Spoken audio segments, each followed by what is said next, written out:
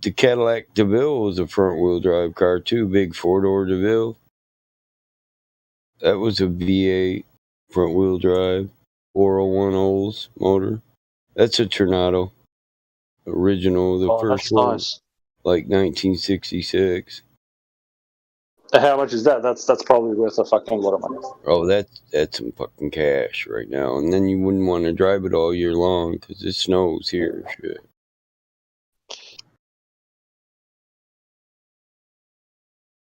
Yeah. Yeah, I I'll like need. them Listen, little Tornados. They're peppy. They corner good. They handle good.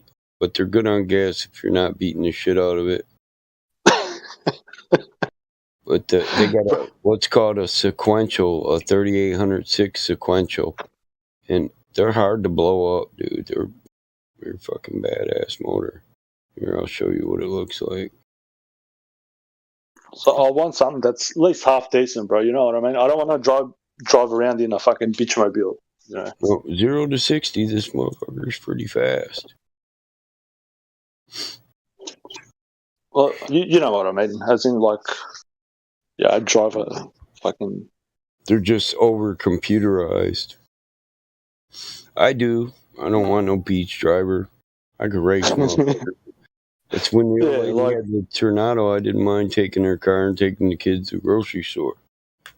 Because I drive a truck. Get from a truck into one of these little things and they're peppy shit on country roads. The kids be talking about hands on the dash. Slow down, Dad. Slow down, Dad. You're not going to make this corner, Dad. Okay, you made it. You're not going to make the next one if you don't slow down. I'm like, shut up. It's really weird how you go from like a big car to a smaller car, and everything feels so much more enhanced, and the smaller car feels quicker, even though you're going slower. Yeah. But in a big car, you'd be going like 120, 40, feels like you're going 60, but you switch cars, and it's the opposite. It's real weird. Yeah, I'm driving my truck. I'm doing 80. They're pulling me over, and I'm like, what the fuck, bitch? I ain't speeding. And I look at this speedometer. Oh, I'm speeding. That little car at 60, I'm like, man, we're way past the speed limit. Nope, not yet. Damn it. I'll see if I can. So this car is so computerized. You know how you normally need a scanner to scan your car and get your sensor errors? This car, Yep. the OBDC, the onboard diagnostic computer, does it for you. You can bring all your errors up. You don't need a reader. It's got a reader built into it. Okay. So you just push a few buttons and tell the computer to tell you what's wrong with the car. It'll tell you all your error codes, or if you got low bank or low oil pressure, tell you all that. Oh, awesome! That's all right. So it's dummy proof, so it's good for me. Except for the fact that the electronic connections weren't engineered very well. Oh fuck! They all seem to get these leaks, and I build the area up. But right in the middle of the fucking windshield, right where the computer is behind the dash, it always leaks right there. And then it leaks right down onto your best computer, which is like the OBDC is a $1,200 computer. It's not a $500 computer. The map sensor is $500. But I build them up. I weld extra plates over there so they can't rust out in 2 years and start flooding your fucking cabin, Yeah, I was going to say, there has to be a way of sort of traversing that up. Yeah, it's just like a tiny spot where water likes to sit, and it'll eat a hole through it in a couple years. I had that thing. I had a Volkswagen EOS. It was a turbo. Yeah, it's like if you have a look at it on the internet, it's like a transformer. It's like a hard top, but like the sides of it pop out and it folds in. It looks awesome, and it's not too bad. Yeah, but there was a peculiar thing where, for some reason, I don't know how, but there was water could get stuck in the side thing, and then it could somehow transfer to, you feel like wetness, like on the bottom of the floor, not like everywhere, but in little bits, and then you need to take it somewhere, and they have this special drainage fucking bullshit to take it all out, which is fucking really annoying and weird. I was like, all these fucking fancy bullshit fucking, Metatron fucking, and I go, you fucking, you store water in there, what the fuck? And I go, oh, it's just a bug or something. My mom liked these Tornado Trofeos because every time they break, my dad would fix them, And one day my mom let my old lady borrow her car, and my dad was like, you should have made her leave in your truck, boy. I said, why? He said, that fucking car is always in my fucking barn, and you're going to end up with the same fucking problem.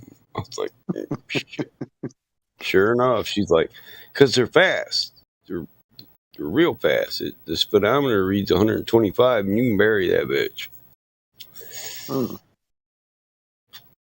0 to 60, it's real fast, too. I mean, I've competed with Mustangs driving my mama's car, my old lady's car.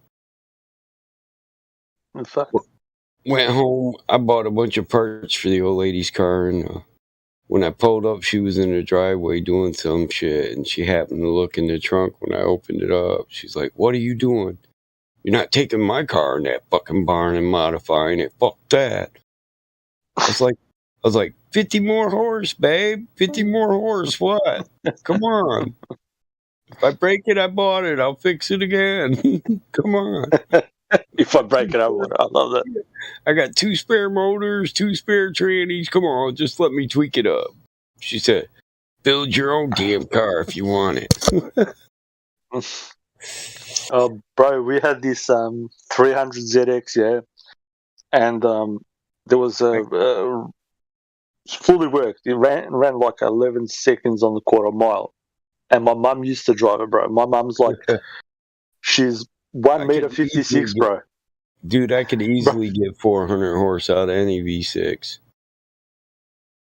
Oh, I bet you can, bro. But the funny thing is my mum used to drive it. She's 1.5 meters tall, yeah. She's slim. She's this blonde-haired, green-eyed woman, and I've been in the car with her where bikies have come up next to her, and rum, and my mum with limited English would be like, yeah, come on. I'm like, Mum, what the fuck are you doing? They're actual, like Hell's Angels. Yeah. Fucking dragon, bro. Dude, my mom had a Nissan 240 SX when I was really young, and she would snatch every gear on that motherfucker because it pulled the front end up. She'd say, watch, your mom can do wheel stands like your dad does in her drag car. My dad'd be like, I was 6. My dad said, damn, I just changed his clutch about 4 months ago. I said, well, Mom's always going burp, burp, burp, burp. Does that mess with it, Dad? Yeah. You ratted her in accidentally. No, I was pretty sure because she said, don't tell your dad I do this, it burns the clutch up.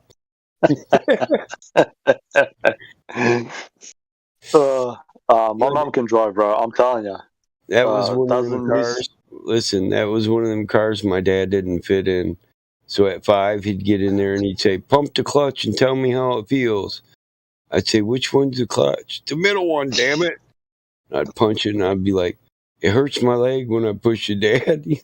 All right, get out. It's good then. My dad just couldn't fit in the fucking car.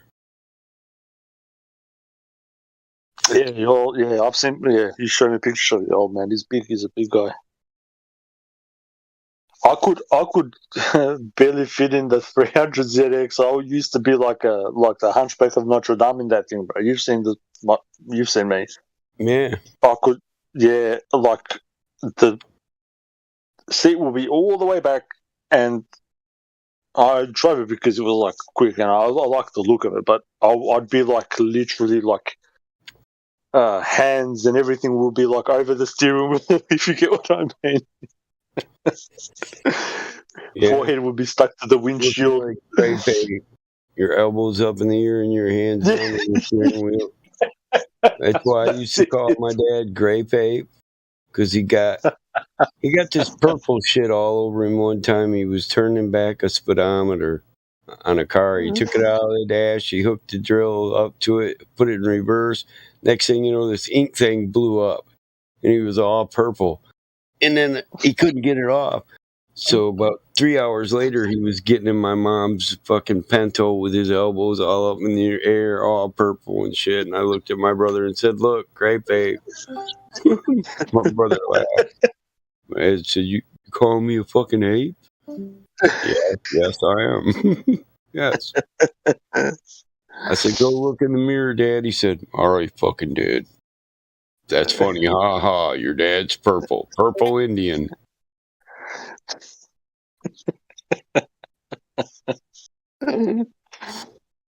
Your old man sounds like my old man. I swear.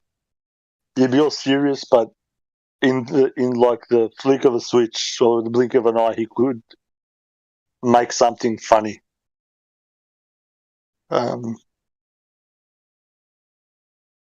Isn't old man's sick right now, but fucking he's lost that bit of him. Makes me sad, but yeah. Same sort of things what he said to you, I made you, I brought you into this world, I will take you out. Exact same words, bro. Exact same words he used to say. Yeah. Don't fuck around, son. And sometimes, very rarely, a lot of the kids in my school, they were like, "We're gonna go out and cause mayhem tonight. You want to go?" I'm like, "No, mayhem isn't in my. It's not one of the things that's on my menu." And they're like, "Yeah, fuck your old man. Come on." I'm like, "You go tell my old man fuck him." Yeah. See if that big agent don't slap the fucking shit out you. I said no, and that's that. My friend was say, "You got freedom of choice, bro. It's America, bro." I'd say, "Hey, why don't you come over to my house and ride the dirt bikes?" This dude looked at my dad after he rode the dirt bikes. At the end of the day, he went home. He said, "I see what you mean, Mike." Yeah, I bet you do, motherfucker. My dad had a hand big enough he could grab a 13-year-old by their head and palm their head and pick them up. Pick them up and put them right in eye to eye. You hear what I'm saying, boy? Yes, sir. Yes, sir, Mr. Smith. Yes, sir. It's hilarious, bro. It's like you can tell the authorities, man. This is America, man. You can do whatever you want, man. You know what my dad said to me?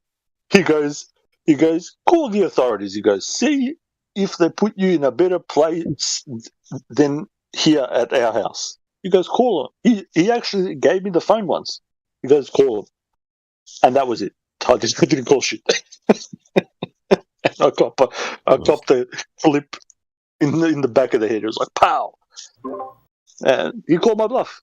Yeah, my dad used to say that. Call CPS, call the county sheriffs. I'll beat them motherfuckers too. I'll beat that motherfucker with your motherfucking ass. He said that to me too, but the first time I did it to me, he called my bluff. He goes, here you go, here's the phone. He goes, call him. He goes, you want me to dial the number for you? I'm like, nah, I'm alright. My dad was an asshole though. He just didn't raise thieves, fuck ups, slackers, losers, and quitters. I heard it every day of my life. Yep. Your last name, you being my kid, that means you'll never get to slack. You always think before you do. You'll never give up.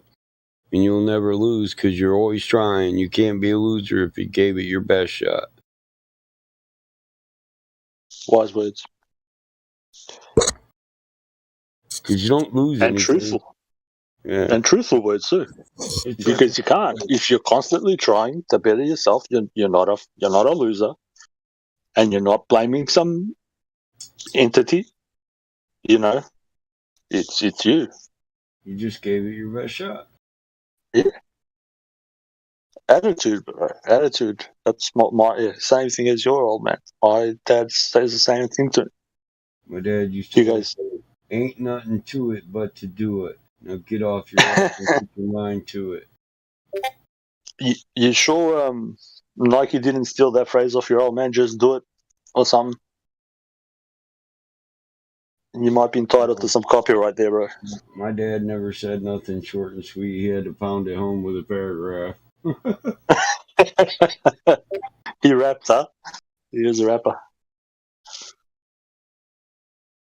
I think he heard it somewhere and it just best suited how he felt, so he just kept saying it.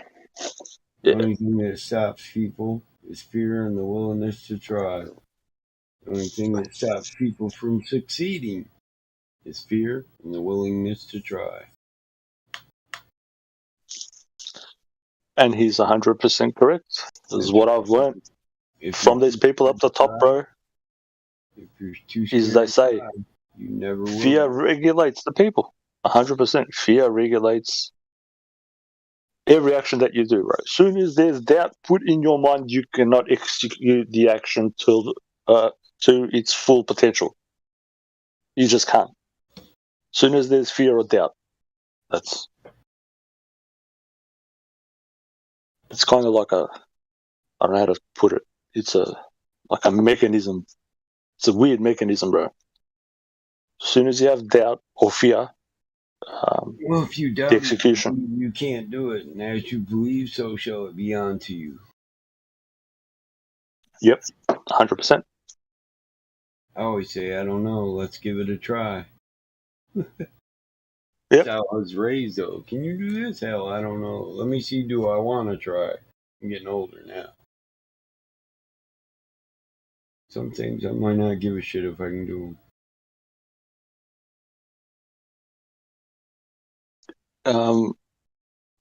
I was with my cousin once. They were like trying to put this big block engine into this little car, and the guys that were like, they were from overseas, some village, and it was funny as the guy goes, "We can't put it in." The guy goes, "Give me a hammer to try bash the engine in." Guy gives him a hammer, like a little like mallet, and he goes, "Give me the bigger hammer."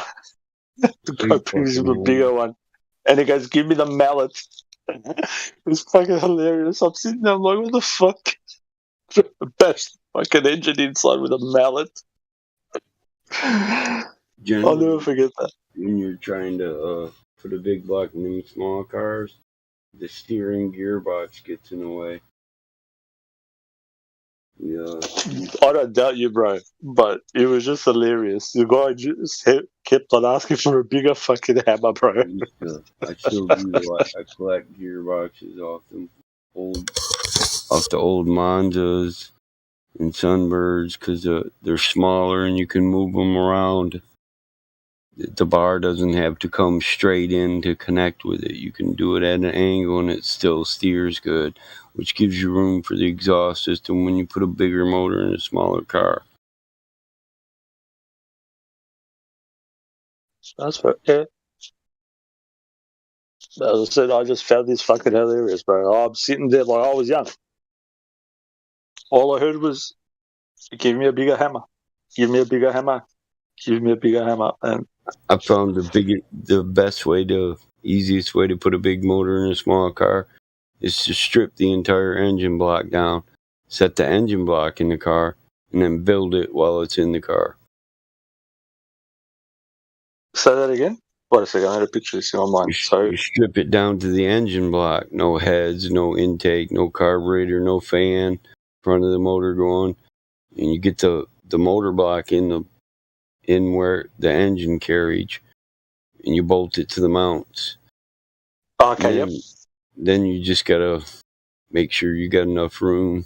Sometimes you gotta cut away shit to get a big block into a small car. You might have to cut out the firewall.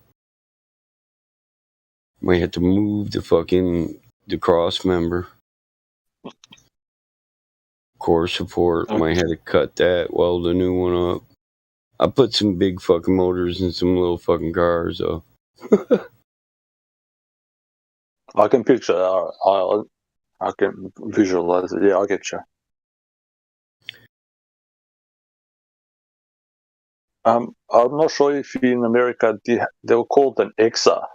it's this little. It was a little like a 1.6 liter with a turbo, 2-door, little thing. Exa, I think it was called an Exa. No, I have no idea what that is. Nissan. It was like it was popular in the 1980s here anyway. There was one with like a no turbo and like people with money or cool kids had the one with the turbo. They tried to put like a big fucking V6 in these guys, like a 3.6 liter, in the cabin of this like thing that used to house like a 1.4 liter fucking turbo. It's fucking hilarious, bro. I've seen some funny shit here. Yeah, Exa, yeah. EXA turbo. Yeah, that's the one, yeah. Not a bad looking car. No, they're pretty right now. They're actually not too bad, I think, for back in the days, like for like horsepower, for what you get from the car. That's a little fucking car. Yeah, bro. It's fucking, it's a little motherfucker. It's fucking tiny, bro. But yeah, you try to picture putting like a 3.6 liter in that. That's what I was thinking. A V6 would probably be hard to get in that motherfucker, let alone a big block. Yeah. I've seen some funny shit, bro. I'm telling you, like the people that come from overseas here, they get these like grandiose ideas, bro, and they don't think about them. It's you take the shit out and then you just. Well, that's how I grew up. We're getting that motor in that fucking car if we gotta cut it all apart. Yeah. These guys didn't think about cutting, bro. It was just a hammer. Bring us a bigger hammer, and you're left with a mallet at the end. Two guys bashing the thing with a fucking mallet. It's hilarious, bro. Beating the body up, trying to make room for the motor to fit in. Yeah, I've been there. My brother did it to a Gremlin, so we could put a 401 holes in it. How did that go? Did it end up? Did it eventuate? Did I even use the correct fucking word? Eventuate. Accentuate. Essentially, yeah, I think I said the wrong fucking word. Eventuate. What the fuck was that? Fuck, I don't know. Oh, God. It's a hard thing to do. At the last meeting, they told us keep all the religion out of live stream. It's a hard thing to do. Most of our members, and most of these topics lead back to it. It is a hard thing to do. Especially when certain groups of mods don't even try to police it, and then the ones that do, they end up with flack because the guy's like, wait, what? There were 3 mods in here earlier. We talked it for 4 hours. I try to when I bring it up, it's usually because people. Well, you just try to point out that people in reality and nations and systems in reality are based off the law that's written in that book. Yeah. And it doesn't matter where you are in the world. As I said before, they go under many names, but the principal organization of every single nation society is that. And I have to speak in religious terms because most of the people here are Christian. If you want, I can speak in, Islamic terms or Buddhist terms, but nobody will fucking understand me if I do. Right. You get what I mean? What's the more I do. point? So I've examined all this stuff, and it's all the same. Just it's like when you have Nutella, you'll have home brand or whatever that tastes like Nutella, that looks like Nutella, just a different brand, but it's fucking Nutella at the end of the day, It's chocolate with fucking hazelnut. You can call it grape, Nutella. generic Welch's, generic grape, Exactly. Concord grape. Yeah, it's all the same shit. Yeah, and this is what I'm trying to tell people. Just post I'm not. label. Yeah, I don't. I am, bro. Like freedom. Yeah, I am for freedom. And the reason why I brought up the Declaration of Independence was those few paragraphs there set a whole nation free, bro, and brought other people together. Yeah? Yeah. At the end of the day, you know? Well, they weren't confined to follow religious dogma or be called a heretic. Exactly. Although there are those in this day and age that still try to drive that in here. Like, in America, if you say you're this, then you have to accept that. Well, it's just not correct. It's not right. That's un-American. And I could say it based on man's law, but I'd rather say it based on God's law. As you believe, so shall it be unto you. But as I believe, that's how it'll be unto me. Yep. So that's why you hear me never describe. Yeah, my relationship with God, that's for me and Him. My faith, it's unshakable. My belief, it's for me and my Creator and no one else. So I don't care what you read. I don't care what special knowledge you think you have. I've read a lot of damn books in my search for a relationship with my Creator.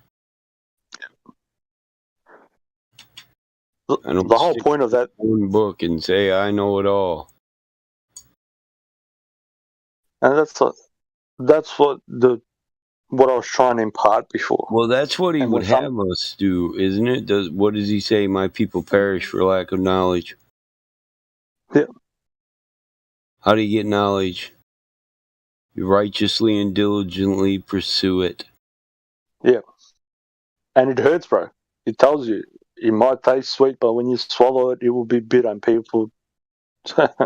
That's because with every new bit of information, you change. Yep. And the only thing that we are promised, bro, at the end of the day is change. The only thing that is constant throughout this life and the next life is change. Whether you take it that to mean good or bad or whatever, is change. Every day you get up, it's a new day, you're older, wiser, or dumber, or whatever it is. You get rid of this meat suit, then you go on. And people want to be in a constant. And nature or life is not a constant, if that's the right terminology. Can't be constant. Death is a part of life. Yeah. Well, religion, you know what it's really made for? It's to prepare you for death. People don't get it. Back in the days, the priests were the healers at the same time. So, they were there to make you better. But if not, if they saw you, that you had, you couldn't go on, they'd prepare you for, the inevitability for, passing on. But they split it,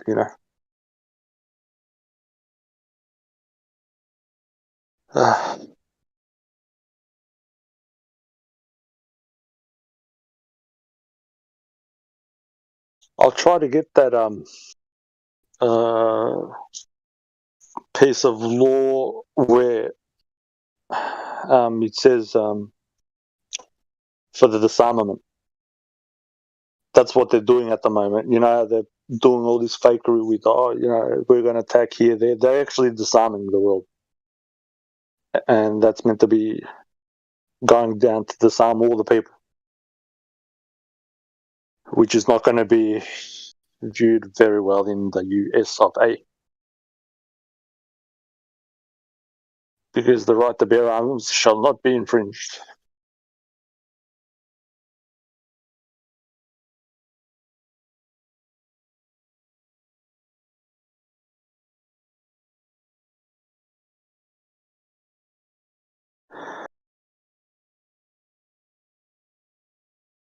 I think there's an agency for, I forget the agency's name. I need to look it up. I've got so many fucking notes. ATF? No, it's not the alcohol, tobacco, and firearms. Yeah, no, it's not them. They're a part of the IRS. Did you hear me speak before, bro? Like I was saying that when you look in the, you know where the agencies of the government are meant to be listed. You know, like just say the FBI and all the rest of it. You cannot find there the IRS or the CIA. Huh. They're not listed as a government agency or government arm or whatever. That do not exist. And yeah, and I was reading up a long time ago, you know, the FBI to become, it was an actual like good job to have, because to become an FBI agent, you had to go and be an attorney at law to have that job. And I said this the last time when I was on here, which was over like a month and a half ago, whenever.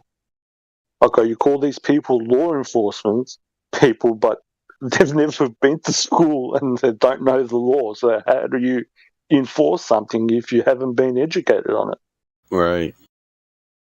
And I go, you call it the law and you call them police, but it's really policy. Okay, so you got policy enforcement, but you know, yeah, you get people yelling out all sorts of funny stuff. But I'll try to. Well, that's what uniform code is, right? Yep. Policy. Yep, correct, 100%. The uniform commercial code, yeah.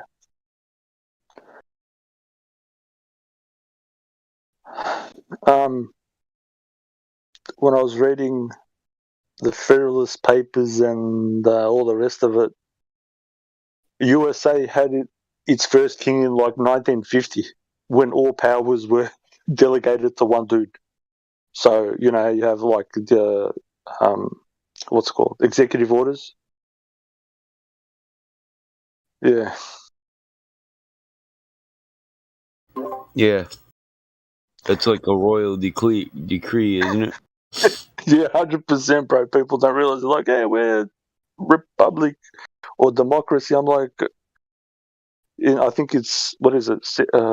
Article 4, Section 4, it says that the people of the United States of these Americas are guaranteed a constitutional republic, not a democracy. But yeah, and it's really interesting the way that they word it. You know, they say they have, like most places have 3 branches of government. The way that they worded it was to have 3 departments of the government, because to further, what's the word? To further move away those bodies so they don't conflict with each other, if you know what I mean. As branches signifies from one tree. If you have a department, it's a separate entity altogether that will come together to do something. So, yeah. Those people are fucking smart, bro.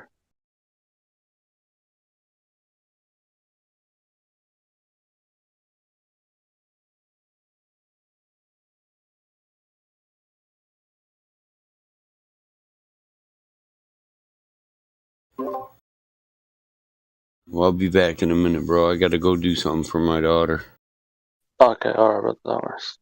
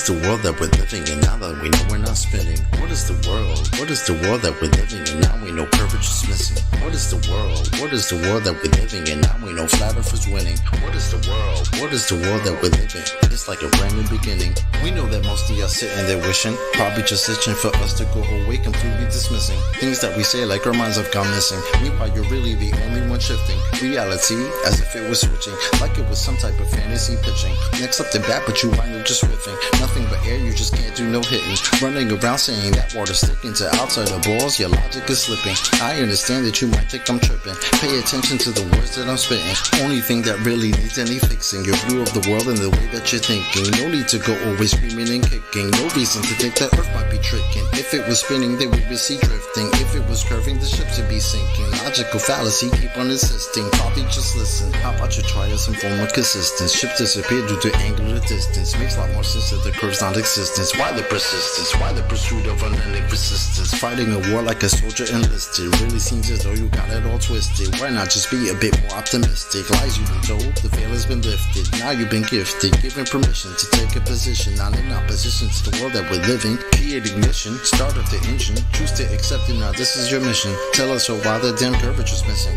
Maybe just call up a mathematician. Give him a listen. Have him tell you about his presuppositions. Talking about how it's not superstition. A vacuum and air pressure juxtaposition. Make a decision. Tell us how this model came to fruition. You have the right to enact your volition right up to the day of mental acquisition. All I could do is provide ammunition. Can't take the heat, stay the fuck out the kitchen. Judgment day or to the last demolition. You can see this is an act of attrition. On the condition that after admission, do you a favor and start the forgiving. Then go out and share your newfound position with everybody who's potentially victim. Falling for the global prisoner system. So many flaws, no woman can list them. Shout to my beautiful parents, I missed them. Taught me to think for myself, I could kiss them. Now to the day that I'm able to whisk them away in my arms, I will reminisce them. Yeah, yeah.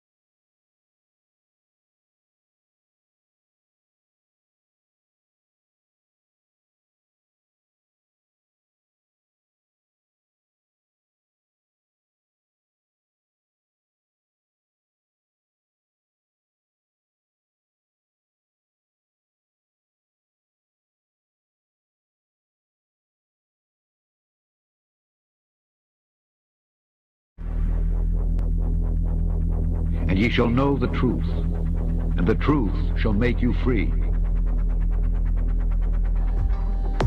From the Channel 4 News, WSMV Nashville. You're the one who said you walked on the moon when you didn't. Calling the kettle black, if I ever thought of saying I misrepresented myself. Away from me. You're a coward and a liar and a thief. You want me to knock you in the head? Well, I want you to swear to God on the Bible that you walked on the moon. If you walked on the moon, we're given the opportunity to swear to God that you walked on the moon. I'm going to give you the opportunity to get the hell knocked out of you if you don't leave me alone. So why don't you just put the end to the record in the argument and put your hand on the Bible, swear to God you walked on the moon. Mr. Cybro, knowing you, that's probably a fake Bible. I don't hit people, but you're going to be on the deck unless you get I'm heading out. I appreciate it. and get the hell out of the clubhouse. Well, take your stuff and get the fuck out. Why don't you quote me and say it's bullshit? When the shadows interact with, I don't give a damn about all that shit. This is full of shit.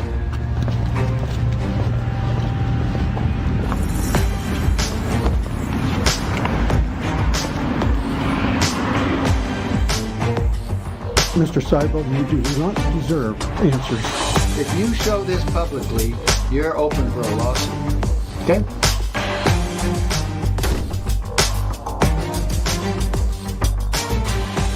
Finally, the element that seals their fate. Of all the footage of Apollo 11 requested from NASA over a 5-year period, one gem was discovered just before the completion of this documentary. An old reel received by mistake. It contains the raw or unedited footage of the crew of Apollo 11, Michael Collins, Edwin Aldrin Jr., and Neil Armstrong, staging part of their mission for nearly an hour, in living color, with exceptionally clear behind-the-scenes audio of conversations discussing the techniques used to achieve a disingenuous picture depicting the Earth at a distance, in order to falsely demonstrate their far journey from it, and their ability to survive passing through the Van Allen radiation belts. It cannot be misconstrued that this staging was done for some other reason prior to the mission, for the reel itself is slated and dated July 18th, 19th, and 20th, 1969, the very days of the mission when they were said to be approaching and achieving lunar orbit. Furthermore, it is apparent they are in genuine zero gravity aboard the actual spacecraft, necessary to convince the mass media of their authenticity, just not any further than Earth orbit, as you will see. In this never-before-seen or heard footage, not only is the radio conversation between the astronauts and Houston Control audible, there is a secondary, private conversation taking place between the crew and a third confidential party, prompting the astronauts with what to say, when to speak, and how to effectively manipulate the camera to achieve the desired misleading effect. NASA claims that the Houston transmissions were the only ones taking place with the astronauts. Listen now as Houston Control initiates a conversation with the crew, only to find them too preoccupied with the behind-the-scenes trickery to respond. Moments pass and the oversight is picked up on by the clandestine third party, who quickly prompts them with, "Talk." Immediately, Neil Armstrong speaks. Call Apollo 11. Houston, Goldstone says that the TV looks great. Over.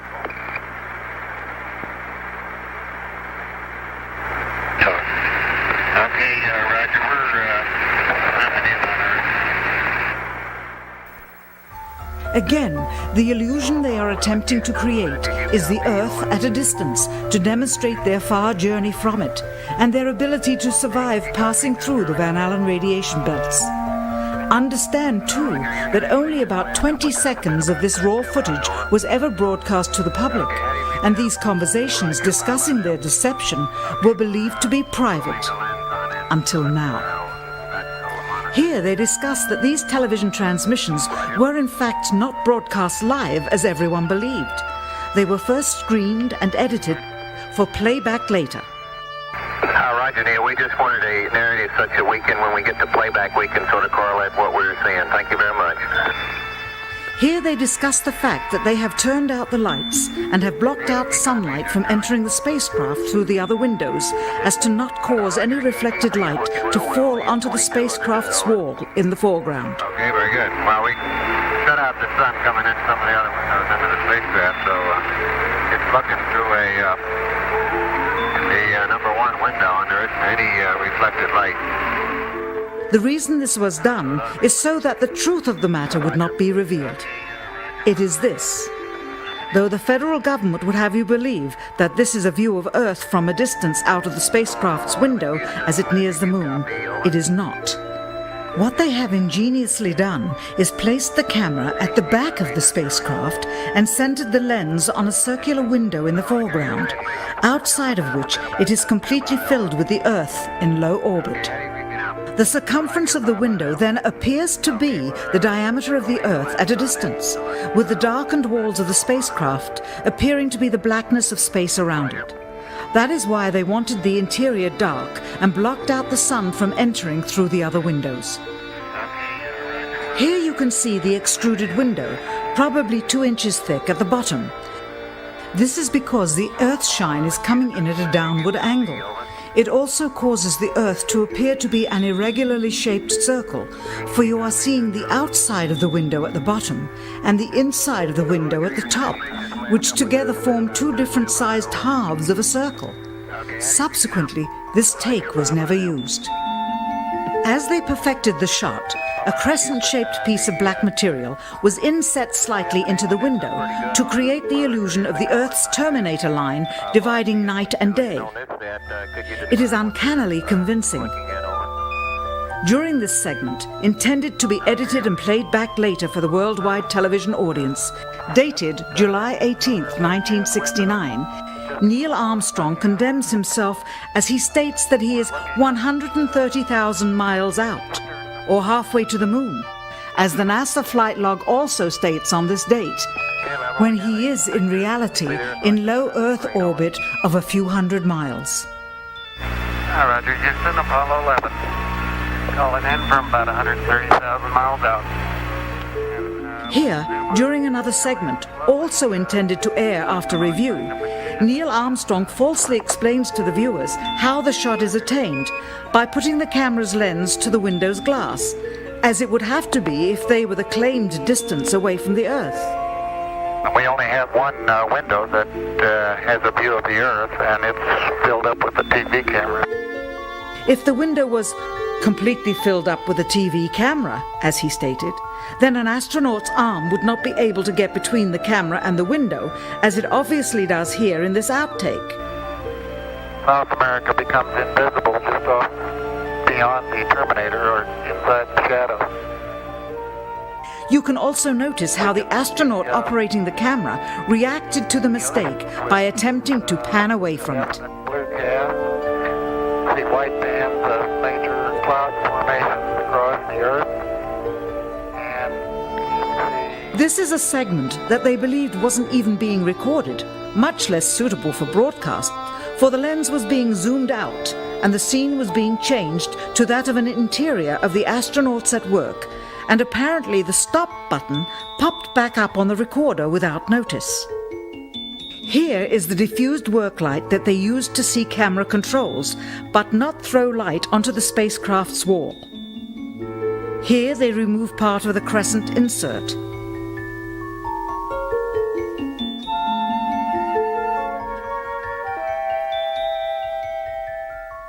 Finally, the iris is opened up and you can see the real location of the camera and the very bright and near Earth out the window. Here is the slate for the 19th of July, and the same shot of trickery on the 19th of July, and then the 20th, and the same misleading shot on the 20th. Later that evening, they were said to be walking on the moon. How can this be when they were in Earth orbit only 9 hours earlier, and the moon is some 3 days' journey away? Furthermore, if they genuinely went to the moon, why would they be faking any part of it? Why this trickery with the window? By faking being halfway to the moon, it becomes apparent that they did so because they could not even go halfway. It thus confirms that the stumbling block to their success was the lethal radiation of the Van Allen radiation belts. Since the same equipment was used on the subsequent missions in the 40 months that followed, none of them could have gone to the moon. They only increased their proficiency at staging them. Mr. Armstrong, Bart Sibrel, ABC Digital. Wanted to give you the opportunity to swear on the Bible that you walked on the moon. Will you put your left hand on the Bible and swear to God that you walked on the moon? Gentlemen. Mr. Sibrel. Yes? If you really walked on the moon, why would you not do that? So why don't you just put the into the record in the argument and put your hand on the Bible, swear to God you walked on the moon. Mr. Sibrel, knowing you, that's probably a fake Bible. Really? Well, no, it's a real Bible. You have the opportunity to have $5,000. The meeting is not open. Well, you have $5,000 cash. You can give it to charity if you swear on the Bible that you walked on the moon. Please I have the tape. It'd be fine. Why don't you swear to? Why not? Why won't you do it? So why don't you put your hand on the Bible and swear to God that you walked on the moon? Mr. Sibrel has made a fool of himself in front of the world. Mr. Sibrel, you do not deserve answers. Mr. Collins, Bart Sibrel, ABC Digital. How are you? Good. I'm the gentleman who found the classified tape from your mission of you faking the window shot, putting the transparency over the window when you were supposedly halfway to the moon when in fact you were in Earth orbit. I have no idea what you're talking about. I think you must be some kind of wacko. Okay, well, we have the opportunity to set the record straight. We're asking you to... I'm not on the record right now. Would ask you to... Would you please go away? Well, asking you to swear in the Bible that you orbited the moon. Would you please go away? Well, if you really orbited the moon, why won't you swear in the Bible that you did so?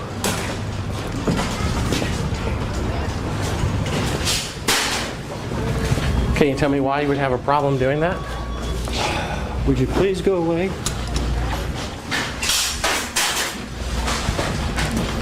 You don't remember the shot where you put the transparency over the window? We have it being done up to about 10 hours before they supposedly walked on the moon. I just don't understand why if you orbited the moon you wouldn't have a problem about swearing to the Bible on it. Can you tell me why?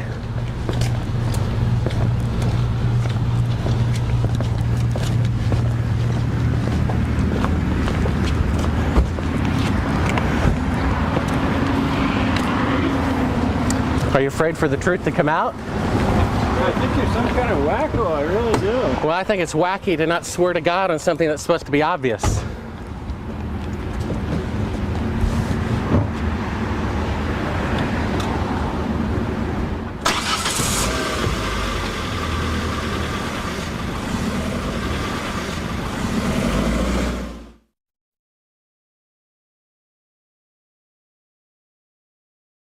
I mean, do you have Neil Armstrong interviewed already? No, he doesn't want to be interviewed. Well, I know. Why does he not give interviews? Well, because that's his personal choice. And I guess it's mine, in a way, to do things when they've been researched and worked out as far as a business arrangement. This is not news. This is not an anniversary. Well, actually it is. We found a very unique reel of footage that we have queued up to show you. Yeah. And it's from the mission. And to our knowledge, no one has ever seen it before. Mm-hmm. And it's 30 years old. And you want me to see this while you have me on camera? Well, and to tell us what it is. I mean, it's... Well, I don't know why I should do that. It's a very unique footage. It may be that I need to see it, and then we sit down and we talk about what you're taking a picture of.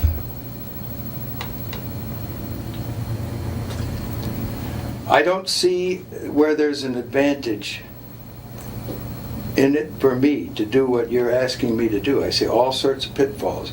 I see people who have managed to talk to somebody. Who did you talk to in our office? I talked with Heather at Tor Books. Yeah. but is this helping book promotion? Are you going to be putting anything out during the time that I'm marketing books?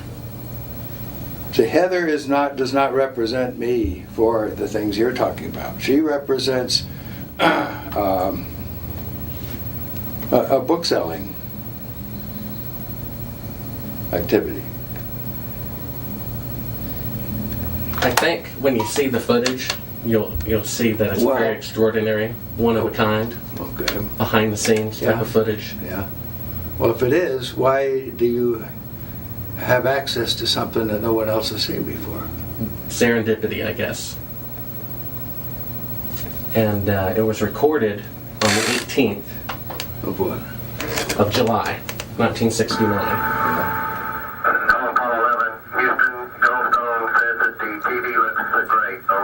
Do you remember this? On the 18th?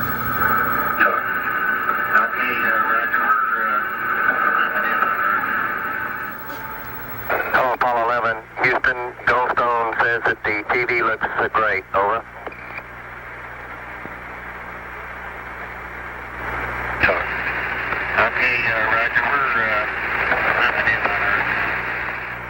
Roger, Neil, we just wanted a narrative such that we can, when we get to playback, we can sort of correlate what we're seeing. Thank you very much. Well, we shut out the sun coming in some of the other windows into the spacecraft, so it's looking through the number one window, and there isn't any reflected light. We only have one window that has a view of the Earth, and it's filled up with a TV camera. South America becomes invisible just off beyond the terminator or inside the shadow. We can see the oceans with a definite blue cast, see white bands of major cloud formations across the Earth. Roger, the ATC is working real well. The F-22 looks good, over. Hello, Apollo 11, Houston, did you copy, over? You copied, Charlie. Roger, your transmissions the last couple of times have been about 2 by, over. Okay, how do you read me now? Right, you're 5 by now.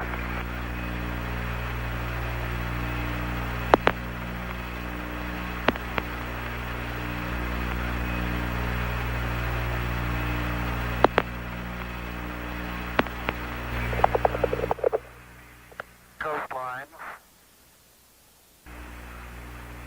Now we're coming in. Can't quite make out who that had.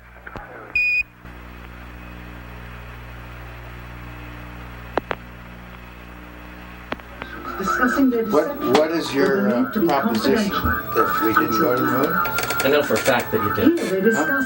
I know for a fact that you did not.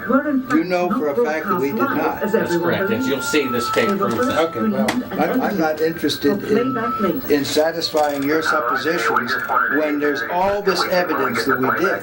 This proves, as you see, that you're using the window to demonstrate that you were halfway to the moon when you were Turn the camera off, please. Turn the camera off. Through the other windows. You're full of shit. It shows that you're in Earth orbit. Now, if the moon is 3 days away, and this is late, on the 18th, how could you possibly walk on the moon 2 days later when this was shot on the 18th? You want me to sit in front of a camera while you're taking pictures, you're showing this, and then you want to see my reaction? I know for a fact that's slimy journalism. Do you realize that? If you ought to be ashamed of yourself. If you read the document that I have in here, you'll find that it's not. That this is a personal plea to do what is right. Well, we sit and we talk about things ahead of These are time. the documents that you'll want to see.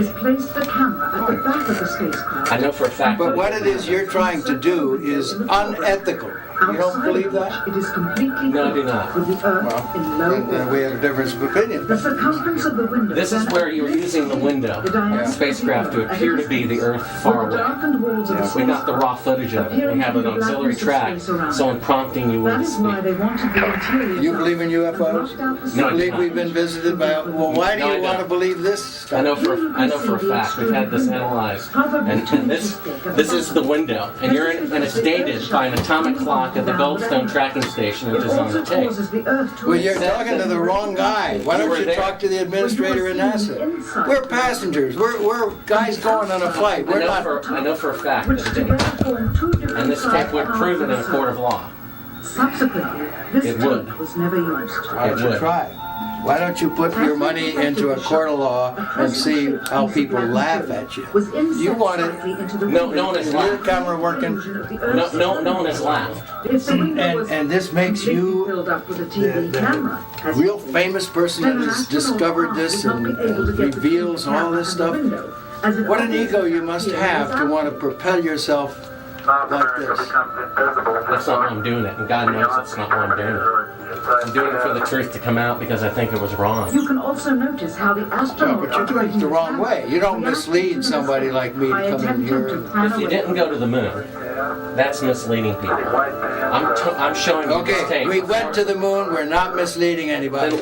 Then how is it possible that this is the window? It's shot to make it look like... Look, you can manufacture all you want with these things. This isn't manufactured. You know that it isn't. That of an interior of the astronauts at work. I believe this would prove it in a court of law that you did not go to the moon. It's dated on the 18th. It proves when you remove the crystal. Give me your business card. It's all in there. It's all in there. Not throw light onto the spacecraft's wall. Here they remove part of the crescent insert. This proves that it's the window. You can see them removing the crescent insert that you did to create the Terminator line in front of You're the so window. full of shit, I can't believe it. If you show this publicly, you're open for a lawsuit. Okay?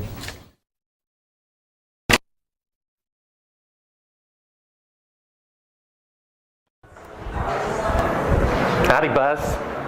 Who's that? How's it going? Remember me? What's your name? Bart Sibrel. Would you give your name to my assistant? Yeah, I got one for you, one for your lawyer to sue me. That's right. Well, I hope you do. I'd love to go to court and show the window shot. I know you'd like to get a lot of attention, wouldn't you? Well, you're the one getting money for something you didn't do. You're getting a lecture for walking on the moon when you didn't. Well, that's called being a thief. Why don't you just That's called being a thief. Do you think you can get to heaven without repenting? Why don't you swear on the Bible that you walked on the moon? Please. Why don't you swear on the Bible that you walked on the moon? I'm not trying to get in the middle of anything. Tell him to get out of here. This is a hotel. We'll call the police. We pay. Come on in here. We'll call the police. Solicit on Why don't you swear on the Bible that you walked on the moon? It doesn't, sir. I don't have nothing to do with this. But you cannot solicit on this property. We just paid to rent out the penthouse to shoot up there. So you can't solicit like this on this property. Keep shooting. All right. Well, then I'd go through my measures. Yeah. You got to keep shooting, man. Okay. Well, you can put it on your shoulder. Don't be shy. Just come with me, Buzz. You really like attention, don't you? You're the one who said you walked on the moon when you didn't. Calling the kettle black if I ever thought of it. Saying I misrepresented myself. Away from me. You're a coward and a liar and a thief.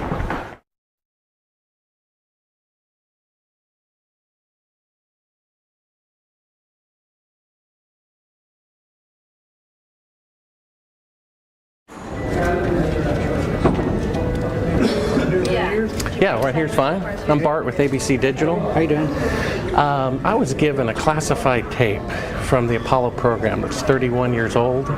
It's an unedited reel, including outtakes from the mission. It's got about 20 takes of a single shot of the mission. What mission? Apollo 11. Yes. And the photography is being forged in the mission. They're faking a shot of being halfway to the moon. And they refer to you on the tape as a shot that was done during Apollo 10, where you put a transparency over the window and moved the camera of the Earth and moved the camera back away from the window, turned off the lights in the spacecraft, and appeared to be halfway to the moon when in fact they were in Earth orbit. Huh, really? Yeah, and they said it was the same way that you did it on Apollo 10. So we wanted to give you the opportunity to put your left hand on the Bible, to raise your right hand, to swear to God. Stick it in your ear. Well, you were giving you an opportunity to swear to God under oath that you walked on the moon. I don't do that kind of thing. Well, if you really walked on the moon, what's the problem of swearing to God that you did? Do you believe in God?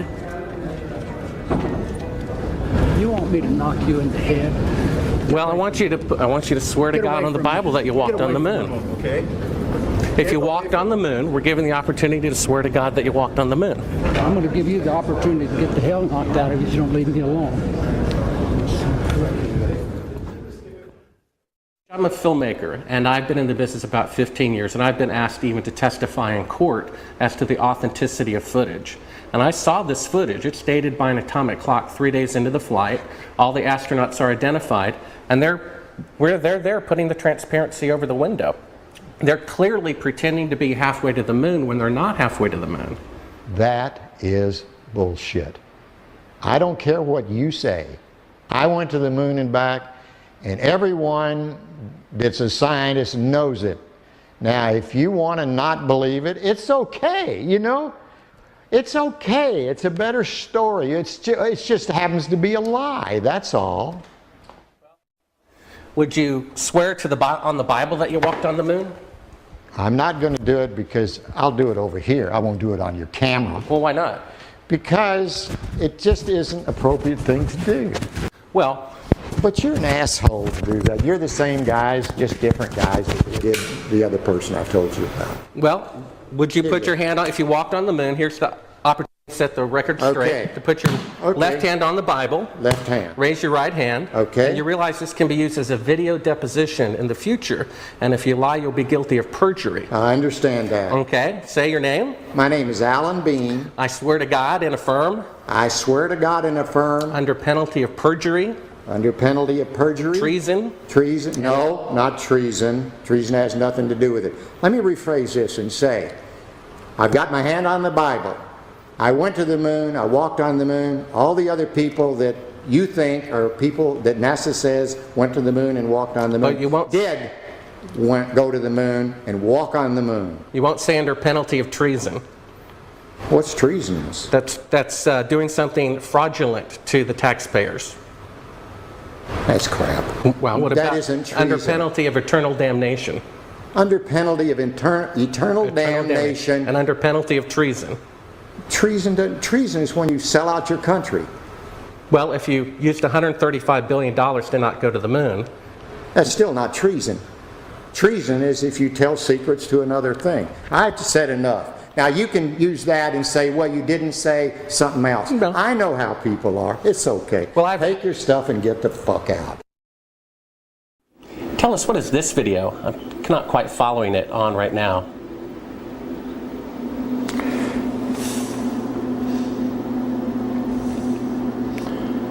Well, that looks like a Buzz Aldrin photograph there. I can't see it too clearly from my angle here. Is this a documentary about the moon missions? I believe so. Well, I think it's a series of clips and vignettes. I'm not quite sure that's a documentary. Was this something from broadcast or something that? I'm sorry, I don't know. Without looking at the label and looking at it more closely, I have dozens of these things in here. What is this? They're talking about shadows and stuff like that. What is that all about? You know, this might have come from some of the challenges to the fact, from the challenges by the group that has said we never went to the moon, and they're trying to pick holes in some of the lunar photographs. And it's an interesting subject because they're totally misguided. We did exactly what we said we did. And they can try to pick holes in the photography all they want to, but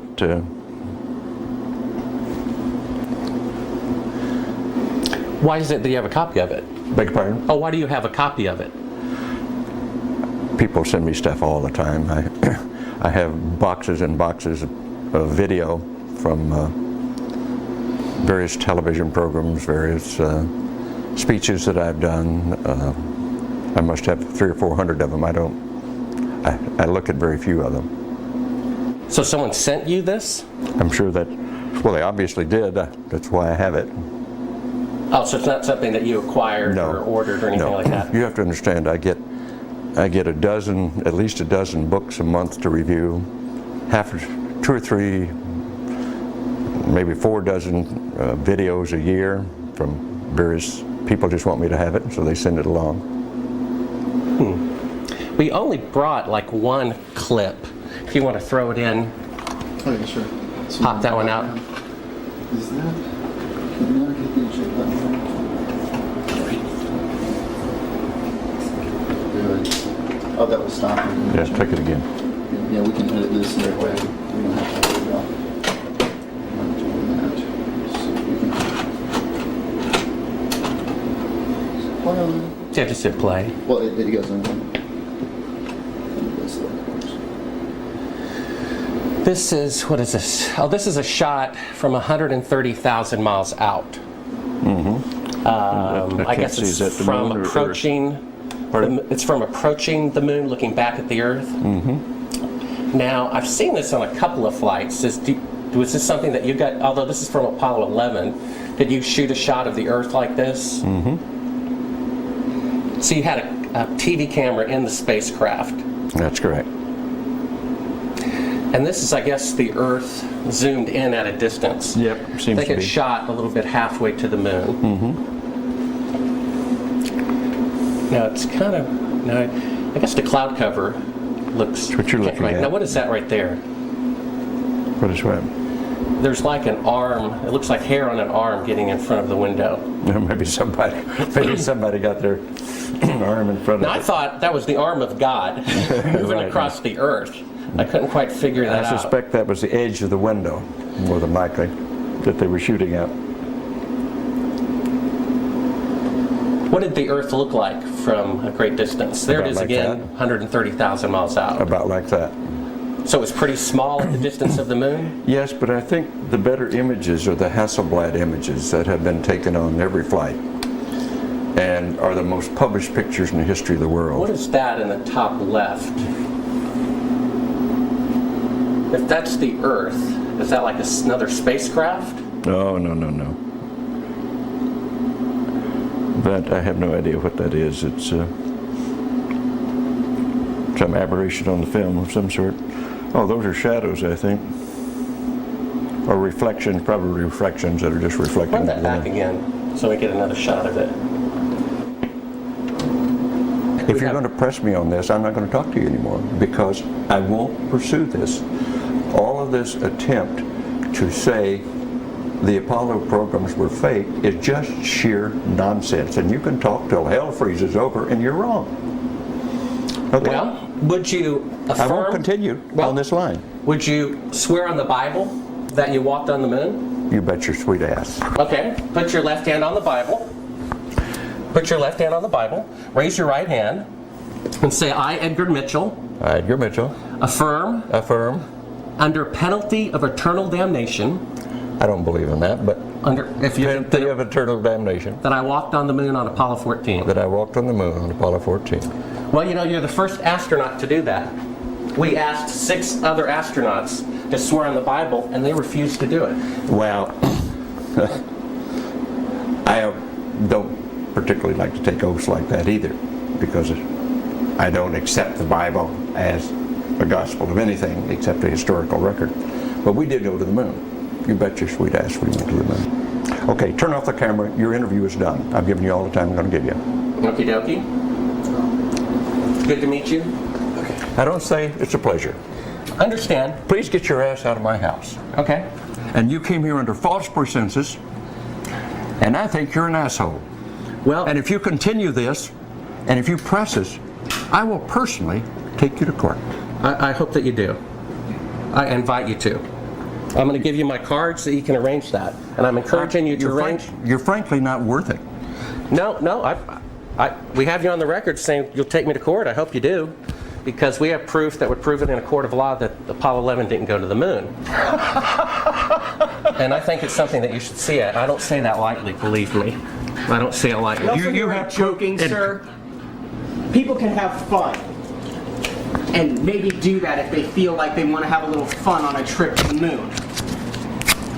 As an independent producer... Okay, we're heading out. doing that is against moral ethics. Lying about going to the moon is a satanic lie of gigantic proportions. I don't hit people, but you're going to be on the deck unless you get... I'm heading out. I appreciate it. And get the hell out of my house. You get a gun to shoot them at them before they get out of the office? We have a video camera running if you want to do it. Right. That would be great footage for us.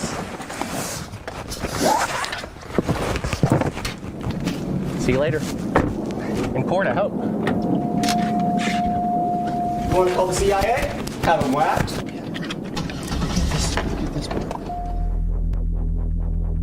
And ye shall know the truth, and the truth shall make you free.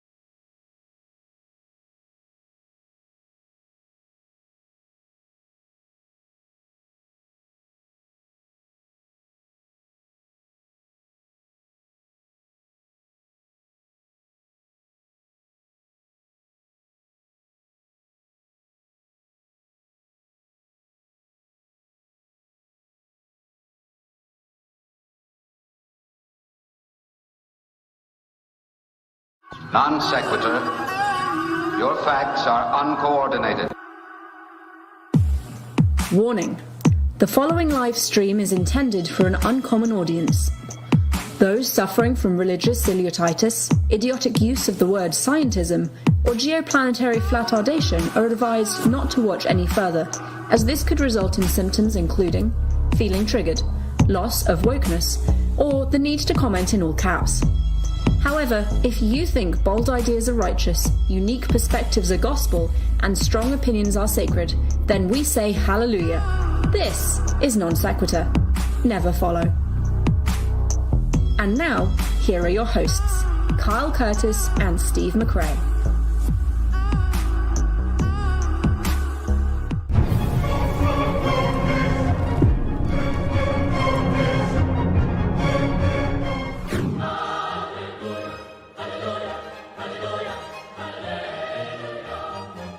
Came in at the end, debated, and then said, "Hey, do you mind if I sing for you guys as an outro?" And I said, "Are you kidding? Yes."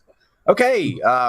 Sorry, I was in the middle of a story and I could not stop, so I had to get that out. But welcome back to Non Sequitur.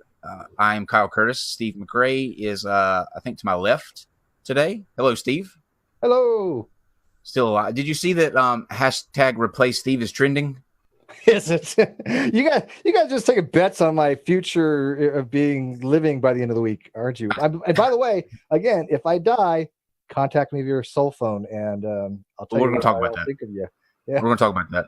And David is producing as always. That voice in the back, and we have joining us. You probably saw him recently because he was here just it's been 2 or 3 days, I think.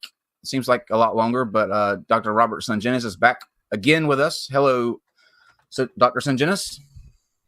Hi, Kyle. How are you? Excellent. Welcome back, sir. Good. And also joining us, the face you can never forget, Allegedly Dave. Hello, Allegedly Dave. Hello. I'm not sure why I'm the face you can never forget, but you know. I would say more the voice. Yeah, it's allegedly nice to have you back, sir. Yeah, I saw what you did there. Thank you. So, okay, let's get to what we have coming up for the week. First, a bit of bad news. As many of you know, I was looking forward to tomorrow's encounter with the people from Soul Phone, and I got an email this morning saying that the gentleman's wife's father had passed away. And so we do wish the best for his family in that situation.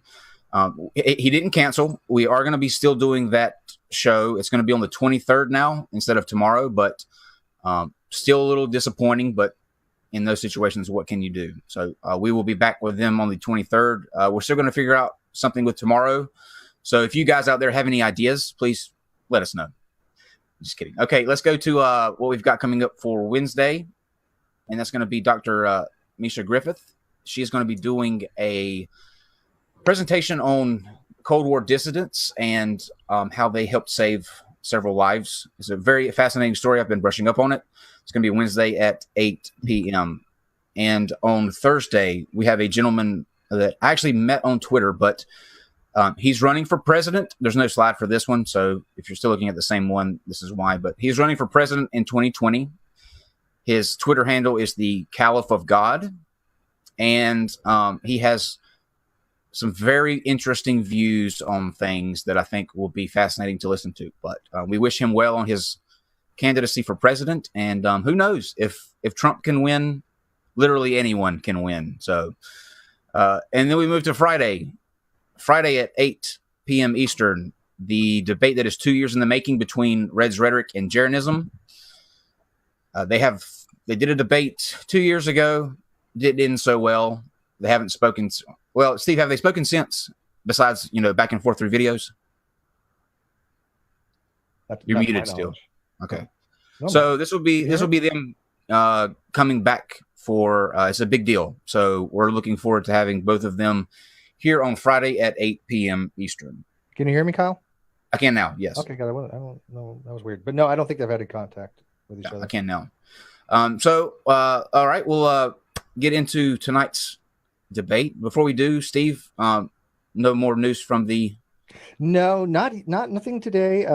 No phone calls, no text messages, no nothing. So maybe he's taking the day off from harassing us, I guess. Good. So I'll postpone my American Idol search for a little bit. If you replace me, find somebody that can sing. I will, totally. Allegedly, Dave said that he could, so maybe him. No, I don't think so. So let me go ahead and tell you guys how this will work. We will have a total of 4 timed rounds. We'll do each 10 minutes. The first round for them to introduce themselves, and we'll start with Dave. He'll introduce himself and where he stands on the position. Then we'll go to Dr. Sungenis for 10 minutes. We will come back to Dave for another 10 minutes, and then back to Dr. Sungenis for another 10 minutes. After that, it will be an open, free-flowing conversation between the two of them to ask each other questions and have a discussion that way. And then at the end of that, we will have any questions that you guys have. Of course, read all of the super chats. They are all read on the show, and that will be it. So without further ado, we will start the discussion. And allegedly, Dave, sir, the first 10 minutes is for you to kind of say hello again to everyone, and then tell us why the Earth is flat. Okay, I'm Dave, known as Allegedly Dave, and I got into the flat Earth because I watched a video which introduced me to the curvature calculation, and it basically told me that let's step back a second. The curvature calculation is 8 inches per mile squared to find how much the horizon will obscure any object that is at a certain distance away. So armed with that calculation, because I thought, well, hang on, that calculation sounds or makes the Earth sound very small. So I went out looking for curvature, and I think my first stop was in England. A place called Plymouth. There's a lighthouse which is 8 miles away from shore, and I was looking at this lighthouse from almost at the water level, and I could still see the bottom of the lighthouse, and that was 8 miles away. Now, and I can't remember offhand what that calculation is, but it should be something like 16 or 32 feet below the horizon at that distance, but I could still see it. So I went around looking for all sorts of things that I shouldn't be able to see. And surprise, surprise, I could see them. I eventually got myself a Nikon P900 camera, and I was bringing boats back that were supposedly going over the curve. So I got kind of hooked at that point. So I started looking at other things, such as gyroscopes, and finding that gyroscopes are showing that the Earth is stationary, and it's obviously not moving. So we have gyroscopes in aircraft that show that gyroscope in an aircraft in the artificial horizon that is spun up when that aircraft is on the ground, so it gets a reference to the ground. And when it starts in straight and level flight, when the plane starts to go over the curve of the horizon, over the curve of the Earth, the gyroscope should stay upright because it's got a property called rigidity in space, and it should appear that the artificial horizon is rolling backwards, right? But it doesn't do that. So, I started looking at all sorts of different things, including looking at NASA, which is the only proof that we're on a spinning ball, and finding everything that NASA puts out. Every time any of us start looking at NASA footage, we start finding mistakes. Things like, while you have a trio of astronauts bobbing around, you see a water drip in the background. You see bubbles in so-called space. You see all sorts of anomalies, especially green screen anomalies. where they shouldn't have to use green screen at all. So, and every time you try and look for any proof of the round Earth, you can't find it. So it goes against, what we naturally believe about this Earth. We have senses that tell us how this Earth is laid out. We see, stand on the beach and we look at the sea. It's flat. Yeah. Our senses tell us that we aren't moving. We have senses to tell us if we're moving or not. And I know we're told that, or I know we're supposed to only sense acceleration, but the Earth apparently accelerates and decelerates in its orbit, because it's not a circular orbit, it's an elliptical one. So, there's acceleration and deceleration, but we don't feel it. We don't see the effects of that acceleration and deceleration. So everywhere you look, you cannot find any proof of the flat Earth. We have to take the word of experts, so-called experts, especially at NASA and all these space agencies. But if you cannot rely on what they're telling you, then how reliable is it? You cannot take that any evidence they produce, as truth. So when you actually look into, the origins of this round Earth idea, you find that it's the same players from the same clubs, secret societies, who 500 years ago got together and basically put this idea out. And I know it goes back a little further than that, a lot further than that, but you find that the forerunners of those same secret societies, had members who were pushing the same idea. So it just turns out that the same people who created this round Earth, spinning ball lie, and the theory of the evolution and the Big Bang theory, are the same ones who are currently ruling this Earth today. And that's the primary reason we've got this round Earth system, because if you believe in this round Earth evolution Big Bang universe, then it doesn't leave any room for a creator. And when you take away a creator, that allows so-called powerful people to insert themselves above you and rule you. But if you know that this is a created place, which is what the flat Earth eventually or inevitably leads you to, then there's a creator, and you are the chief of the creations here. So that means there's nothing in between you and the creator, and so nobody can insert themselves and tell you, above you, and tell you, do as we say, because we're more important than you.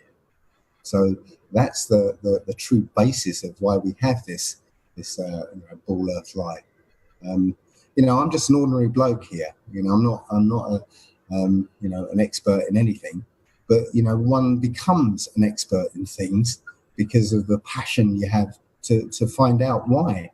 And this is what thousands of people around the Earth,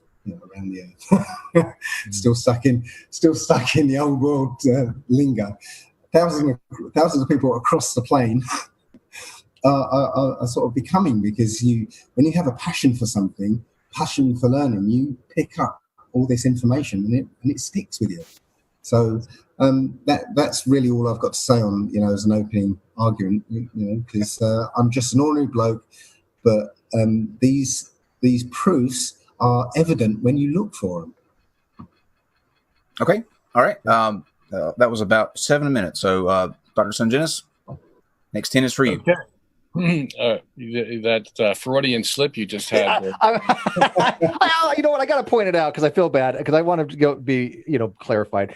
You I think you did make a Freudian slip that you had said that there's no proof of the flat Earth. Did you mean the round Earth, Dave? Oh yeah. Okay.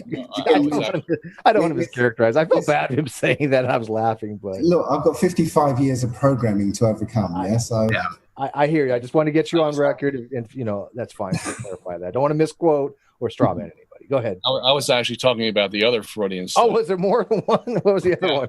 You missed that one, Steve. He said when we go around the Earth. He said. Oh, that one. Yeah, I heard that one. Yeah. You can go around the Earth like that. I heard that one. Oh, yeah. The other one, there's no proof. He said, "There's no proof of the flat Earth." Okay, go ahead. All right, Dr. Sungenis, your 10 minutes starts now. Yeah. Okay. Thanks. I've listened to a lot of flat earthers, and I enjoy listening to Dave because I think you guys all come out pretty much of the same mold, and that is you have some good points, you have some bad points, and I'll get to the bad points in a minute.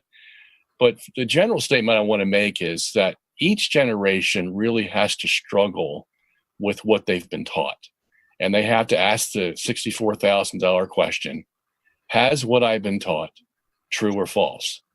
And some issues rise to the surface a lot faster than other issues, and those are the issues that we deal with. The flat Earth has been one of those for about the last more than 125 years. It's risen to the surface. I don't know exactly why, but it is one of those issues where each generation really has to work it out for themselves. And there's going to be debate back and forth about this.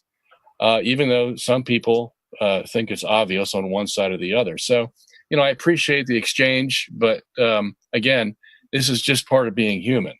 We have to struggle with these things, and sooner or later we're going to come to some resolution. But right now we're in the struggle. Let me just remark on a few things he said because I think they're good talking points. For example, he talked about boats that he saw disappear over the horizon, and then when you use any kind of magnifying instrument, telescope or P900 or some good binoculars, you can bring the image back, and that is certainly true. But that doesn't prove the Earth is flat. All that proves is that a device that can magnify the scene much further than you can see with your unaided eye is going to bring back into focus at least some of that image. Now, the problem, though, with that is it never brings back all the image. It will bring back a good portion of it, but there's always a portion that is really beneath the horizon that you can't bring back. And the farther that boat goes out to sea, the worse it becomes. You reach a point where your binoculars or your telescope may not even be able to bring back that boat because it's so far out. And if it does, it's either going to be out of focus, or you're going to see that most of the boat is above the horizon, but there still is a portion that is below the horizon. And that's the key issue. Why can't this magnifying device bring back the whole boat? You see, that's the issue that the flat earthers have to answer. So let me go on. Does somebody have a question? No? Okay. Well, maybe I'm hearing things. Okay. So, and he talked about gyroscopes, and especially gyroscopes in aircraft. I've dealt with this a lot. I've talked to professional pilots who are certified, and they say, answering this question is like answering the question of whether you stop beating your wife. Whether you answer no or yes, you're going to get into trouble. And the reason for that is this. There are devices in aircraft that are very sensitive machines, and they use what they call pendulous vanes. And these things, pendulous vanes, are very sensitive, and they will determine any kind of change in the gravity potential or any kind of change in the inertial forces that are around the Earth. And both of these things, namely the Coriolis force, working with gravity, both of these things will affect these machines in aircraft. And so those pendulous vanes will move just very slightly, and as they do, they will cause the plane to level out over the curvature of the Earth. And it's so minute that you cannot tell that plane is adjusting to the curvature of the Earth. And the pilots will admit this. They know the machines are there. Not many of them know how they work, but they do work, and they're adjusted just that way so that they do calculate the curvature. And even if you have a gyroscope, Dave, I think, is talking about the fact that the gyroscope will stay in one position. Well, that's because of the Coriolis forces. There are 3 directional forces in the Coriolis force, and each of those 3 keep that gyroscope in the position you point it. But that Coriolis force changes as you go around the curvature of the Earth. And so the plane has to adjust to that. Even though the gyroscope itself is going to stay in one position, the plane is having different Coriolis forces on it and different gravity forces, and it will have to adjust to those. And that's what those pendulous vanes do in that machine they use to keep everything, so that the plane stays at the same level above the Earth.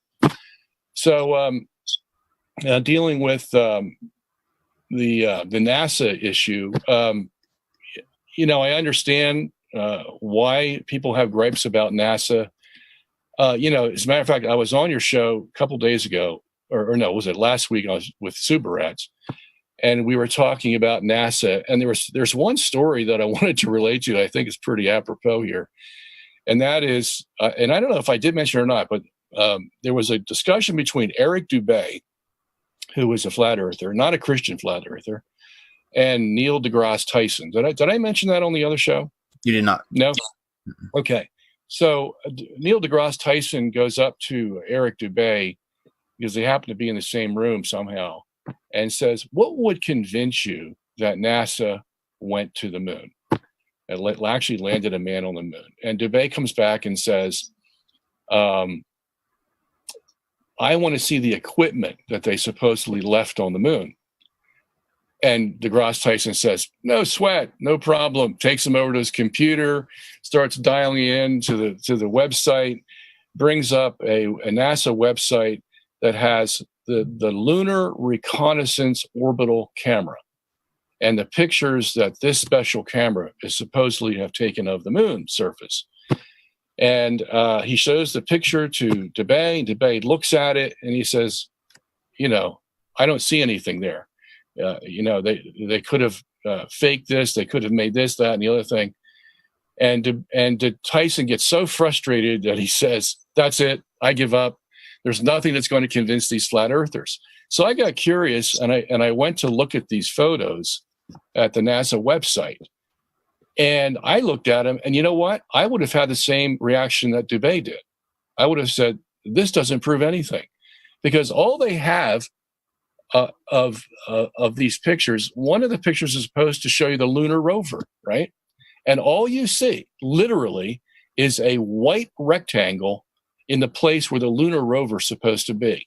And Tyson's trying to convince Dubay that this is the lunar rover when you can't see anything of the lunar rover, no detail whatsoever.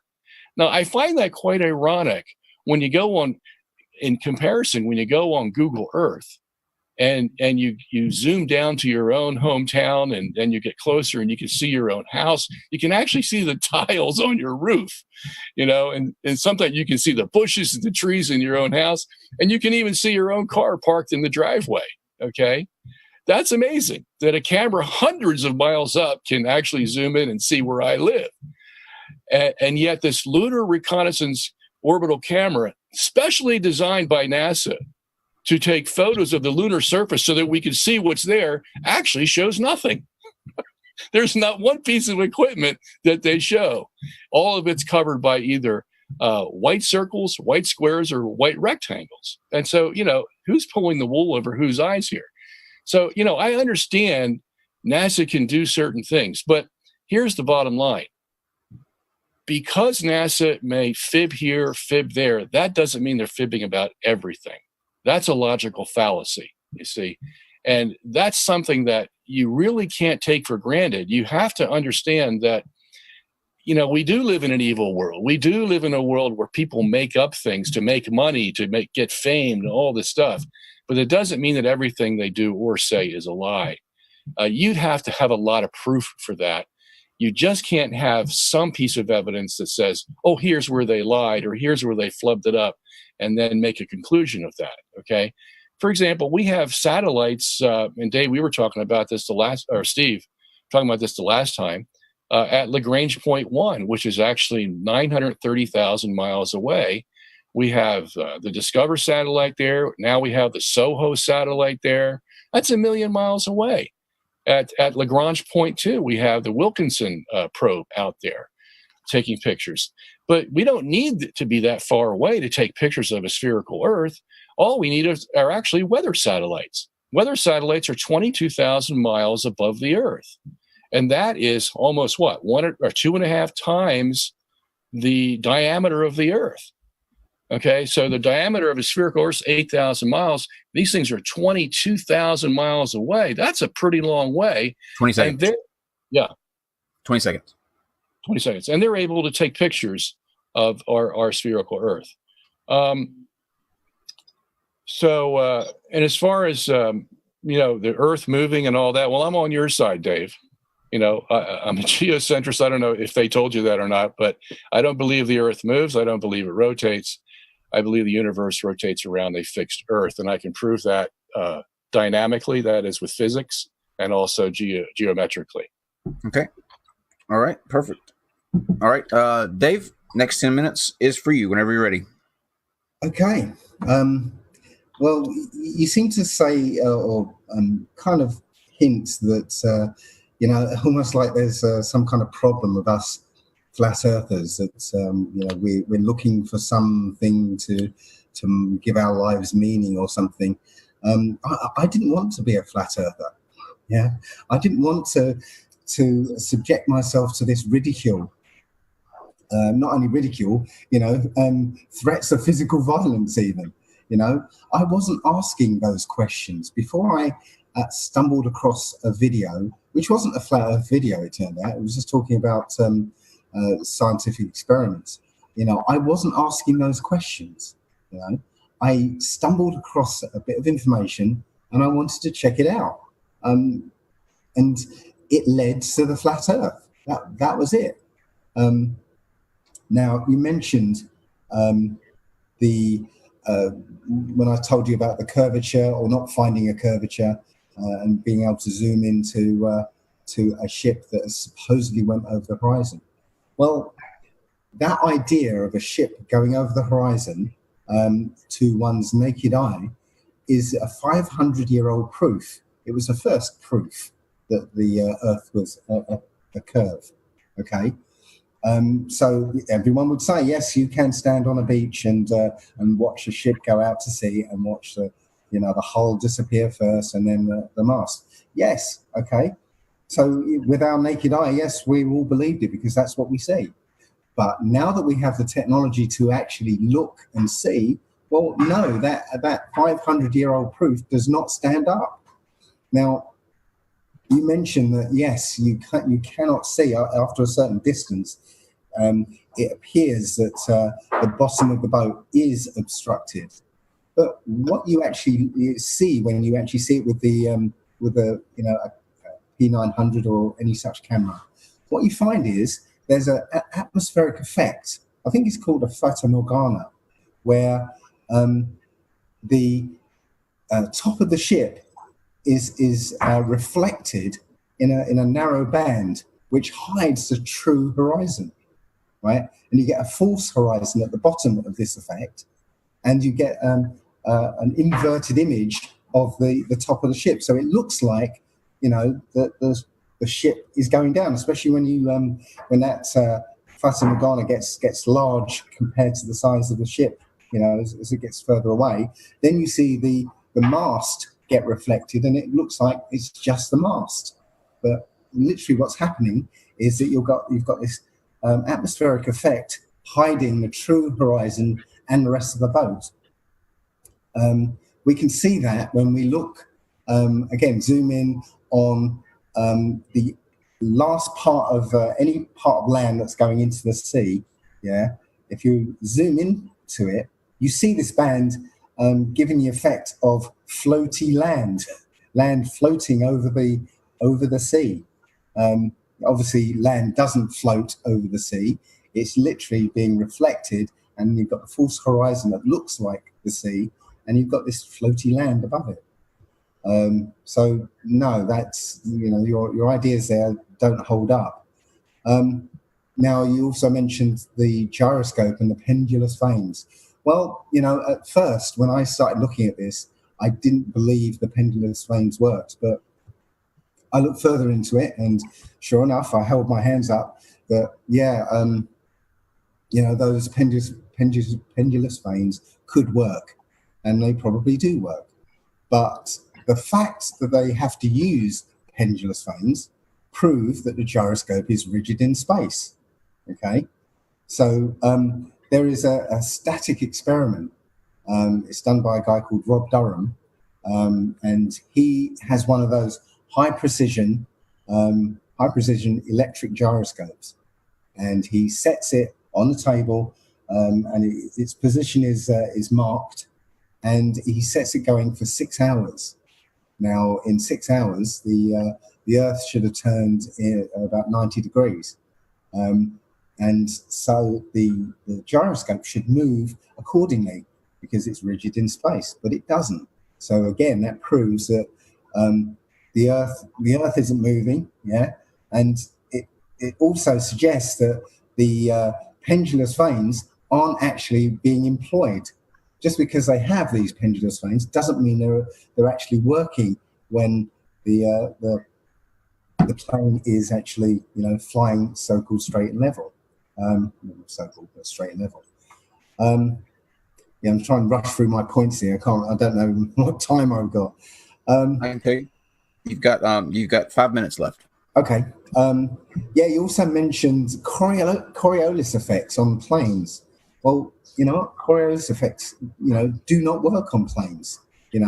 When you fire bullets at long distances and artillery shells at long distances, well, apparently you've got to take Coriolis effects into account.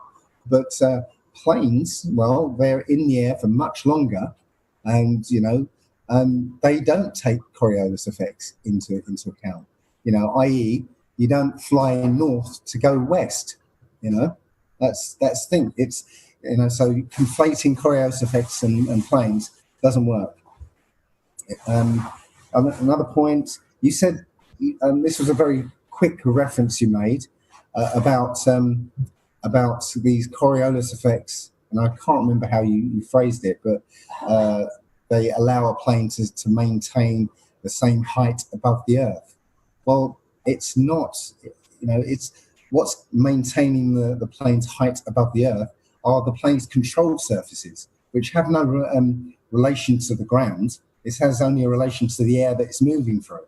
So that's why if a plane was flying through the air, over a curved Earth, then if it was flying straight and level, it will, end up in space.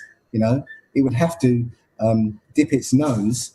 I think if a plane is flying at 640 miles an hour, it would have to dip its nose more than a mile every minute in order to stay around the curve. But again, it doesn't. So again, you can't say, it sticks above the Earth because of some relationship it has to the Earth. No, it's its control surfaces that determine its pitch and its height above the Earth. You also mentioned about the moon landing and what would convince somebody that the moon landing was real. I would say that if there was a camera left on the moon that had 24/7 live stream from the moon, that would convince me. But for some reason, nobody in 1969 thought that might be a good idea. But there you go.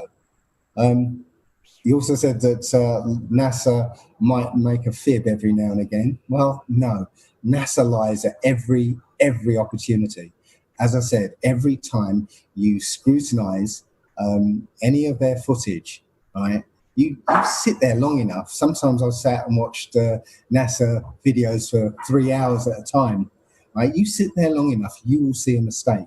You will see something that should not happen in zero gravity.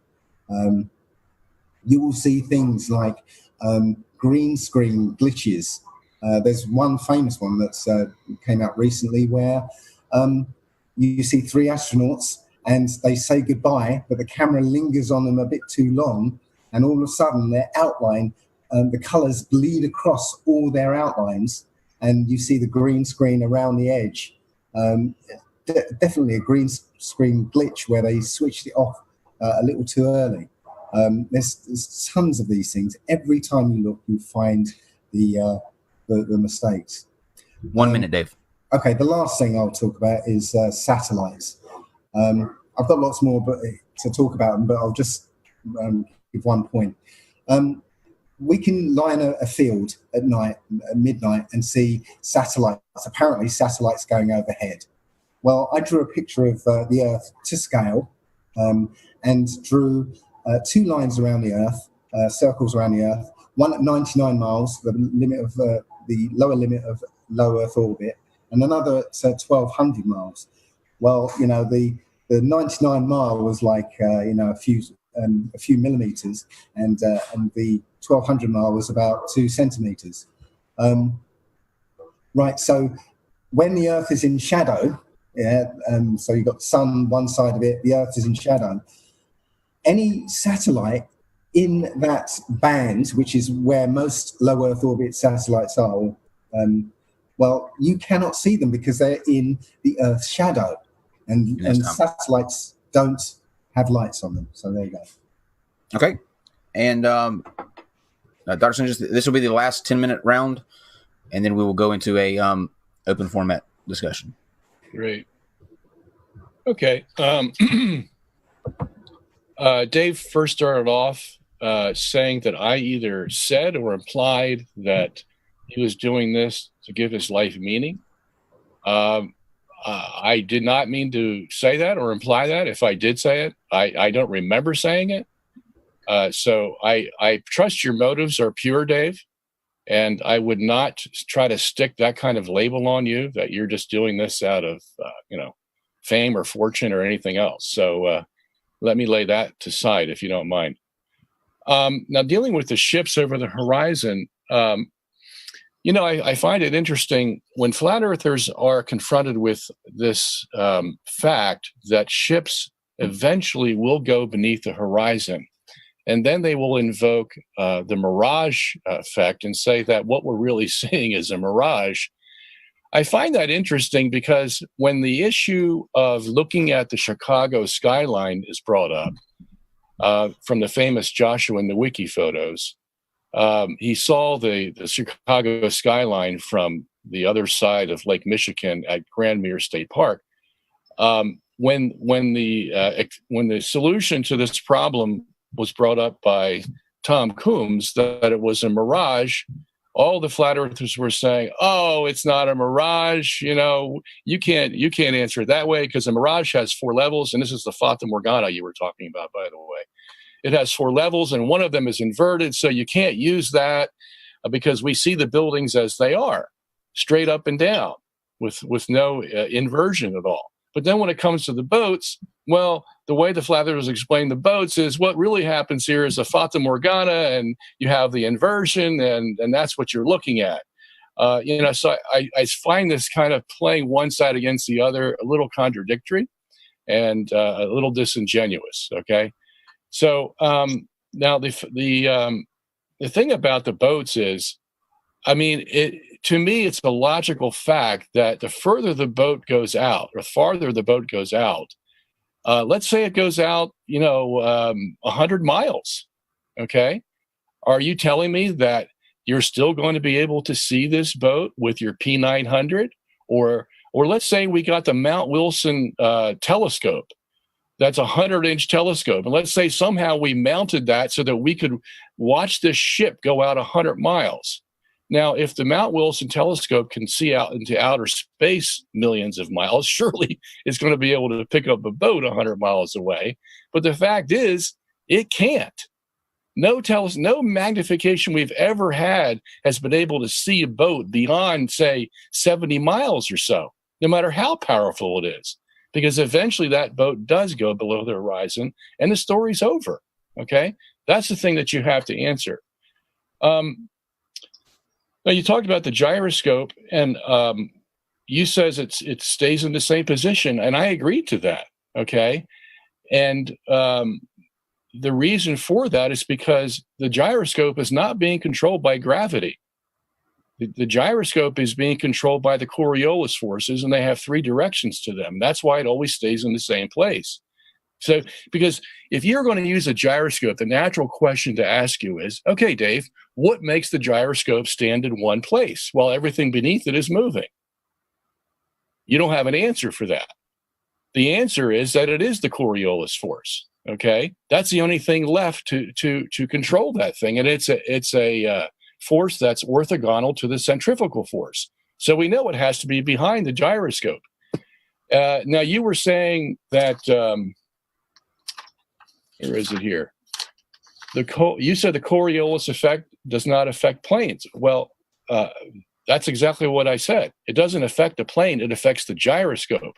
What affects the plane is the gravity, the pendulous vanes inside that machine that keeps that plane level, that is at the same height above the earth, that's all controlled by gravity.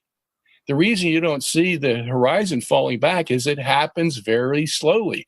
That was my major point, that the horizon goes back very slowly because the effect of the gravity on these pendulous vanes is very small. You can measure it in minutes, and you hardly see anything because the plane is moving so slow compared to the size of the spherical Earth, okay? So let me just make that clear. Gravity affects the plane, the Coriolis force affects the gyroscope, and that's why the gyroscope can be in a different position than the plane is when the plane is adjusting to the gravity of the Earth as it goes around the spherical Earth. You said that NASA lies at every opportunity, okay?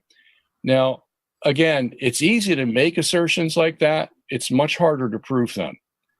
You can see bubbles in water chambers, and you can see green screens, and you can see all kinds of things that NASA does.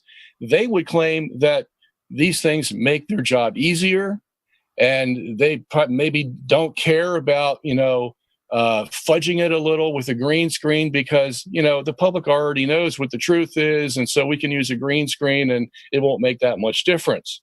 To you, it does make a difference. To a lot of other people, it doesn't. But this whole idea that, that you have to have this position where NASA can never tell the truth. And that's an audacious statement. That really is. And I can see why you say it, because if NASA has one photo, just one, out of the tens of thousands that they've made, but one photo is true of a spherical Earth, your whole movement, and I know you don't like to call it a movement, but your whole understanding of a flat Earth dies immediately if there's one photo. So I understand why you have to take this all or nothing position, because you have no other choice. Now, you're up against a lot of other evidence from other countries who all have weather satellites. Japan has it, China has it, India has it, we have it, the Russians have it. They all have weather satellites. They all take pictures of a spherical Earth. Nobody's taken pictures of a flat Earth.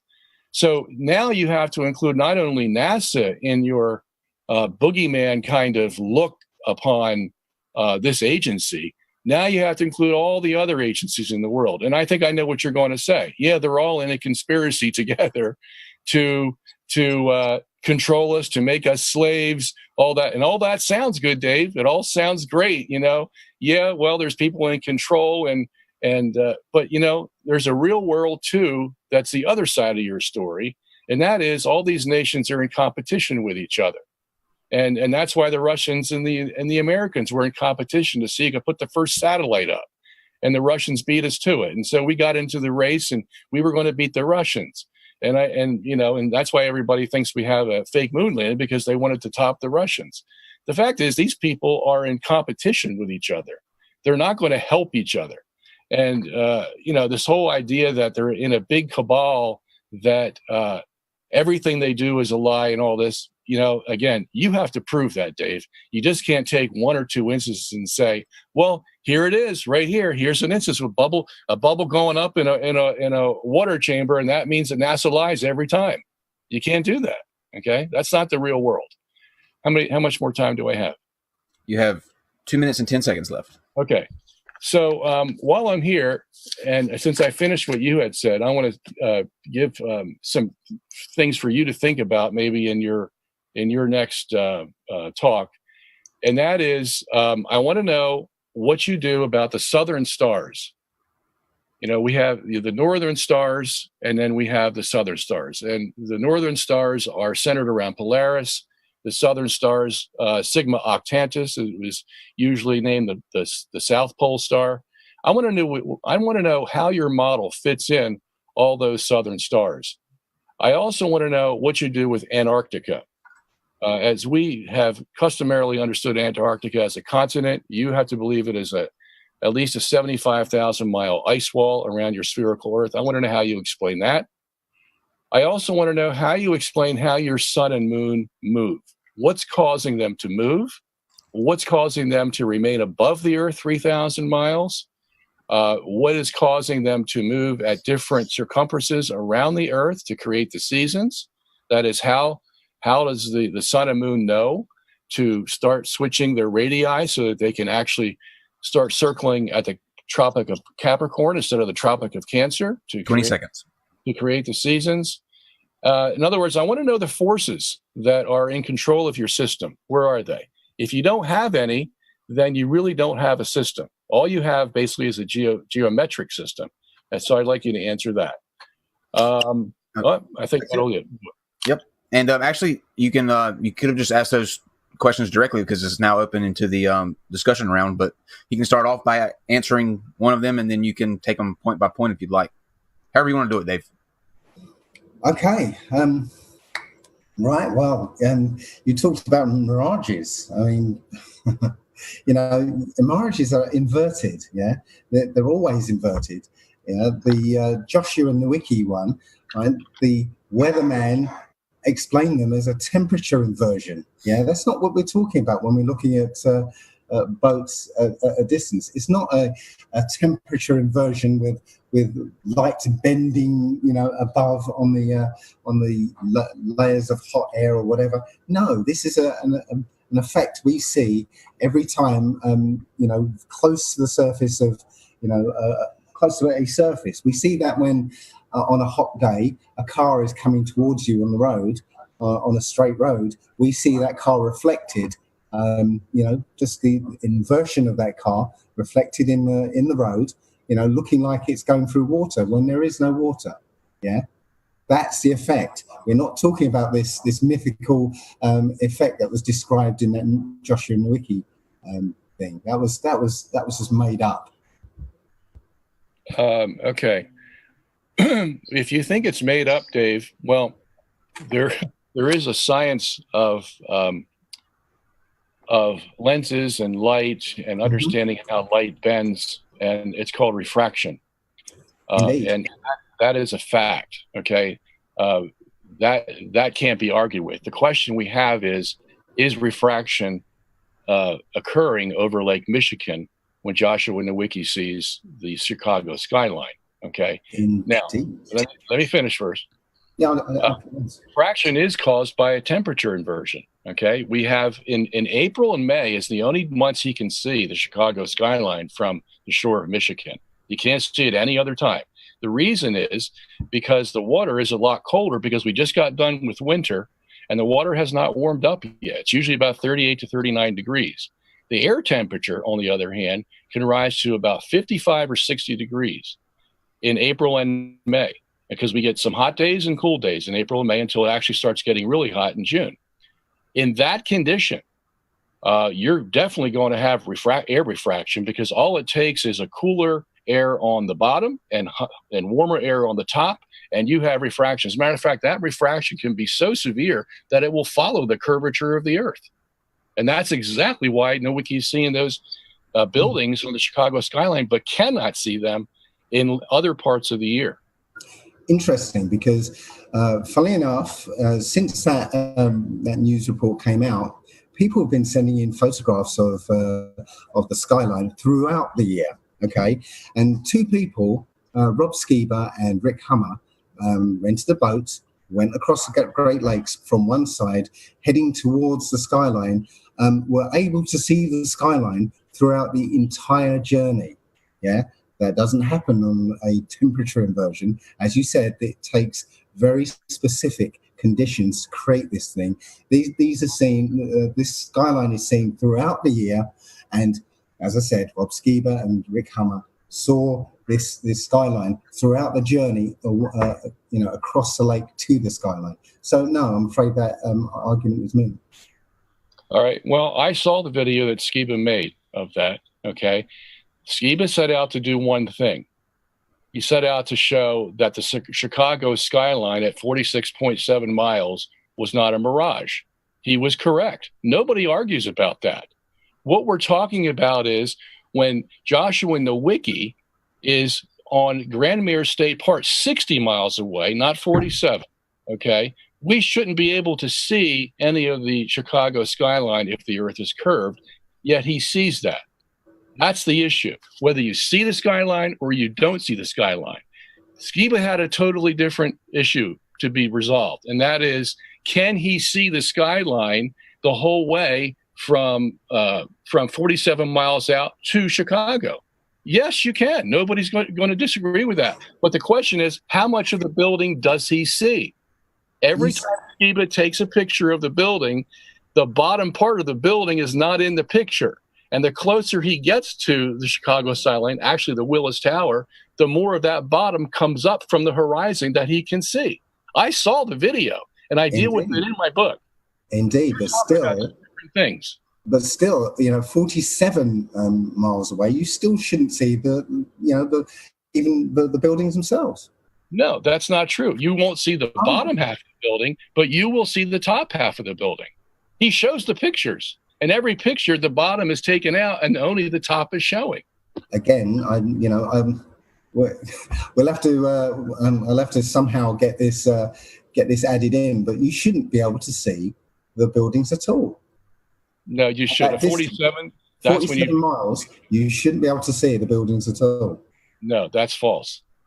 That's why the big deal was made about him being 60 miles away at Grandmere State Park, because that's the distance you shouldn't be able to see anything. Okay, but that also doesn't account for all the other pictures that have been sent in from all the way across the shore of the Great Lakes at different distances, different positions, seeing the same thing. Yeah, well, I don't know what pictures you're talking about, because they're certainly not on the internet.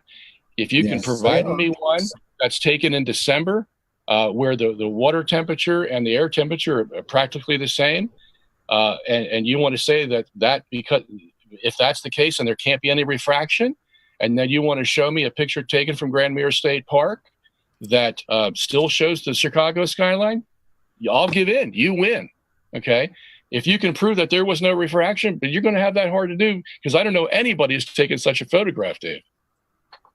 Well, apparently Joshua Nowicki did. No. That was in April, May. Okay. Okay. All right. That's when the inversion is going to occur, because you got the disparity between the water temperature and the air temperature. Okay. Well, that sounds like a nice experiment for somebody to do, just to disprove your words. Okay. I think you ought to do it.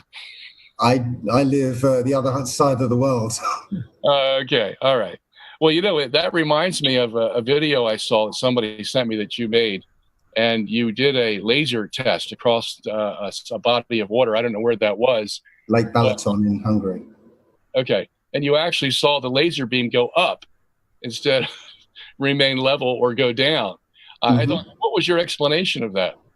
Well, that is a weird effect, because it certainly wasn't the Earth's curvature, because what we actually saw was the laser go straight along level to the surface of the lake, and then suddenly curve upwards, bend upwards. So what does that tell you about light? Okay, what does it tell me about light? That yes, it can be bent. And I actually explain that with there's an experiment done with a tank of water and somebody shooting a laser through it and adding sugar to the water. When it hits a certain density, that laser bends upwards. Was it bend down? Okay, great. All right, so we both agree that light can be affected. Sometimes we don't know what's affecting it. Sometimes we do. But you know, with the Bedford level experiment that you were talking about before, I think the thing that led you into this whole area of flat Earth, you know, the first guy to do that, Robotham, put the flags about a half a mile apart or a mile apart, I forget, and he looked out and he didn't see the light. He didn't see the flags going down. Okay, somebody else did that experiment. I think his name was Wallace, and he found that the flags actually were going down. And then a third person did that experiment and saw the flags were going up. So we have 3 different results from the one Bedford level experiment, you know. And this is the thing about science is you have to repeat and repeat and repeat these experiments to make sure that you didn't make any mistakes, to make sure that there's no atmospheric conditions that are going to ruin it for you. And then you have to have peer review of that, where somebody else looks at the data and says, you know, you either did or didn't do it right. You know, you just can't do one experiment and then make a conclusion. We didn't. What we did was we kind of surmised that because Lake Balaton is a fairly shallow lake, especially where we were, that the humidity was so great, very close to the surface. We were like inches above the water. So we repeated the experiment, I think about 2 feet above the surface. And that's when we chased after the beam then. And we got, I believe, 12 kilometers out. And we were still seeing the beam, level. Yeah. You know, we took photographs of the, of the beam striking the back of the boat at the level, and every photograph was GPS positioned. So along with that video, there's a spreadsheet that is in the description, which shows the GPS coordinates, the reference to the picture, and and where those positions were plotted on the Google Maps, picture of the lake. So over 12 kilometers, we saw no curvature. Great. Okay. One thing I would suggest you do, there is a website called Metabunk. Yes, and that's why we did. The guy who runs that, and he did there was another guy, Dr. Zach, who submitted his results of Lake Balaton. And Mick West, who runs that website, went over these. And now Mick West is, he's just top notch. As far as I'm concerned, this guy knows more than anybody about this topic. There's 26 pages of dialogue on that website, by the way, and there's probably about 20 pages to each page of dialogue. And so they go through the whole thing. And Mick West tells Dr. Zach where he made his mistakes and to go do it again. And Mick West was trying to be fair. He just say, look, I'll believe you if you show me the evidence, but here's where you made mistakes. And Dr. Zach agreed. And he's supposed to go out there and do it again sometime to see if he can correct his mistakes. One of the mistakes is, as a matter of fact, if you can't find the level of the laser beam and make sure it's level with the surface of the water, one little mistake at the site where the laser beam originates will exponentially multiply when you go 100 feet, 200 feet, 300 feet. If you're off just a micron from that initial point of the laser beam to where you are on the other side of the lake, their whole experiment is null and void because you haven't gotten the thing level first. And that's one of the things that Mick West points out. You may think you have it level because you have certain equipment, but even that equipment, if it's not set right on the ground, is going to give you a false measurement. So in other words, there's so many things that you have to take into account when you're going to make a claim that this laser beam stays level over this water and is not affected by the curvature of the earth, especially when you yourself see the laser beam go up. I mean, what's making it go up, for Pete's sake? I mean, come on. The density of the air next to the water. Okay, so then it can go down too, right? Right, but it was an optical effect because we in that image where the beam went upwards, there was a kind of faint image of the reflection of the beam going straight underneath it. So it was a very just an optical effect, but which wasn't apparent when we moved the laser up 2 feet or so. Now, okay, can I go on and ask you some questions? Okay. Okay, so with the southern stars, okay, now in the spherical model. Well, I'll stop you. I'll stop you there. You know, I'm not like Mr. Flat Earth Hero. I'm just a bloke who's looked at this. I haven't looked at everything.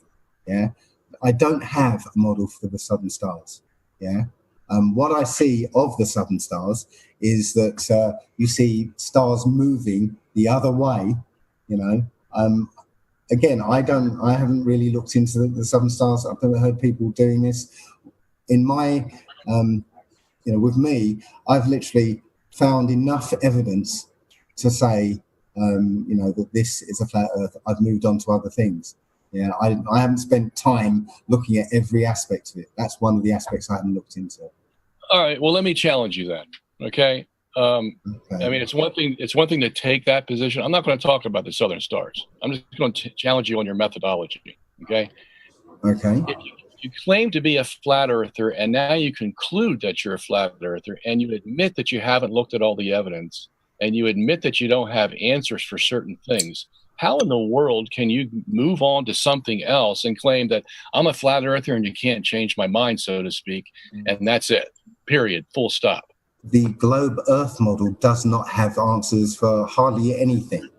Yeah, it has theories built on assumption upon assumption upon assumption.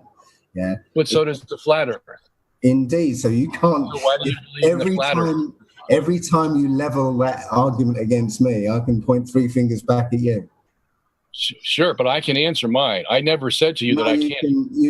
You can give assumption upon assumption upon assumption. It's not an answer. It's a speculation upon based on masses of assumptions. If you prove it is, just because you say so doesn't make it so. That's why I want to ask you about the southern stars, because if you don't give the right answer, then you haven't really defended your model. So I'm at a gas that you would just move on and say, okay.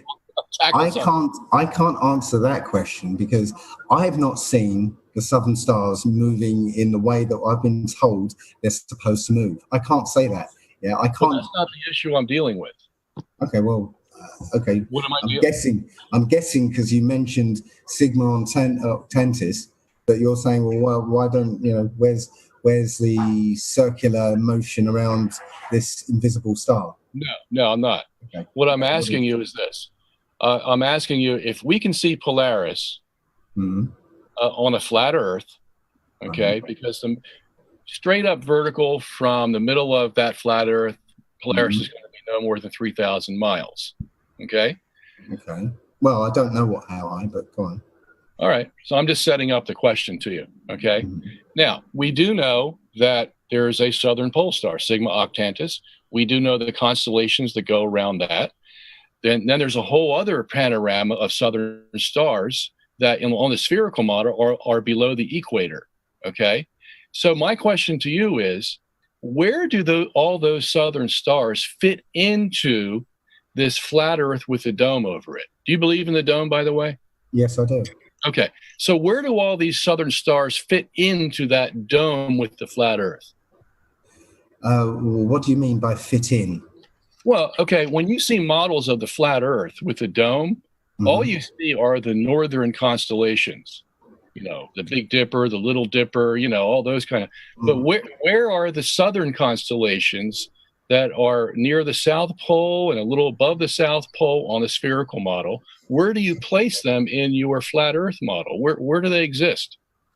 They would exist at the bottom of that dome structure, the bottom half. Really? Of that dome structure. So how much of the northern stars take up that dome and how much of the southern stars take up that dome? I do not know because I've not been there. Okay. So don't you think it's a little curious that you have just as many southern stars as you do northern stars, but yet you're telling me that all these southern stars are going to fit in at the bottom rim of that dome, and then you have the other part of the dome saved for the northern stars. How are you going to be able to see constellations of the southern stars if they're all crunched up at the bottom of this dome? I never said they were crunched up. Well, they would have to be.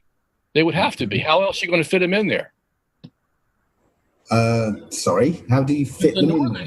The northern stars already take up the volume of the hemisphere of the dome you believe in. So my question was, how are you going to fit in the southern stars? And if you do, how are you going to preserve the distances between those constellations of the southern stars so that you can actually see constellations in the dome over this flat Earth? So my personal view, right, this is just my speculation. Again, I haven't been, out there to see what's really going on. So this is my speculation. Okay, we have our known Earth in the center. Okay, we've got the ice wall around the rim. Okay, we've got some measure of ice plain, which is what we call Antarctica. And we have more continents outside of that ice ring. And beyond that is the edge of the dome. And that dome, it's not like a snow globe dome. I think it's a more shallow one. Okay, so there's plenty of room for all the southern stars in there. Yeah. Well, they were. Well, wait a minute. Aren't the northern stars going to move out beyond this dome that you say is not flush with the flat Earth? The northern stars are going to be. No, the northern stars are where they would appear. I don't know what you're really saying. I'm just saying, if you're going to expand the dome so that it's no longer flush with the flat Earth, but extends beyond the flat Earth, the northern stars are going to occupy that area too. So you have the same question. How then are you going to fit in the southern stars in that hemisphere? The northern stars would occupy the same portion of the sky that we see. I'm not sure I understand. Yeah, but those northern stars go down to the equator, which in your model is the flat Earth. The northern edge. Stars go to the. Sorry? He's saying that they would go to the edge. The northern stars go to. No, you don't see. Okay, you don't see in. Literally, you won't see from the North Pole, the southern stars. Yeah, you see in a pyramid type thing. Yeah, in perspective, you see in a pyramid. So the further away those stars are, the more they're hidden by the kind of upward motion of the not upward motion, but the apparent upward motion of the ground. Yeah, it's the way we see. It's perspective. Yeah, that's why you only see. Dave, I'm saying you only see a portion because of the way our vision works. Yeah, I'm not talking about perspective here, how much we can see. I know you're not talking about it. I'm talking about it. Oh, okay. If you want to go on to another subject, that's great. No, it's not another subject. I'm telling you why we can't see, or we see only a portion of the sky because of the way our vision works. Yeah, if you go further south, you see a different set of stars because of the way our vision works. Yeah, like being in a long corridor where the floor seems to go upwards to the horizon, and the ceiling seems to go downwards to the horizon to a vanishing point beyond which you cannot see. Same thing. Yeah. But see, I understand all that, and I've dealt with all that in my book, and you can go read it. But what we're dealing with here, first of all, is even if perspective was an issue, you still haven't told me how are you going to fit in all those southern stars that were in a hemisphere below the Earth in the globe model, but now have to occupy this very, very narrow band around the edge of this dome. And all the northern stars they're not compressed at all. But the fact is, if you put the southern stars in the bottom part of that rim, you're going to affect the northern stars also, because they're all going to be pressured, and you won't have constellations anymore. You can have all the stars that are available to be seen on Earth in that firmament. Okay, you're stretching all the way down. Okay, so from anywhere in the north, you see a portion of that sky. Anywhere in the so-called south, you see a different portion of that sky. That's it. It's just perspective. Let me interject real quick, because I don't think we're going to come to an agreement on this part. And just so that you get all three of your questions in, Dr. Sungenis, you might want to go to number 2, because we are pushing at nearly the 90-minute mark. Okay, great. All right, let me do that. Okay, Dave, I want to ask you, let me go on to the third question first, then I'll come back to the second one. The third one deals with gravity and inertial forces and dynamic forces and all that. So what I want to know is, in your model, the sun and moon are going around a flat disk. They go around the Tropic of Cancer in the springtime, or actually June 21st would be their going around the Tropic of Cancer. Then the sun and moon will go around the equator in September 21st, and then they will go around the Tropic of Capricorn in December 21st. So we have the sun moving from one radii to another radii to a third radii, and that third radii is actually twice the radii of the first one, Tropic of Cancer. So that means the sun's going to have to go around twice as fast at the Tropic of Capricorn as it does in the Tropic of Cancer. We also have to have a sun that can remain 3,000 miles above the Earth. And we also have to have some kind of compensation for the fact that if the sun and moon are going to go around at this rapid speed per day around this 75,000 mile ice wall, what is stopping the sun and moon from going off into space?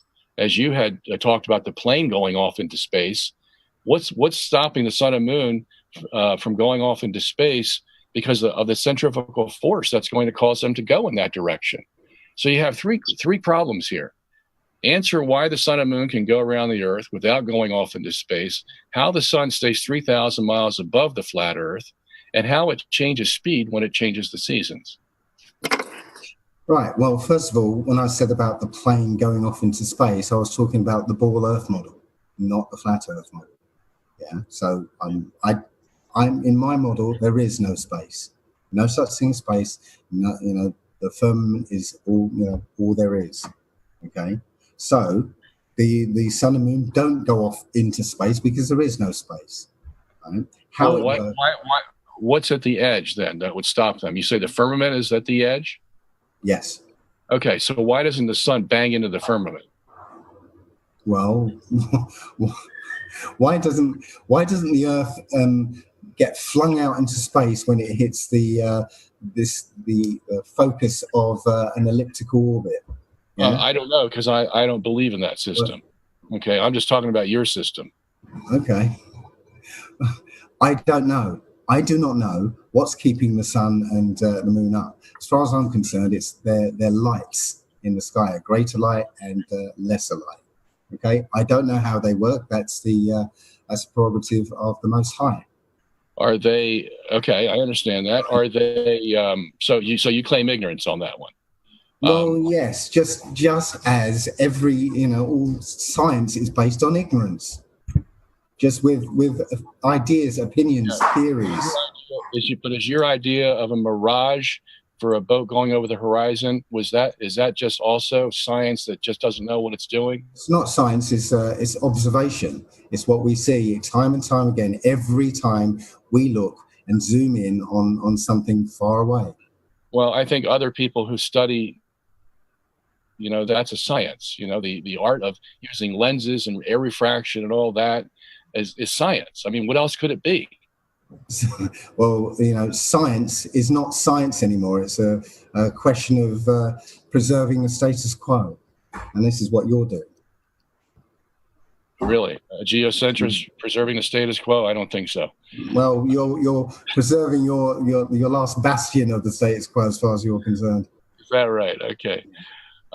So you admit you don't know anything about the forces that keep the sun doing what it's doing, why it changes speed, all that. I just want to make that clear. No, but in a geocentric model, the heliocentric model, the Earth is supposedly in an elliptical orbit.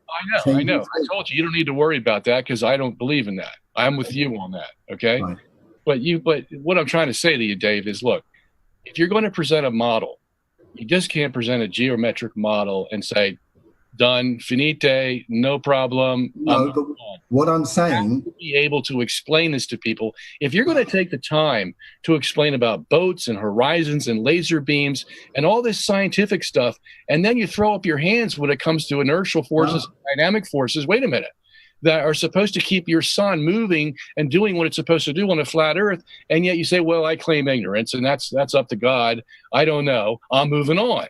I mean, you're contradicting yourself. it's arrogance for me to say that I can possibly understand what's going on, holding the sun up in the sky. Yeah, it's ignorance for me to do that. Yeah. Well, you know what? Now I hate to crash with you, brother, but I would say it's ignorance for you to move on without knowing what the answer is and saying, I'm a flat earther, no questions asked. I'm a bloke who knows what I know, right? And you know, I don't know because I've not been there. There's very little of data I can actually pull out to see exactly how it works. I don't know how it works. Yeah. Okay. All right. Let me go on to the next one. You want to ask me a question, by the way? I don't know how it works. If the Earth is in the center, what is keeping the sun going around the Earth? Oh, thank you for asking. That's easy. Oh, is it? Okay. Oh, yeah, that's a real easy one. Because in physics, which is a science, a rotating universe will create inertial forces called Coriolis, centrifugal, and Euler forces. And all those forces combined together keep the sun and the stars rotating around the central axis of the universe. In the Newtonian system, which is what the heliocentrists believe, they believe that those inertial forces are fictitious because they can't fit them into their system. And so they say the reason that the Earth is going to go around the sun is because the Earth has inertia, and that's modified by the centripetal force, which is the gravitational force that pulls it in, and it's going to combine to make a circle so that the Earth goes in a circle. Okay, each of us has our physics that we go by to answer the question about where the forces come to move those celestial bodies. You're the only one that doesn't. Okay. Okay. So, so you can make up a theory, okay, an opinion, and now somehow that's fact. Just because No. In order for you to say it's not true, you have to disprove it. Okay, well, if I come up with the banana theory that makes the numbers work out, does that mean that I have more information than you do? No, because that's easy to disprove. Well, no, I could, this is a beauty of mathematics. Yeah, you can actually create a banana theory and, say that the sun and moon move around the Earth because of a relationship with the shape of the banana. And, as long as the numbers work out, great. There you go. No, because we base it on evidence first. And the evidence first is this. When I drop my pen, it's going to fall. Something's pulling it down. Okay. Oh, Newtonian forces, are we? Are we going with that, are we? Well, I'm just asking you, do you have an explanation why this thing falls down when I let go of it? Density and buoyancy. Density and buoyancy. Okay, let's go there. Good topic. All right, density and buoyancy. Okay. Now, any scientist worth his salt is not going to deny that buoyancy takes part in how an object falls. Okay. What he will say to you is it's not only buoyancy. Because let's say you have 3 layers. You got oil, water, and gas, and you mix them up in a cylinder. Okay. And then eventually what's going to happen to those 3 elements? They're going to separate. Mm-hmm. The less dense one is going to go to the top. The more dense one's going to go to the bottom. There you have it, buoyancy. The question is, what's keeping the most dense one tied to the Earth? Okay. What's keeping the most dense one tied to the Earth? Right. So the other 2 can go on top of it. What's keeping the whole system tied to the Earth?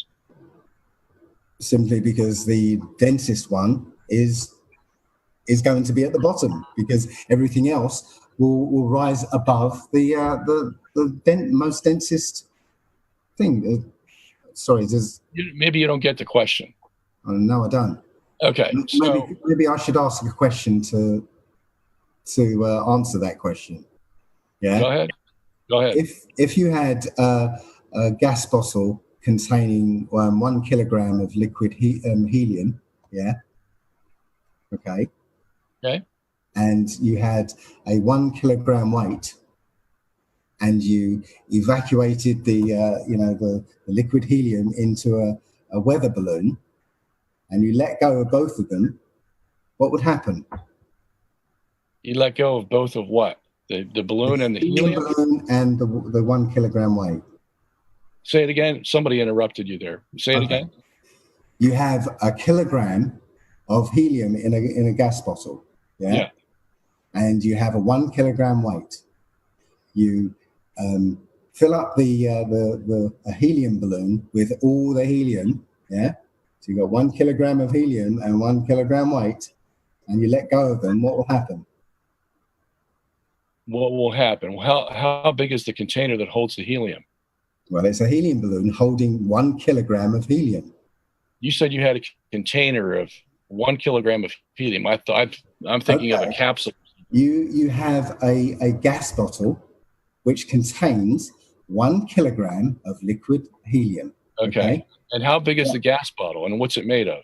Well, it doesn't matter, because that's just holding the helium before the experiment starts. Okay? You're putting it in a balloon. Oh, okay. I wasn't following you at all. Okay. So you have a gas bottle of helium that contains 1 kilogram of helium. You fill up a weather balloon with 1 kilogram of helium. Yeah. From the bottle? Yes. From the bottle? From the bottle. Okay. And then you have a 1 kilogram weight and 1 kilogram of helium. Yeah. You let go of both. What will happen? Well, obviously the helium balloon's going to go up because it has. Why is that? Why is that? Because they both weigh a kilogram. Listen, Dave, I already had told you that we accept buoyancy. Okay, so don't try to pin buoyancy on me as if I rejected it. All right. What I'm asking you is, what keeps the most dense part of that 3 element solution that I gave you tied to the Earth? Because it can't go anywhere in relation to the less dense items. In other words, Dave, let's say this. Let's take I take that cylinder of those 3 liquids and I throw it up into the air. Now, the buoyancy is still going to be in effect. You're still going to have the most dense at the bottom, the middle dense in the middle, and the less dense at the top. But what causes that whole system now to fall back to the Earth? Well, as I said, the less dense doesn't fall back to the Earth because it's held up by the most dense.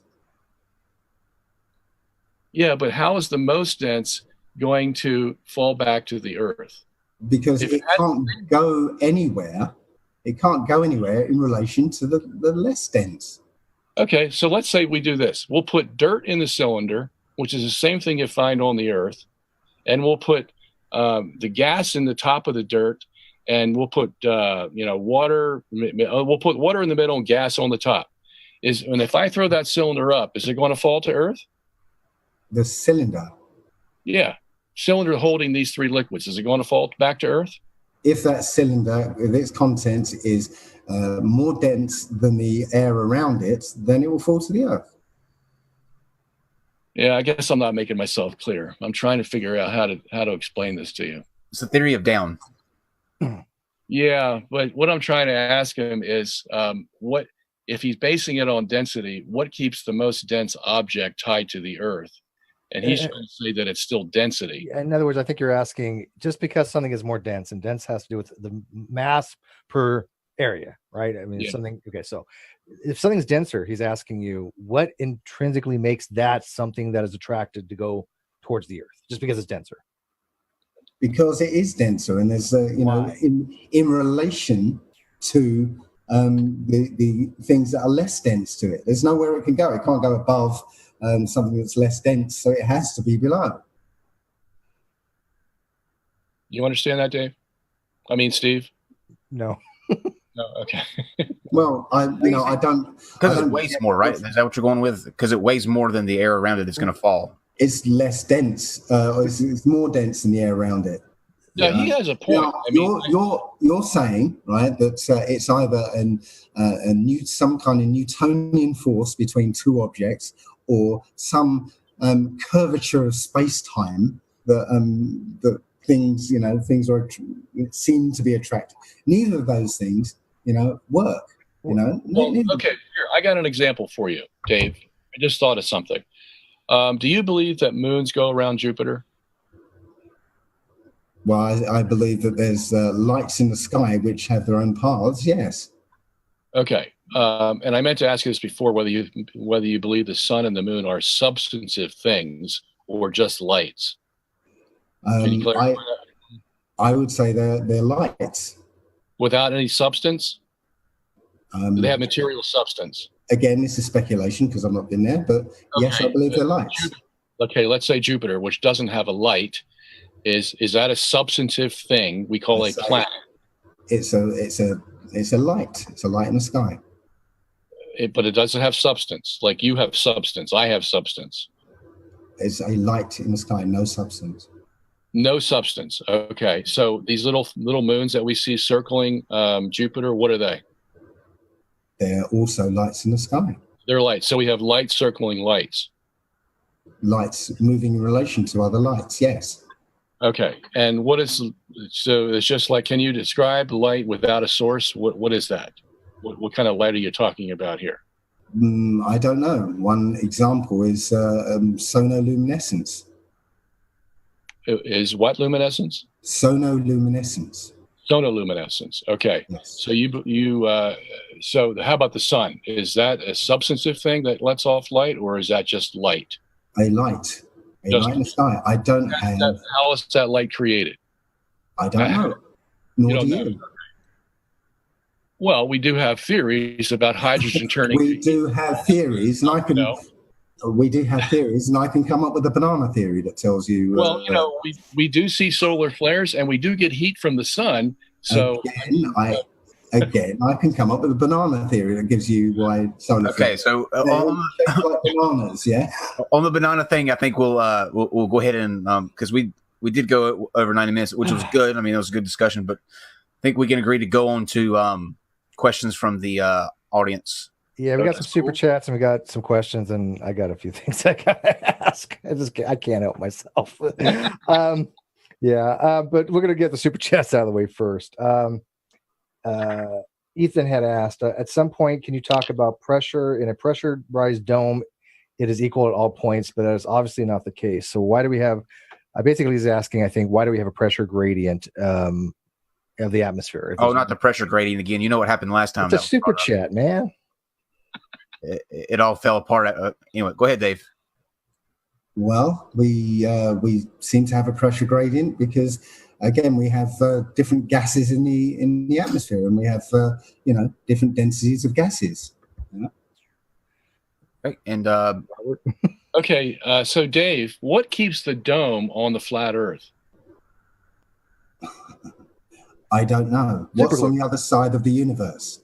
Well, whoa! Wait a minute. You talked about buoyancy, and now you have something solid and very heavy, a lot of mass, that's on the top, whereas you told us that all the dense things go to the bottom. So how does that figure into your model? Well, as far as I'm concerned, I go with what the Old Testament says. It was a space created, separating waters from waters. I don't know. Wait a minute. You told me at the beginning of the show that you didn't believe in any religion. So how can you quote from the Old Testament? I don't believe in religion. The Old Testament is not a religious book. Really? Okay. The Old Testament. The Old Testament is not a religious book. It is not a religious book. It's a book of history, law, and guidance. What happens is other people put their own holy religious book on top of it and create a religion around it. Like the New Testament. Yeah, I don't disagree with that, but I would still consider it religious text. I mean, even if something so that we get into not a religious text. Well, it's not a secular text. Next question, real quick. Next question. Another super chat. Ask Dave what the definition of a scientific theory is, please. You have to know scientific theory. Yeah, it's an opinion that stands only as long as until another opinion that better matches observations comes along. Whose opinion? Well, whoever proposes a theory. Okay. Barbara, do you want to answer that? What your definition of a scientific theory is? Yeah, a theory is the third step of a process that started when you found some evidence that led you to a certain reasoning where you made a what they call a hypothesis of why this thing occurred that you saw, no matter what it is. You have a hypothesis, and then with a hypothesis, you then begin to test that against other things that you know or other experiments that you will perform to see if the hypothesis can be sustained when you do those other things, the extra experiments or other things that you know. And then if it survives that stage, then it may possibly go to what they call the theory stage. And that is where you now have enough evidence that you begin to make preliminary conclusions about this evidence and about why you're seeing it. It doesn't mean you have proof. You just have a theory, because science really has a hard time proving anything, because that third step of being able to prove something means there can be no other alternatives existing that will answer the evidence you saw except the one you found. That's hard to reach, if ever. So, but a theory is like between a hypothesis and provable. I've been asked to clarify that because I don't think you're quite right on that. Let me try to clarify and see if you agree, Robert. First of all, a hypothesis can become a theory, but it's usually incorporated into a theory. It's usually about the fourth or fifth step. The first step in any science is you talk a little slower. I can't understand. Oh, sure. Let me clarify and see if you agree. First, I think the first step is actually. Okay. Well, the audience is like, Steve, get in here. Okay, so. I think the first step is a guess. I think a good scientist will make a guess, then he'll make conjecture. He'll devise an experiment. He'll devise a hypothesis, get a null hypothesis, and then if he thinks he has enough evidence to reject the null, then he'll call the hypothesis, the hypothesis to be the case, right? And eventually that will either get merged into a theory or become a theory itself. But a theory is a confirmed model that has been sustained over a period of time by repeated observation and experimentation.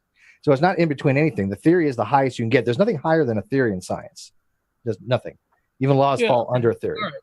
Okay, I would agree with you on that. And I think the thing I left out was that the theory remains a theory because it's been done by someone else. And in other words, it's been repeated. Yeah. But a theory cannot be proven by definition. There's no such thing as a provable theory. Science is not in the business to prove anything. Science explains. Because like you said, once and you're right on this, once something is proven, you can't change it. It is proven. It's done. Right. And so I do agree with you there. That's why you never say a scientific theory is proven, because it is falsifiable, right? So you can't prove something and have a falsification criteria. Let me add this. There's a lot of scientists out there who basically, like with the theory of evolution. Mm-hmm. Okay. I know a lot of scientists like Stephen Gould, for one, and a lot of his colleagues who basically say their theory about evolution is a fact. It is a fact. Yeah, fact's not the same as proven. It is a fact. Yeah, we do observe evolutionary things, but maybe not. We'll do that another time. But fact and proven are not the same thing by any stretch. You and I would disagree, because I think the terminology is being mixed up a little there to make a fact something less than provable. But I think that's a whole other debate, though. Yeah, that's a whole other discussion. That's a whole other debate.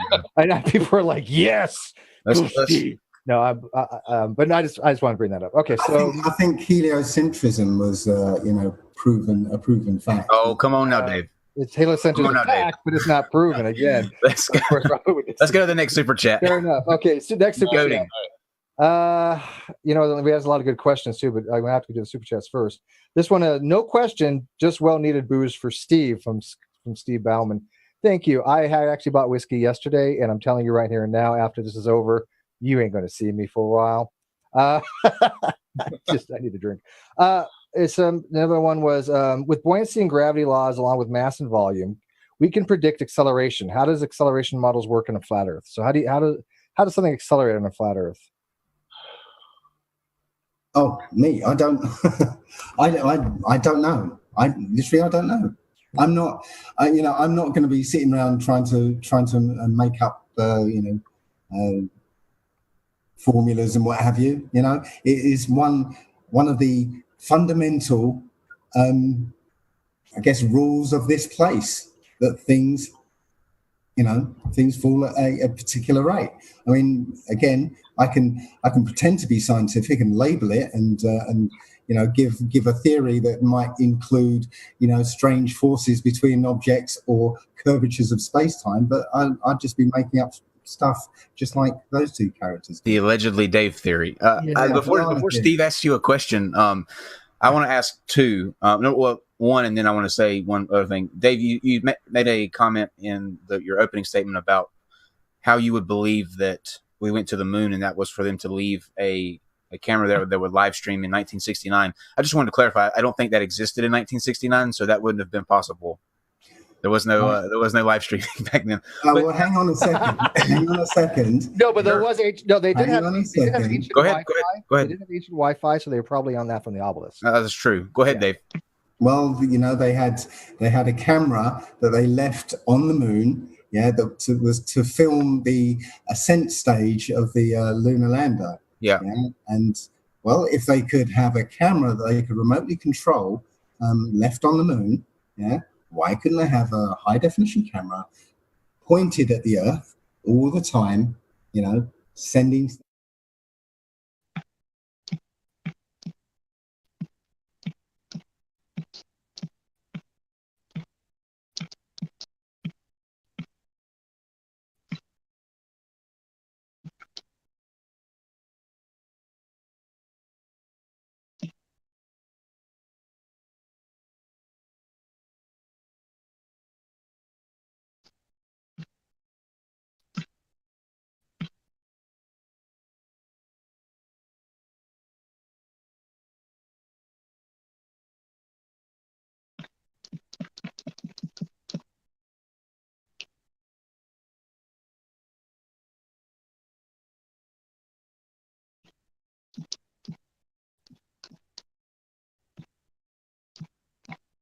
I can't tell you.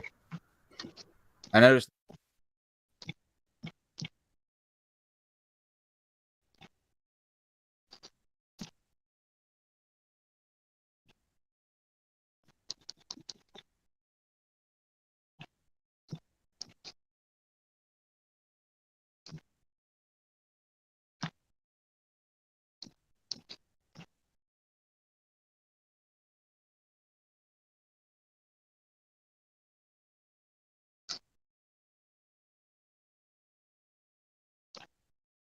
Are we back on? No, not yet. Yeah, okay. You are. We are. Okay, now. we are. Yes. We are. We aren't. We are. We aren't. If you're listening to us We out are. in YouTube world, I'm not sure what happened there, but we lost Dr. Sungenis for a second, and then YouTube lost us. So maybe you're right, Dave. Maybe they don't want us. They don't want the truth getting out there. The Illuminati, man. I'm telling you, they found us. Before Steve asks a question, and then we close out and let you guys make your final statements. I was just asking Dave. He had made mention to the continents on the outside of the Antarctic wall, and I was just looking for that to be clarified just a little bit, and what he meant by continents and how he came to think that that was the case outside of that wall. So you were talking about Admiral Byrd when we dropped out. Yes, Admiral Byrd on his last, I think it was Operation High Jump. He came back and did a interview on something called the Longines Chronoscope, and on it he said that beyond what he called the South Pole, the other side of Little America, which was their base there, there was a continent the size of the continental US that was uninhabited, with masses of resources, coal, oil, uranium, all sorts of things. And he literally told how he found this continent. Now, there was a map that surfaced a while back. It was shown in a newspaper 100 years ago, and this is supposedly a 1,000-year-old map. And on that map is the continents that we're used to, strung around the North Pole, and beyond the ice wall are these continents, and one of them kind of matches the description that Admiral Byrd put out. Interestingly, after Admiral Byrd came back, I think it was 1958. Don't quote me, but when he came back, the Encyclopedia Americana for that year lists under Antarctica that it has a dome at 13,000 feet. It says it right there in the encyclopedia. So yeah. Robert, do you want to touch that? All right. So the Encyclopedia Britannica has an article that says there's a dome that's 13,000 feet above Antarctica, the continent. Encyclopedia Americana. Americana. Okay. It says that there is a dome 13,000 feet high above Antarctica. Yes, that's what it says. Not my words. And what's the date of that Encyclopedia Americana? Do you know? I'm pulling this out of my head. I think it's 1958.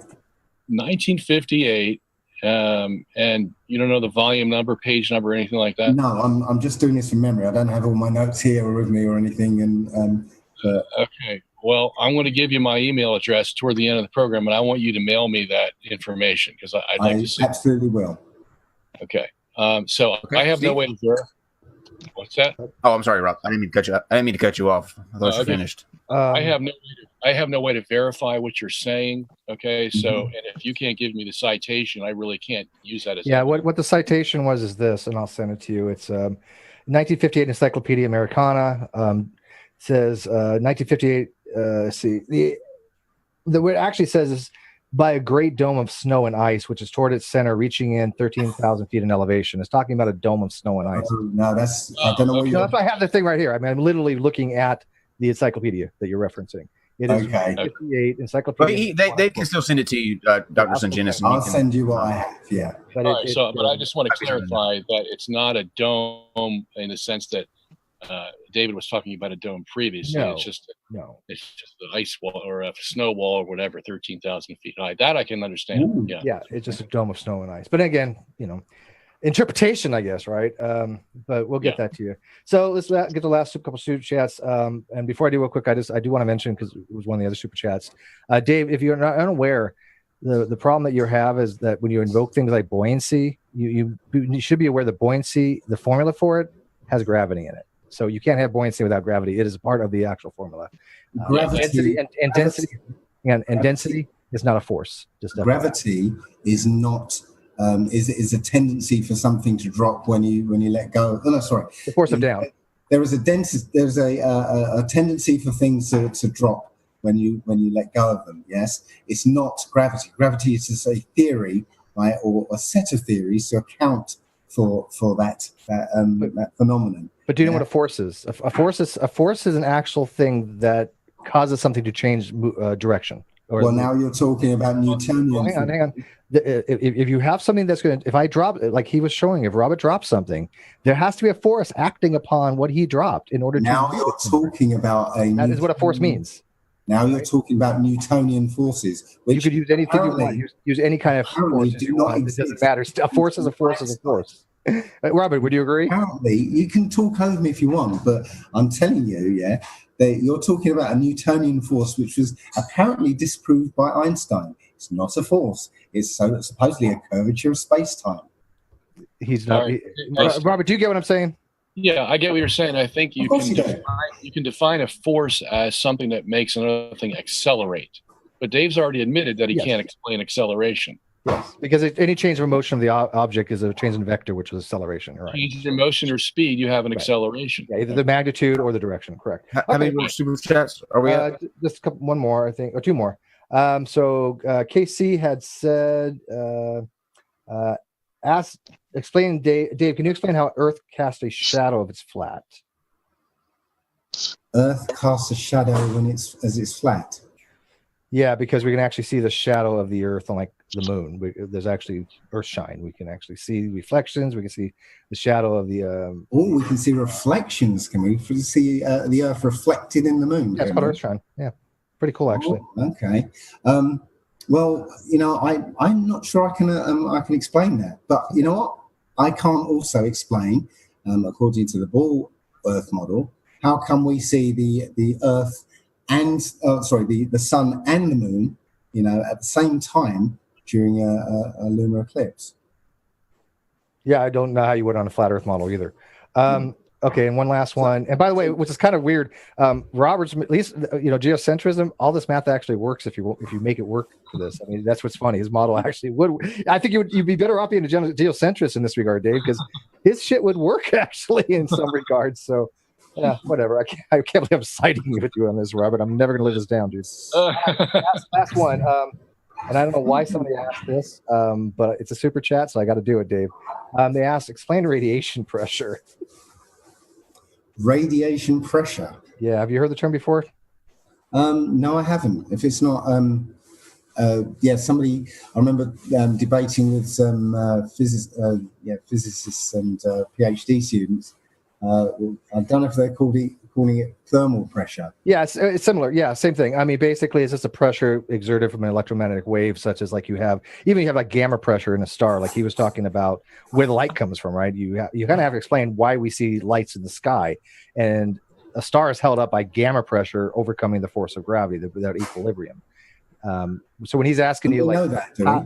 Yeah, actually, we could demonstrate. How do we know that? Because of neutrinos. We've actually predicted what energy levels of neutrinos we should detect, and guess what? We detected those neutrinos at those energy levels. So we made a prediction, and we discovered that. So that's how. Sorry, you detect them. You say we. You scientists. Did you? The people that do this stuff. Yeah, and you can say they're wrong, but you know what? That's just okay. Well, they never detected it. They're conspiracy. Okay, great. Again, we have assumption upon assumption, and that's called science. That's called, a law of nature. Yeah, we have laws of nature all the time that don't actually match up to reality. So, when you say we have found this, I don't hold with that. I think that's all the super Can I chats. ask you a question, Dave? Dave.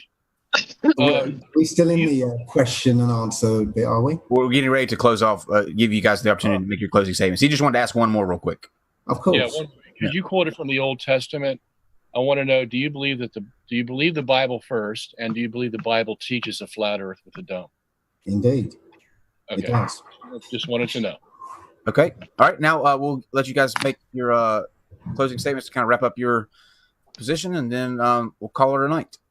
So we'll start with you, Dave.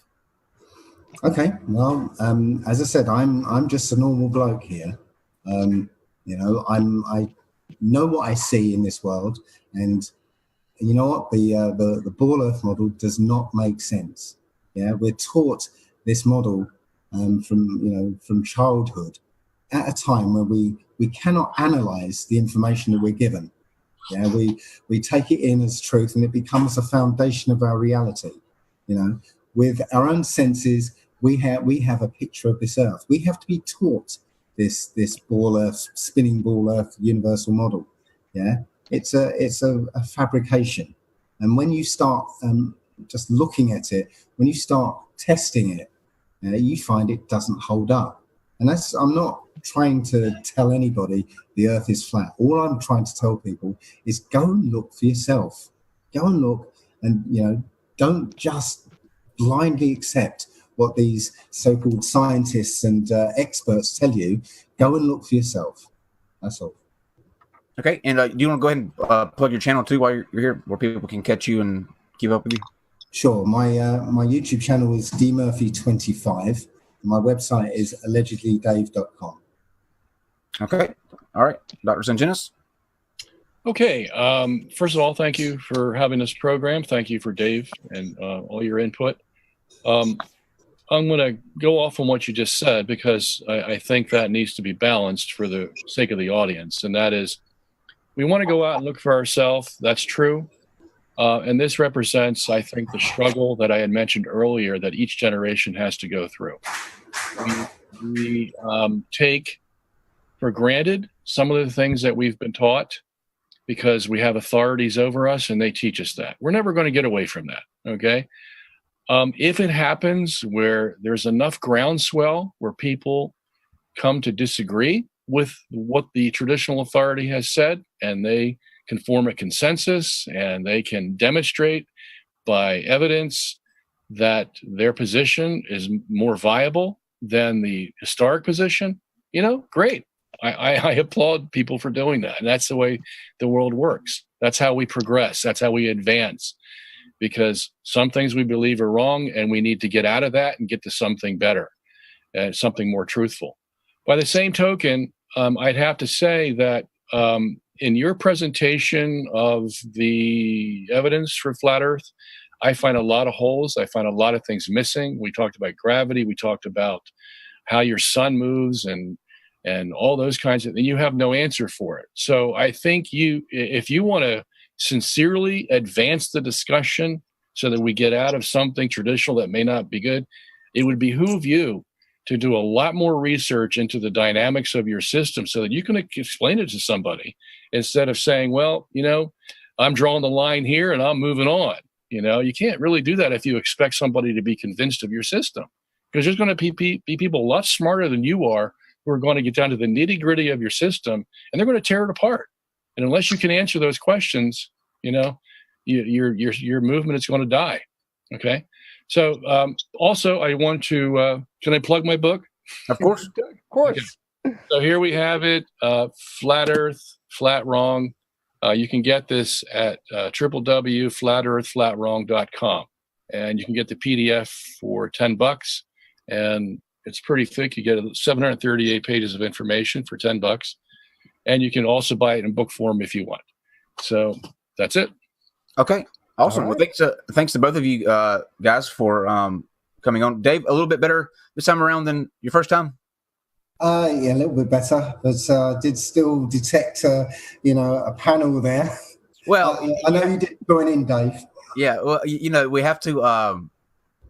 We obviously don't actually agree with either one of you, but for the most part, we kept out of this. I think you enjoyed your time better. This time, Dave. Yeah. Hardly balanced questions, though. I'm sure there were flat earthers. You know what? But honestly, those were from the outside chat. Those were from the audience. We didn't ask any hard questions. If you didn't notice, the main person I even tried to think that I corrected was Robert. So yeah, those were from the audience, Dave. We're innocent in this. Remember, you don't have to leave mad like you did last time. We're all good today. Okay.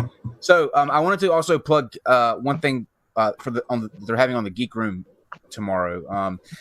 They're having a roast of your favorite atheist content creators tomorrow night. It's at what time is it? 2:30 Pacific, 5:30 Eastern. It's at 5:30 Eastern. Steve and I are actually judging it. So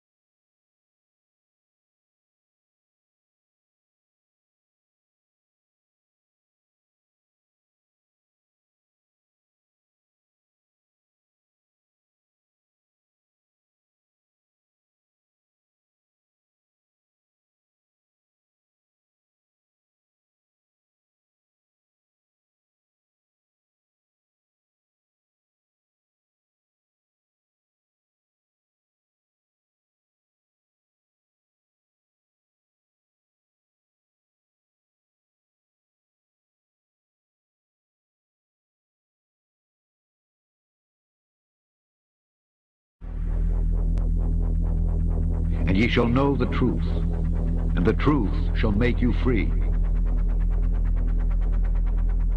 Welcome back to Smarter Every Day. Now, a lot of the pictures you see from the International Space Station come from the cupola on the inside here, right? So the cupola is on Node 3, is that correct? Node 3. Node 3. All right, so this is astronaut Don Pettit. You may know this guy. You've done all the, like, city tracking.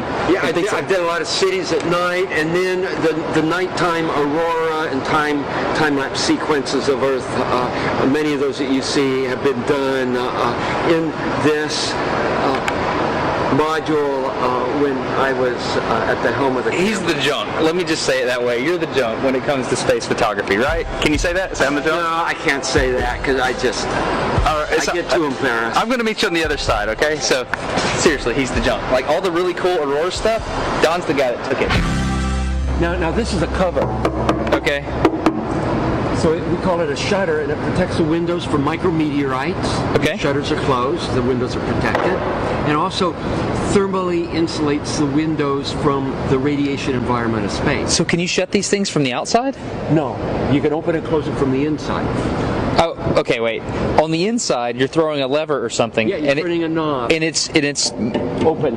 Yeah. On the outside. On the outside. How do you do that and maintain a pressure seal between them? O-ring type seals. No, you don't. With a rotating shaft. All our hatch seals are O-ring type seals.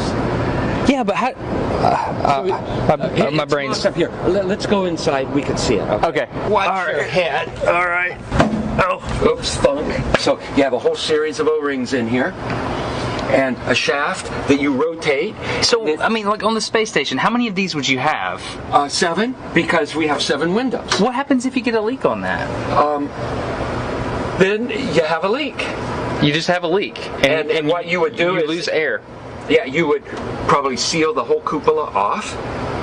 And then there's probably a plan, I don't know off the top of my head, but there's probably a plan for replacing the mechanism. Might require a spacewalk. So my question is, how can you operate a lid on the outside of the space station by manipulating something mechanical on the inside of the space station without losing air pressure? It's called real good engineering.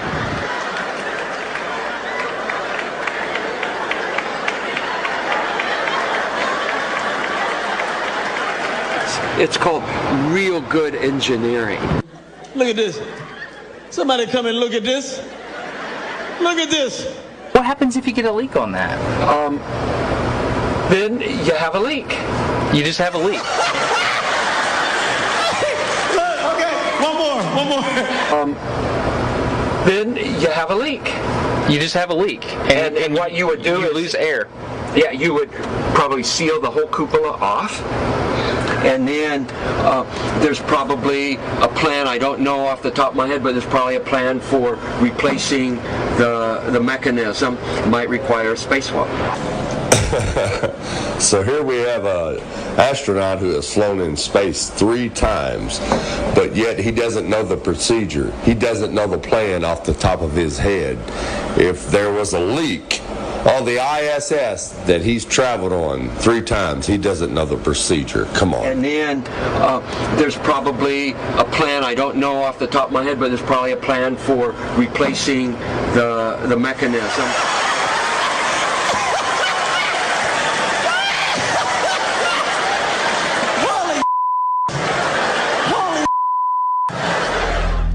The reason he don't know the plan is because it's all fake. He was caught by surprise with the question.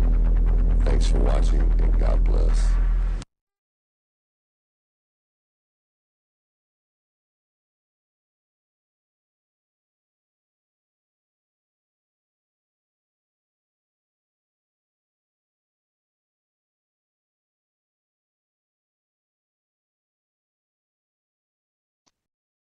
Morning.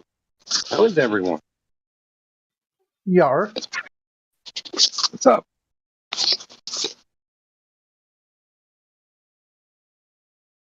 How you doing? All right. Oh, right on. I was just commenting on something that you were talking to somebody with. Yeah, with Snack. I know. It's so hilarious. That server called the Menagerie. Mm-hmm. It's supposed to be a place where you've got like a beef. Right. You're supposed to kind of hash it out. Like with everyone's got mod perms there, right? Everyone's equal. But Right. you just won't stop triggering. I'm like, dude, like, how the hell do you want me to talk to you if no matter what I say, you just trigger again? Well, I mean, I get it, but the thing that I was confused about is the thing that he said about, well, you have to prove that my claim isn't true. And I'm like, what I wrote was, I was like, wait a minute. That's not how logic works. I said logic works where if you make a claim, you have to provide evidence to support it. You can't prove something isn't true. You can't just like say, unless you prove what is really true about it. You can't prove it wrong. You can only prove what it does or what the phenomenon is, right? Yeah, this is the way it went with Snack. Snack said, I think it's a globe. I'm like, okay, so what? You think I care what you think? Did I ask you what you think? He's like, well, you'd have to convince me the earth is flat. I go, I don't care if you think the earth is flat or if you think the earth is a globe. Matter of fact, if you think it's not flat, that's a boon for me. I'm like thinking, this dude is so stupid. He'll tell me the earth is not flat when it looks flat. Just so he can pretend I have to prove to him it looks flat as it looks flat. Yeah, it's kind of a ridiculous argument. So I mean, I get it. But. Yeah, so then he went on and on about this, how I shouldn't be allowed on the server we originally started beefing on. That until I present flat earth proof, I shouldn't be allowed to talk about it. I'm like, you can push a block button, dude. Mm-hmm. And then he did for a while, and that's kind of where it stood. And then this has been like a whole year-long saga with this guy. That's just a snapshot of today, Yeah, I just found it interesting that when he said that, I was like, wow, I would have blown him out of the water with that. I would have just said, wow, really? Yeah, I've tried, and he's kind of like, you ask him, have you debunked flat Earth? And he's like, yes.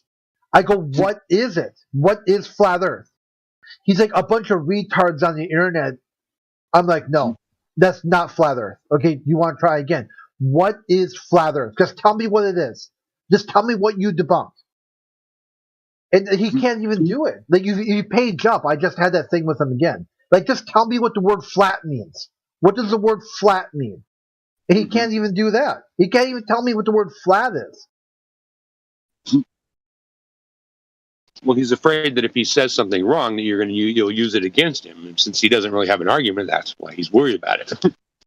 Yeah, it's bad faith. I'm looking to solve a problem. He just wants to make more. Yeah, you got a point.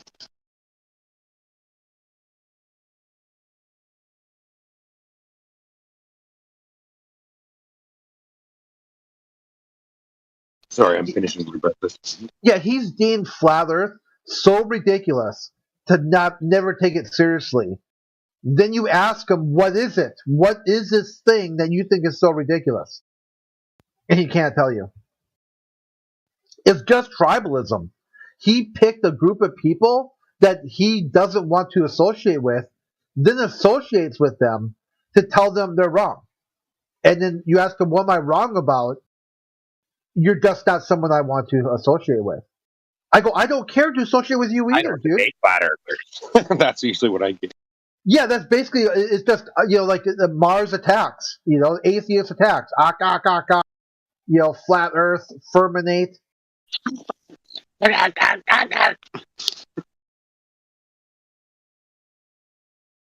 That movie's hilarious.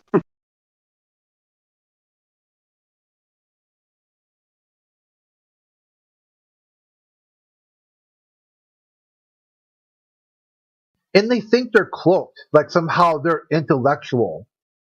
No, they're not. They're just an idiot with an internet connection.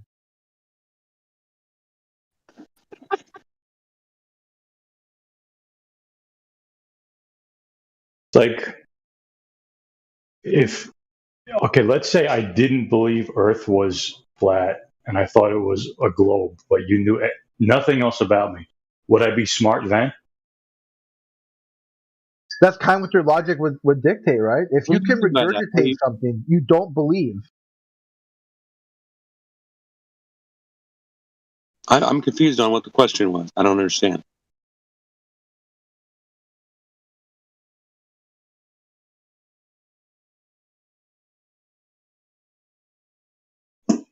Still there?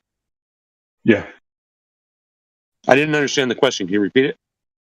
Yeah, if I didn't think Earth was flat and I thought it was a globe, would I still be an idiot? Because that's their logic, is they start with, if you're a flat earther, you're an idiot. Like, so I just need to pick the winning team, and then I'm smart.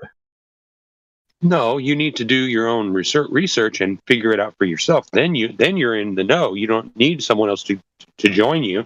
You just know the truth, right? Right. But when people start talking shit, it's like the only requirement to be smart is to just believe globe. People that start an argument on something they really don't know about are idiots. You probably shouldn't even talk. But that's my opinion.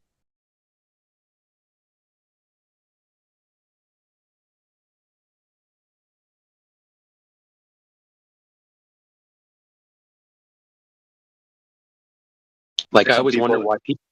Sorry, go ahead. Just saying, there's some people that they just suck the energy out of you, and just keep giving and giving and giving because we want to let them see what they want. I know they just take energy sometimes, and it's a waste of energy. And I see their side of it. It does appear like when you're on the opposite side of this, it does appear like we're egotistical and all that, but the difference is that we actually did the research and we came to the conclusions that we came to simply by what we understand, what we read, what we learned. That kind of experience is something that you can't just throw out. I have an experience and I saw something. You can't prove that I didn't see it. All you can do is try to convince me of something that makes that not true, right?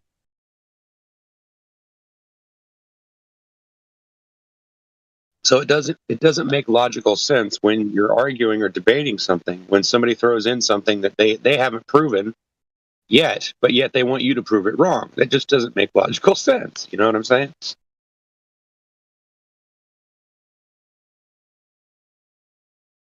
Yet you're starting from their position as that they're right, and nothing's going to change their mind.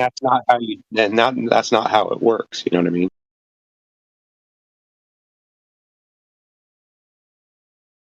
Right, they start with Earth is round, prove me wrong. It's like, no, you already think it's round. What do you want? This is your journey. Prove it to yourself. Like, what do you want? Like, why are you here, bro? Yeah, I think maybe not enough of us actually say those type of things. There's like, you know what I mean? Like when you're talking to someone or you're trying to smack them, whatever you want to call it, you try to pull out the intelligent part of the person. I think that's the best way to start a conversation about flat Earth or about, the mystery of where we're at, Mm-hmm. And I find it interesting how people don't start there. You know what I mean? It's people, of course, I understand on the live stream, people just come in and, we talk to them how we can, but it would seem like it would make more sense to like lead into a debate. Like you ask them, okay, well, if you were in this position, what would you do? Or what do you think the answer would be to here? And then you kind of get them to agree on logical arguments, like that we have the same understanding about certain things that aren't related to our conversation. Then when you get into the middle of the conversation, they start saying, well, you got to prove me wrong.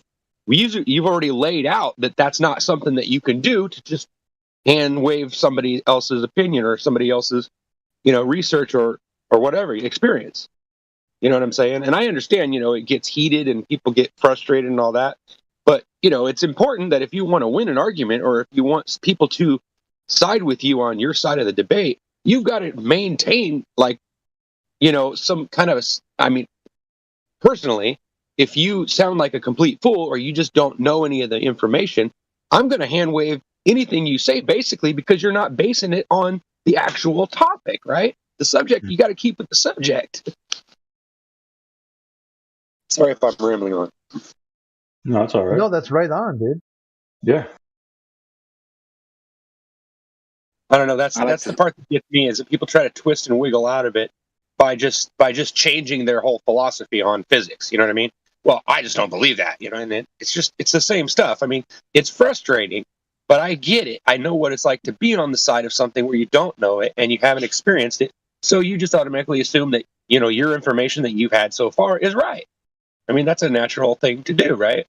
But it's not natural when someone provides some evidence or tries to show you where we did the research so that you can find that same information. They don't want to go there. And their excuse is, well, I don't need to study flat Earth. I already know the Earth's the ball. It's like, huh? You know what I mean? It's like, I don't like a lot of these guys, they come in and they think they won something, you know, they think that they got us something.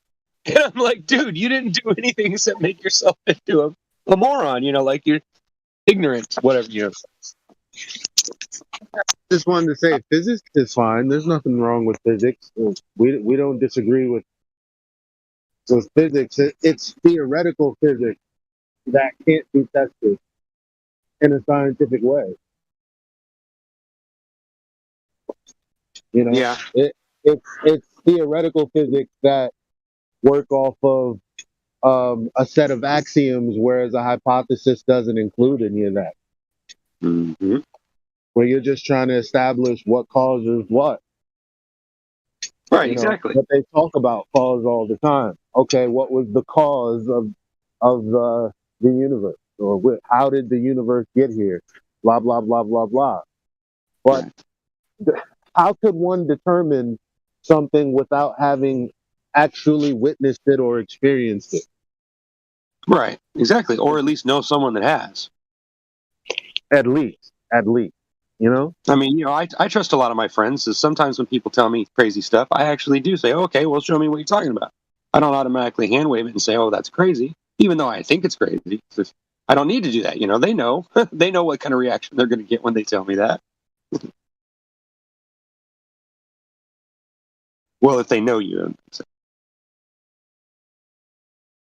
Guys, I want to start with the moon landing to discredit their foundation of their authority, where they get their information to prove but don't the you globe. find that a lot of times that makes them think that you're attacking them directly or something? I've noticed that sometimes when you do that, it goes bad on you. You know what I mean? But I don't know, what kind of experiences have you had with doing it that way? Just questioning the moon landing, or just try to pick what conspiracy they're in, aliens, or the money system. Try to pick out what's their conspiracy theory they have in their mind, and then try to extend it towards everything's a lie, even or model of Right. But don't you think that, I mean, honestly, don't you think that the best way to show someone the truth is to show them the direct evidence, right? Like just telling them that, oh, well, we're a big group of people and see how smart we are and see all the stuff that we know, and then just say, oh, well, we know the Earth's flat. I want, when I share, I want people to understand why I came to that conclusion. I want them to go and read the same stuff. So that way, when I ask them questions, well, what do you think about this or that? They can actually answer me and they understand where I'm coming from, right? But if they don't look at, if they won't look at what I'm talking about and get involved in it, then I'm never going to convince anybody or even get them to look at it. It's just, like I said, I know it's frustrating, but it's like, it's a waste of your time. You feel me? Yeah, there's two things, right, that normies get confused. They conflate. They conflate flat Earth, a person wants to explain where he lives, explain where he's at. Talk about what this is that we actually reflect. There's that, and all of the speculation that goes into that, and why we actually became flat earthers. We didn't become flat earthers because we decided to speculate on something else. Most of us came to flat earth because there was a copious amount of information, that showed us different things, like observations. People thinking, well, sunsets prove flat earth. And then there are a lot of people who could show the sun just disappear above the horizon. It's like, oh, I've never seen that before. Oh, you can see curvature from 30,000 feet in an airplane. Flat earthers put up balloons that went 120,000 feet into the air, showing no curvature whatsoever. And it's like, I never saw that before. Eclipses prove that the Earth is a globe. Except when you look at a lunar eclipse, there's oftentimes that the thing that we call a shadow comes anywhere other than where you would expect it to if the moon was descending into the Earth's shadow. The shadow comes from the top, it comes from the side, and it's like, I've never seen that before. I wonder what the verification for the Earth actually being a geometric shape that was determined. I wonder where that comes from. Then you look into Aristotle, you look into Christian Huygens, which is one of the people who have supposedly figured out the distance to the sun, again, with certain axioms and presuppositions. Same thing as Aristotle, same thing as Copernicus, all of these different people. I don't even know if I could put that on Copernicus, reading some of the things that I've read. But anyway, so we come to this understanding that the Earth is not a globe by realizing most of the stuff is conjecture. And illogical thinking human being under any other circumstances would just accept that without evidence. It's a big old claim.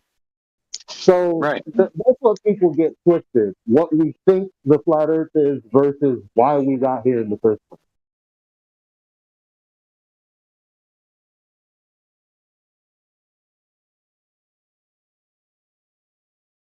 And I think most people that don't, that haven't accepted flat Earth yet, I think that they see eye to eye on so many things that all of us do, right? We all have these things that we all see eye to eye about.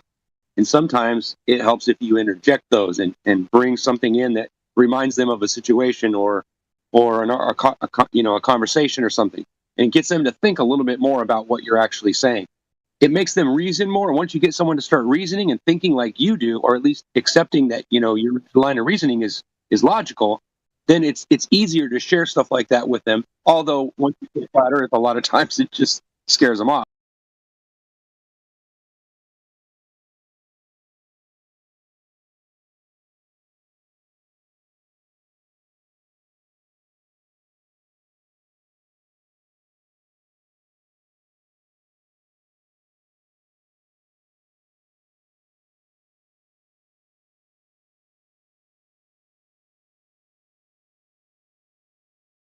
Has anyone else had like weird issues with Discord? Like, things changing in your status or your roles being removed and then put back in. This morning when I came in, my silver role was gone. And then like 5 minutes later, I went back and looked at it and it was back again. I was like, what the heck is going on here? Anybody else experience anything like that? Yeah, they're making changes to the roles. Yeah, absolutely. Oh, that's right. I did hear about it. Yeah, they're so some things are going to change. Gotcha. So someone will tell me, or someone will call and let me know about that, right? Not really. All right, then if you hear about it, will you let me know? I didn't find out till after the fact either, and I was like, "Wow, what happened?" So I just waited, and then the information came out, trickled out. Yeah, we're making changes. We had a big moderator meeting with the admin and all that stuff. They had a big, huge meeting. So they're just making changes to the format, the way we do things here. Like they're taking clips of our conversations. They're re-uploading those. And so yeah, it's pretty cool. A lot of it's really very cool. Uh-oh, that makes me a little bit terrified. No. I need that Globe Earther role to be deleted. Why I'm Globe Earther? Yeah, maybe.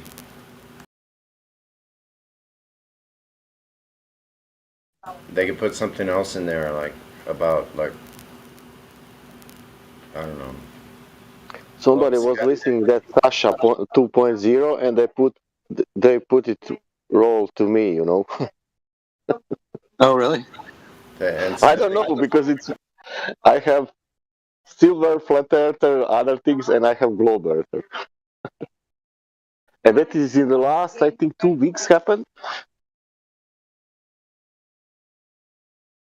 That's strange. Yeah, so I guess it's not just me. Yeah, they took the referee role away completely. I think. What did that mean? Is that was like you're a good mediator or whatever?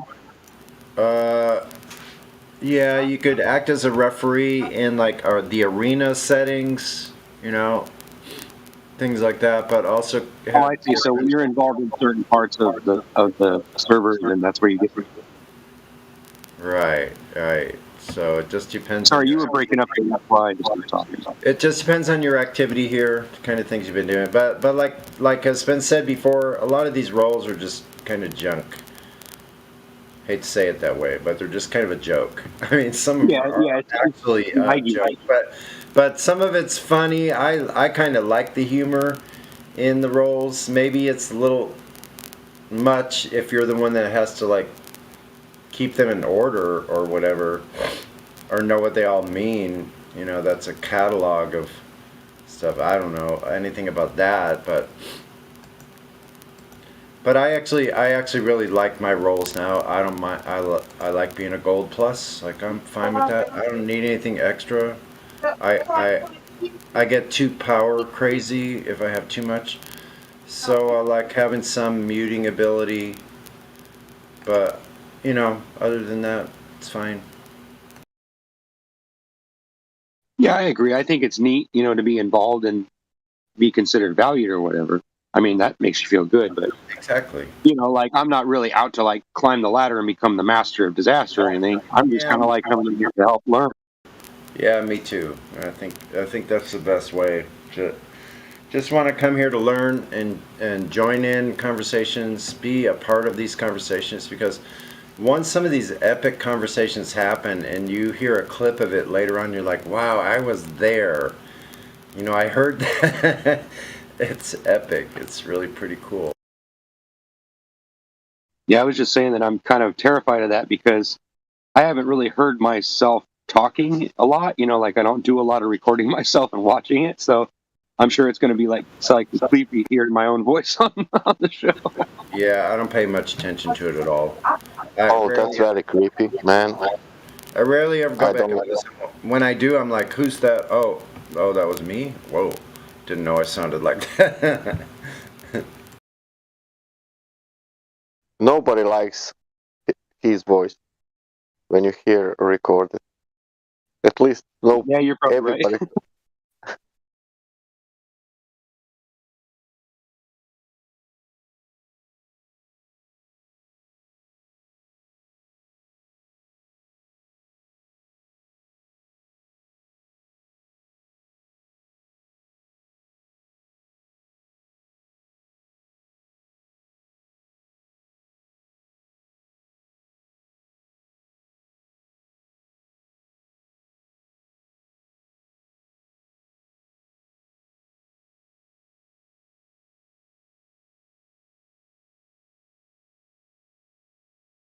I think I'm going to buy a copy of Robotham's book. I've got it on Amazon, but I don't have a hard copy of it. I was thinking that if I had a copy of it, I could read parts of it online whenever it gets quiet, like I did yesterday.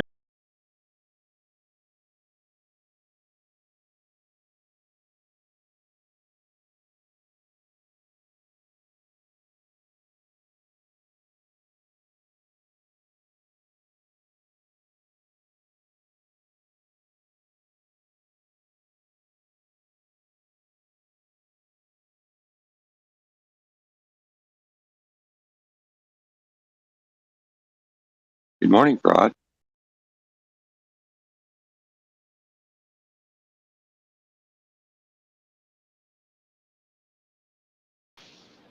What's up? How you doing this morning?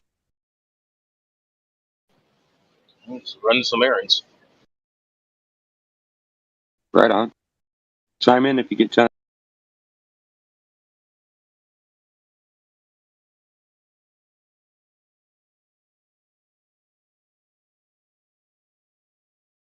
Yeah, I'm kind of surprised Sasha 2.0 isn't here this morning.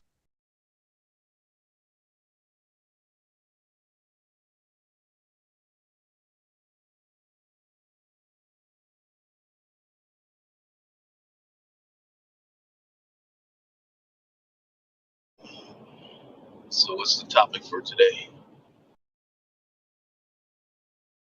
Well, I don't know if there's a topic, but I'm open to anything, whatever you want to talk about. You got reading the book the other day. Yeah, yesterday I was reading the Evolution Cruncher. Yeah, that's fucking you. Yeah, Did you hear me? Did you hear me reading it? yeah, I can remember it. Shit, you read that shit for How like did 3 I do? hours. Because I felt like I was stammering over every word. Did I sound like a dummy, or did I was it okay? Did you guys understand? Was I clear enough? Oh no, it wasn't a problem understanding. It was just funny. Somebody's reading a book on the damn Discord. I know everybody said that. They're like, that's weird, but no one's ever done that. I said, well, I guess I'm the first one. That's odd. Yeah, I feel like I was in class or something. I've read out of Rowbotham's book for a while. I was going to do a series, like a chapter a week or something like that. Which and I then think have is discussion. okay. That'd be cool. Plus, you only, like, if you do it for only just an hour, you just keep it to an hour and then move on. Yeah, I've been thinking about making videos. I just got to figure out what kind of image I want to put across, like, how I want to act and all that. And because the way I act is kind of like sketchy, I move around and I change my mind and I take sides with the opposite. I do all kinds of weird things because I like to learn about every situation, but a lot, that gets me in trouble sometimes. Well, you could also do it like I've done some of mine. I just do it as a narrator. You don't even have to show yourself if you don't want to. I mean, yeah, but it would be fun to go through each one individually and then ask questions and get people involved, right? Exactly. So there you go. Like a roundhouse discussions. Those are great. Just depends on your personality, I guess. Some people have better aptitude to doing that in-person thing,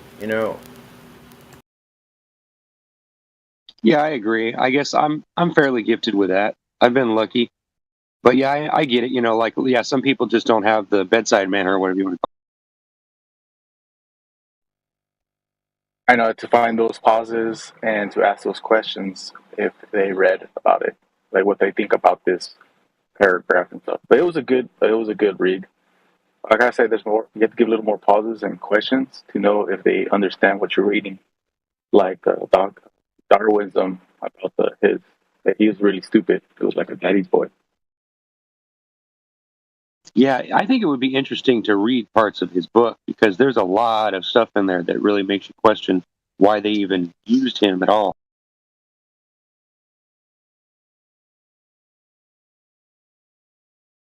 Like if you were going to start a company, right, you would want to hire some good employees that are going to do things like you asked them to do, right? You're not going to hire a bunch of invalids that, don't care about your company, don't care about you, and all they care about is their paycheck. You're going to get in trouble, right?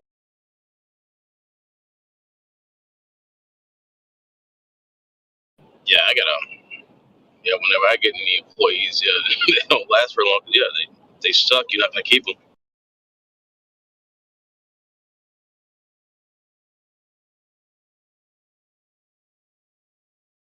Have you ever heard of that? I don't know if it's a game or how you call it, but it's like a conversation where you have two baskets and then you argue about each detail about why you believe, why we don't believe, and all that. And then we decide after each topic, we put it in a basket on one side of the debate or other. And then at the end of the debate, you count them all and then you say, okay. And then you kind of analyze, what, you know what I'm saying, right?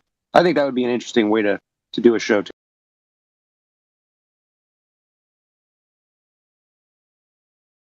Well, you know what I mean, a live stream. I don't mean show. I always say that, but it's kind of like, I guess it's just a natural way to talk.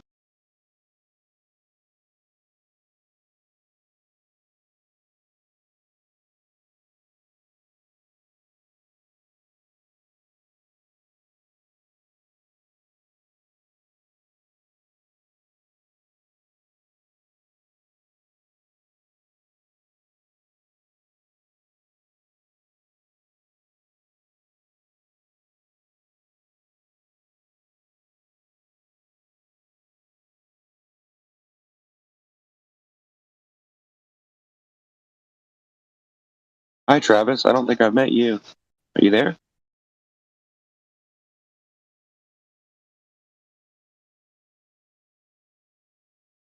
Yeah, what's up? No, I just want to say hi. I don't think I've met you yet. How you doing? I'm good.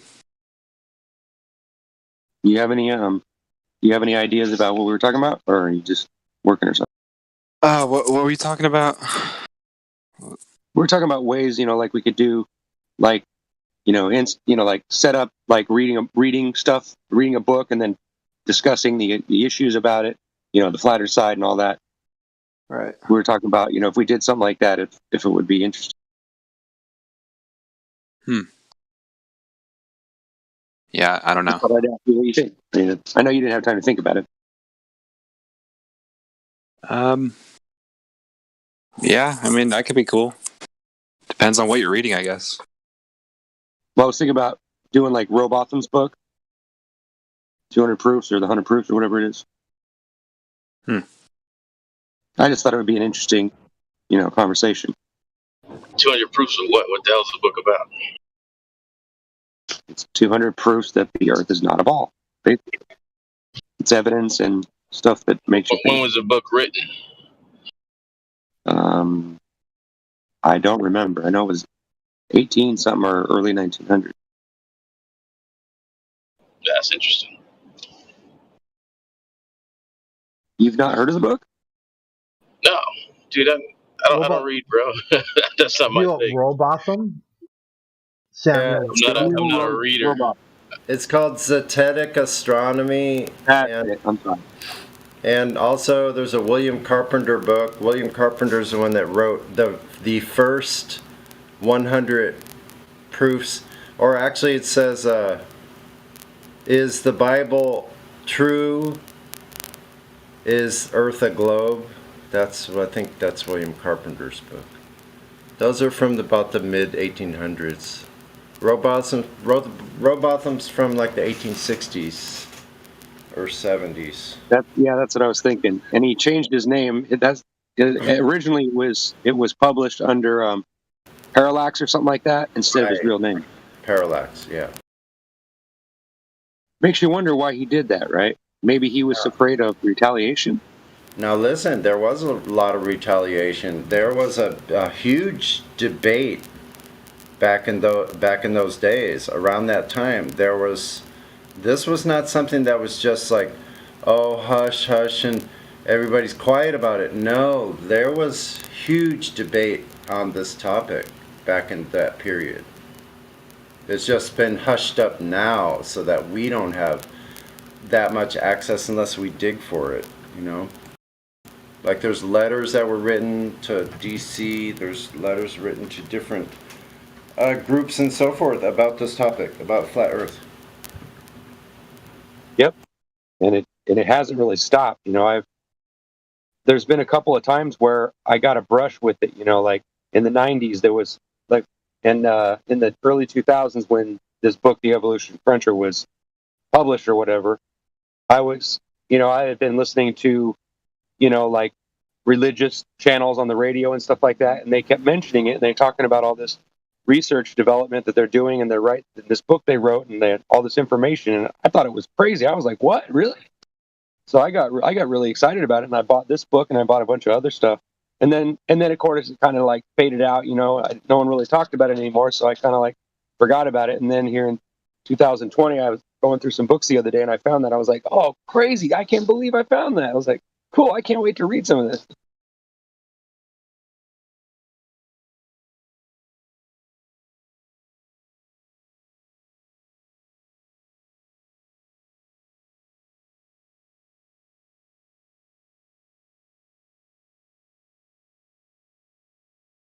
Oh, in case you're curious about the book I was just speaking about, and there's a couple of books that go along with it, I'll post a link to it. I think that way I don't screw up and tell you the wrong place to go.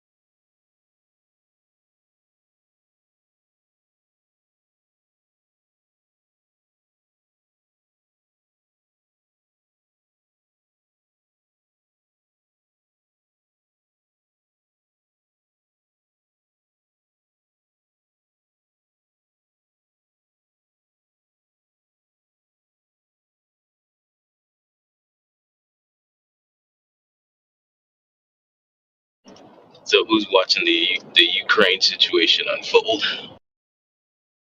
Yeah, every day.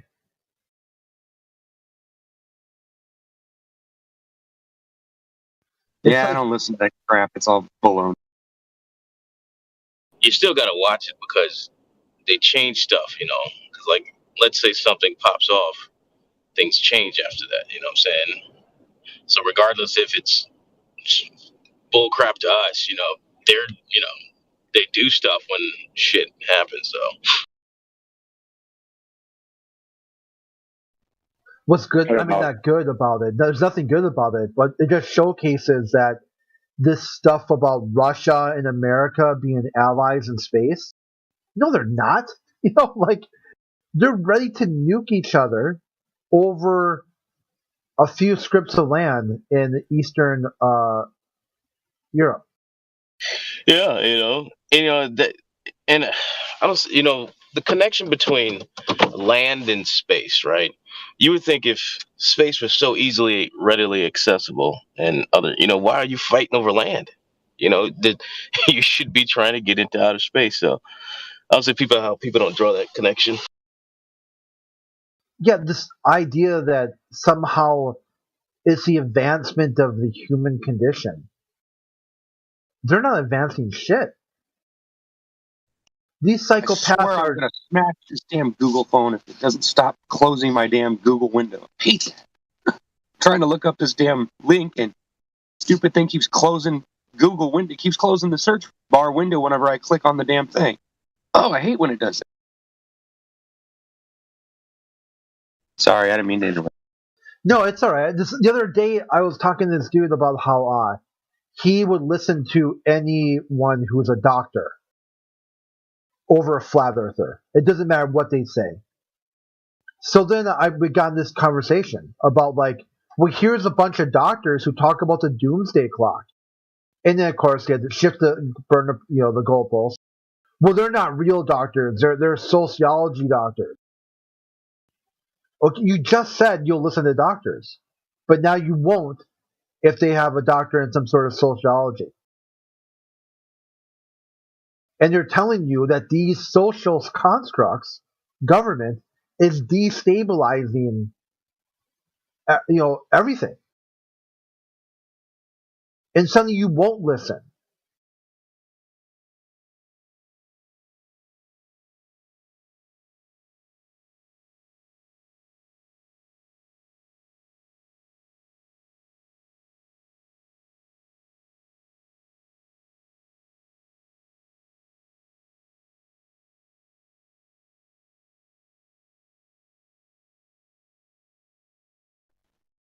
well, like you said, the Russia thing. You never know, it's bogus, but they're changing. Like you said, you want to keep a watch on it if they change something behind doors or something in a different area. But it's the Russia thing that was the distraction to change something else. But then they'll do Russia for something else. They'll just use them for a distraction. But still, it's there. Yeah, they always change something. That's what they do. They're trying to change shit.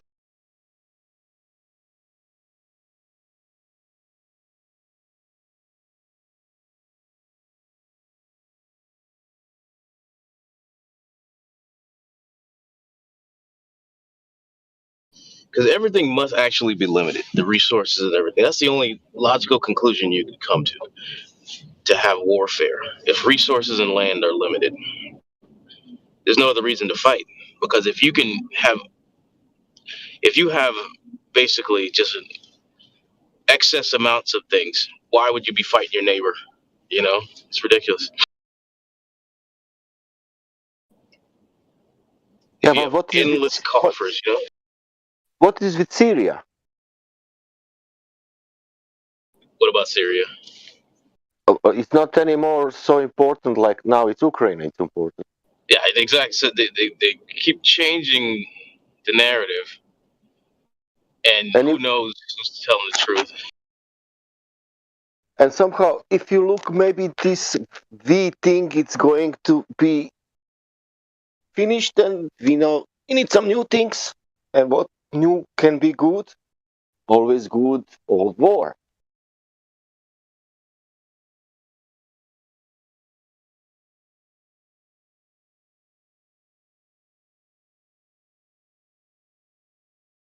since the Babylonian and Egyptian times, these guys have always been trying to make a one world order, you know. So the land that exists now has always existed, and they knew it was there. I mean, like our government tells us that the Americas weren't populated until a certain time, but obviously that's not true, Our I history just watched books, all that stuff. I watched this PBS special about after the Mayflower.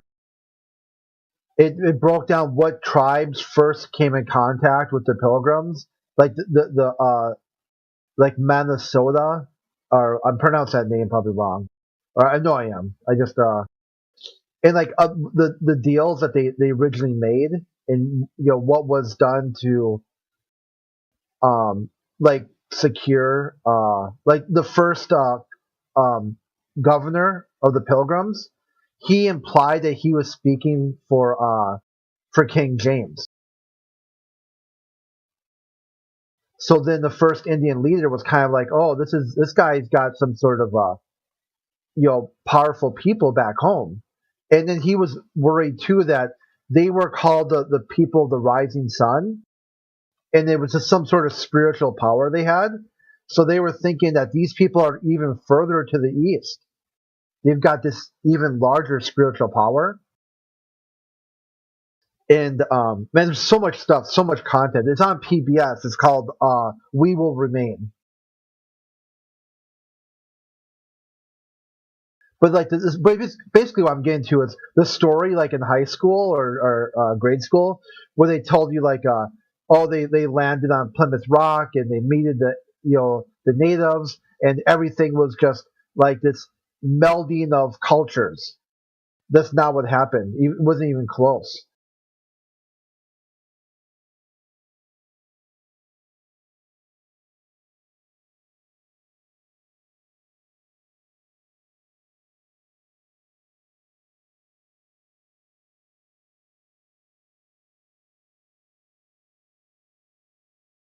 Does anybody know how to look up all the things that you've posted in the last few days? Is there like a place I can go to find that?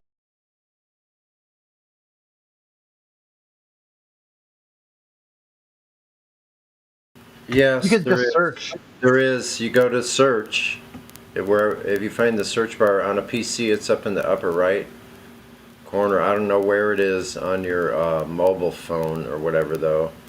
I see it. It's up in. Yeah, so if you go to search, you can type lowercase FROM from : space, then put the first few letters of your username, and you'll see it. Then click on it, and then you have a choice. You could put has, HAS, : space, link, like text, link, file, and have those options. Image. It's very handy, actually.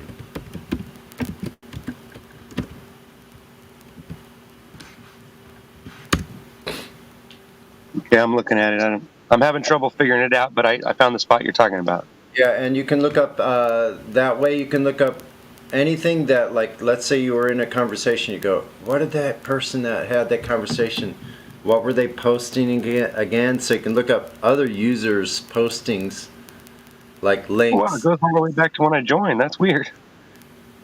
Yeah, links, text, images. You can find out, like, let's say QE comes in and he posted some things that you don't have copies of, citations or whatever. So you just go, okay, so from, and then start typing it, quantum, pull up his information, and has link, let's say. Someone mentions a website. So you can pull up those links. So it's quite a repository of information we have here. If you're like able to search through that information like that, you can find anything. Any song that we played, you can go back in the bot, or at least some of us can go back. Can I type in, like, once it says from me, and then can I type live stream voice text or whatever to see then will it pull up that, or how do I get that list? It's going to pull up everything from every channel on this server. So it's going to be the live stream first. But you could go has link. You can go has colon space image or link. And then, so if you only want images, otherwise you're going to get all the text that everybody's typed, or that you've typed, all your own text. So you might not want to see all that, but when I type in that from me and then I put has colon link, it says there's nothing. And maybe I typed it in there wrong. Yeah, I'll check it out. I'll figure it out, I think. But thanks for the help. I don't want to tie up the live stream. It's not. That's all right. Minor. I was just trying to find where I posted that yesterday, and there's like I have to scroll so far up to find it. It's making me angry. Right. It's like, damn it.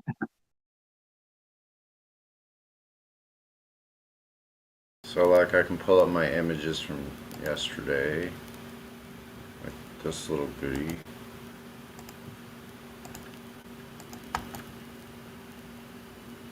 Where'd it go?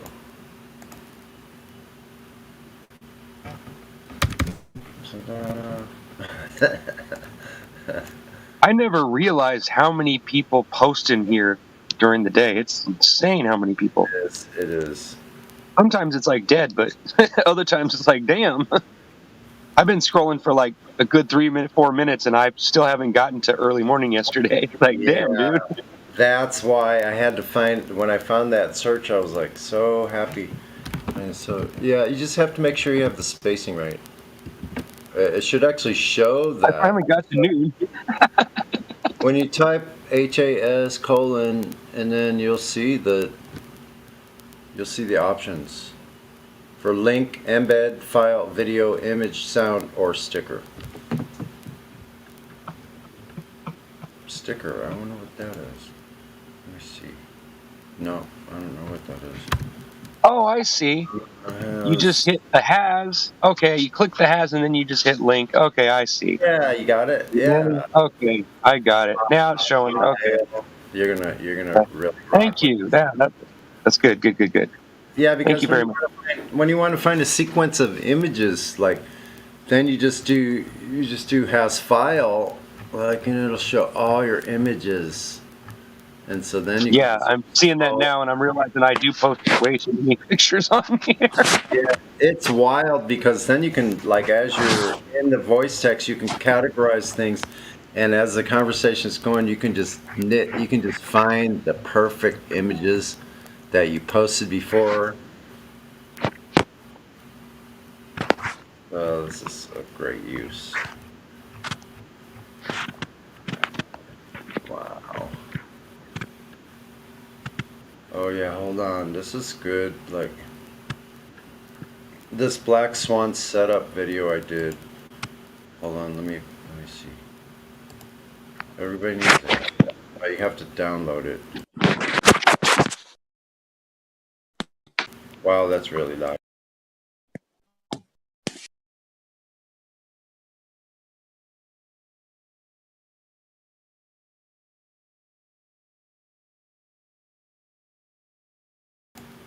Okay, so this message link, if you go to this message link that I just posted,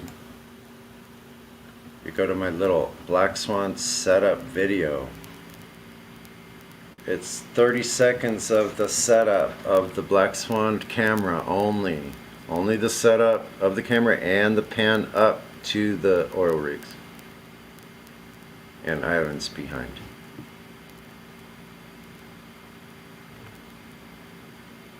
It was about 9:30 or so when I read that book, right?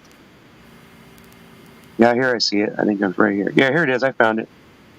Finally. Damn, I had to scroll far away. I'm going to just reply to it. That way it'll pop back up again. Because when I tried to search it this time on Google, it came up with a different website, and I'm trying to figure out why. Oh, I see why, because I didn't type it in there correctly. Isn't that amazing? 30 seconds of the Black Swan debunks the globe entirely by magnitude. I know, it is amazing. I like all these auxiliary pictures we all have now. Like, all right, I just posted it in the live stream voice text. this now? It's just a link to the website, but in case you guys are curious about it, they have a PDF file of the book that I've got, and then you can read all 3 books on there for free. It's pretty neat. Oh, that book you were reading. Yeah, I didn't really catch all of that. Yeah, I'm just saying, I put it on there again, so that way anybody that's curious about what we're talking about can check it out. Where do you put the link? Where? I didn't see it. I commented on it at 9:23 a.m. I said, "Here you go," and then it shows above it. It shows what I'm talking about. Here you go. It's www.evolutionfacts.com. Oh, I see it there. They changed the website from .org to .com. I got you. That's where I got confused. That's why I wasn't getting it right. I was like, "Damn it! Why hasn't it come up?" Let's copy that.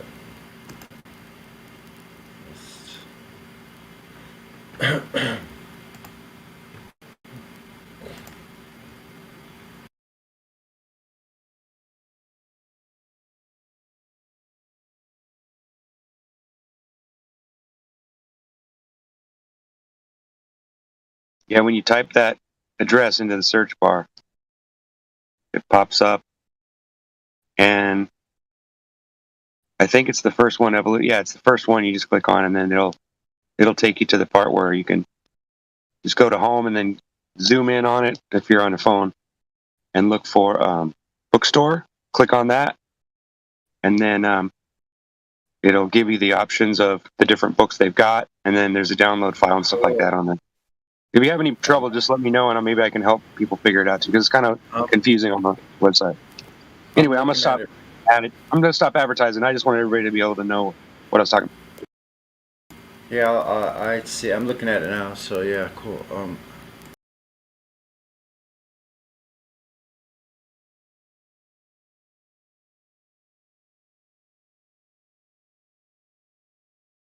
I'll just make a bookmark and go back. I'll be able to look at it later.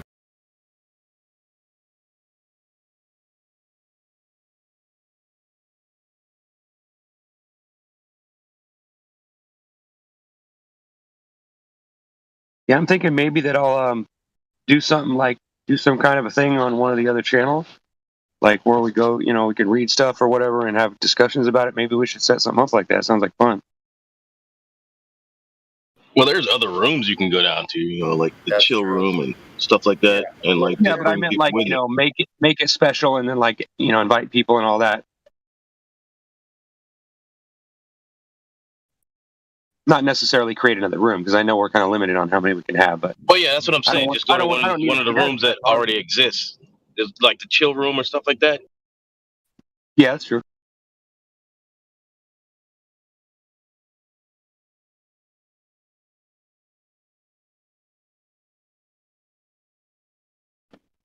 It's great out there.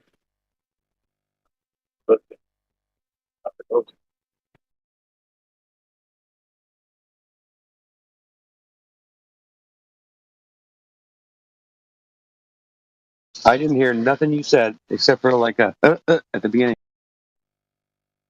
Just create an event. So for the future book that you want to read. Oh yeah, thank you. I'll look at that. I don't know much about how to use Discord, but I've been figuring it out pretty slowly but surely. I'm getting through it.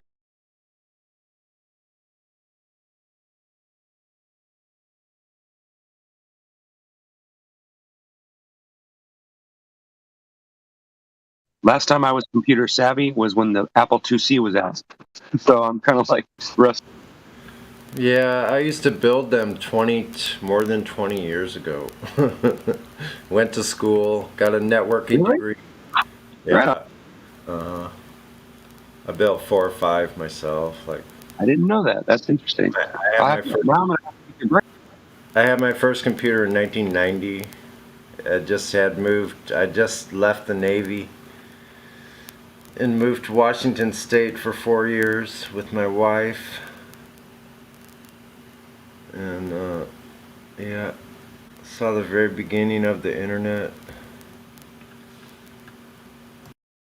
All the changes in the architecture of the PCs and all those evolutions of the I shouldn't use that word. All those changes to like CPUs and all of that was pretty amazing. Dude, what the fuck is wrong with us men? I swear. I mean, like, it's like 95% of men, of the people that are homeless, are fucking men, and we just do some weird shit when we're fucking homeless, dude. It's just like fucking. I don't understand. Well, you got homeless people nearby your house or something? No, I'm watching this guy walk across the street.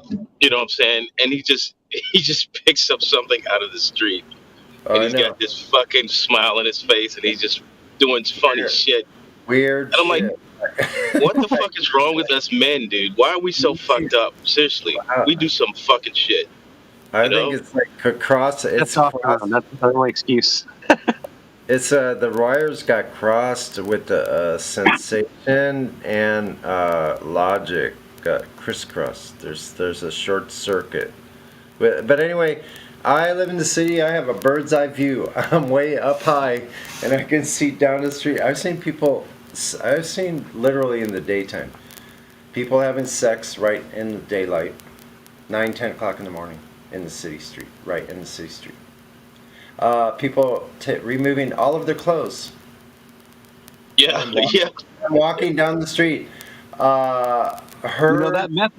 There's some good meth out there, I guess, huh? Herds of people walking, dragging a freaking blanket on the dirt, on the ground. Dragging their shit on the ground. I don't even know. I don't think I want to go on. That's synthetic drug. Forgot where it comes from. I have to tell myself, Sonny, look away from the window. Stop.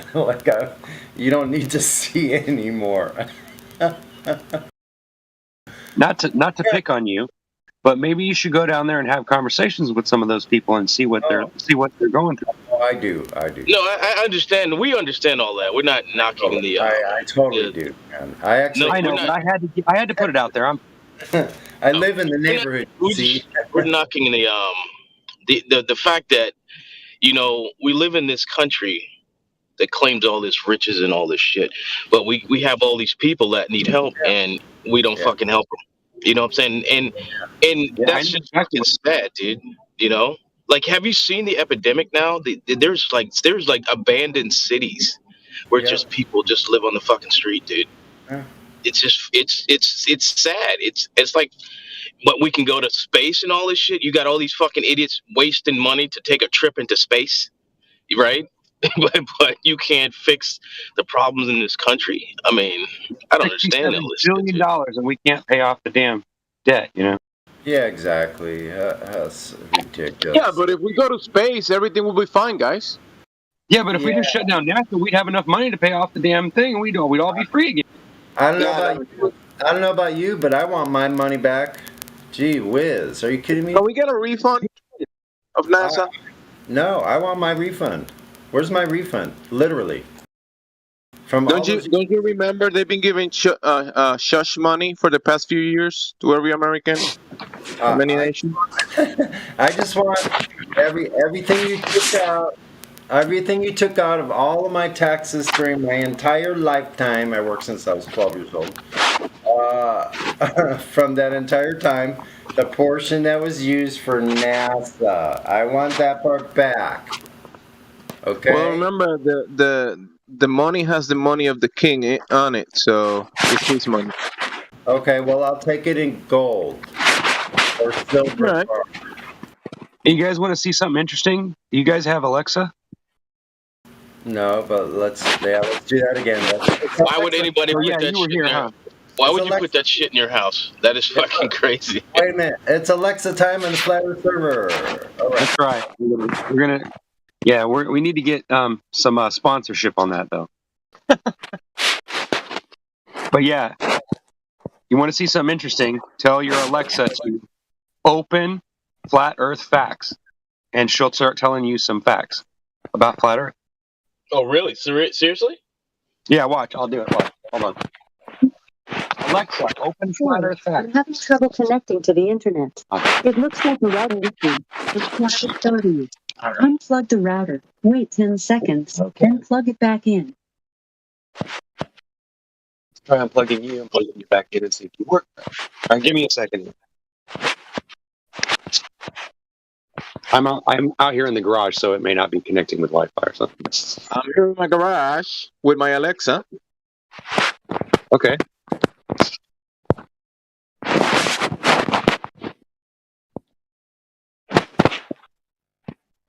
Philadelphia is one of the worst with the homeless and the drug problem. The what? Philadelphia. It's drug problems and homeless people. Probably ask Indio about that.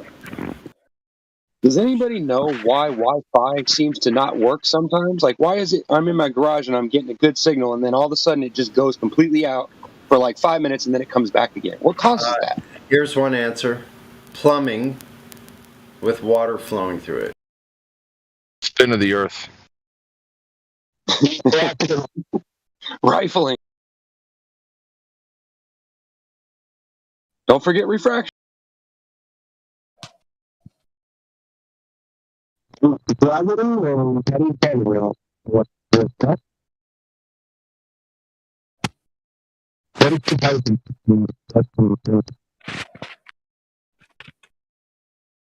I think my answer was the most logical about the plumbing. No one else. But that's way too much logic for the globe, Donnie. No one else had a clue on that, man. What the? Yeah, but that only works on a flat Earth. We're talking about Wi-Fi working on a globe. Yeah. Is it wooden framing or metal? Your connection sucks. Where he's off. He's got his phone in his pocket. Who's rubbing his phone? I think it's resolved. Yeah. I had to mute him for a second just to find out if it was him, and it appears it was. Sorry, I don't mean to mute another gold, but that was hot micing. Okay, he jumped out. Yeah, somebody. Yeah, I was gonna say somebody is, but I didn't think it was that big a deal because it just sounds like they're rubbing their hand on the damn mic. No, really loud. It sounded like sandpaper. Really loud. Oh, James, are you ready for 2 feet of snow? 2 feet? I am. Is that 20 inches? There's India right there. Well, it depends on what your girlfriend thinks. That's what she said. My car is parked and ready to go, and I got the shovel. So 2 feet of snow, huh? Last time I'm we in had 2 East feet of Boston. snow, I made $1,000 in 4 hours. What's that? Last time we had 2 feet of snow, I made $1,000 in 4 hours. Holy. Yeah. Yeah, because what do? You go door to door and be like, "Hey, Olga, you want me to shovel your steps?" No, I try to get businesses. Because if the business doesn't have their sidewalk clear by 7 o'clock, it's a $300 fine. Whoa. So they'll just pay, they'll pay fucking anything. Wow. So this bigger one, this lady owns 3 stores. So she paid me $250 for 3 stores. I got $275 to snow blow someone else's driveway.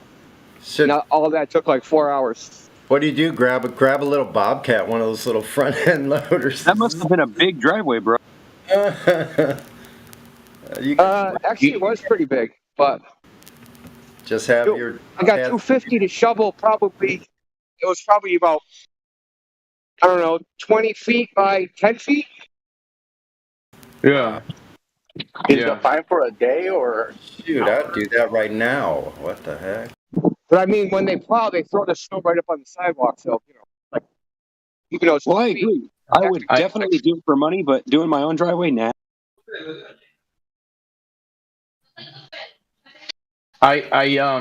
People got money here. They don't want to do any manual labor or break a nail. I might as well. I might as well live in some prehistoric lost island somewhere, weather-wise, compared to you guys.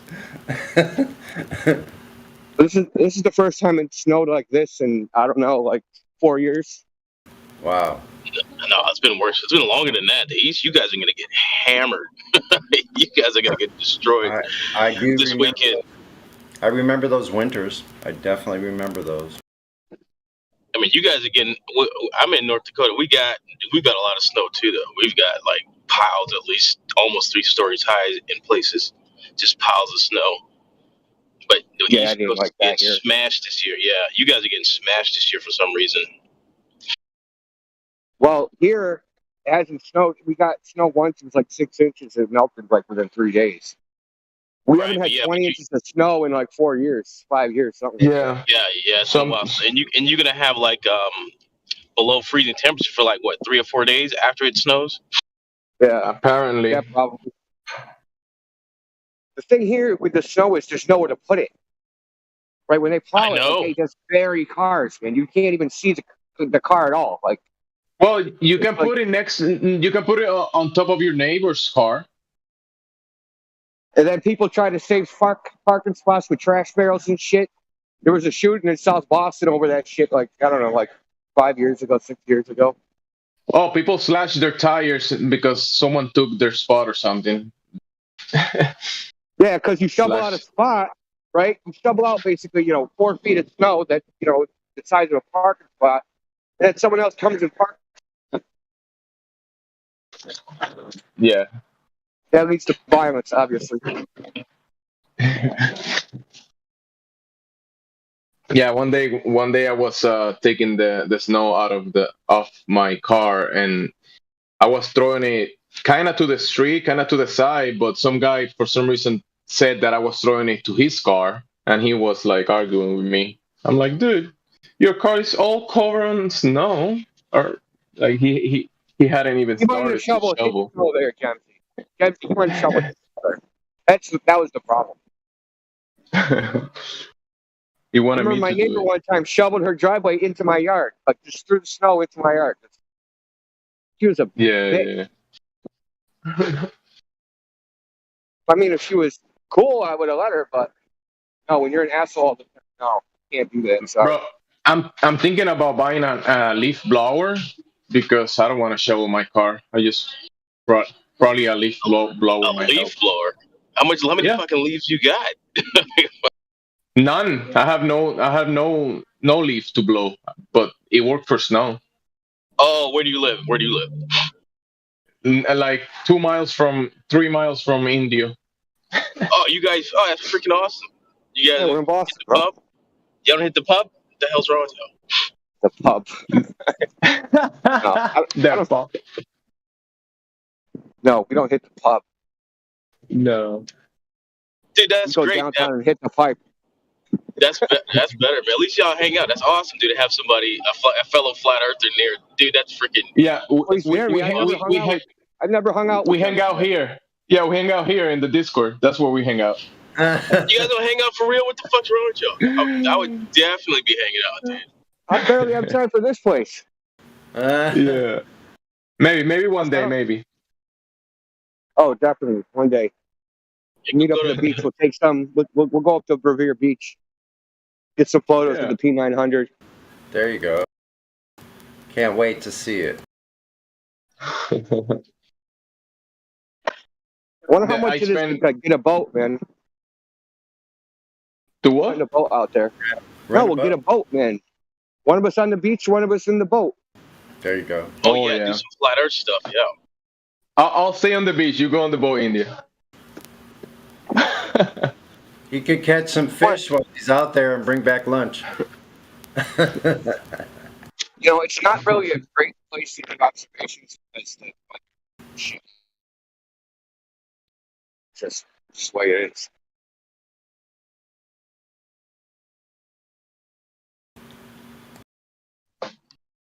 Isn't it amazing what a difference the weather is, like from the East Coast to the West Coast, even at the same like latitude or whatever. The ocean is totally different, man. Completely. Completely, yeah, absolutely different. Different prevailing winds. That's one thing, but just the way the waves are, are just completely different. Yeah, they do. You don't get big waves, man. Like if you have a 10-foot wave, that's only after like a hurricane came up here.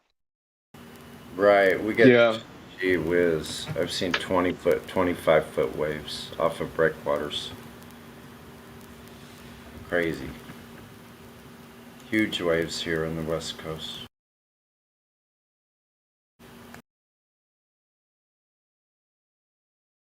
If you can find a consistent place, there's lots of places that have really super gradual beaches though that are like the most consistent, like 2 to 4 foot waves anywhere.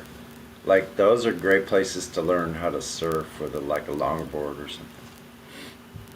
Our shoreline's really rocky and nasty and just hazardous. North Atlantic is not really.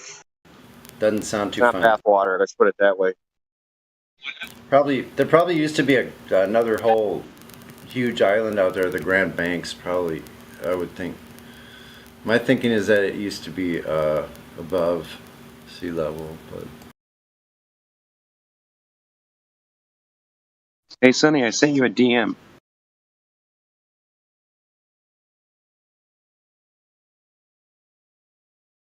Oh, okay, rookie, yeah. You know, we should be able to see Cape Cod from Gloucester. I've been trying to figure out like what's the farthest observation like we can do in Massachusetts. It's all the way across Massachusetts Bay. I've been thinking about that. Hindi, I've been thinking about that observations for a long time, and I even tried to go to places to see if I could catch it, but it's a tough one. I was in the Marblehead area beach up north, and I found it's like a geodetic point on top of a huge rock that is over there. It's like a geodetic marker, yeah. And I was able to see, I think it was like 30 miles. I was able to see some area, like 30 miles. But I was trying, that day was way too hot to see that far. But I did see with the P9.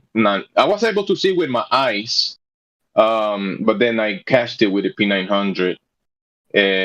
But at that observation to Cape Cod, I'm pretty sure it could be possible because there's also a lighthouse there.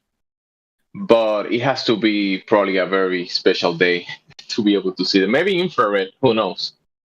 But there is a lighthouse. Yeah. Got to be low humidity, so there's a very, very little water vapor in the air. And we don't really get that a lot.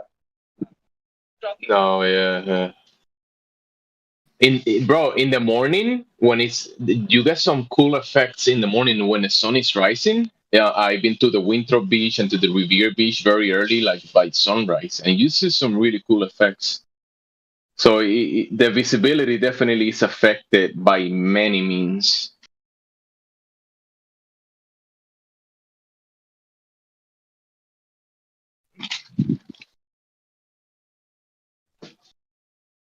The other day was really cold, and there was like some mist on the surface of the water. But it was freezing cold, and it looked like mist, like it was warm when you see vapor. But it was freezing. Yeah, we get a lot of sea spray and all that shit. I mean, the air isn't really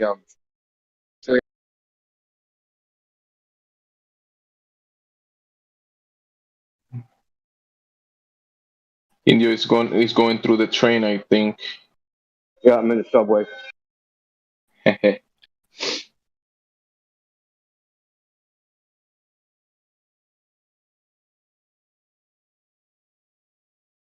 Wearing my mask so I don't get arrested.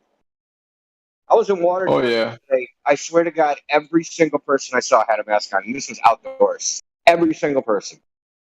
Outdoors. Outdoors, yes. Every single person. We're talking downtown Watertown, so I saw like maybe 100, 150 people in the time I was out there. I was at the Target over there the other day, and everyone had a mask. Yeah, I was at the Target, Watertown. You know, Watertown's simp town because they're the ones that after the Boston bombing, they let the police just like search all their houses like a bunch of faggots. Oh yeah, I remember that day. That guy, the older one, he used to work for a company called Custom Wireless. Used to sell cell phone lines for Bell, for T-Mobile. Back then it was a different name. I forgot before T-Mobile. And then after that T-Mobile and that kind of Boost Mobile. Well, no, yeah, Boost Mobile. You know that there is that company. Well, he used to work with at a company that used to sell contracts for cell phone companies, and Nextel?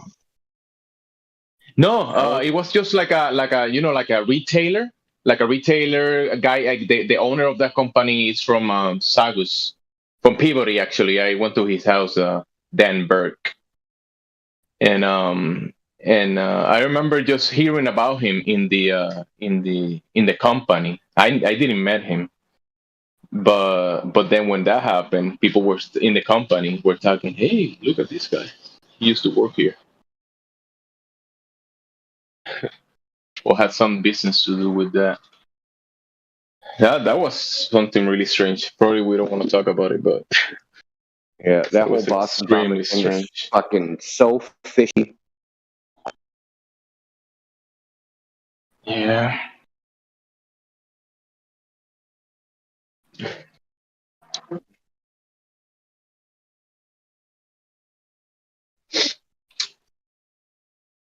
I remember one of the things that I always remember the how they found the younger brother in the boat. Like someone saw blood or something. He said, and then they used infrared and found located him. It was like a military grade imagery that they had. They found him inside the boat, right? Do you remember that stuff? Yeah, listen, I had a recording of the scanner. What? My bad. I know I you they probably know. listen. They were on the scanner, right? Like they were talking on the scanner. I had a recording of that. Someone had it open, and I uploaded it to archive.org, and it's fucking like there's no sound to it anymore. Like dead up, Wow. serious. I swear to God, man, not bullshit. That is just crazy. The only thing suspicious they said at the very end when they stopped talking after they called, they said, "Now we can get a contract." They said some shit like that. Mm.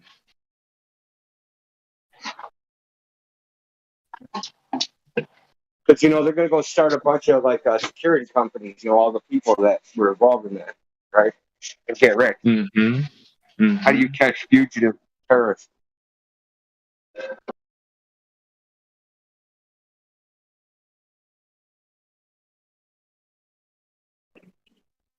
Sometimes some people don't benefit from these events. There's always these events that happen.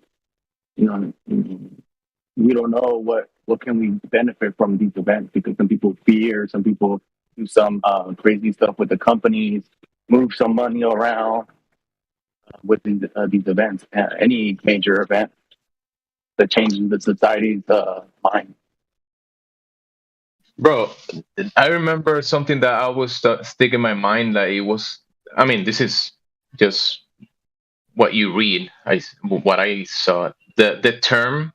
I wonder who coined the term Boston Strong, because I've seen that term in T-shirts, hats, stickers, advertisements, in so many different things around this region. And I guess somebody is making some profit out of selling stuff with those two words, Boston Strong. That's what people they use that term after the bombing. We gotta stay strong, Boston strong, Boston strong, Boston strong. It was a term to keep the city together. That was actually the name of a trust fund to help victims. Actually sued people for using that name without authorization. That trademark. He trademarked it. Is it a trademark? Is it, right? Yes, it is, man. Yes, it is. Bro, I've seen it everywhere. And just that is a lot of money. Just a trademark. Yeah, they started a trust fund. They did it with the 9/11 too. They had a trust fund for that, and then they sued all the people like selling their little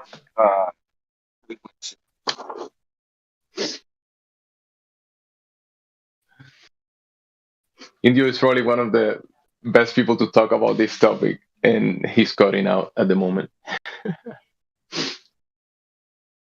How about now? You hear me? I was able to hear you, but you cut out. Yeah.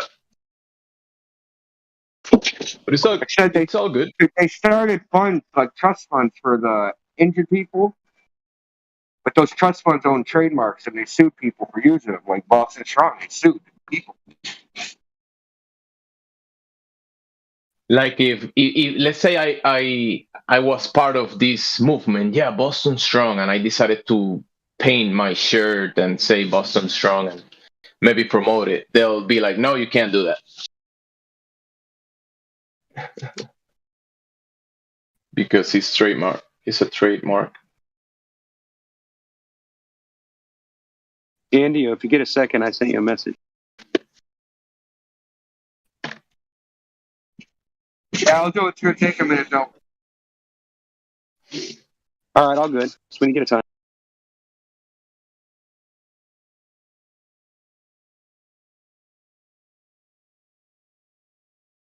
Jimsy, what?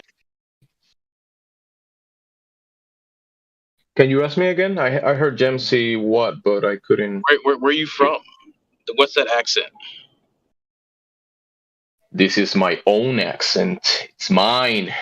Fuck yeah. Mexico, arriba, arriba. Órale. You're Mexican. That sounds more like a some like a Ukrainian accent. It's funny. That's funny. Pinche hijo de tu mamá. I don't know what that means. See. Yeah, clearly closer to Cuba. A little bit closer to Cuba. Yeah. You go to Cuba, take a boat, go to the Española or Haiti, Dominican Republic, and then you pass that and you reach Borinquen. Then you're going Puerto Rico. You're going to enter into the area where they shoot all the rockets into the Bermuda Triangle. Oh yeah, I remember seeing with my own eyes some of these launches because we used to live up in the mountains in Puerto Rico, and when NASA they said I was young, I was like in middle school when that happened, and I remember watching on TV and they're counting down in the TV to 0 when the rocket will launch, and outside I could see the rocket going up. I sailed right off of the coast there, actually all along that whole route from the west coast, from LA through the canal, and then up to Jamaica and up along the top side of the Caribbean there. That's a good sail trip. Amazing. You know something? You're talking about sailing, right? I was young in middle school, up in the hill, up in the mountains, and I saw this rocket going up. And for me, what I could tell you, this thing was going straight up, no curving, no angle like we see sometimes at what they do. It was going straight up from the ocean. From the mountains, up in the mountains. So yeah, I was in a position of the island up in the mountains, and the rocket was in another mountain. Oh, but I was able to exactly, yeah. And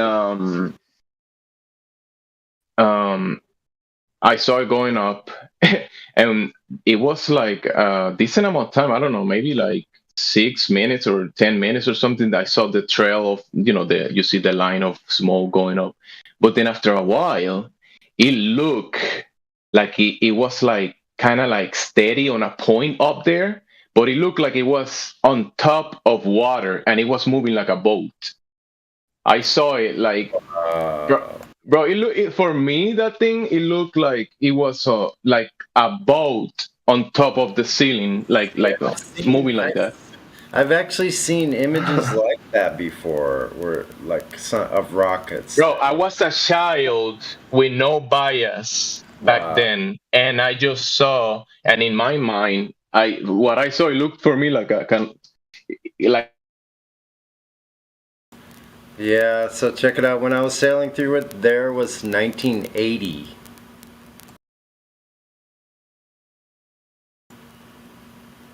It's a long time ago now. Freaking amazing.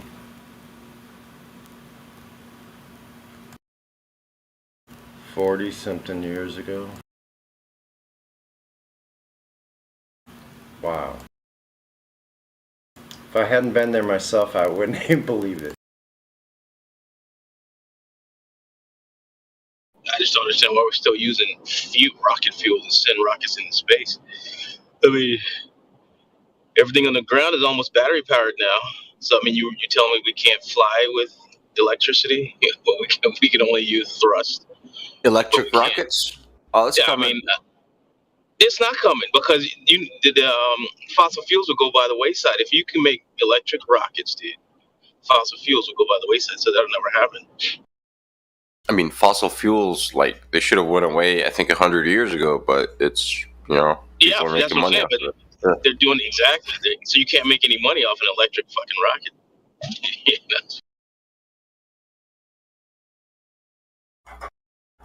Well, I'm sure Elon is going to stuff some 18650s in a little rocket and give us some good CGI or whatnot. Make people personal dirigibles with an electric rocket. That's a good idea. Yeah, you might be able to make some money doing that. Oh, dude, I should start a GoFundMe right now. Electric rocket. Just don't pocket all the fucking money. Just don't announce it on the live stream.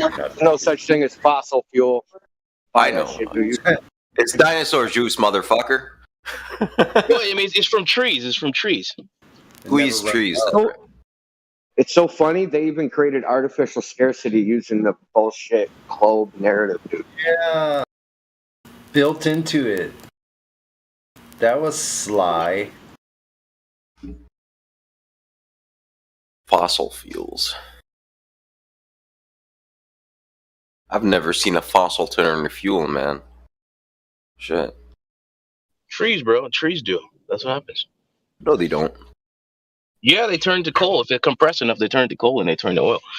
Coal doesn't turn to oil, man. No, I said trees will turn to coal or oil if they're compressed enough. The right heat underground. That's the theory, but that's not what happens. No, it's not a theory. It's true. It's true. Trust me. Go look that shit up. No, I know you could squeeze a tree and burn it. I'm not doubting that. I'm doubting the fact that it becomes fuel. The stuff we dig out of the earth, the petroleum. Petroleum, there could be some other process we're totally unfamiliar with. Yeah, it doesn't. Just because they're both hydrocarbons, I'm not buying it, man. Myself, I'm not If you're buying a Bible thumper, you understand that that's where it comes from. Oh, okay. I mean, no, I'm not. So evolutionists, all that stuff. Does it actually say that in the Bible? No. So I thought, I don't know. Nowhere does it say anything about dinosaurs or anything like that, or processes that are making like dinosaurs turn into petroleum. No, that doesn't sound like. Sounds like a second law of thermodynamics violation.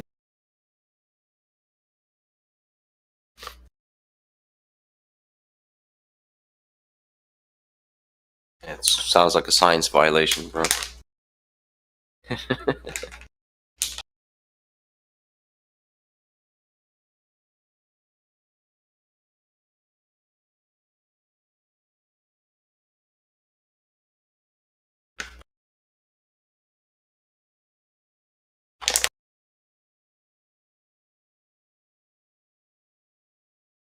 Actually, back in college, what course was that? Internal combustion engines. I was like, I think third year, because it was level, starts with the number 3, so it's a third-year course. Before the class started, I went to the professor's office. I was like, hey, man, check this out. And I showed him a video of some dude, I think from the University of Texas or something, talking about how, fossil fuels are not fossil fuels, right? And he loved it. And actually, at the beginning of the class, he had a little presentation. and he told everybody about it, which was fucking crazy. I was like, wow, like that was actually amazing. Like, you know, when you show someone the red pill, a professor, and like he's like, damn, I like this. Then he shows like all the students. That's I don't know, it was pretty cool. I didn't think it would go that way, right? I thought he was just gonna think I'm crazy and all good, right? No. He's like, damn, I didn't know that.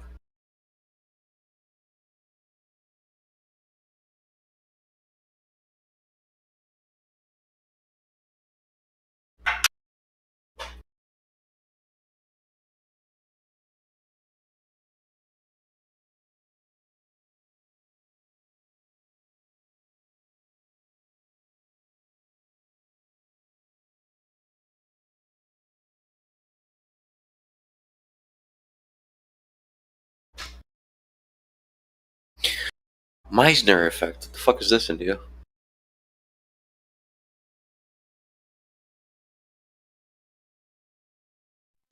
Speculation about the dome. Okay. Water's above type deal. Okay. So have you ever seen that? There's like this experiment you can do, well, they've done. They can levitate a volume of water above another volume of water, and in between is air, by pulsing it at a certain frequency. And it'll just float there. It's in that video. Oh, it's in the video. And yeah, so check this out. I posted it because of what Gemsy said. Part of that video is they take like, I don't know if it's in that video, but I seen this a while back. Same thing. And they take like a little toy boat and they float it upside down. So you have water and then a pocket of air and then water above it like in a fish tank, and they're vibrating it. They take the boat and they float it. It sails upside down on the water that's up top, not on the water that's on the bottom. It's really whack. Huh. It kind of goes with what I was saying. I saw a ball upside down. That's what I'm trying to tell you, man. That's why you said that. I immediately thought of that.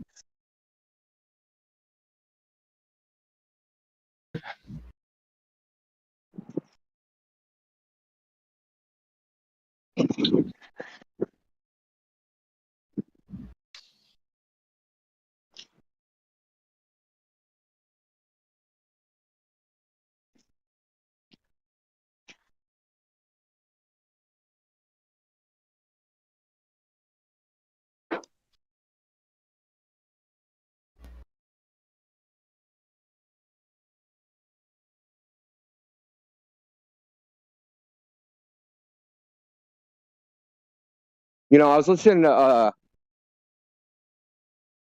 Flat Earth debate this morning. Nathan show. It was like I don't know if it was a repeat. Someone said this. They were talking about like sextant because they're obsessed with that shit for some reason. But they're like, well, in the last 15 years, they've changed the distance to Polaris 3 times. He's like, when I go measure something in the real world, if I go measure like the height of a lighthouse, I don't change that 3 times in 15 years.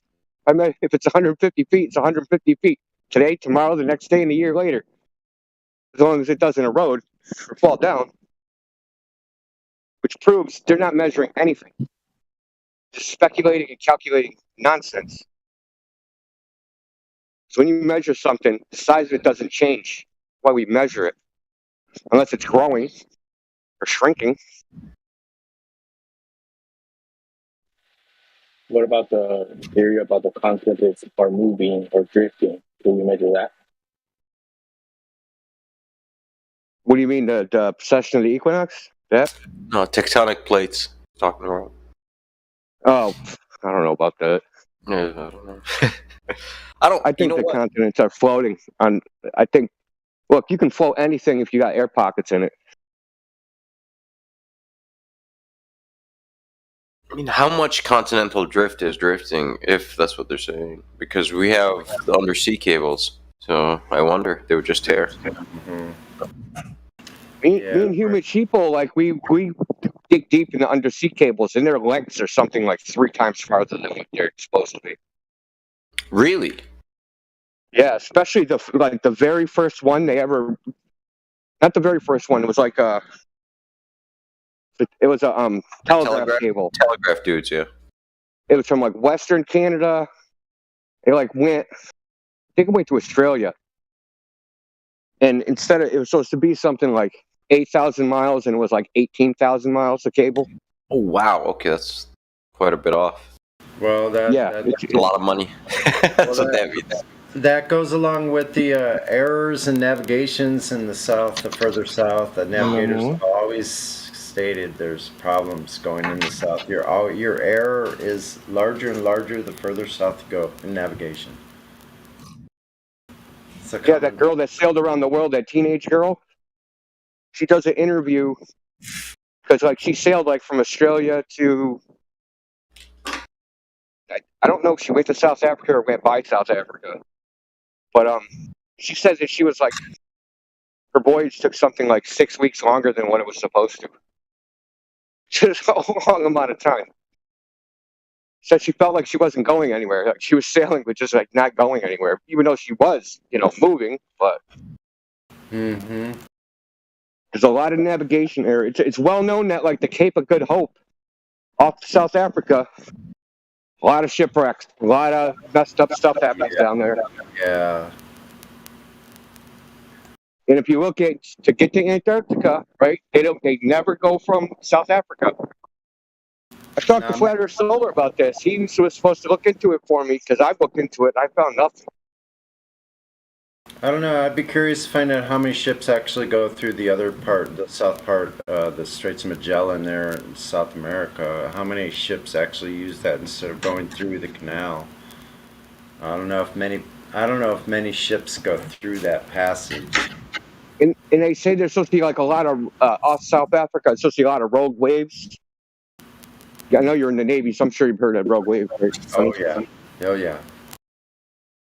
In sailing before that, there's a famous race called the Fastnet race. Now, you being from the East Coast, you might remember it. About 30 years ago. No, it's probably at least 40 years ago. Back in the 70s. So one of these huge yacht races in the, in the English Channel. Well, no, I think it's somewhere in the North Atlantic. I think they go way out there. But anyway, one of the biggest yacht races. Anyway, these are huge yachts, like 130 feet long racing machines. And this whole race got totally demolished by these series of rogue waves this one year. Like, it was a disaster scene. All these huge ships just totally dashed to pieces, broken spars, turned upside down, hulls broken in half. Like in sailing, it was a really big deal. Look that up, the Fastnet race. I forget what year. Well, I'll check it out. But supposedly the most amount of recorded rogue waves are off, like, and a rogue wave being a wave that's 50 feet or higher. Yeah, that's gonna. There was one recorded like 7 years ago that was supposed to be a 90-foot swell. Wow. Wow, it was in 79. It was in 79, the same year I went sailing southward trip. I tell you, I would love to surf that. That's for sure. I wouldn't want to be in a boat though, near that thing.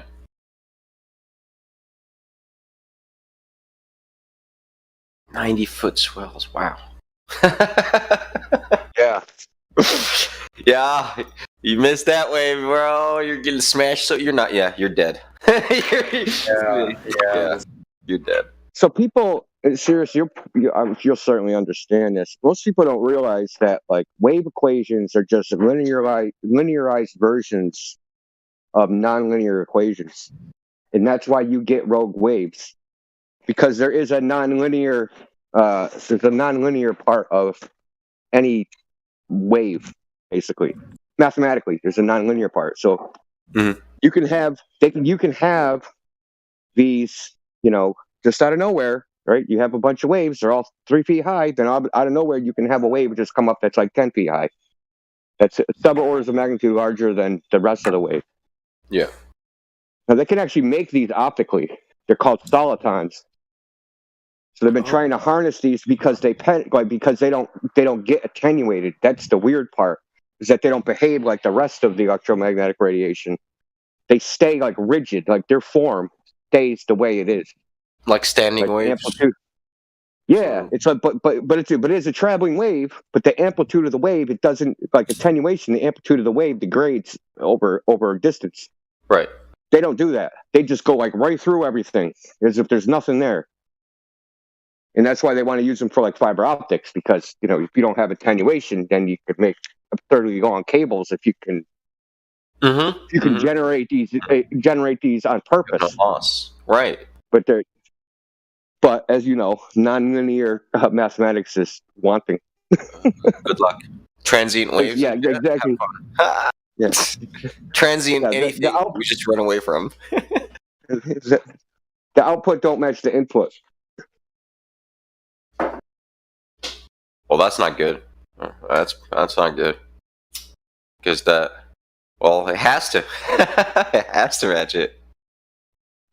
Well, I mean, they don't know, like, it's the butterfly effect, chaos theory, that type of nonsense, right? It's interesting. I didn't know that. Yeah.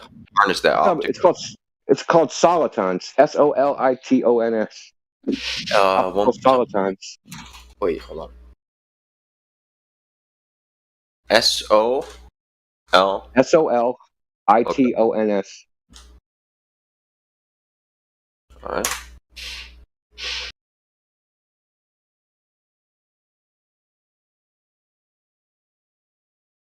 Solitons are waves with just a single crest. They result.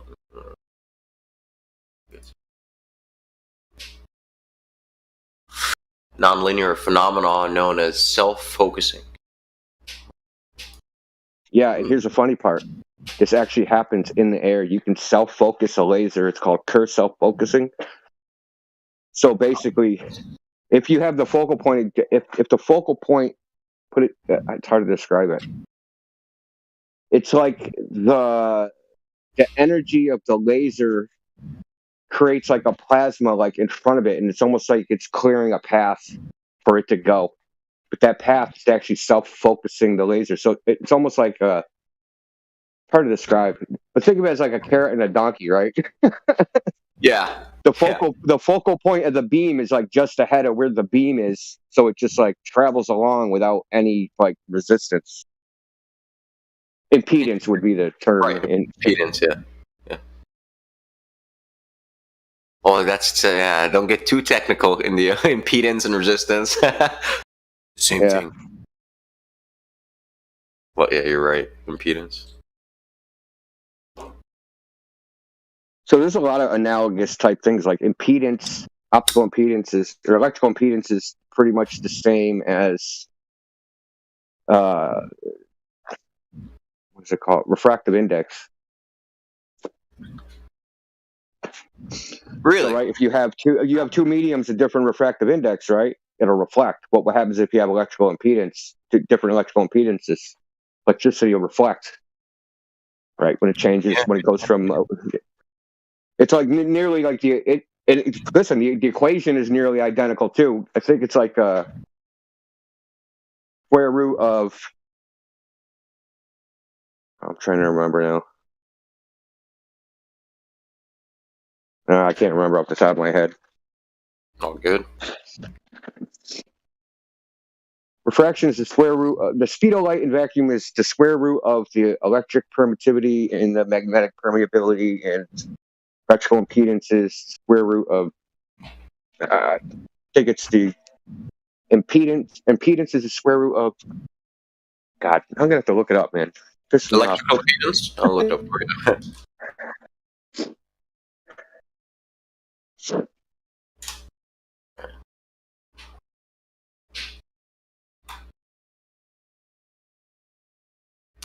All right. So for electrical impedance, it's a square root of R squared plus XL minus XC.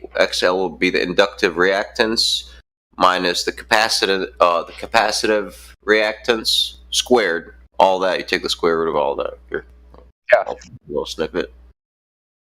So listen, so E and Z, I guess here. The electric permittivity is the capacitance, and magnetic permeability is the what'd you say? The reluctance with the resistance? Which one? Yeah, inductive reactance. Here, I'll post the inductive reactance. That's right. Magnetism is related to inductance, and electrical is related to the permittivity. So yeah, you know about reluctance too, because those are old school, like electrical world terminology. Reluctance, reactance. Like, oh man, taking me back to when I was like seriously studying electricity. I mean, that's if you really want to fine tune shit, it's good to know that stuff. Oh hell yeah, oh yeah. It's like the mindset of those guys, man. Like Tesla had no oscilloscope. Like, you know, he had no multimeter. He had no volt, no ohm. Like, like Ohm's law. Like, he had none of that. It's like, oh, dude, that's crazy, man. It's like, how did you guys navigate this field? They were just fucking pioneers, you know. They had like, because they had no. Those concepts weren't in place yet. I think your mind is more fluid. That's my assumption. Yeah, and that ties in with their access to tool making, tool processing, like working with tools, lots of different tools around. There was, because in the age that they were coming, all this was coming about with these pioneers. They had access to tools. Workshops were plentiful. You see what I'm saying? Mm-hmm. Like, you had the ability to go and make things on your own. Like, take some wire, take a copper rod, you know, like wrap stuff around, like to test things yourself with very simple procedures. Also, it's pre-special relativity, so no one's sitting there telling them the speed of light is inviolable, and exactly. All that nonsense. I like to and that ether didn't exist. I like to bring up the World War I fighters. Like, what were they using for the artificial horizon? Was like the horizon, you know, like they had didn't they have mechanical gyroscopes as far back as World War I? Weren't they using those in aircraft? Those are some sick tires, Shemsy. Mechanical gyros, yeah. So you hear Globers make the crazy argument, the it works argument. We use this model and it works.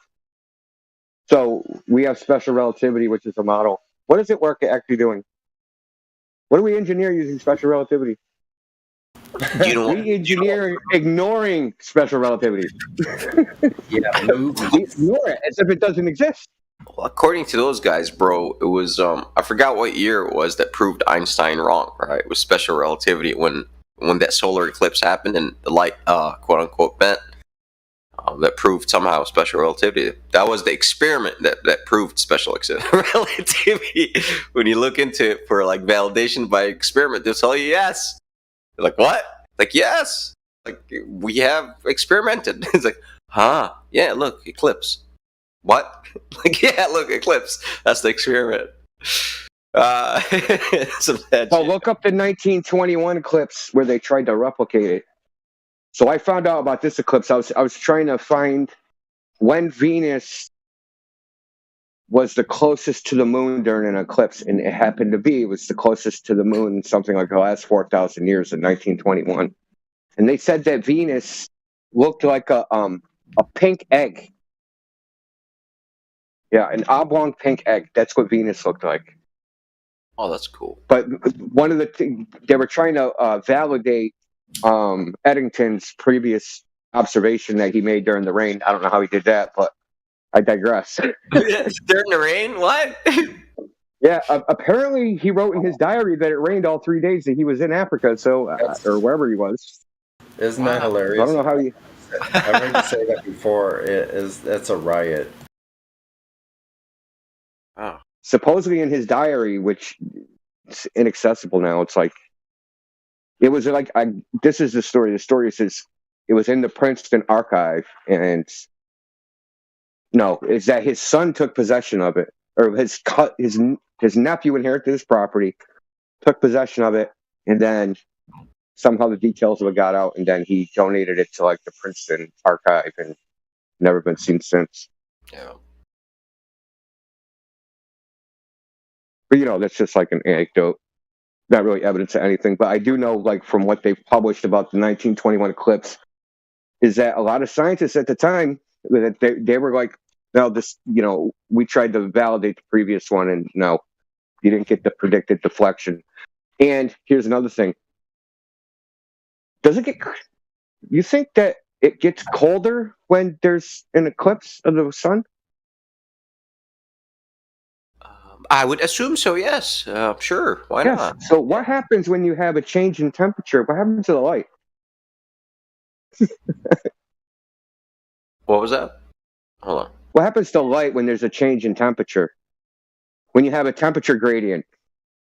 To the light. The light. What happens to light when there's a temperature gradient? Its direction. They say it refracts. I think. Yeah, they say it refracts. So yeah, maybe, just maybe, that's what they're seeing. Because in this 1921 stuff, that's what they were saying. They were saying, no, what Einstein actually observed was refraction due to the temperature drop during a solar eclipse. That is interesting. Because they measured a deflection, but it wasn't what was predicted. Basically, they think that Arthur Eddington fudged, that he didn't actually observe what he observed. That he observed something, but it wasn't, and that he just basically did what Kepler did, right? He had the predictions of the model, and he just said his observations were the model. I mean, you can look into. There's a New York Times article about how Kepler faked all his data.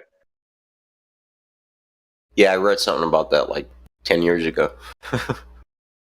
Yeah, but somehow, everyone thinks scientists are ethical characters. Like, what are you thinking? They're just regular people. And there's a reputation, like, they're trying to uphold too. So it's not just, there is incentive behind it. Always. Imagine being like a hardcore scientist and picking a field and never discovering anything. Yeah, you would get fired from whatever fucking university you're working at, man. You gotta come up with something. Give us something, man. Just whatever. Anything. Well, I mean, you have to come up with groundbreaking stuff to have an actual legacy in science. So, there's lots of scientists whose names no one ever heard of. Also, it's the 1919 eclipse that proved Einstein, supposedly, said the year.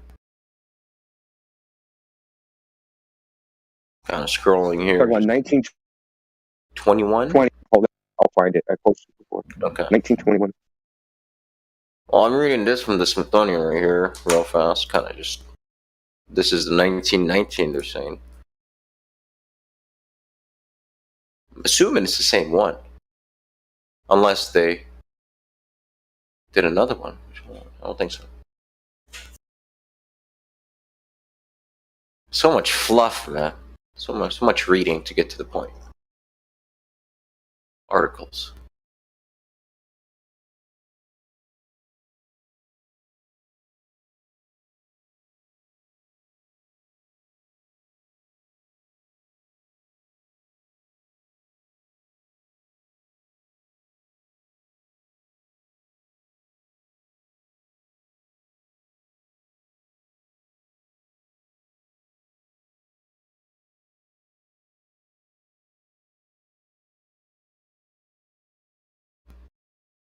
Yeah, west coast of Africa. Yeah, that's Eddington right here. And the other guy went to Brazil. Which other guy? What's his name? Man, now that we're doing is tapping on some African and Brazilian booty. Oh yeah, they know what's up. That's the best spot to observe the eclipse. Yeah, 1919, right? Yep. Wait, 1922.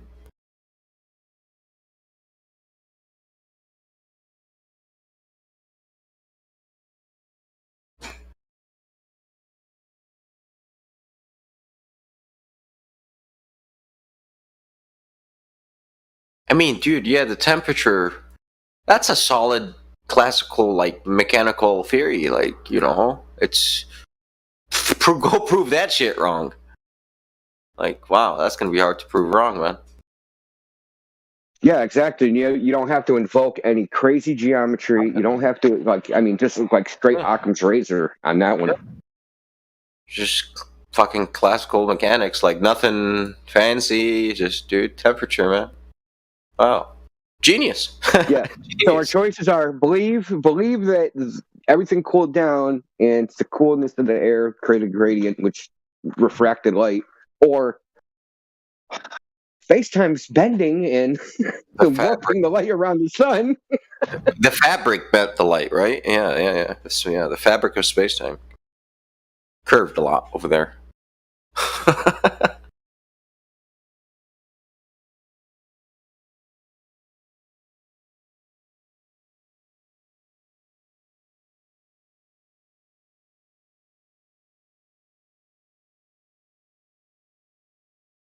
Fucking Einstein.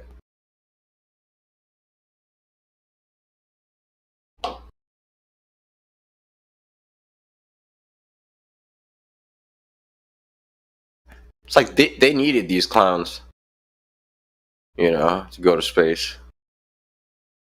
They're the right clowns with the right theories.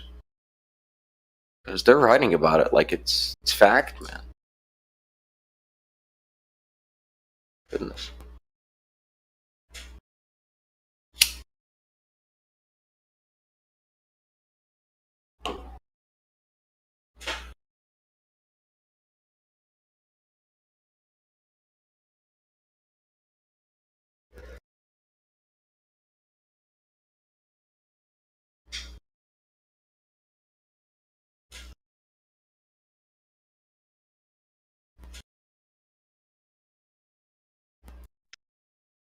But every con you have to exude confidence, so you have to write it as fact. Yeah, you do.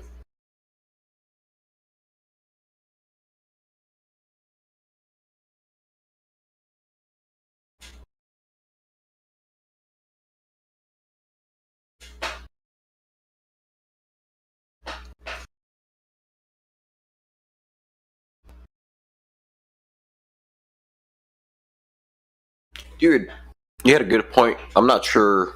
Was that like yesterday or some shit? I'm not sure. You talk about creativity and if you're talented in the artsy stuff or whatever.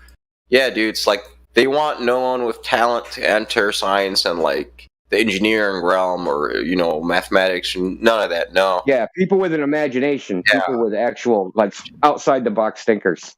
Yeah. You do not enter into those fields. Think outside the box. You'll know those are for highly conscientious, rigidly thinking yes men. Yeah. You're gonna start shredding Einstein, and you'll know his bullshit. You're like, oh, I see. Bring the whole house of cards down. I mean, jeez.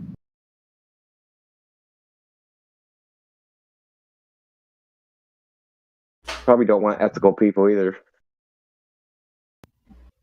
No. Yeah. No, I don't think so. That's why I know Christians. I'm not saying Christians have a monopoly on ethics, but say people with a religious background are more prone to trying to actually follow some sort of moral code, as opposed to evolutionists that thinks morality is subjective. I could think of one guy, man. One dude, Rupert Sheldrake. He identifies as Christian, and he's God believing. So, and he's kind of bringing the ether back with like. Have you heard of his morpho whatever? I forgot what kind of. Forgot what he calls it, but it sounded. I've heard that before. It's like it's nothing new. It's the ether relabeled in a modern way, because he was talking about the information that was passed on when they ran the experiments on mice or whatnot and different locations on Earth. And anyways, and I think they ran them on fish or dolphins or some shit like that. Whatever. Hundreds monkey that experiment. Yeah, I think it's shit like that. Oh, there's other ones. They've done some Some interesting shit too. He talks about it, Sheldrake. And information, it seems like it is getting passed non-genetically. All right, so his theory was. I've talked about this before, so check this out. There used to be like considered. This is going to sound really weird. Okay. All right. So people used to think that a woman had sex with a man, and then when she eventually had a baby from anybody, they would have traits of anyone that she slept with. All the men she slept with, that child would have traits of that kid. Huh. Of all the men. Fast forward to. Yes. Interesting. So fast forward to now, that's impossible. DNA, blah, blah, blah, blah. Mm-hmm. There's actually some validity to it. Nah. I swear to God, I was looking up some. Dude, I found this out by complete accident. I was looking up phlogiston. So, phlogiston is, right? They used to think that's where fire came from. They used to think fire was created by some substance that was in things, right? And they called it phlogiston. Okay, sure. Okay, This was mainstream science taught this. Of course, like 1500. How long ago? No, not even that long ago. We're talking like 1800s. Wow, really? Either late 1700s or 1800s. So they thought. Anyway, I was looking up things like scientific theories that turned out to be bullshit, right? So phlogiston was one of them. Yeah. But in the course of looking this up, this other thing was in it. But then when I get to and this is in Wikipedia, I got to the end and they're like, well, now there's some scientific validity to it. And it actually had published papers that, like, there's 3 published papers that said there is some correlation between traits children have in, like, previous lovers the female had. It's really fucking weird, dude. But you got this epigenetic thing, right? This epigenetic expression. Yes. Yeah. That's. I mean, I think that is where the mystery really is. Yep. And there's another thing. Science said that for, I don't know, 100 years. Oh, that's junk DNA. That doesn't do anything. That's just sitting there. And that's literally everything. Yep. 80% of your DNA is junk, right? It's just garbage that's somehow just floating around. This is what they said for 100 years. Well, not anymore, man. Don't you trust the scientists? Well, the modern millions of scientists couldn't be wrong. Well, the new ones are saying epigenetics is the bee's knees, right? That's what all the scientists today are saying. Yeah. Well, because it is. Because it's not just your genes, it's how your genes express themselves. So, like, it's like the epigenetics, it's like a knob, right? So you can have a geometer knob. Yeah. So, I'm going to create some protein that reacts to, I got exposed to, say, asbestos. Mm-hmm. And this is actually one of the things that they found out is that if you get exposed to asbestos, you're going to have a certain type of gene expression you're going to create certain types of proteins and amino acids to combat being exposed to asbestos. Not even combat it. Just because you've been exposed to it. It's basically almost like a marker that says, hey, you were near this shit. Right. And we can tell because, this DNA is methylated and this other shit ain't. So they found out that, like, even though, like, their descendants weren't exposed to the asbestos, they still had expression as if they were exposed to asbestos. So this was actually passed down. Yeah. So there's almost like some sort of genetic memory without changing your DNA, without the mechanical basis. You know what I mean? Right. It's almost like code, right? So you got to think of it. You got the hardware and the software. The DNA is the hardware, but the software is what's actually doing everything, right? So that epigenetics would be like the software.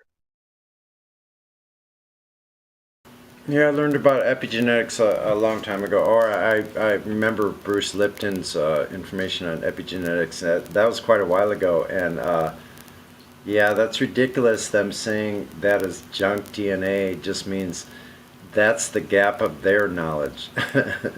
So deliberate effort in opposition to your normal programming, I guess, causes these epigenetic changes. That's what I believe. I believe it has to do with That's why when people come in here with the appeal to authority, dude, it's just like, are you crazy? Are you actually paying attention to anything? Like, you're appealing to authorities. Like, every scientific theory ever has been shown to be wrong eventually. Yeah. Except for one, the globe. This is why I said this to the globe. It's like every scientific theory has been proven to be wrong except for the globe, right? This is the only one. It evolves, man. Science, it's a, things get refined over time, and just look around you. That's same thing happens with science. It's the same thing. Oh, this guy was wrong. Why? Because the other guy discovered this. And it's like, oh, interesting. No, but the globe is not wrong. The Earth's globe is not wrong. But gravity, bro. That's the one that can't. That's the one that cannot be wrong out of all of them. That's the one for globers that can't be wrong. All the other ones can be wrong, and that's just science evolving. But this one can't be wrong. No, it's wrong. Sorry.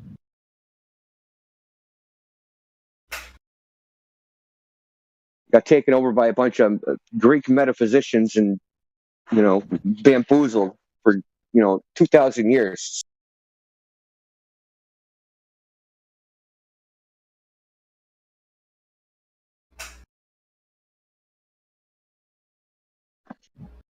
It's the ultimate demonstration of human confirmation bias and cherry picking. That's all the globe is: confirmation bias and cherry picking. Just one big exercise in that.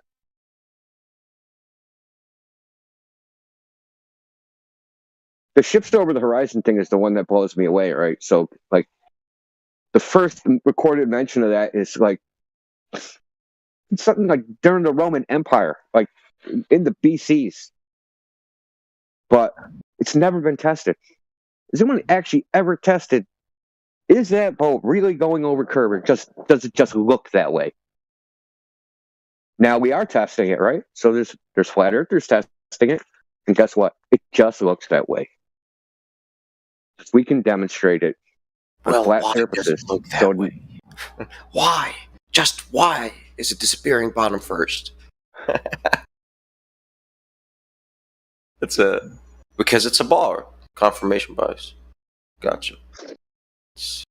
Yeah, but that is no one ever took the time to demonstrate it on a flat surface, right? So this is the other weird thing. So projective geometry, which is perspective, right? That wasn't even developed for what was it, 1400s, 1500s? I think Leonardo da Vinci, whoever he learned from, his teacher invented modern perspective drawing, and Leonardo da Vinci kind of perfected it. Right, so he's kind of like the grandfather of perspective drawing, because they didn't draw in perspective before that. I'm sure you've seen old artwork. They're all like these figures. They're just like standing next to a castle, but they're like as big as the castle.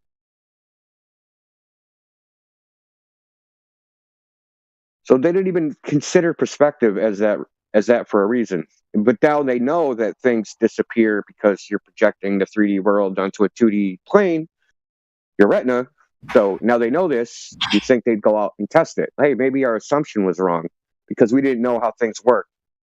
Because they actually thought a ray was cast from your eye. They didn't think that light came to your eye. They thought a ray, you saw out. Yeah. Emission theory stuff is cool.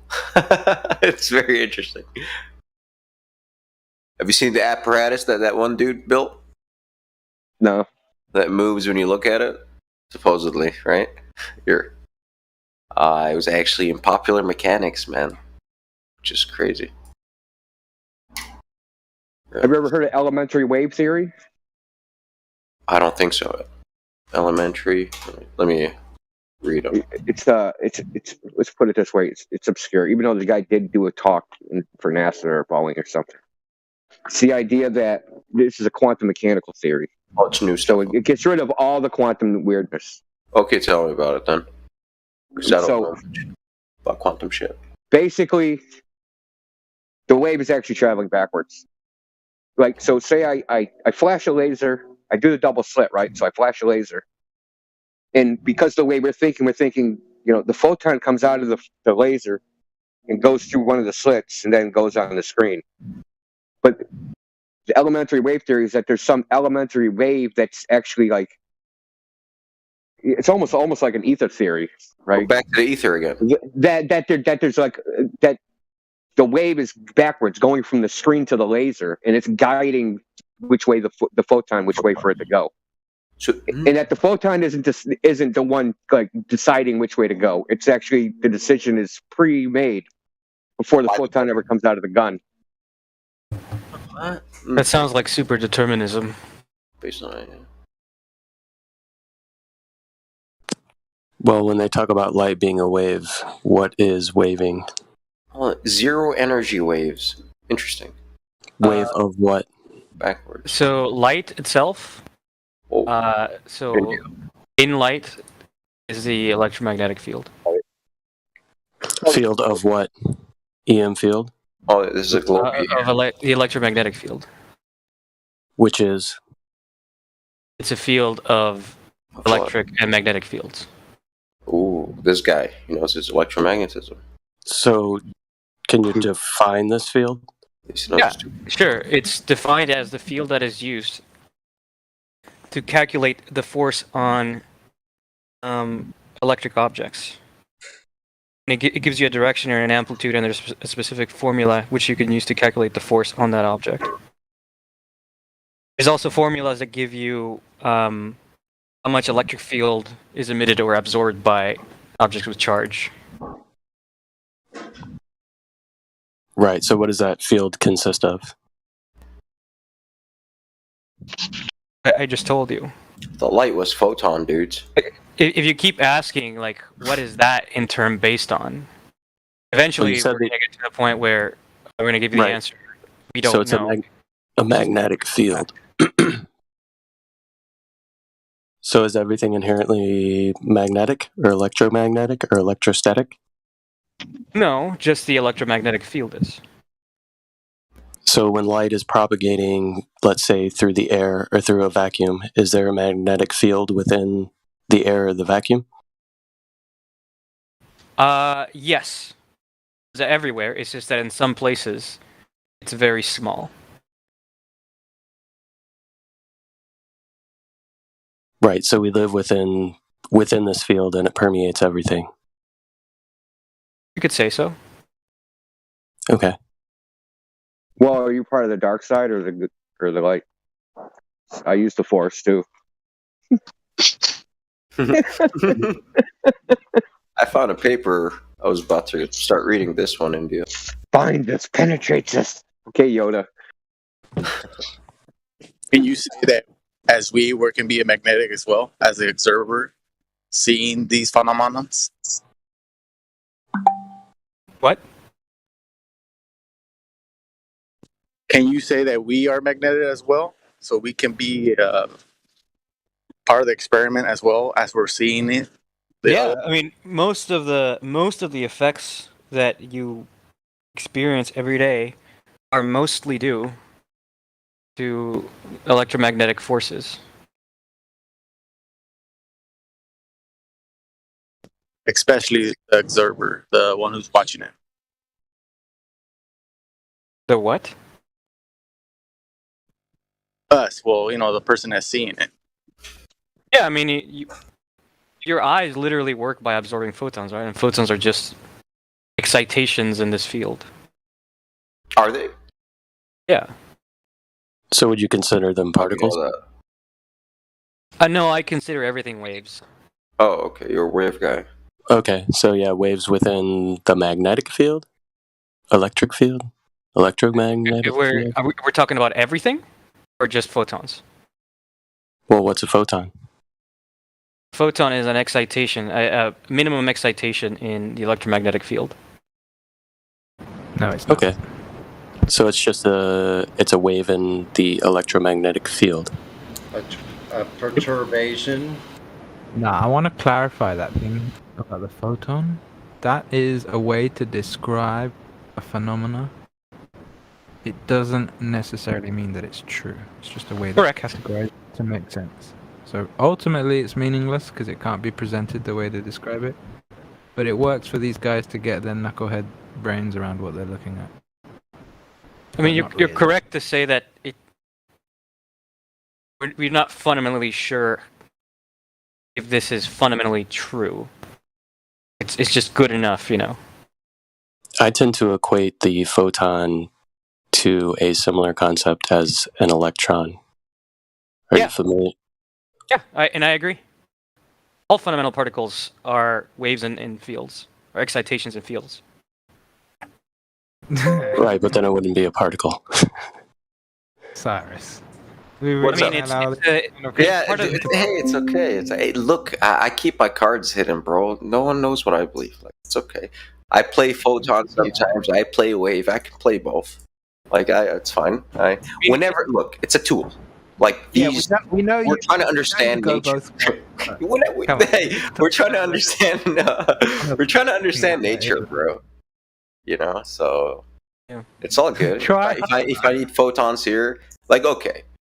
Like when an electron drops from a higher energy state to a lower one, it squeezes out a photon. All right, show me that. Well, we only see the photons. You know, which you can. It's like I can demonstrate. I can excite the electrons, and then you'll get photons, but you could only see the photons. So it's a good theory, but fuck, I can't see the electron jump in orbitals here. What do you mean by see? See, yeah, see. What do you mean by see? Visually, see. I mean, you can't even see. Well, that's the problem. Photons. You can't even see all photons. Only photons in certain wavelengths, right? Well, yeah. We have right. different ways of observing that are not. It's not seeing with your own eyes. In the visible spectrum, okay. We're let's pick whatever wavelength you want, and then what material? What are we working with here? Because we're going to experiment now. Sure. I mean, if you take, like, for example, infrared photons. Oh, okay. What are you exciting? Because I'm dumb as fuck and I build lasers. So are you using CO2? What are you exciting? I'm dumb as fuck. Like I said, if you don't give me a tube to work with, you're full of shit immediately, right off the bat. Unless you're building nitrogen lasers. Like, we're talking theory here. We're not talking about the stuff that gets spit out, because we can measure that stuff. This is theoretical, because we're going within what's actually going on in the molecule now, and we cannot see that. And it's our mathematics that we choose that describes that. And there are different systems of mathematics that describe phenomena. And that's the theory. And that's, like Einstein, Newton, that's the mathematical description of things falling down. That's it, So we have... You use the math... I want to interject. And you use the mathematical theory, which works best for that particular engineering purpose. And it might work for that purpose and not other purposes. So we use geometric optics to make lenses, but that's not what's actually going on because there aren't rays. So we want to go, maybe light's a rays. How about that? Yeah. Why do we design lenses using a ray model? You think light is rays? No, you think they're photons. So mathematical descriptions and models are just, they're useful tools, and that's all they are. They don't mean anything. Yeah, that's what instrumentalists say. That's a much better way of saying what I tried to say earlier. Thank you, India. So, Gaijin. Instrumentalists? What is it?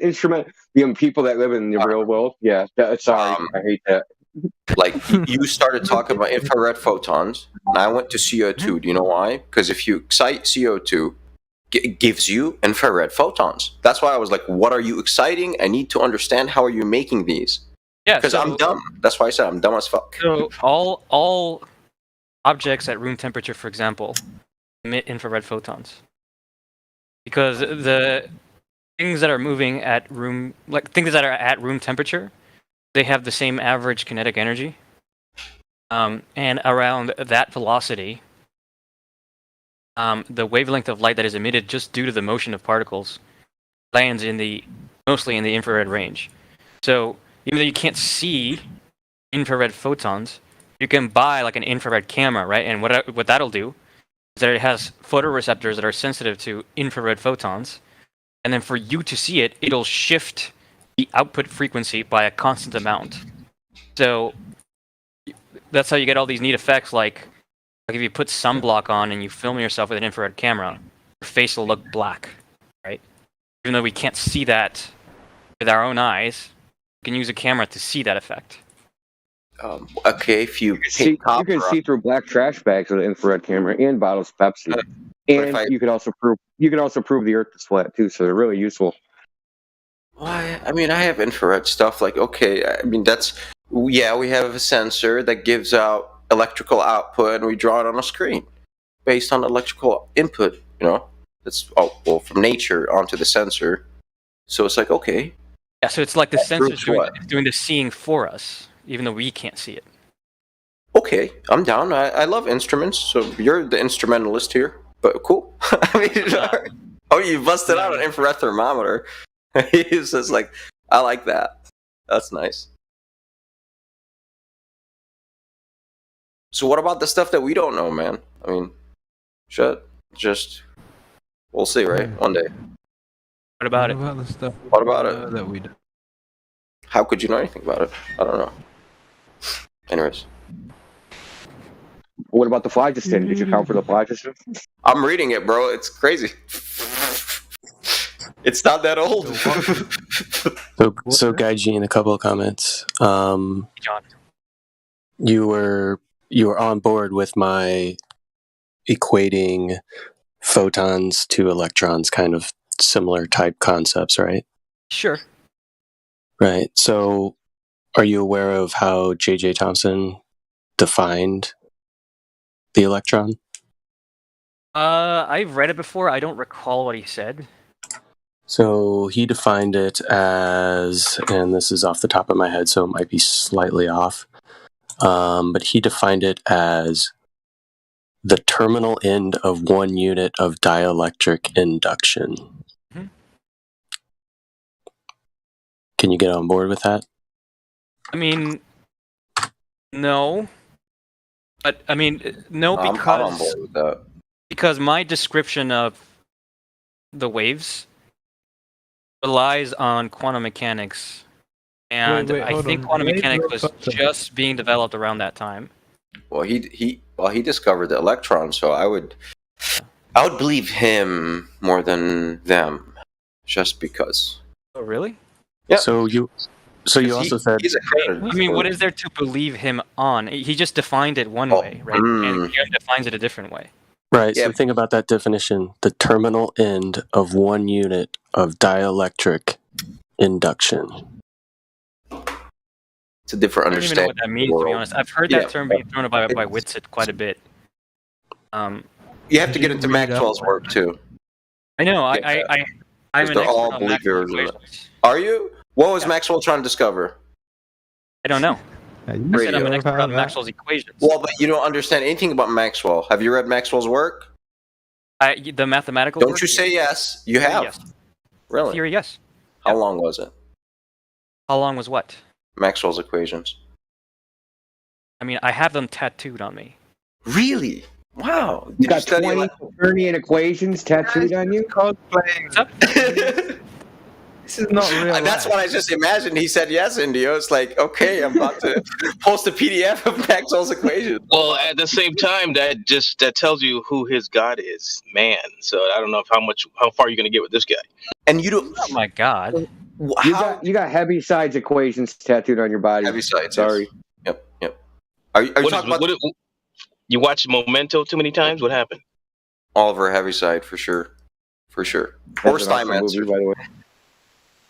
Yeah, so Gaijin, you were talking about everything emitting infrared photons Stuff at room temperature. at room temperature.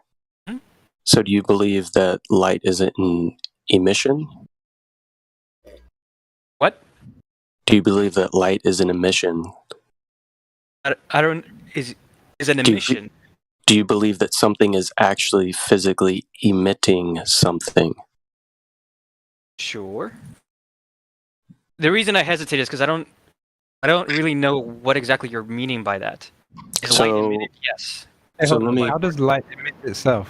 let me break it down fairly simply, right? So I am currently speaking into a microphone. Am I emitting sound? I would think so. Yeah. I would say yes. Okay. Well, I would disagree. I would say that what I'm doing is I'm I am setting up a perturbation within the air, right? Okay, but I mean that's just a semantic game. We both know that it's just like exactly what you mean when you say Not you're not emitting really. sound. So if I I mean, spit, if I open a that's door, am something I different, opening a right? door or am I moving some particles around? Nah, I don't think it's a No, you're semantic using game. I your think it's pretty energy to form the fundamental. core and therefore displace the air in the room. I would say that your second definition, sure, is more accurate, but I would have thought that we all agree that when you say I'm emitting sound, that you mean you're displacing air. And I think getting anal about your first definition, I think is not very constructive. Well, I think Everybody knows what you mean. it's kind of But fundamental, right? Because it's necessary because there's a complete distinction between casual conversation and specific conversation on a topic that requires specialism. Right, but my point is that I can always get more specific, whatever you say. I can always say, no, Yeah, that's but not correct. Here's the more Your correct dismissal definition. of his specification is unwarranted because we're dealing with something very specific. It's kind of like you're just taking the piss, which I mean you tend to do that, but how about don't do that and just listen? Okay. yeah. So going back to the infrared. So when you said that everything is emitting infrared photons, would that be synonymous with everything has a frequency that is established that can be interpreted? No, since you corrected me on the sound thing, then I would say that stuff does not emit photons. Because I can think of a more accurate description of it. Okay, cool. Yeah. How would you more accurately define that? A lot of stuff moves charge. And when charge moves, the electromagnetic field is disturbed.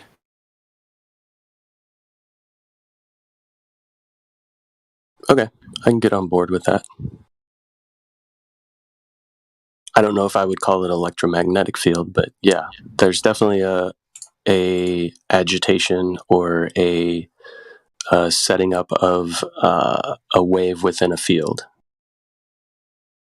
Why wouldn't you call it the electromagnetic field?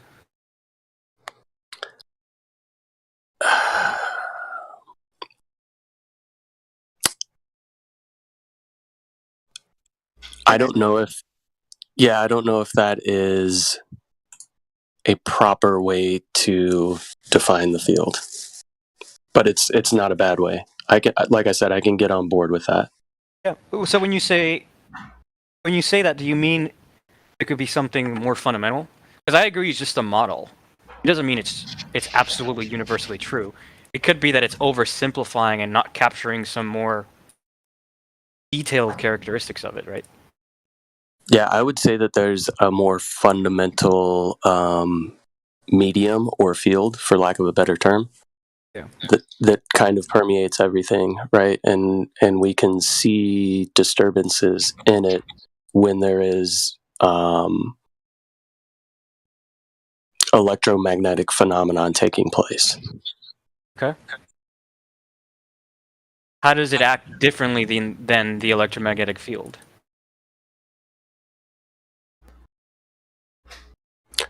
Well, I tend to think of like an electromagnetic field as being created by electromagnetism, not necessarily something that's already existing prior to the introduction of. Hold on. So hold on. So you're saying you think of the electromagnetic field as being created by what? Did you say electromagnetism?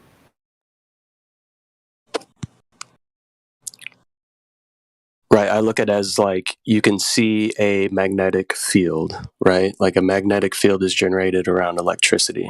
Like electricity can create a magnetic field. Yeah. And this can be seen by different devices, right? We have ways to see like a magnetic field. And we know that an electric field is basically the same as magnetism, right? When you have electricity, you have magnetism. You can't have one without the other. You're roboting up there, dude. He's not roboting. Unless I am. It must be me. This must be my side. Are you electric flow theory, or do you believe electricity is the flow of electrons in a conductor? Sure. Okay. Yeah, let me ask a question. What will be the difference between me standing next to you, hearing your voice, and then me hearing from a microphone, a speaker? It's not the same. It's not air. It's not the air doing it from your mouth. Now it's through the phone or through the device that's coming out of the sound. So what are the difference between those two sounds? Well, it's the same thing. The speaker sets up a perturbation the same way that you would set up a perturbation with your mouth of the air. And the microphone would be the opposite of that, right? The microphone would be interpreting the disturbance in the air Into electrical signals, yeah. into an electrical signal. Yeah, Thank exactly. Mr. Edison for that, for both of them, both of the devices, the speaker and the microphone. Edison invented those. Both of them. Most of his inventions were in the realm of sound because he was But partially it all comes from like putting your hands over your mouth to scream louder, right? I mean, it's just an amplification of you just adapting something to make it sound louder. Like you could use a cone of paper, wrap it in a cone or something like that, and you could sound louder. But it goes in hand if I understand the sound that's coming from the speaker and from your mouth. Well, basically, all of it needs air to move anyway, and air starts within your lungs. So if you don't have any air to push out, you're not gonna make any sound. Yeah, if you're in a perfect vacuum, you can't hear anything. Yeah, because that's a sound wave. It's a mechanical wave. Yeah. Mechanical pressure wave that's moving through these particles. Yeah. Or in between, actually, the particles. It's not moving. It's moving in between the air. It wants nothing to do with the air. It doesn't mix with it. Just moving. Technically, you wouldn't know if you can hear in a vacuum or not because you'd already be dead. So it's true. But I know it seems like a facetious point, but it is worth mentioning for pragmatic reasons. I mean, you could put a microphone in a vacuum, right? It doesn't have to be you. It tests whether or not you can hear stuff in a vacuum. You can do This is a side point, isn't it? Carry on. What was that, Crypto? I'm just saying this is a side point. It doesn't matter. Just carry on. Like, I'm not going to argue that. Okay. But still, it needs an ear to listen and needs a mouth or some type of sound to make. Well, I think the sound doesn't need anything, or does it need something to make sound, but it needs an ear to hear. Well, that's the old, if a tree falls down in a forest, kind of. You still need air to hear anything, though. I mean, you can't. You're not going to be able to hear a sound. That's a philosophical question. Well, it doesn't even have to be air. It's just a fluid. Well, I mean, let's take the whole vacuum thing. So you can still create sound. You can still create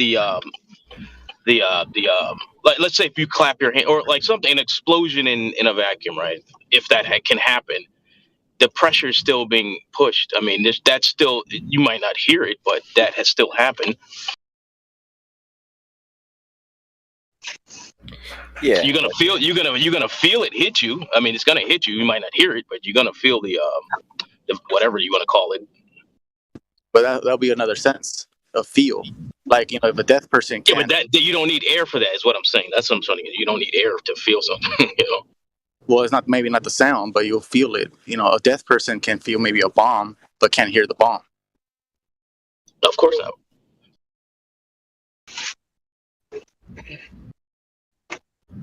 I'm just saying sometimes you need that person to verify that it's there with the ear. Like, to sound that music is good or music is bad, but it depends on the person because everyone has a different opinion about the song or anything. Like say, it's a particle, electron. It all depends on who wants to interpret it.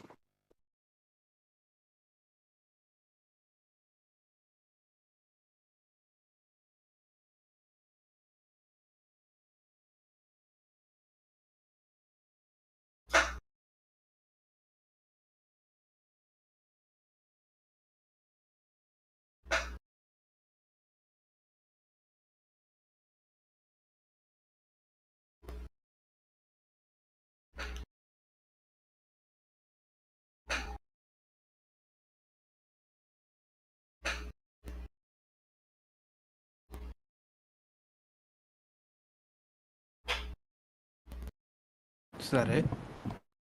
Surely there's much more to discuss.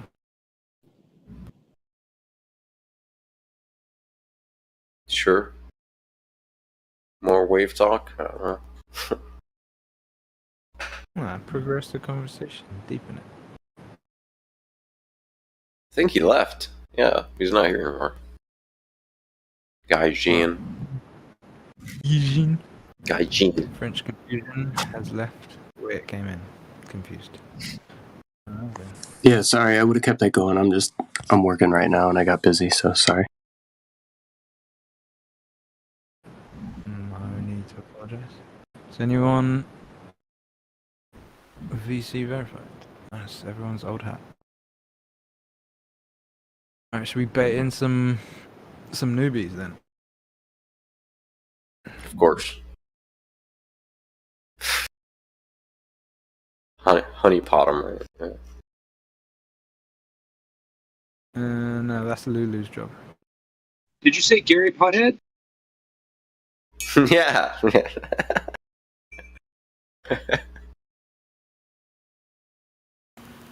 That sounded like me, a reference to me in a past life.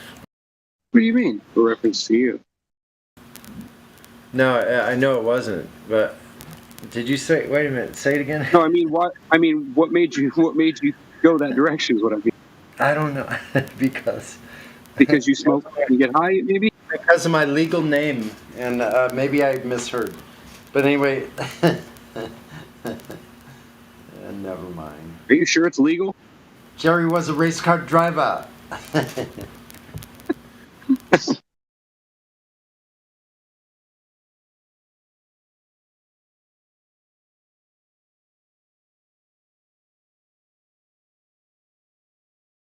Oh no, not a pothead. Me?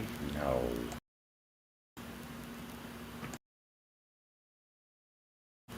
Only perennially.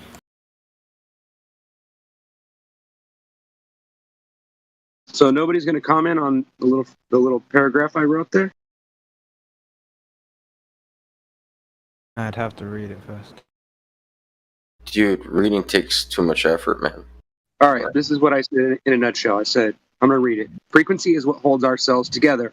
It's the energy that is supplied continuously to matter to do the secret work that we need to keep us from falling apart. Hold us together. Literally. This is another reason why you can't leave the Earth. It's not physically possible. If you were to ever leave the fold, you would experience total protonic reversal. You'd fall apart. And then I put, think blood puddle. What do you think? Frequency of what? I think in essence, in general, I get it, but I would sound, obviously. Phrase it.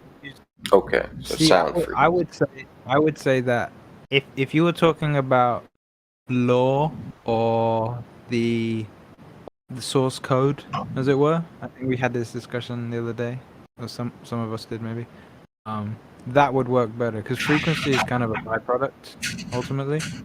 Does that make sense? I think I agree with the general premise. It's just frequency on its own doesn't really work unless it's in essence a bit more defined. That's my comments anyway. Because what you were saying about keeps us from falling apart, I kind of equate that to like the source code, the law, the spiritual nature of the rest of it. And I say the spiritual part third, because if you say it off the bat, people can kind of confuse you and think like other dimensional. But I don't mean that. The spirit. Yeah, that can get confused. Yeah, the spirit has, in my understanding, and obviously I'm correct, has to be understood within creation. If you separate it from creation, then you're confused. So hopefully that makes more sense. Anyway, I'll leave it there. I relate to what you're saying.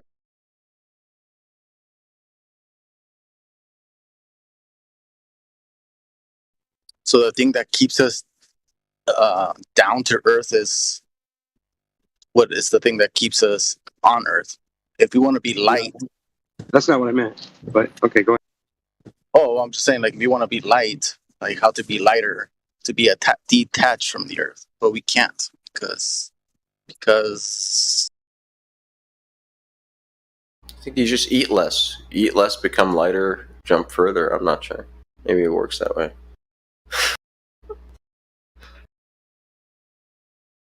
Well, the reason why I came up with this idea, and this is just my philosophy, don't get me wrong, but it's because when you read in the beginning of Genesis, it says that God created light, and then it says, and then he separated the light from the darkness. Now, if light isn't a living thing, or if it wasn't like some kind of energy force, then why would he have to separate it from the darkness? Think about To define it, because you can't define light without darkness.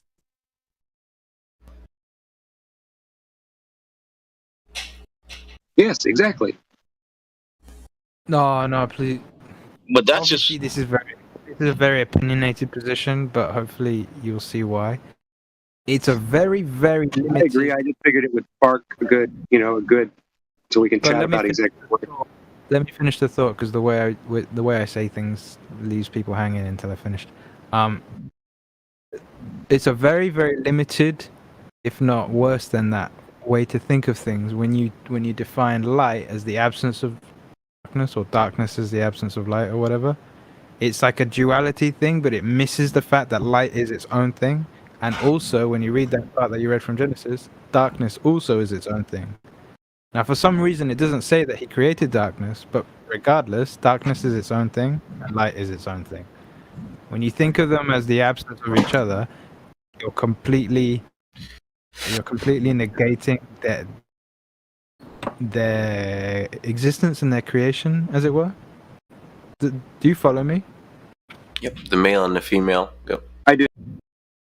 Okay, it's just because when I hear that kind of, because it's a kind of like a cliche thing at this point that people describe darkness as the absence of light or whatever, but you have to kind of dig deep there, and not allow such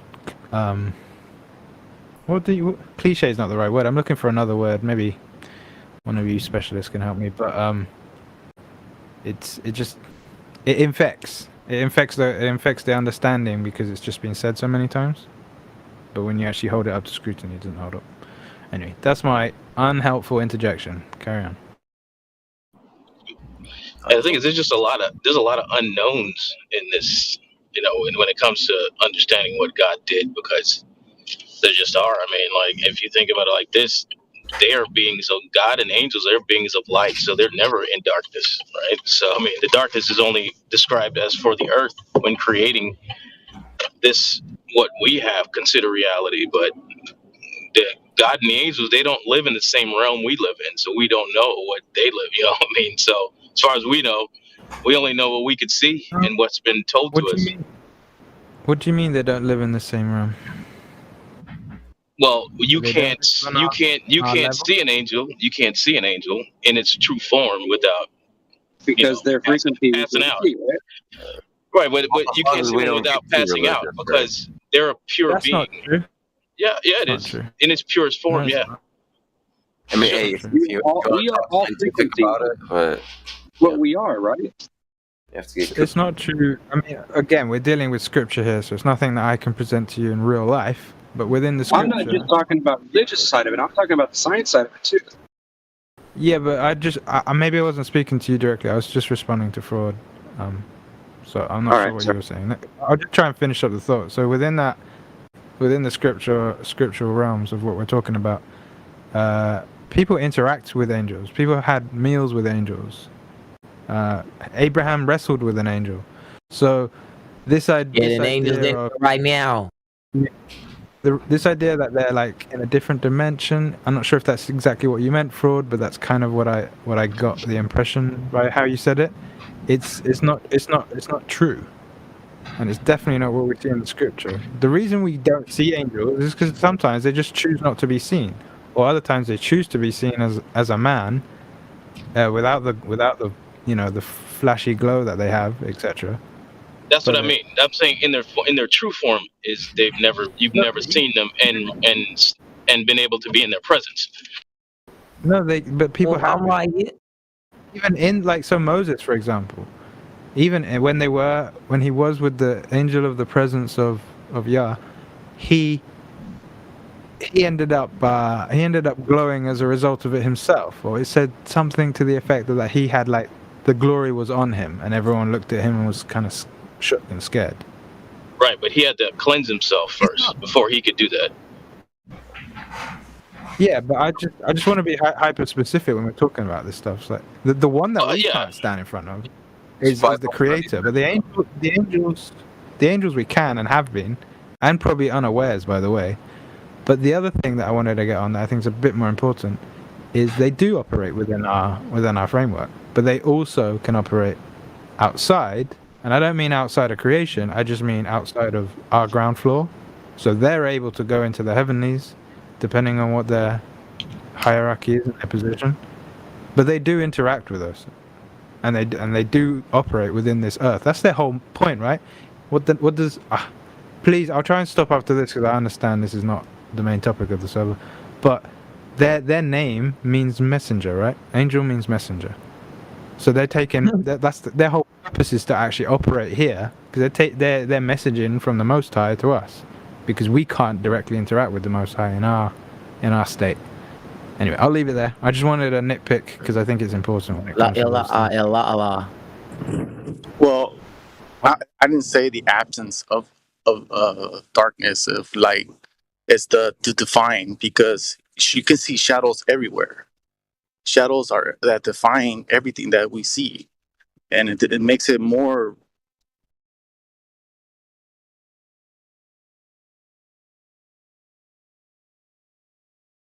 Well, that's different though, man. That's a shadow. Yeah, and I'm an angel. You see it because you're illuminating what's around it. So you see the negative spot. That's, let's say, light is photons. That's what's blocking the photons. So you can see the outline of a, shadow.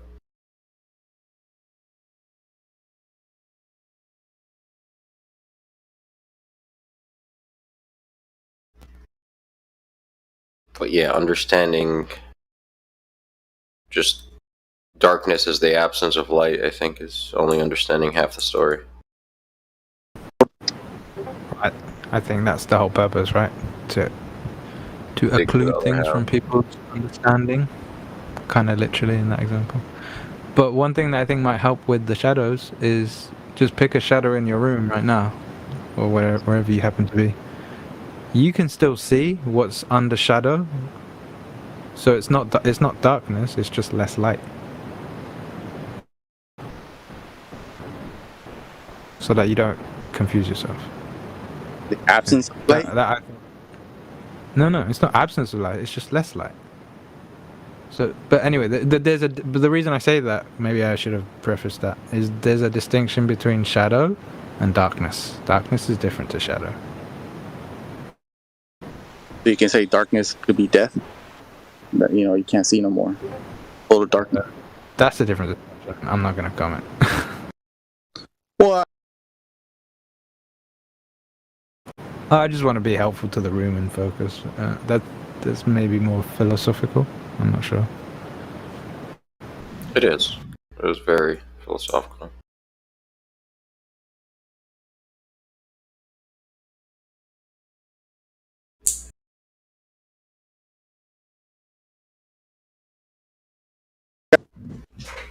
let's go with climate change. Is that something for flat Earth? Against flat Earth? I mean, climate changes. I mean, I don't know what to say about that. What? You mean the weather? Seasons. You mean today it's raining, tomorrow it's sunny? Come on.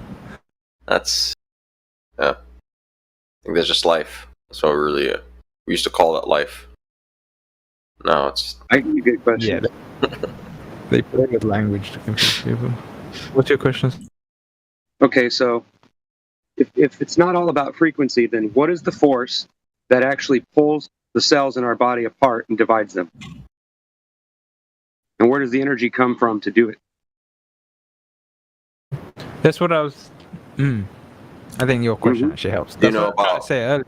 It does help. That helps define where my philosophy comes from. See what I'm saying? Trying to explain, why I believe. Yeah. I think that. this is what I was trying to say earlier, and maybe I can say it better this time. So what I personally understand is that it's the spirit that holds these things together. And that's kind of like the source code, the law, however you want to kind of understand it, because not everyone sees it the way I do, scripturally speaking, right? But I think the frequency is like the how it does it, whereas it's the law, the source code, the spirit, that is what does it. Do you see what I mean? So frequency is kind of like byproduct mechanism, but it's byproduct mechanism of the law, the spirit, the source code, however you want to kind of define it. It's not the most clear, but that's kind of what I'm thinking. It's the means by which it's manipulating us, right? Basically, is that what you're trying to say? Yeah, because I think that would kind of do. It's the means rather than the thing itself. Have you looked at William or Wilhelm Reich's work on the cells? Orgone energy? No, but link me and I'll add it to many long list of things to. Oh, that's that guy's interesting. I was going to put the link. I've been collecting stuff that I need to get to. I'll just add it. I was going to say, we only see in a certain frequency of light, right? Anything above or below that frequency is invisible to us. It's the same with scent. Like, see what I'm saying? We can only smell certain things. Animals can smell things that we can't smell, correct? So we're basically smelling frequency, right? It has to do with frequency, or whatever you want to call the force that changes it, right? But it's still an energy, a force that we can't explain, right? And I think it goes beyond, but it is related to flat Earth because gravity could be involved. Like this force could be the reason why, maybe that is the reason why we tend to float toward one direction. Maybe it's because someone made it right side up and intended for it to be that way. I don't know. You know what I'm saying? But sounds are the same way.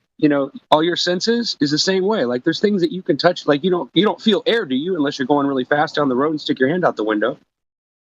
You see through air, but I'm sure that there's probably other beings or other animals or whatever that could probably see what air looks like. See what I'm saying? Because they can see in different frequencies, right?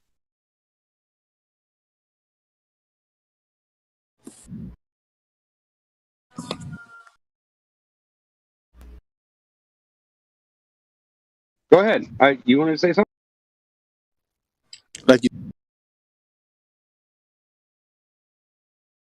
No, I was just going to say something about Rookie started to bring up gravity, and I feel like a lot of it can be explained, especially the fact that we seem to have a pressure gradient, right? I think there's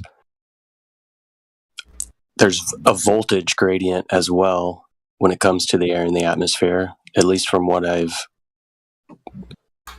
understood. And not fully because I haven't tested it all for myself, but it leads me to believe, right, that this containment, whether it be, obviously it needs to be something physical for the second law of thermodynamics, right, to have gas pressure. I feel like maybe, we're kind of in the middle of some type of capacitor type situation, right? We have maybe a negative side below us and a positive side above us. And there is a gradient in between us, right? You have what is it called? Gaussian fields. Yeah. Increasing as you go up, decreasing as you go down, right? So this. Oh yeah. These very simple, for lack of a better term, electric differentials, right, can easily be something that establishes the downward vector, at least in my opinion. You have density and buoyancy that can overcome that. Right, to an extent, yeah. But the direction, at least in my opinion, right, up and down, would be between these two different plates. Like if you think of it like a capacitor, actually. Isn't that called electrostatic acceleration? Isn't that the theory that we were talking about, that things go down because of that, some kind of acceleration that's static driven or electricity driven. Have you Yeah, heard that before? I think Austin Whitsitt talks about it. yeah, I'm sure he does. Yeah, very similar I concept. think that's what I heard it anyway. Go ahead. And I was kind of getting around to that previously with the other guy that was in here, the guy Gene or whatever, when he was talking about the electromagnetic field, and I was just trying to kind of maybe more key in on that, right? Like, however we want to define it, right? We seem to have this field, and we seem to have some sort of differential between where we currently reside within the system and what's above us and what's below us. And we have kind of our natural resting point of equilibrium. And when we get removed from that, we have a tendency to work our way back to it through the, density and buoyancy, the specific gravity stuff. But as far as directionality goes, it seems like a lot of that has to do with electrostatics within the system, right? If we have an increasing positive voltage as we go upwards, decreasing as it goes downwards, the charge potential of anything would move within that system, right? That would also explain pressure gradients too, wouldn't it? Yeah, I mean, Maybe. it's kind of the same thing when you think about it. If you're talking about differentials between within a capacitor, say you take a really large capacitor, the movement within a capacitor, you have specific gradients within that capacitor from the negative side to the positive side, and there's movement within that, but there's also the way that you can calculate that movement. Right. Based on the charge potential, you have a certain amount of space between each layer of that gradient, right? So to me, it makes sense.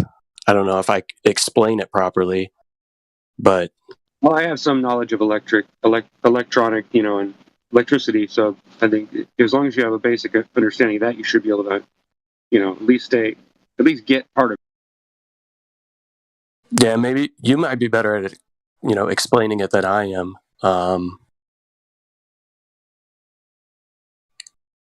But yeah, I feel like Not necessarily. I mean, I'm not an expert on anything. I just, I listen to everything people say, and I think it out, and I do a little bit.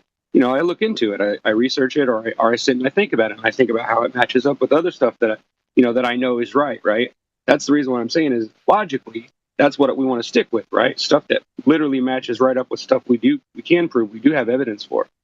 And we do have evidence, and not a whole lot of evidence for electricity necessarily, because it's still in a lot of theory, but there's a lot of things that we do have pretty much an understanding of, at least in the ideas and understanding in our minds. Like you could stand there and go, okay, well, I get this and that, or you understand why, a ping pong ball doesn't sink to the bottom of the ocean.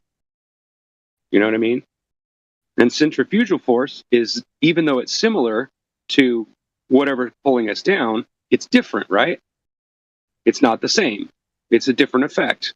And it's only active when things are spinning at a certain rate, and then over that certain rate will cause a pressure gradient even more, right?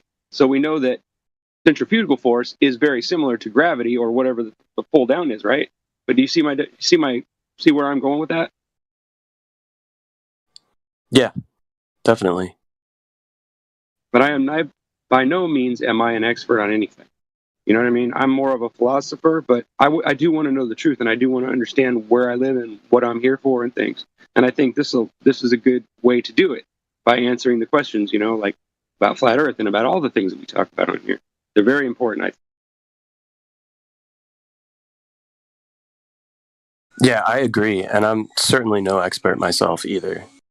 But and I say that regardless of religious beliefs or God or anything else. It's everybody wants to know why, and we're curious. We want to know why things are and how things happen and why does it do that, Could I make it change, a lot of people have interest in it.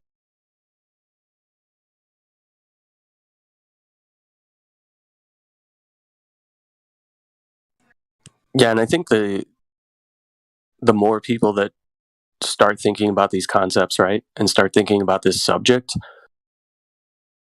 the more people will start to grasp and understand things, and then you have people with more of an engineering mind that might be able to create things that work more with the natural world around us than maybe some of the things that we currently work with.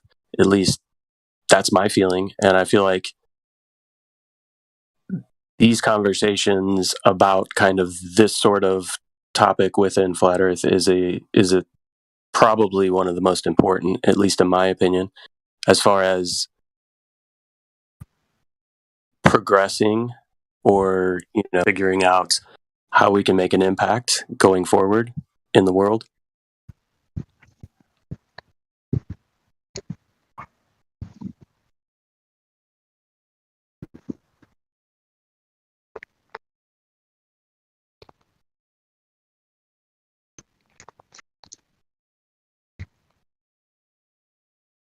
Because kind of like Einstein, right? Einstein may have given us all these theories, right? But what did he actually supply to the world? Absolutely nothing. What did he patent? What do we have that we use that is Einstein dependent? Absolutely nothing. But we have plenty of things that depend upon the principles that Heaviside, Maxwell, Steinmetz, Tesla, all of these guys were working on, right? Yeah. I'd just add one more thing. You're not giving Einstein enough credit. He actually has contributed a lot of destruction to the world. So it's even worse than he did nothing. He actually destroyed stuff and broke stuff and retarded things. So if you're gonna compare, like, I'm kind of taking the piss, but I'm being serious in terms of what he actually did, because it is destructive. You could actually say that a waste straw just sitting on. I don't know who was speaking. You're kind of choppy, but I'll just finish my sentence. You can. I could effectively say, compared to Einstein, a waste straw that just sits on his couch all day and does nothing has contributed more to society and to mankind than Einstein, because Einstein actually has destroyed and deceived and etc. etc. Anyway, I'm interjecting a lot. If that's annoying, I apologize, Gary.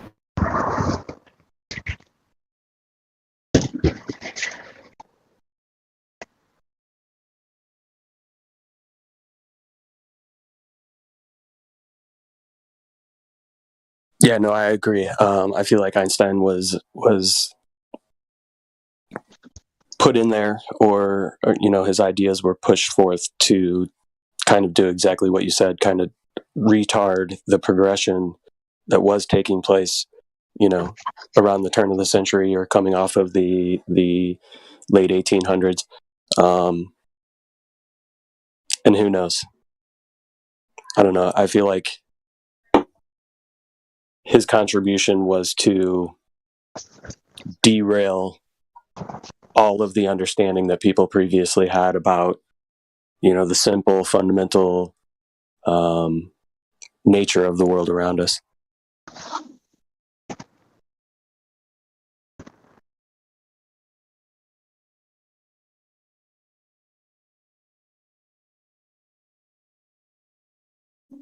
And Maxwell may have done some of that as well. Didn't Maxwell basically change some equations that were already previously established? I think Cyrus would be able to comment on that better than I can, but I think I know what you mean. He did. There's some oddness to his whole story, but I don't know enough. It's been a while.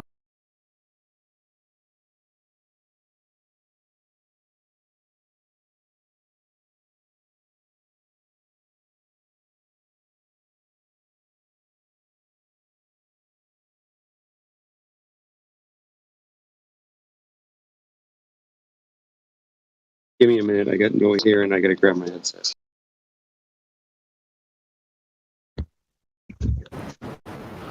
Oh, but back to the more, I think, pertinent stuff you're talking about, like what we can contribute to society.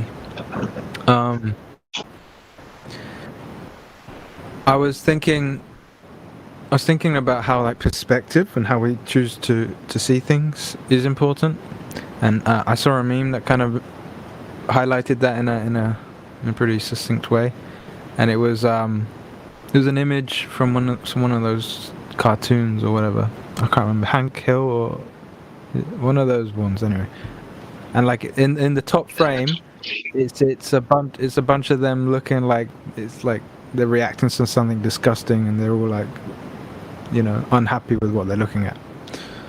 And it says prepping for the fall of society or something. And then on the bottom one, they're all smiles and happy, and it says prepping for the restart of community or something. I'll try and find it because I think I'm saying it wrong, but you get the idea, right? If we see it the right way, the better way, the wholesome way, it makes what we do and what we plan to do more positive and more useful. You know what I mean? Yeah.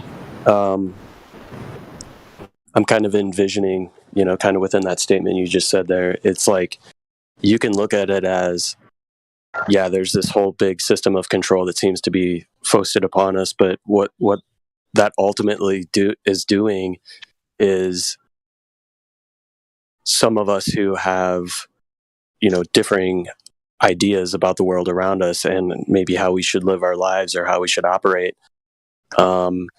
It's kind of a good fork in the road to send us down a better path and to maybe create things that are more beneficial to a community. When everybody's thinking globally, you should think locally.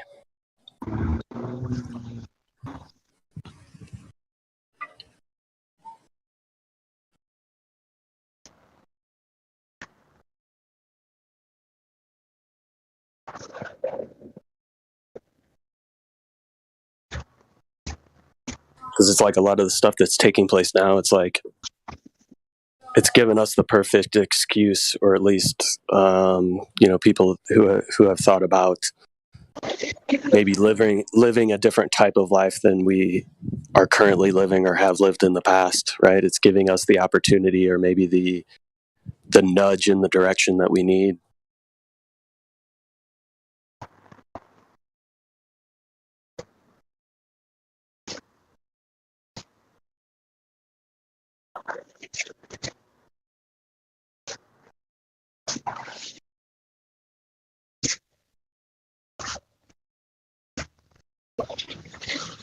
But going back to the topic we were talking about previously, I just recently, over last night and this morning, watched the most recent Globebusters episode. I know not everybody's a big fan of those people, and I don't necessarily agree with them on a lot of things, but their most recent episode is a pretty good one. Once you fast forward and get to the point where they're talking about pretty much exactly what we were talking about today.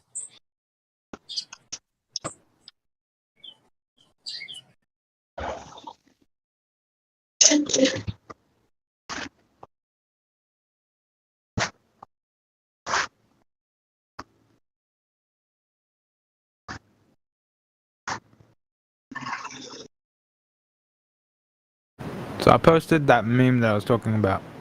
So it says prepping for the collapse of society, and they're all scared or whatever.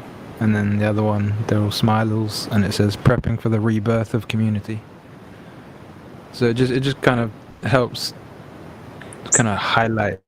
It's the way we choose to see things. Yo, just off the off chance, does anybody have a website they could send me to watch the films and that? I would like to watch a film and stuff, so someone could send me a link. Yeah, I can DM you something. Nice. You got good ad block, yeah? Yeah. No worries, 1 second.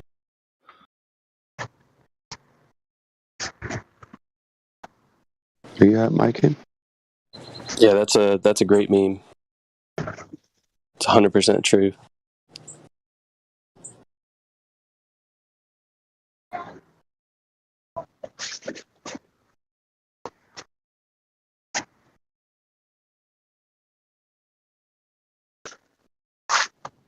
Agia and Deborah, you're hot micing.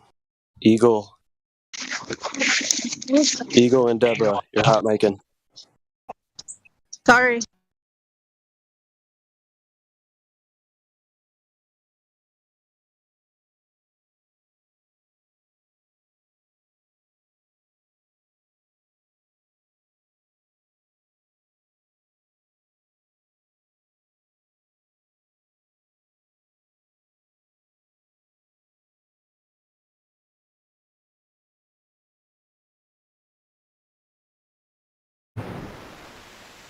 Yeah, I sent you that, Riven. Rami.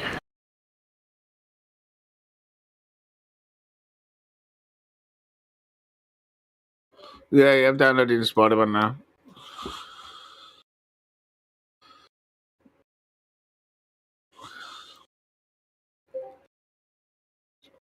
You don't even have to download.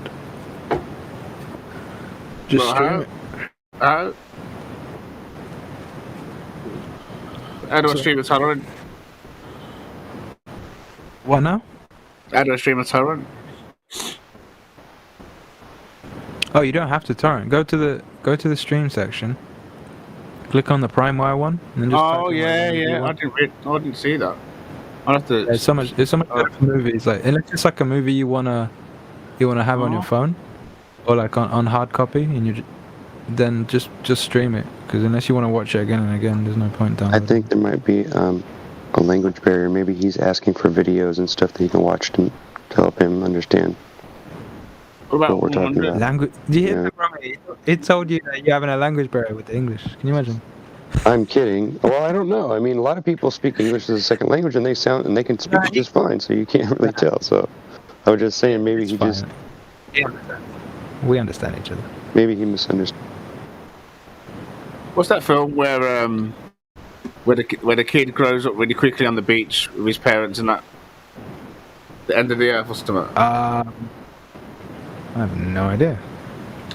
Yeah, Riven. Yeah, Riven. What's wrong with your Talking English? about the one with Jim Carrey. My English is fine, man. I'm just a bit high. That's fine. That's okay. There's not a problem if you're high. Probably that's why I'm slurring in my words, isn't it? I think this is what it's called. The End, it's called. I get it. Did you say you're high? Yeah, there's nothing wrong with that. No, I got some real strong. It's some happy stuff, boy. Wow. Well, if you always speak the truth, then that's a good way of going, right? Yeah, even better, of course. Just admitting you're high. Only stick to the herbs, Sonny. What's that? Well, in progress. Need to relax my mind from all this bullshit that's going on in the world, man. Just fucking Only stick to the herbs, hey brother. There's loads of fucking idiots everywhere surrounded in this world. We're just swarming of just fucking retarded people. I know exactly. So the more time, like Jim Pandas, fully like medicated enough to where like you have those moments where you can just have some downtime and just take care of you, your mind, just get as relaxed as you can, just sit there and float for a minute, gotta have that.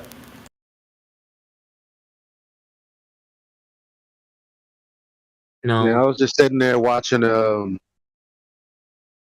a Dave interview, and what was it? Actually, that doesn't matter. I don't even know why I brought it up. I clicked on to Professor Dave.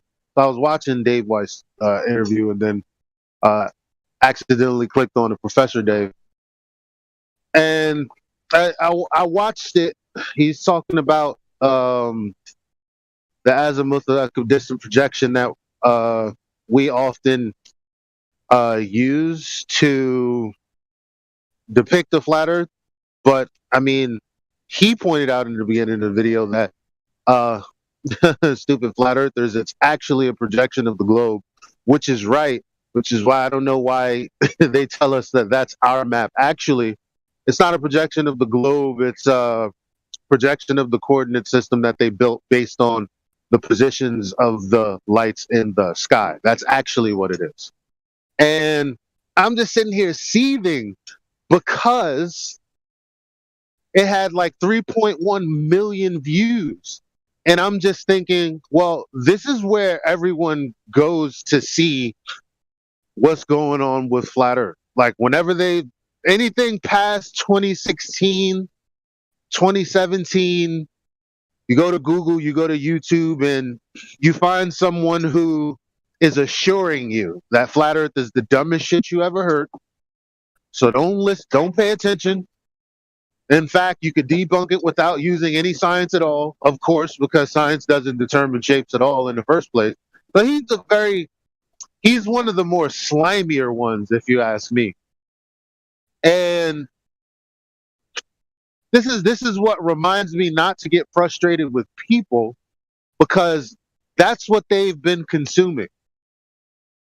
And they still don't know how to think for themselves. They've just taken yet another source of information to be true, taking another source at face value. Oh, straw man here, straw man there, no problem, doesn't matter. Because they're not going to tell you that they're straw manning us to death, of course.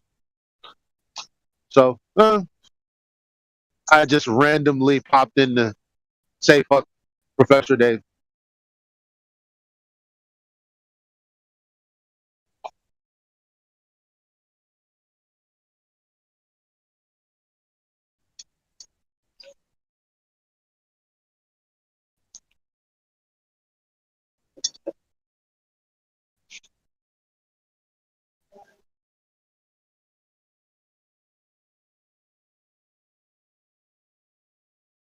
I mean, you guys can understand why people come here thinking that it's still a Wilbur, because you can understand that, right?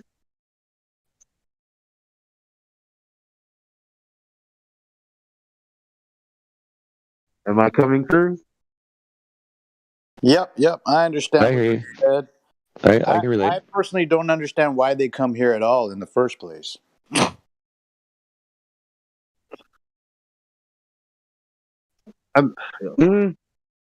Because they're wondering why we're still here. Because maybe in the back of their mind,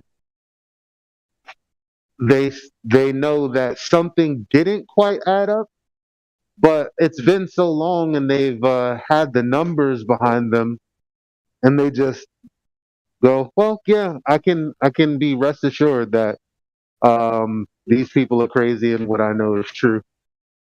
But there's this nagging thing, like, and I'm sure all of us had this nagging feeling where it's like, what he's saying is okay. I get what you're saying about that, but I never had any questions about that. Like I didn't even come here to learn what fucking Professor Dave is telling me about. Like I didn't come here for none of these points. I actually wanted to know how the fuck they determine the distance to the sun, and why Christian Huygens make assumptions, and who the fuck is it that actually measured the Earth directly? Because as far as I'm concerned, from what I can read from Eratosthenes' papers, those are built off of assumptions too.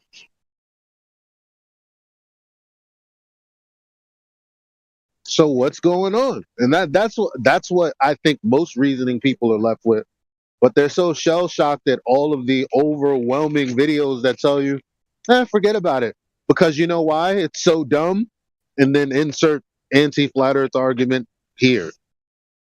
So it's like maybe they had a decent or legitimate question, but forgot. So they come here to ridicule us. Like, why the hell do you guys still exist? And then we tell them.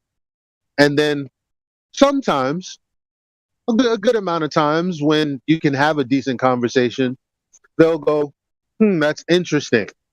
Have you guys showed anyone else this stuff? Yeah, we've only been talking about it every day. Huh. I'm gonna get back to you. Some people stay, some people leave.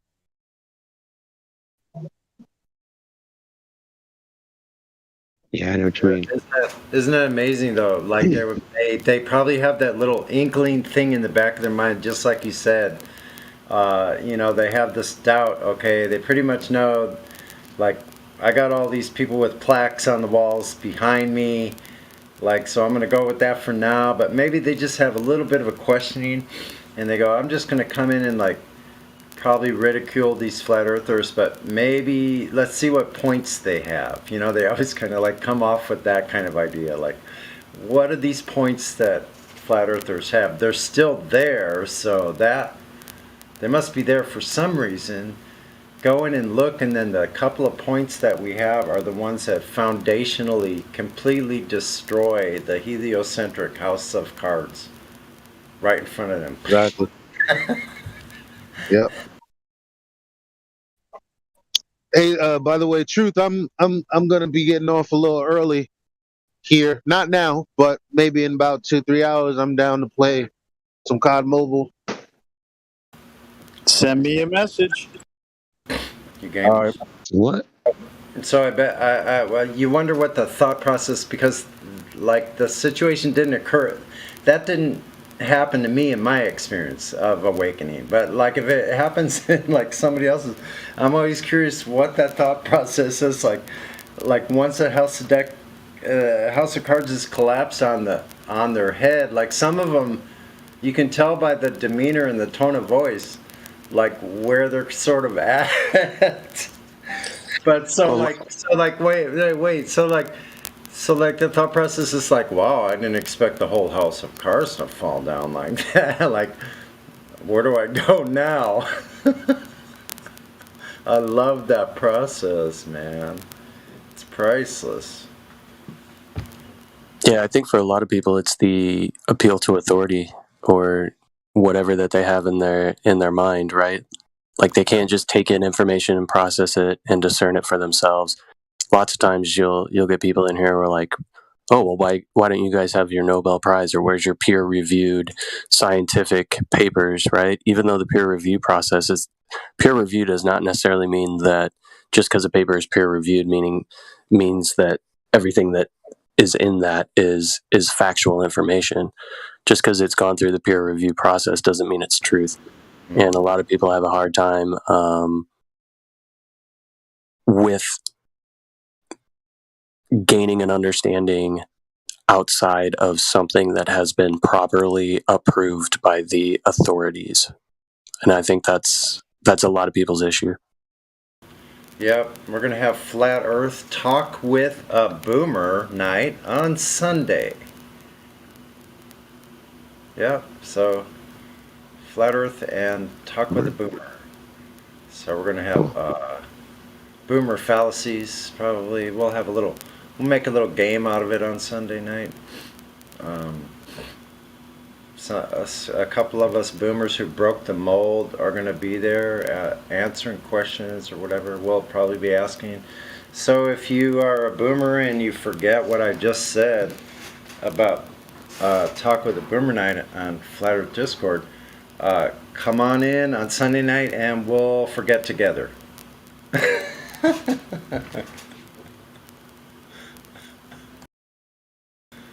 What year? What generation is that exactly? How old do you have to be in From 1945 to about 1985, I think, or maybe something. No. You're skipping over 60. Gen Yeah, X. right. Yeah, you're probably right. So you all probably figured out I'm born in '73. End of right? World War II to like it's 1970 or something. About that, right?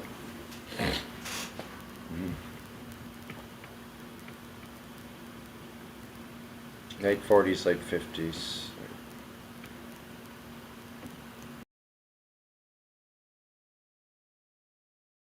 I think I'm right on the edge of that. I'm on the outside of it, but that's all right. It'd be interesting to listen to what you guys are talking about. Yeah, we've lived through a lot, so.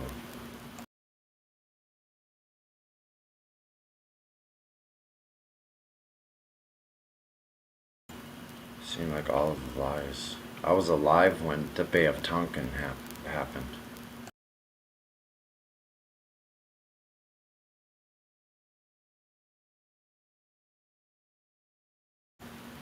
the Tet Offensive. Like, all this was broadcast on news nightly.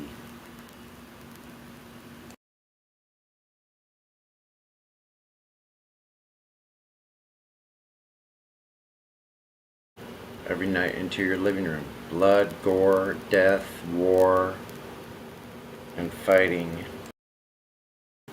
Yep, because that was the first way to get people under control. Yeah, none of us understood any of it. It was, like, as a little kid, it was terrifying, actually, in some ways. Well, yeah, I can totally relate to how I would feel if I was in that, in that particular situation. Plus, I lived near an airport in the early '60s. I was in grade school, kindergarten, first, second, third grade, and the planes would take off, and they would literally go boom and shake the entire building. The windows would rattle, folks. This is a little kid in school learning how to read, write, and whatever arithmetic. Fun times. But listen, I had a lot of freedom too, though. I used to run around, try to jump off the hill. I thought I could fly when I was a little kid. I thought if I opened my jacket, why can't I just fly off this hill? I'll just run as fast as I can. Try to jump off. So like I could go wander around anywhere I wanted, nobody stopped me. So that was pretty cool, being able to grow up. I remember when time was free. Like I had lots of freedom, lots of liberty. I could go where I wanted to go, get stung by the bee, like if I was in the wrong place, see all kinds of weird stuff, almost get bit by a snake, like go play with crawdads down in the creeks. I used to do the same, almost exactly the same things you're saying right now. It's almost like you're reading off out of the book of my life. Wander through fields and see like tall fields of waving grass. And I used to go down to the water and play in the mud. Yeah.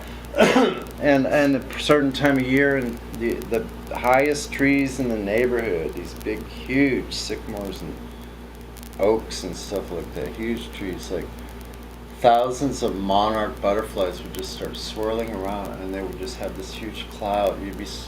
Above you'd be this cloud of seeming thousands and thousands of monarch butterflies, like all kinds of things like that. The cicadas, like every 30 years or something, they like have been underground, and then all of a sudden every 30 something years they come out and start making the sound. The mayflies every year. There's like insects that are only around by the river, only like certain time, a couple days in spring, and then they're gone. Interesting time.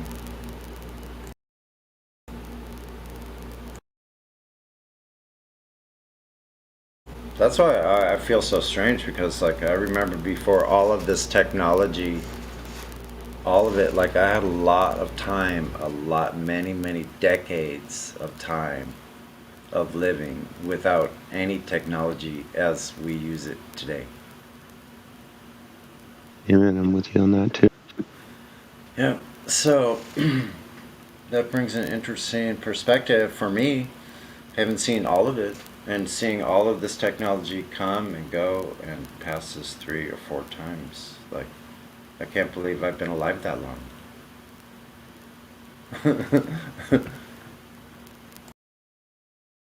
Part that gets me is that I still feel like a little kid. I think you're on the right track. I'd rather just feel like that myself as well. I think that's what makes me different. I never was gonna settle with something, So I actually had a lot of suffering because I wouldn't go along with like what everybody else is doing. If I didn't understand it, I wouldn't do it.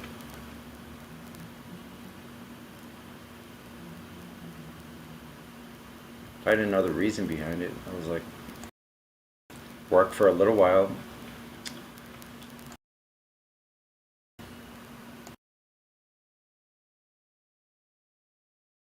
I have a question about flat Earth that I was thinking about yesterday.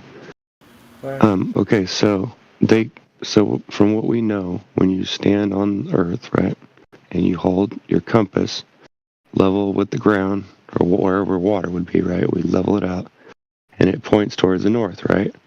So no matter whether we're, at the 60th parallel or the 30th parallel, the compass always points only when it's flat, right? Only when it's level. So my question is, if that's true, then how exactly does the magnetic field of the Earth actually work if it's a ball? Because it doesn't make sense. Because, the compass is being pulled straight towards an imaginary place in the middle of the ocean, right? It's not going down into the ground. It's actually above the ground. Because and the compass makes that have to be true, right? Yeah. No matter what. So that's one of the things that got me right at the beginning. I heard that and I sat there and I thought about it and I was like, wow, that's all there is to it, man. That's the best one, it's so obvious. Oh my gosh, the magnetic lines of force, which are actually measurable lines of force. And if they were curved like they claim, right? Unlike a pseudoforce, are traveling in horizontal fashion for the most part. Yeah, and I was going to say, if they were like they claim, then they would be off like all the time, right? You'd have to tilt your compass to point towards the north, because the north, you know what I'm saying? But they claim it's all curving around us in this, you know what I'm saying? Because of the way, I understand how a magnet works, how it pulls, pulls magnetic pull inside and blows it out the bottom, but that's not really how the Earth works, because if you were to put a compass next to a magnetic field like that, the compass would probably just pull towards whatever, wherever the magnetic field was. It wouldn't matter, what part of the ball it was on, right? See what I'm saying? So it doesn't match up anything. In my mind, it doesn't match up. Doesn't make sense that it would just curve with the Earth. That doesn't make any logical sense. You know what I mean? Yeah, especially when you can't prove it's curved anyway. So are any of them still saying, are they saying that pretty much that the magnetic lines that the compasses are following are going, that it's supposed to be horizontal? Because they don't have horizontal yet. So I don't know. They'll say it's horizontal to the surface, but that doesn't occur on a curved surface. So try again. I'm just trying to exactly, and then also if it was a field that followed whatever either the flat edge of the Earth or the ball, whatever, then when it got to the North Pole, then there would be some kind of magnetic thing. There would be some kind of. It wouldn't necessarily be pulling on water or mass, but it would be pulling a magnetic field down in the center of it, right? The North Pole would have to be a magnetic field that's pulling towards the center of the Earth, if that's true, right? So that doesn't match up either. Question gets down to the question then. Exactly what I was thinking. I'm right with you. So are they saying that the magnetism is occurring at the core, because that needs to be automatically ruled out completely on its face? Due to the fact that they say it's because in physical reality, compasses never point down. They're only we know C is level. Never. If level's horizontal, all the C's are level. Okay, they got a big problem because reality isn't comporting to anything that they're saying as far as it goes. Well, what I've heard, I don't know what everybody else has heard, but from what I've heard, if you got to the North Pole, if it was frozen, mind you, then your compass would spin. But that doesn't make any sense either. You know what I'm saying? What would make it doesn't? I mean, yeah, a magnetic field that's being generated through electricity inside of a chip can probably rotate like that, right? But the pull towards the center would not work the same way.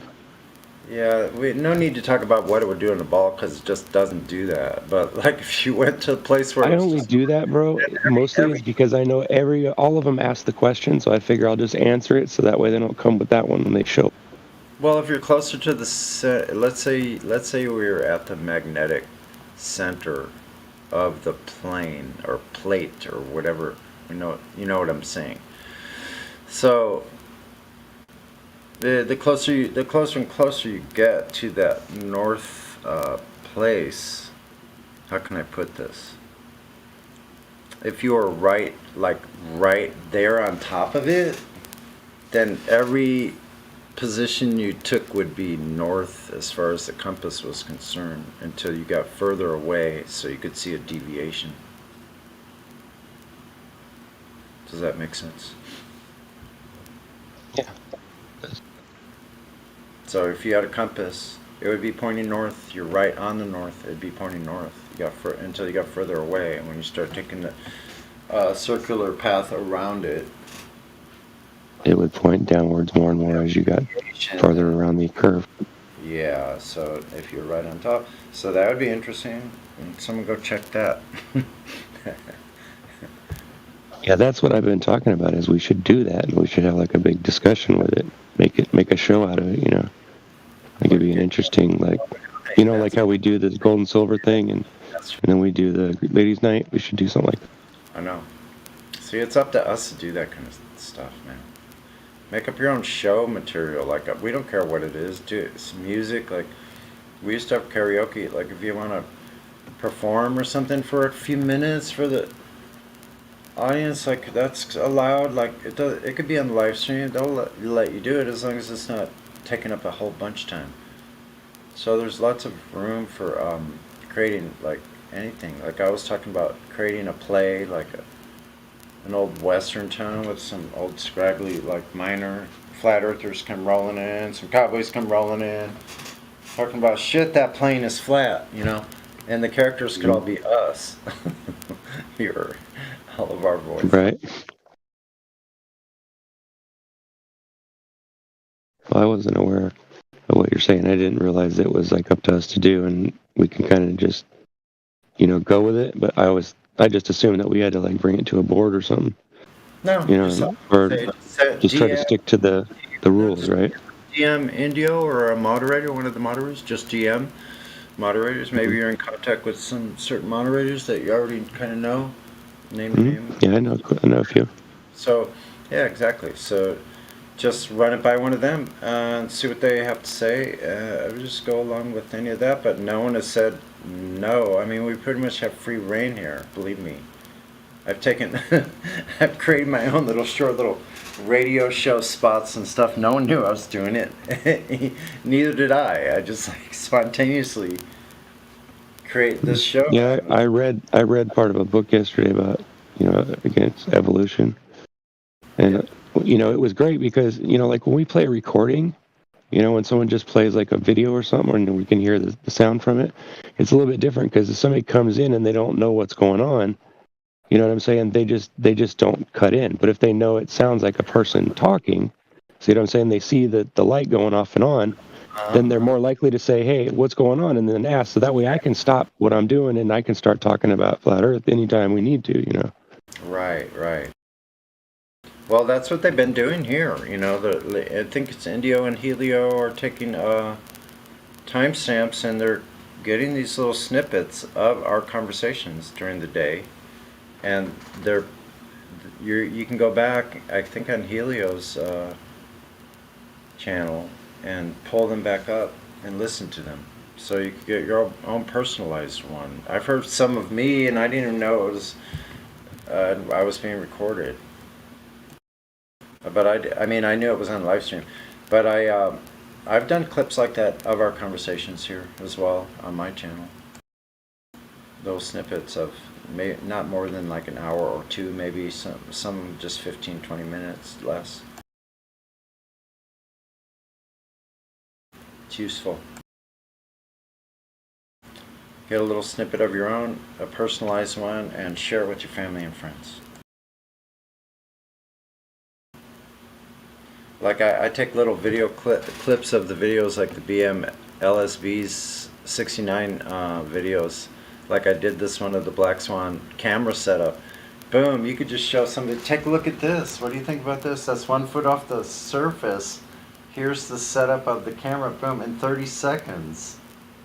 Why is the horizon 10 times further than it should be?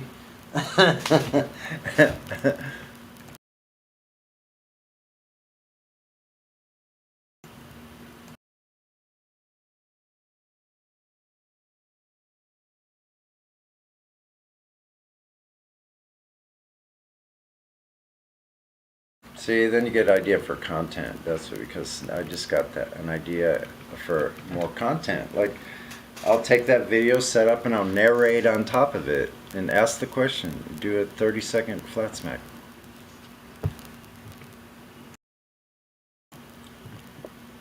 Yeah. Yep. And I look at, like, I'm not even that good at like technology of like doing video production and stuff like that. I'm total novice. Below novice. I just happen to know, like, generally software speaking, I know software pretty well. I know how to operate within software parameters most times.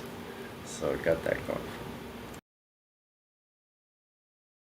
That I didn't hear all of what you were saying if you were actually talking to me, because my wife came in and started talking to me. But I heard part of it. Yeah, I was just saying I'm a novice at video production. Like, I know very basic stuff, but that I have a pretty good working knowledge of most software, especially at the GUI level. You know, like, I know to operate within guidelines, like, of software parameters for the most part.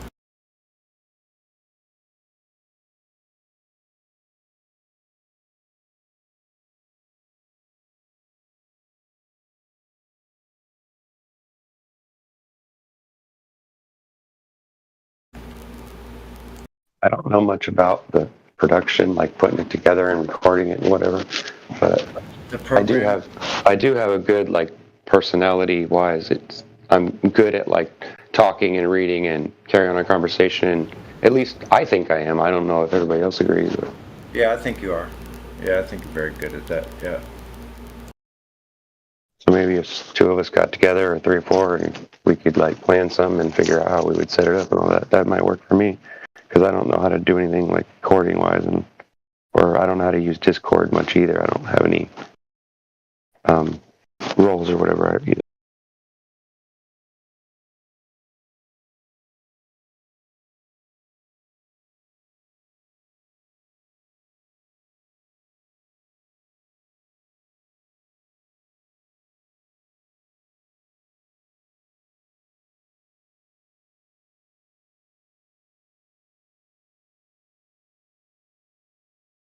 Yeah, back to what I was saying about the magnetic pole is, it surprises me that whenever I bring up that proof, you know, that truth about it, Yeah. people don't want to accept it. They go, no, wait a minute, it works like this or that, and I'm like, well, blah blah blah, and then they're like, well, you can't go to the North Pole and prove it, so I'm just gonna believe what they tell me. I'm like, really? Yeah, just explode their mind with this, rookie. Tell them to go out and find a spherical magnet with a North Pole on one place. and then juxtaposition that. Yeah, you got a point. Wait a minute, juxtaposition that with, there is such a thing as a plate magnet. Every speaker has a north in the center and the south is all around the ring. So a plate magnet does exist. Right. And a spherical magnet doesn't, let alone the point of the temperatures they're saying that are at the core would lose all magnetism with that much heat. Only a shape magnet would suck through it, like they claim that a ball would. Only like one that had a hole in it, you know, like a bowl. Yeah, something solid with a pole. I've seen some scientific stuff about that. A spinning one, like they have no way to test or show that any of that is reality. Exactly. It only works in magnetism with metal and things like that.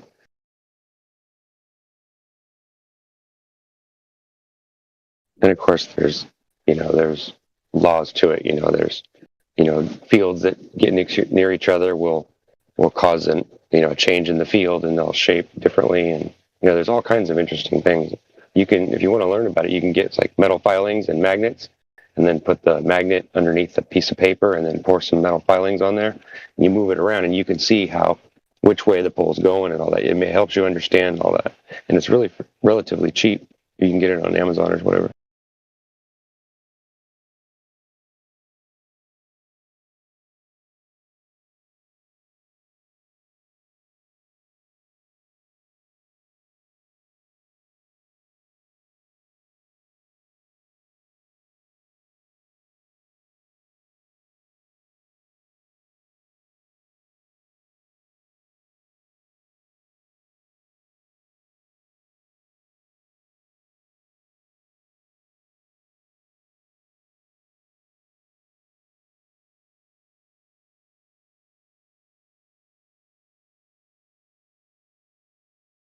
Sure is cold today. Cold and dry. Have you ever heard that a chrome sphere will have a black dot in the center of it if you try to shine light behind it?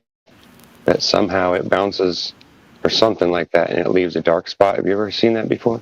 You mean it makes a dark specular highlight? What? Really? No, what it does is it makes a dark spot on the wall with a light, with like a pinpoint of light in the center of it. Oh. Even though light travels straight, right? They tell you that light travels in straight directions, right? It's not a wave or whatever. Think about it. Oh, and that's It's a chrome colored ball. If you put a light source behind it, and then you look on the wall, like you put it within a certain distance so that you get a shadow on the wall of the shape of the sphere. At the very, very center, there'll be a light. It'll actually be going through the ball somehow. I don't know. I don't know whether it bounces around the room somehow or something. I don't know how it works, but I've seen it demonstrated on YouTube, and I was like, "What the hell? I gotta try that." So a real shiny ball bearing would do the trick. Yeah, basically. Or you can buy a larger one. Like you can buy one of those, big plastic balls that they spray in the inside with that plastic coating that makes it look like a mirror. You know what I mean? That's true. Metallicized plastic. Or you could buy 2 of those like driveway domes that they put so you can see around a corner. You know what I'm saying? Yeah. Like when you're coming out of an apartment building or something and you can't see, so they put those weird shaped mirrors. You could buy 2 of those that were dome shaped and you could stick them together. I mean, it could be done. We ought to get some of this stuff together and do some of this stuff because it's interesting. I think it would help us learn about the world and how it really is, and I think that is part of flat Earth, right? Like I believe that like teaching about science and things and showing it, is that not like part of flat Earth? Yeah, it is. Anyway, it's the truth, right? Absolutely. I mean, I know that the root were flat earthers, but I wonder if anybody makes a spherical mirror. Like, I wonder if anyone manufactures that. Interesting. I'm absolutely positively sure someone does. Perfectly spherical mirror. Somebody's got to be able to manufacture that. Yeah. I bet they. Well, I don't mean mirror. Like I don't mean like a glass ball with mirror on the inside, but I bet it's possible. Like glass blowing, I bet they can. And glass blowing, I bet they can make a mirror image on the outside. Maybe somehow. Well, they'd have to put a seam, right? They'd have to put a dome because otherwise they couldn't get the metal coating on the inside, right? What if they can make that metal? Unless they can put it in there through a hole. What if they can make it settled there right at that apex of the, like, what if they can make it just you mean film? What if they can make it on the inside where the film, that it's a film and it just sits there until it cures? Oh yeah, there you go. Get that mirror, that mirror reflective like stuff you put on your car windows, yeah. Think about that. You could do that glass. That actually might work, huh? I bet they know. I bet they have the technology. Oh yeah, that's what I'm saying. I think it's probably more common than we think it would be. I think I need to let my shoulders have a rest. I want to go out and ride, but it's been like the 5th or 6th day in a row. I go out and ride every single day. It might be too hard for me. It's been hurting, man. And I don't remember my shoulders hurting in a really long time. Just that bouncing, I don't know, man. By the time summer, I'll be in better shape. I'll be able to do it, no problem. I was up to like almost 20 miles a day, though, now. Which is pretty cool. Considering my bike is like a land yacht.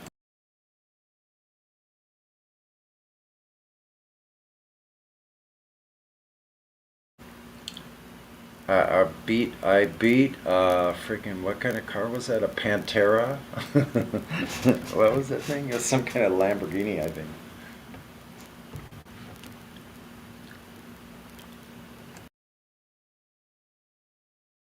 Off the line, I beat a Lamborghini.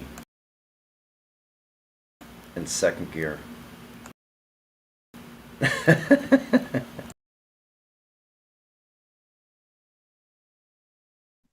Good point. That's hilarious. And this is just a bicycle. This bicycle's freaking screaming fast. I'd be afraid to put it in third. It has 3 forward. Yeah, Well, look, I found a couple of videos that's about what I was just talking about. It's been a while since I saw it, but I'll post it for you guys if you want to check it out.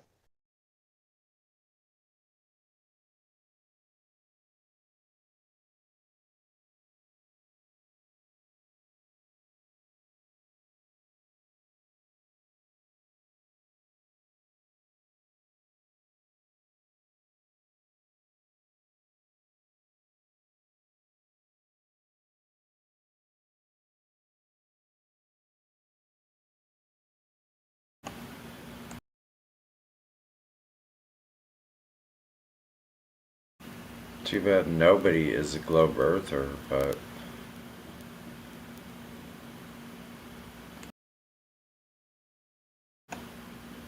There ain't nothing wrong with getting smarter and understanding science and our world better than to kill time. that's true. But nobody lives on a globe earth, only on a flat earth. That's the only place any human beings has ever lived, has been on the flat, stationary plane of existence. I agree. The same one that we're on now. Hi, Jenny. Hello, hello.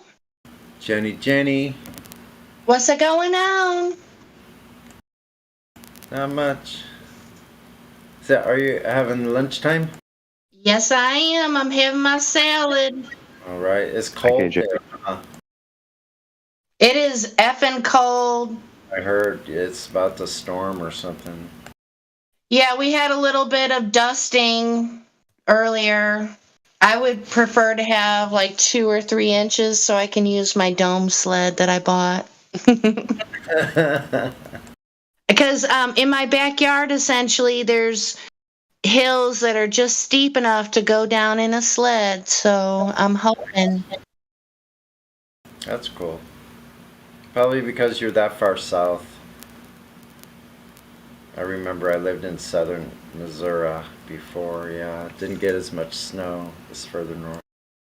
And then we have a certain factory that puts out a lot of rapid evaporation into our immediate atmosphere. So a lot of times we get gentle weather compared to like, St. Louis or something.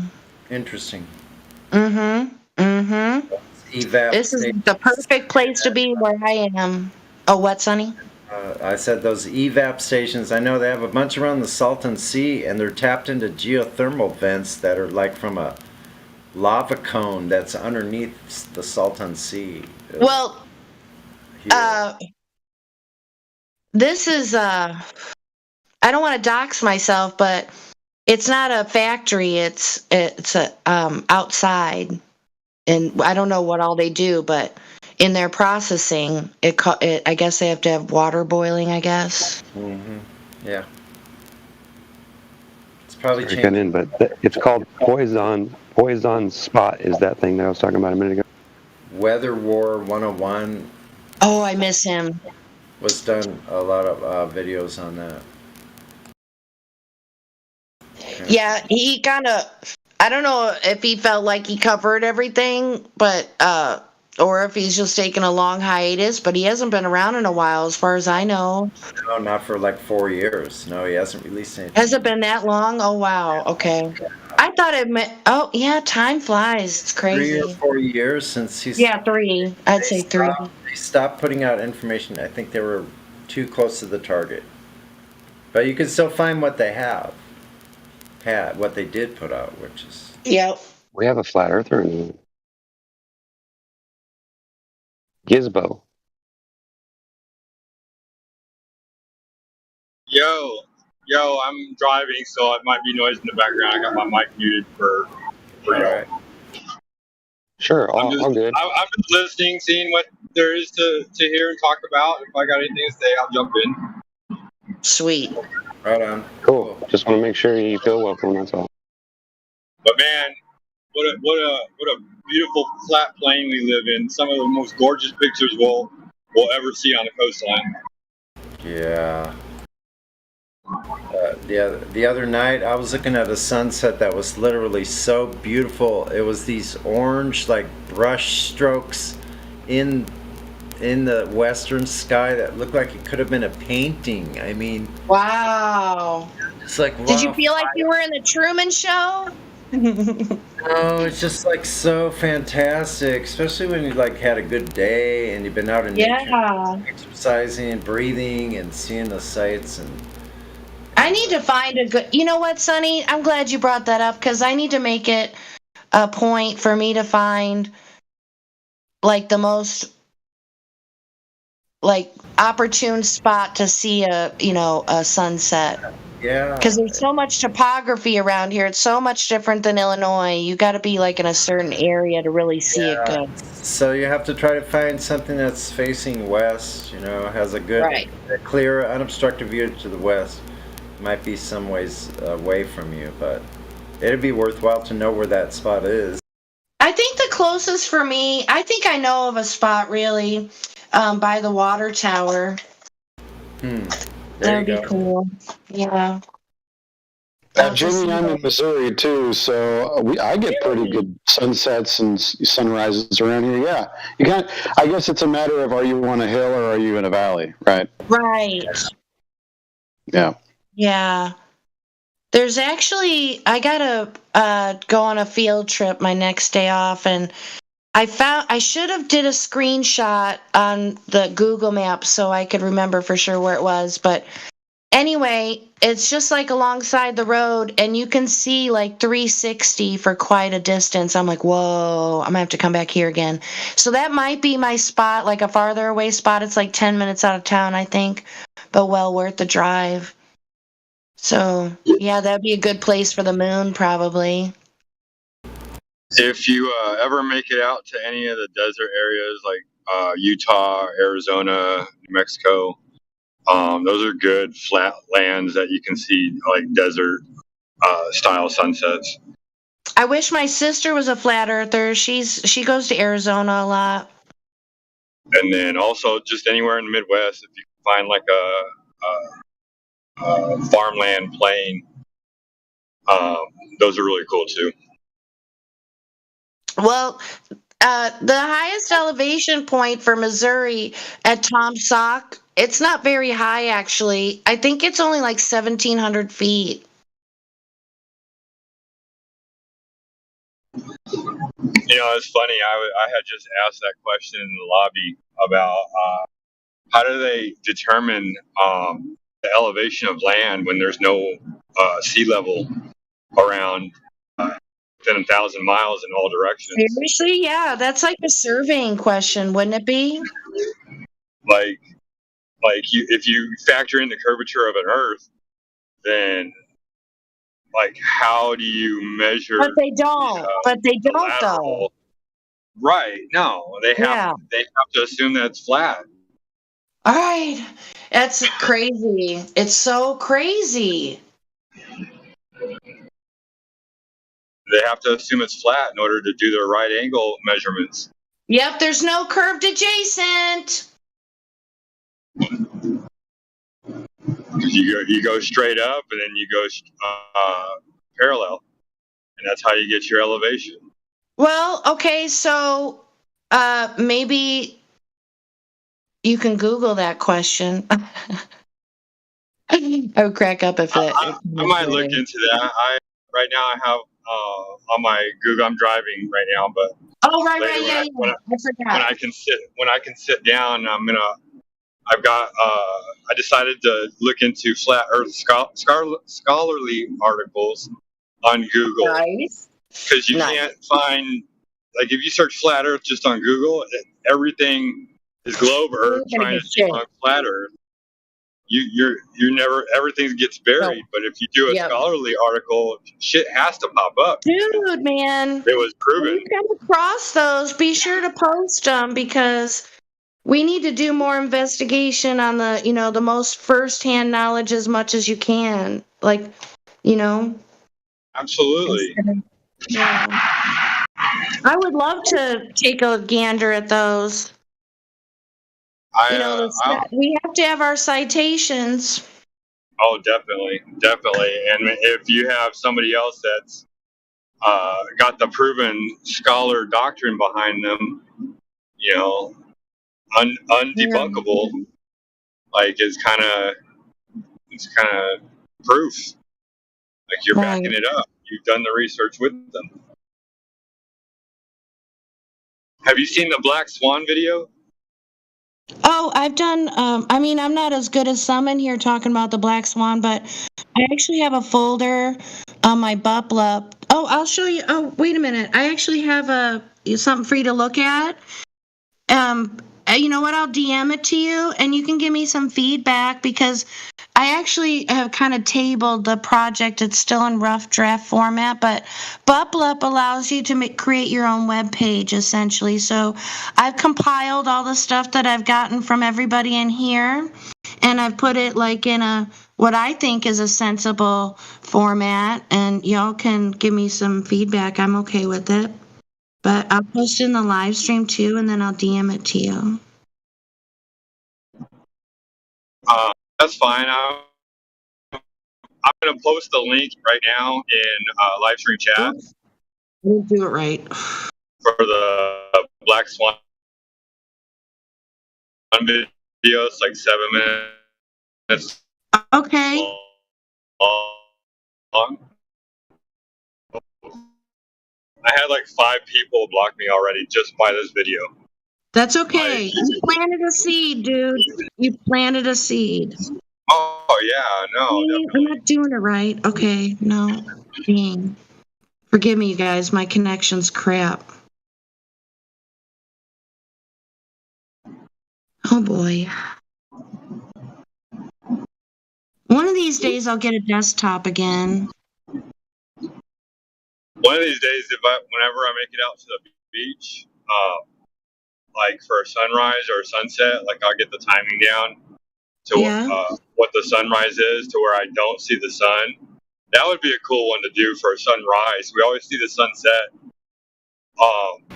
but to see a sunrise and to not see the sun in view, and then zoom in on all the way in on it if you have the ability to, and see that the sun is actually just faded away off in the distance because we can only see so far. Okay, so Gizmo, or Gizbo, you're the one who's driving, right? Yeah. Okay, I just sent you my little web page. But I need to revisit that again soon. It's kind of, I just got distracted with other hobbies or whatever. I make pot holders out of loops, the kids' little loom, pot holder, weaving loom. That's what I do. But anyways, so, all right, you posted something. Okay, so I'm going to save that.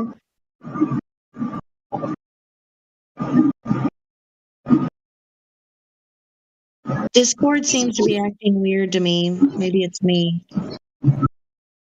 I don't know. What's your role on the channels? Are you just VC verified? No, I'm a mod.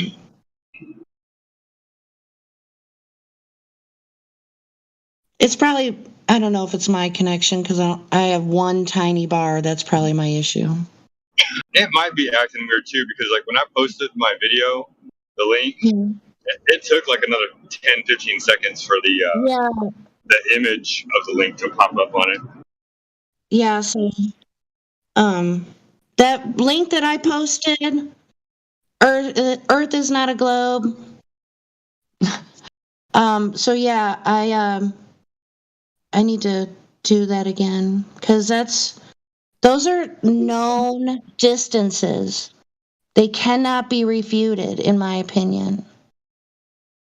So on that post that you just posted, is that a video, or is that the? No, it's a whole web page, and it has different sections.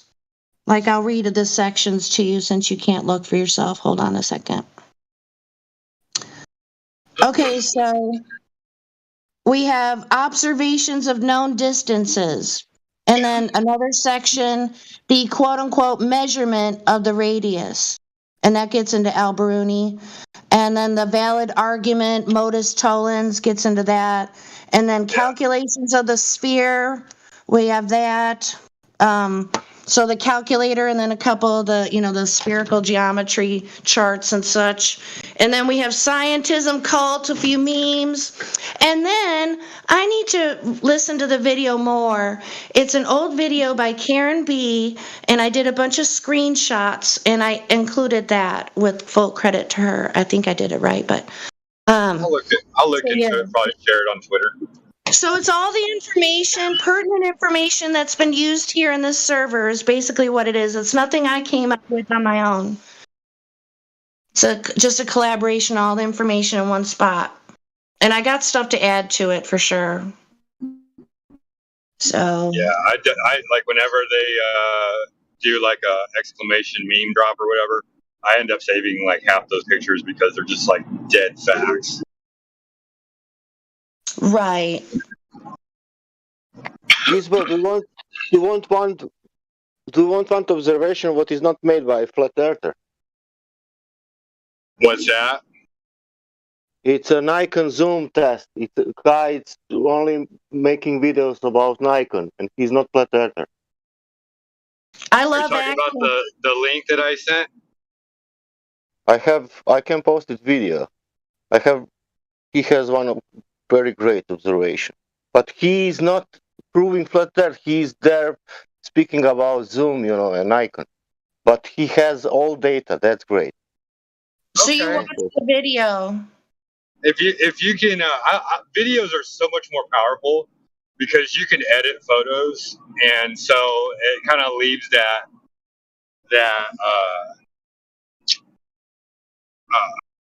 doubt. You know what I mean? Like the photos are awesome, like when you do screenshots and everything like that. But like videos, anything that's a video is just going to be that much more powerful. It kind of upsets me even with the GIFs because they're jumpy. And I mean, we all know all a video is it's a stream of individual photos streamed together. But it's I don't know. It's got to be harder to fake a video than a photo. Depends on how technically savvy you are. That's what I would say. I truly believe that too. There are some great people. Look at the movies. Yeah, I mean, we have live CGI capabilities, like Harry Potter. They didn't do a lot of makeup. They did live CGI. And then we have deep fakes and such. And so, you can't even do video, really, if you want to split hairs. I mean, it depends on, okay, this is where I think it comes into credibility of your source. Who's doing the video? And are there any cuts? Are there any cuts in it? Or, it can be forensically investigated. What's their story? What story are they trying to tell you? I mean, like, even if someone who is not very well informed of the subject and they're trying to explain what they're observing, just by listening to their story, you can just deduce that like that's a fact. So you're just like, wow, good job by an amateur. Oh, the best ones are people that don't know about the talking points or the topic at all. Yeah. Like Joshua Nowicki, he's just a photographer. And then he ended up on the news, and then flat earthers are like, wait, what? And then all of a sudden, that's a talking point. Right.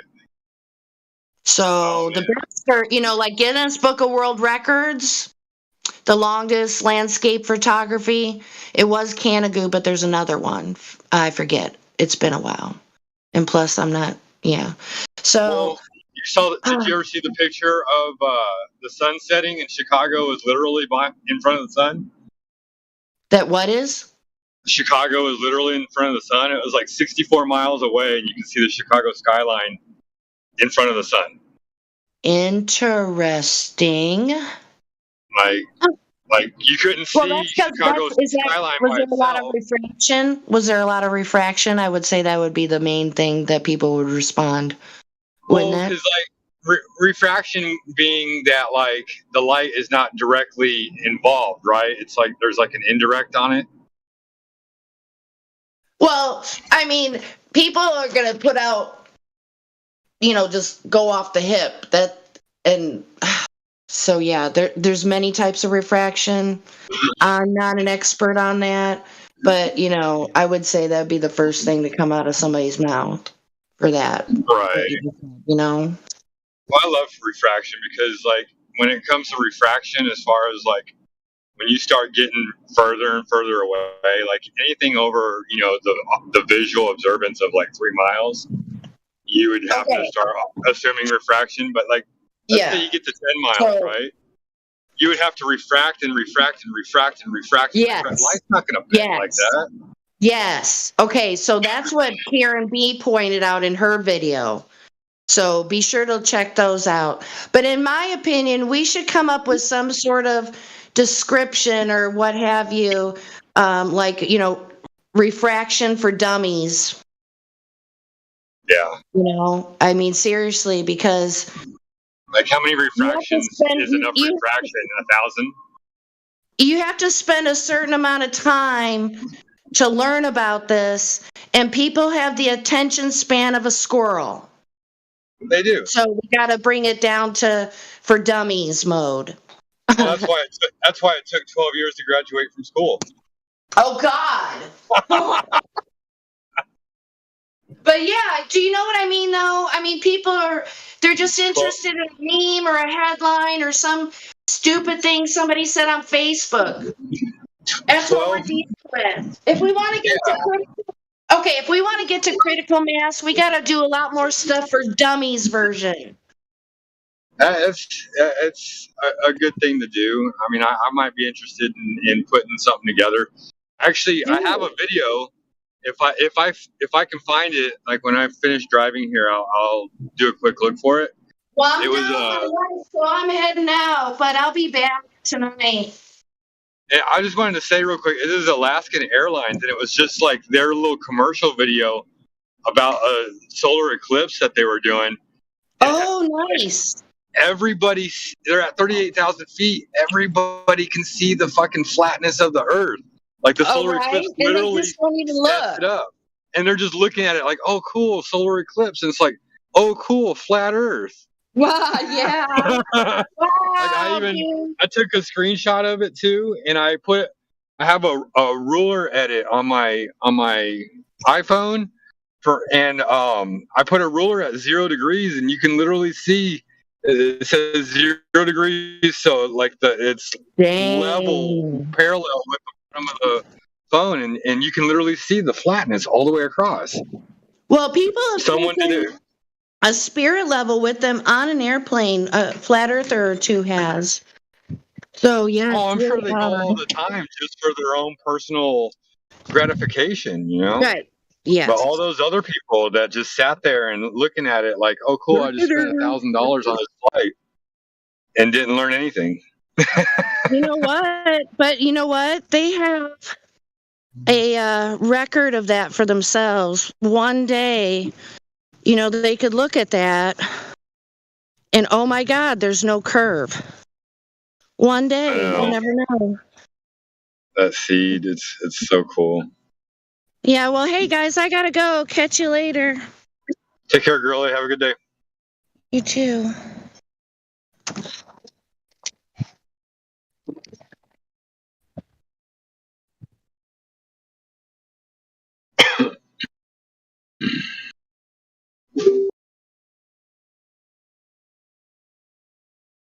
Let me see if I can find this.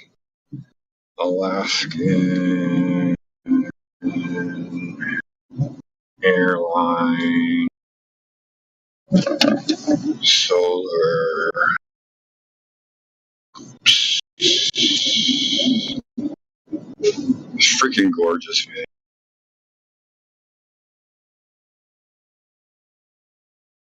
There it is, right there. Share. Copy.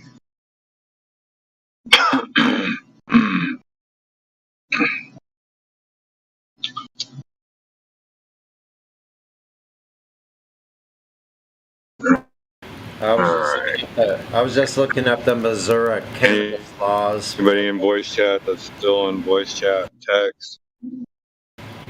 What's that?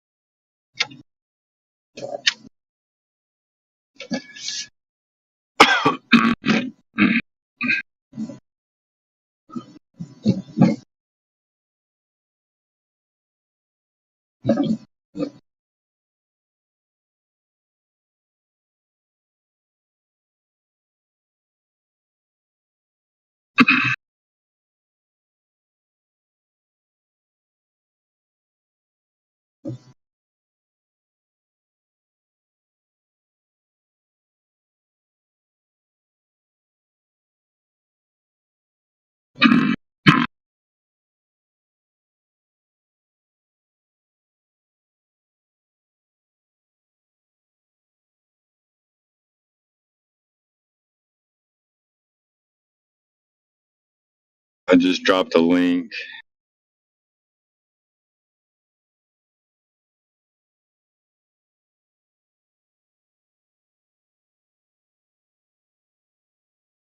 Let me know if anybody's here watching it or whatever.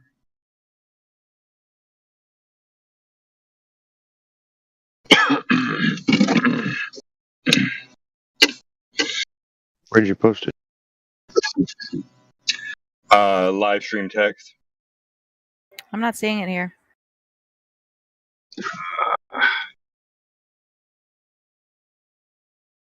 Let's see.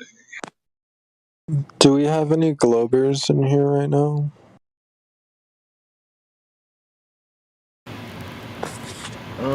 Don't really know, but isn't it 9 minutes until ladies' night? Yeah, I was just gonna say we need.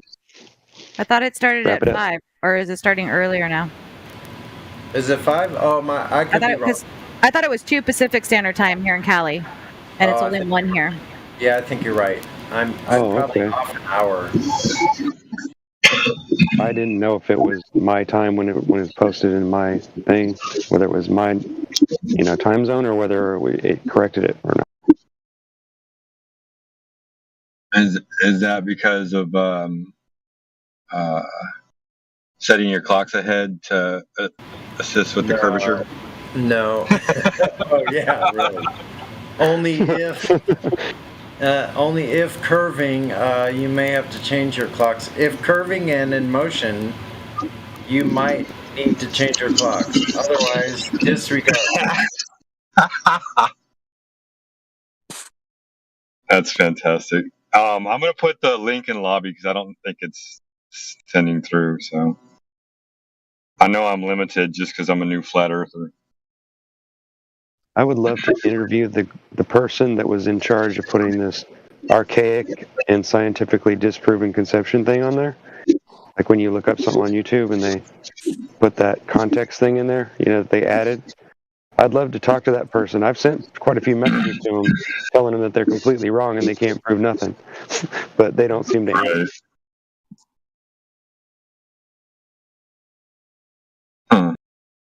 Hold that thought. Wow. I don't know. Did somebody clean up the text, or did I just not do it right? You might not be in the right voice text. It's the live stream voice text. Yeah. Are you talking about the one you posted earlier about the black swan? Is that what you're No, talking but I've seen the picture and I just wanted the video, and so that's why I posted the video. I appreciate whoever reposted that to get that out there. You could just DM it to one of us. Send us a direct message with the link, and we'll post it for you. Hey, I'm gonna play the audio of someone that got brainwashed by that YouTube archaic theory blurb. So listen to this. This is in the live stream. It's hilarious. I'm sorry, y'all are probably echoing because of me. Standing by. Stand by. Have you guys found a claim yet?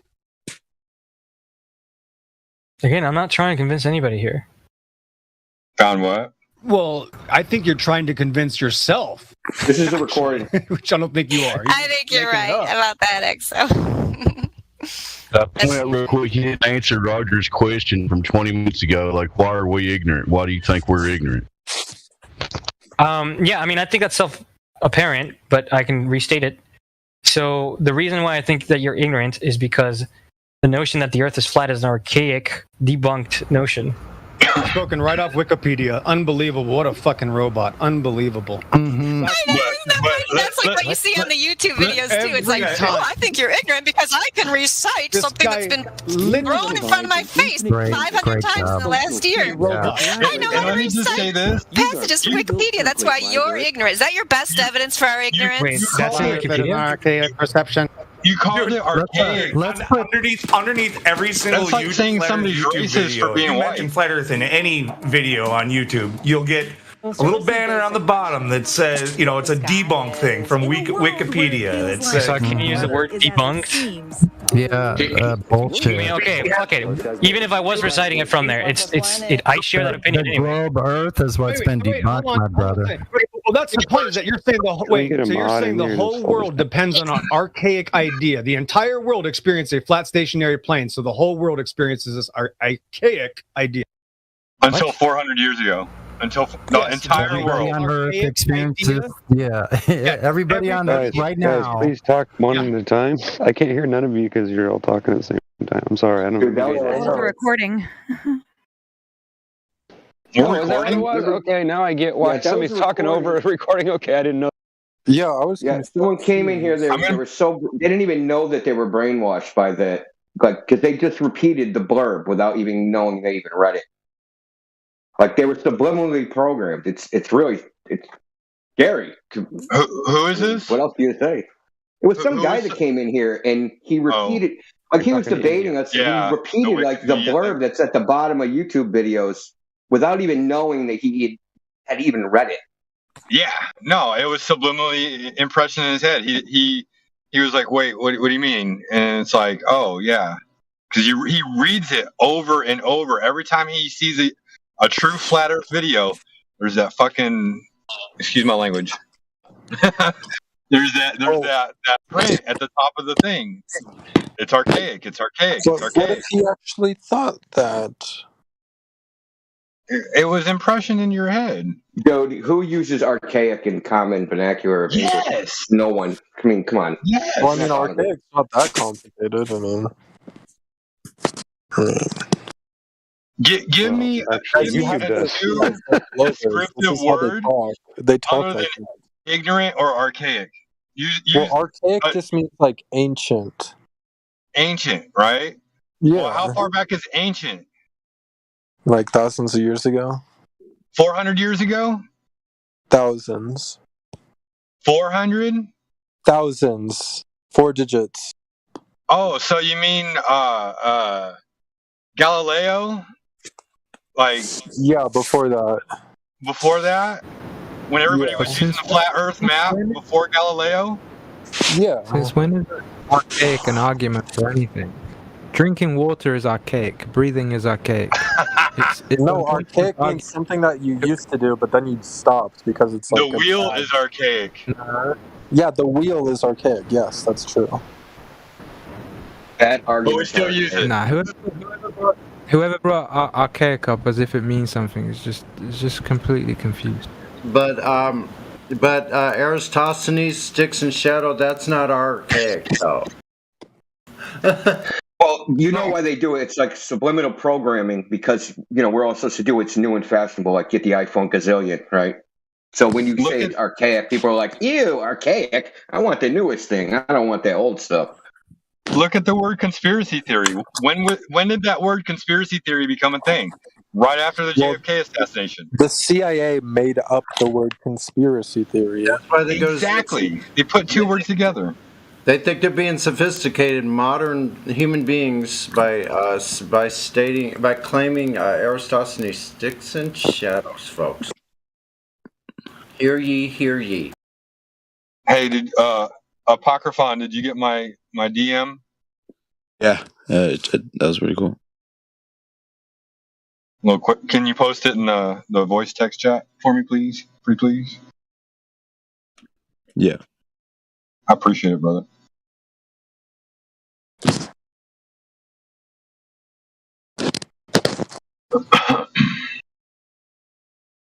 Do you guys think Jesus Christ is our savior? That's a tough question, dude. That's your relationship with God. You're gonna have to figure that out for yourself. Who is you guys? Some of us do, some of us don't, but we usually stick to flat Earth in here unless it's directly related to something. Yeah, go to religion and ask them down there. Is there people in there? Oh no, it's empty. I don't know whether there are. You have to scroll all the way down. I don't know. To the religion chats. Well, is there like a set time for the biblical chat? Spoon-fed No, you can post something in there. Yeah, in here the set time is never. No, but you can't lie that. I'm in there, but I'm just wondering like when I should go. Every time. Could you believe in a flat Earth without a creator? Check it every once in a while, and you see someone in there. Dude, you're turning into a robot, and they'll tell you, or they might know. Well, if there is a creator, I still would think it would be a globe. So, let me ask you this: can a terrarium exist without a creator? I don't know what a terrarium is. Very interesting thing. It's a ecosystem that lives inside of a contained atmosphere. So basically, could Earth exist without a creator? Well, are you saying on a globe, or are you saying on a flat Earth? I don't know. Either one. I think either one could exist without a creator. So no, it wouldn't. By physics definitions, energy can neither be created nor destroyed. It only be transferred. So something had to create it. Life cannot come from non-life. That's a fact. Yeah. Consciousness cannot come from nothing. And design has to have a designer. If you look up the Fibonacci sequence, it's something that the creator had left behind. And it's imprint. Not just a swirl. Well, I actually have a question. That it's the addition mathematics. Interesting question. Well, what if the creator? Do you guys think the creator created mathematics? Of course. Okay, well, that doesn't really make sense because there are some concepts in math that's infinite. Like, how could you create something that's infinite? It's only infinite and unmeasurable because you haven't measured it yet. No, I don't agree that with Gizbo on that because infinite and all these and such as time, like future, past, present, miles are just perceptions. It's a concept that human created. Because no, but there are literally things that are provably infinite, like pi. There's proof that provably infinite. You're high as hell, dude. Wait, what? There's literally proof. Listen. Hold on. Prove something's infinite. Come back when forever's done. Okay, so go prove something's infinite. Right. There's proofs on YouTube that show that pi is infinite. No. They're not proofs. Yes, they are. You can infer that they're infinite, but it's not a proof.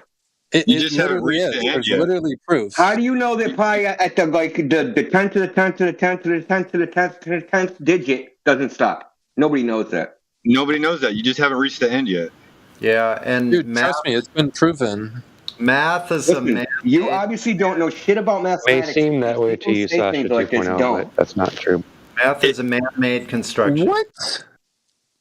I'll give you an example of. Listen, infinity is a absolutely true. Math that you can talk about, but you can't actually do. I'll give you an example of numbers or math that's not infinite. It's supposedly infinite, and it's not infinite. Prime numbers. They've reached a number, and I don't know what it is, but you can look it up on Numberphile. Numberphile talks about prime numbers, and they talk about a prime number that they've reached, and they don't know what the next prime number is because it's so freaking huge. Look, go on the YouTube channel. It's called Insights into Mathematics by a PhD mathematician named Norman Wildberger. He goes over the whole infinity thing. Going to, if you know mathematics, then you'll understand it. If you don't, then you won't. And I don't know. Dude, I know mathematics. I took discrete mathematics and like. So what are Dedekind cuts? What? Dedekind cuts. So you don't What know about it? Yeah, I don't know. You know what they are? Cuts is. Okay. It's What part is of it? proving whether things are infinite or not. Cauchy sequences, yada yada yada. Like you don't. You're talking about cutting it in half. You don't know cutting the in half, subject cutting in of half. infinity. It's not like you're acting like it's a foregone conclusion. It's a controversy in mathematics whether infinity is an actual thing or not. So like, go to this channel. It's called Insights into Mathematics. There's plenty of videos just on infinity. I suggest you watch it, and then maybe you'll change your tune. Did you see the video I put in chat? What's your name? Sasha. How far up was it? It's at the bottom. It's in the voice text. No, yeah. Mine barely just popped up, I think, in the messages. I think the live stream chat is not acting right. Pi is irrational. What we do? Pi is not actually a number. You know that, right? Yes, it is. Oh, it's not a number. Okay. Yes, it is. It's the ratio of the circumference to the radius. A ratio of two different. It's a ratio of two different numbers. It's the ratio of two different numbers. Pi is technically an operation. Yeah, he's right. Yeah, but it's also not a number. At the same time, a ratio How is a can you number. have a number that doesn't end? It's only a ratio. It's not a number.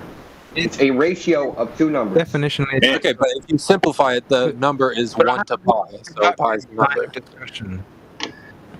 No, Look, you can I have argue an it's a number, but you can't show me the actually number because interesting. you can never reach the end of it. And we know to get pi, you take the ratio of two numbers. Okay, so you do division. It's an operation. That makes a lot of sense with all the other ratios. You in realize the mathematics, square now root that of you're saying 3. that. The square root of 3, is that a number? No, it's a concept. Whatever. That is a number, sir. That is a number, and it's also irrational. A calculation is part of. You know that you can prove that the square root of 2 is 2 geometrically. You know that, right? You're kind of roboting. I said you can prove the square root of 2 is 2 geometrically. But the square root of 2 is not 2. 1.6 blah blah blah. See, this is like people that have you seen that video series? The Code. I'm gonna mute myself. About how they had pi, like you said, Jim, they had it actually displayed, not pi, but the actual calculation, whatever the right word is, right? They have it in the architecture, in the ancient architecture. Sasha. Yeah. Do you not believe in a creator at all? In any sense? No, I do believe in a creator, but I don't believe in the mainstream religions. Can you explain to me how morals and rationality arose from reactions?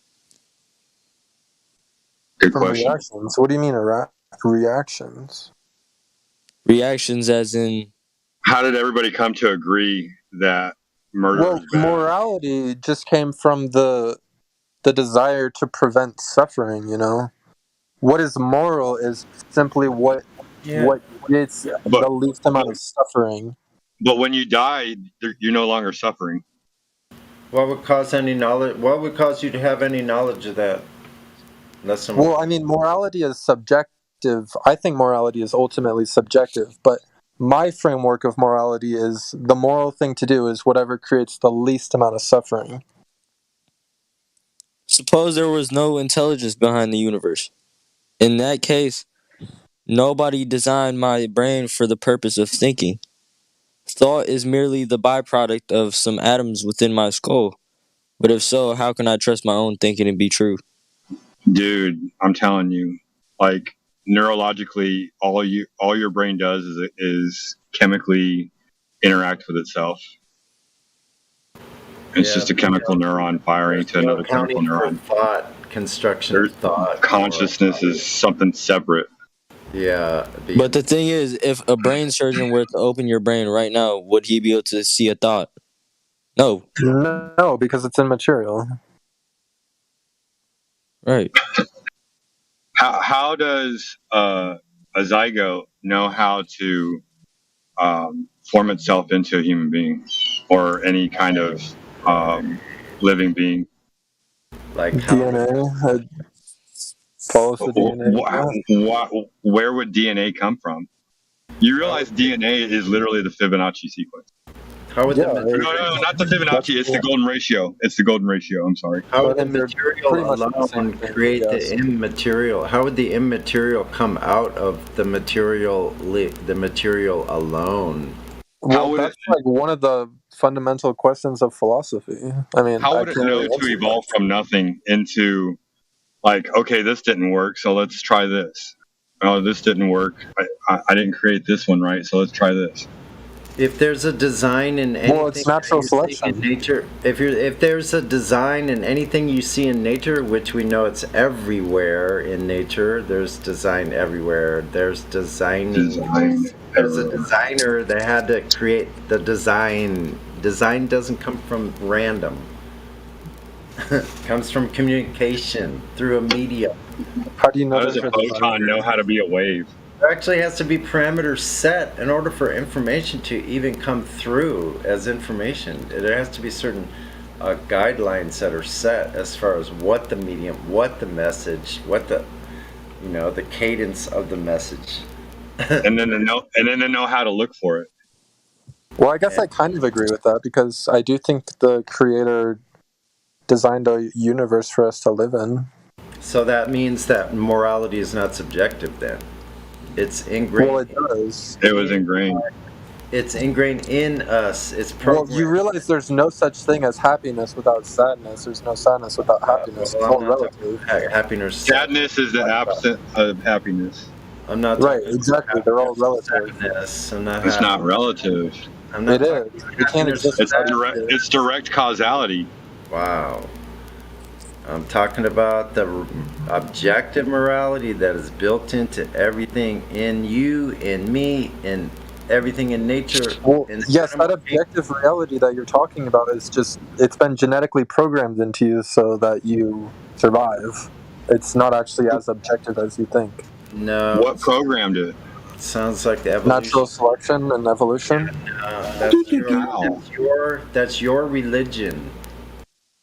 If you believe that, that's a religion. You have no proof or backing for religion. It's fake. How do you even prove that statement empirically? That all knowledge is derived from experience and natural selection, sense experience.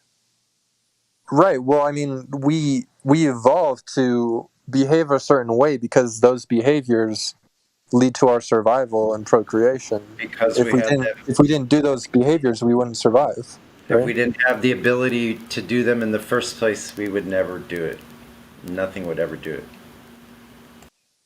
Without the initial ability. See how you can say anything about evolution? It's just pseudoscience nonsense. You can literally just say anything. Make up any story. Whatever happened, that was sexually more favorable, and that it had to have happened so we could procreate. Like you could just say anything. None of what you said is falsifiable by experiment. Or anything. Well, none of what you guys said is falsifiable. That is very wishy-washy. Bullshit. Dude, bullshit. That's a nonsense claim. You can't falsify that. Yep. So if something didn't have the ability to do something that was not programmed into it, it wouldn't do it. Listen, every phenomenon we have seen has India, robot in India. Oh my God. Robot it out. India, you robot it out. Stop the robot. Stop the robot. The fundamental premise of all physics is causality. Everything has a cause. Every phenomenon has a preceding cause. Yes, I agree with that. I don't know what your point is. Well, what's you said you said our claims can't be falsified. What claim is that? Well, you guys were claiming an There's a intelligent designer. You guys were critiquing me for evolution, yet you're claiming an intelligent designer. You're making claims that are not falsifiable. Ours are. What? Yeah, you can apply the scientific method. The fact that causality exists necessitates it's the ontological primitive, man. It's created or it's creation or no creator. It's cause or no cause. Modern science, and I say science with quotation marks, actually says causality is a farce, and it's to say it's a farce is completely untrue. What? If A, then B. There can be no B without A. What's the cause of rocks ordering themselves into a state of irreducible complexity? Materialists want you to believe only the material. Like and that built into that is a subjective morality. Who knows why that's built into it, but it is. Every atheist I've spoken to. Without the God of the Bible, you have no basis to assume morality exists. Even fake Christians. Yes, you do. There's plenty of other ways you can build a morality. How? Like the example I gave earlier, where you want to eliminate suffering. Or you could do virtue ethics. Just say no, huh? Utilitarianism, virtue ethics. Just say no to murder. Absurdism. I mean, there's plenty of moral frameworks without religion. But how would you know that's bad? Yeah, exactly. That's the whole point. How would you know it's bad in the first place? There's two types of morality too. Like everybody knows murder is bad. Everybody knows you have to have experienced it. Everybody knows the negative of it in order to understand it. Yeah, maybe. But you still. But suffering, like it depends on who's suffering. Yeah, so that would be subjective too in his world. So does it matter if anybody's suffering? Then it's wrong, right? That's a different morality. You just change your mind, like then you decide what's suffering and what's not for others. Like ridiculous. It's the materialists are back. Some people can be suffering. The secular materialist have painted themselves into a corner. They're backed into a corner. They have nowhere to go, except for circular reasoning. And all you do is you do the same thing we do here with Flat Earth. You just pick out their logical fallacies one by one, knock them off, and they're like ducks in a row. Boom, boom, boom. Knock out the fallacies first. Then you can base on information alone, and which we found is quite lacking in every corner. All anybody's trying to do here, like if you come into this server as a Glober, we're trying to get you to re-question everything and see for yourself. Like use the scientific method and figure it out for yourself. Why should you rely on somebody else's proof?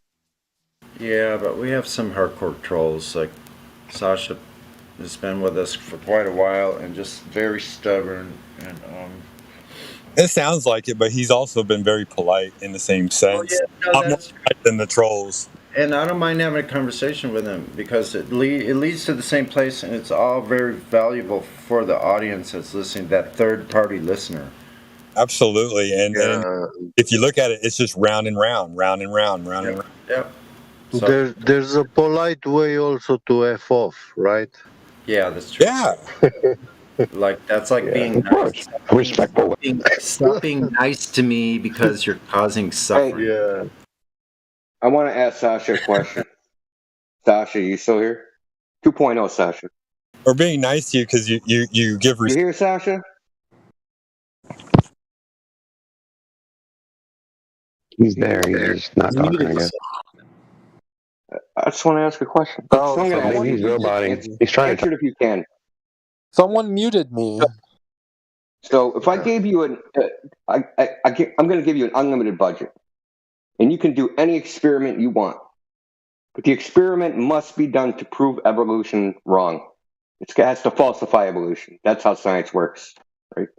Falsify theories. So what experiment would you do that would falsify evolution? I would probably get a bunch of bacteria, and then since they reproduce quickly, you can like really see the mutations. And why start with bacteria? And so if there's no mutations, evolution's wrong, right? yeah, exactly. So I would change the environment, and if they don't just bacteria. If you don't watch the bacteria evolve, the whole theory of evolution is wrong. Just because you observe some bacteria. Not the whole theory. I mean, you. Okay. So we want this experiment that can falsify evolution. I don't think you could falsify it into a single experiment. It would take multiple. Okay, how many? Yeah. Probably one from each kingdom of life, I would say. Each kingdom. How many kingdoms are there? 7. What? So that's easy then, because how many kingdoms in there? 2? Observed evolution in anything. 3? There's 3, right? No, there's 3 kingdoms. 7. Like I said. Speciation has never been observed ever. What about dogs to wolves? Those are dogs. They're the same species. Dogs and wolves can mate. They're dogs. Wild dogs. I was actually, when I was a kid, I was bit by a half wolf, half goat. Yeah, there's still dogs and cows can't mate though. They're still canine. Yep. Yeah. So the point of the question was to show you that evolution as a scientific theory is pseudoscience, because there is no experiment that can be done that would prove it wrong. You can just say you didn't wait long enough. Just wait longer. Well, you can't prove something wrong if it'll turn it's true, right? Yeah, just wait 5 million years. Oh, It'll happen eventually. You can't even do an experiment whose result would say that evolution is wrong. Actually, only true things. I just gave you an example. Things that are not true cannot be. That experiment would just prove that bacteria don't evolve. I mean, and bacteria don't mate in the first place. Yeah, I know, but they still evolve. No, they don't evolve. How does something that doesn't have sex organs evolve? How do you differentiate a bacteria? How do you speciate bacteria? How do you decide when it's one species versus the other? I don't know. Yeah, exactly. That's evolution as a theory, as a scientific theory, is utter garbage. It's just a cool story where you can literally fit any possible observation into it. Yeah, Sasha, Observe you can fit it in. Observe the exact opposite, that fits into. Indio, Sasha is providing too many I don't knows for his knowledge. Well, at least he's being honest. I mean, you gotta give him that. Oh yeah, no, that's very true. Like if I don't know, I would definitely say I don't know too. Yeah, but when you believe, if you believe what you don't know, then that makes you a fanatic. That's a funny thing. Have you ever seen the Carl Jung video when they asked him about does he believe in God, and what his response was? No. I'll post it. I'll send it to y'all in just a minute. I'm walking to my destination right now. As soon as I can, I will. But he basically, they ask him, does he believe in God? And he goes, belief, that's a funny thing. You're doing it based on the fact that you don't know something. And I don't have to worry about that because I know that there's a God. And how does he know? We can get to this knowledge that God has to exist. But this is something which is in God's power to go away from the world. Yeah, He left it in our hands, and then we didn't do well with it, so He put it in Satan's hands, who's gonna 100% not gonna do good with it. He's not going to fix it. He's not going to anything, you know. And because God left, everything he speaks by default is true, and cannot be denied. Yeah. Actually, yeah, it can be denied by us, but it doesn't mean we are right. You know, it's about righteousness. There is a righteous belief, only one righteous belief in this world, and everything else is fanaticism.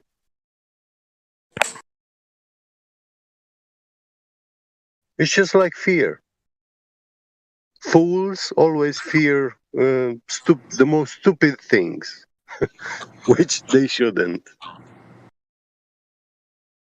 True. Righteousness is definitely doing the right thing. Even Scripture says fear has to do with punishment. There's no fear in love. Yeah.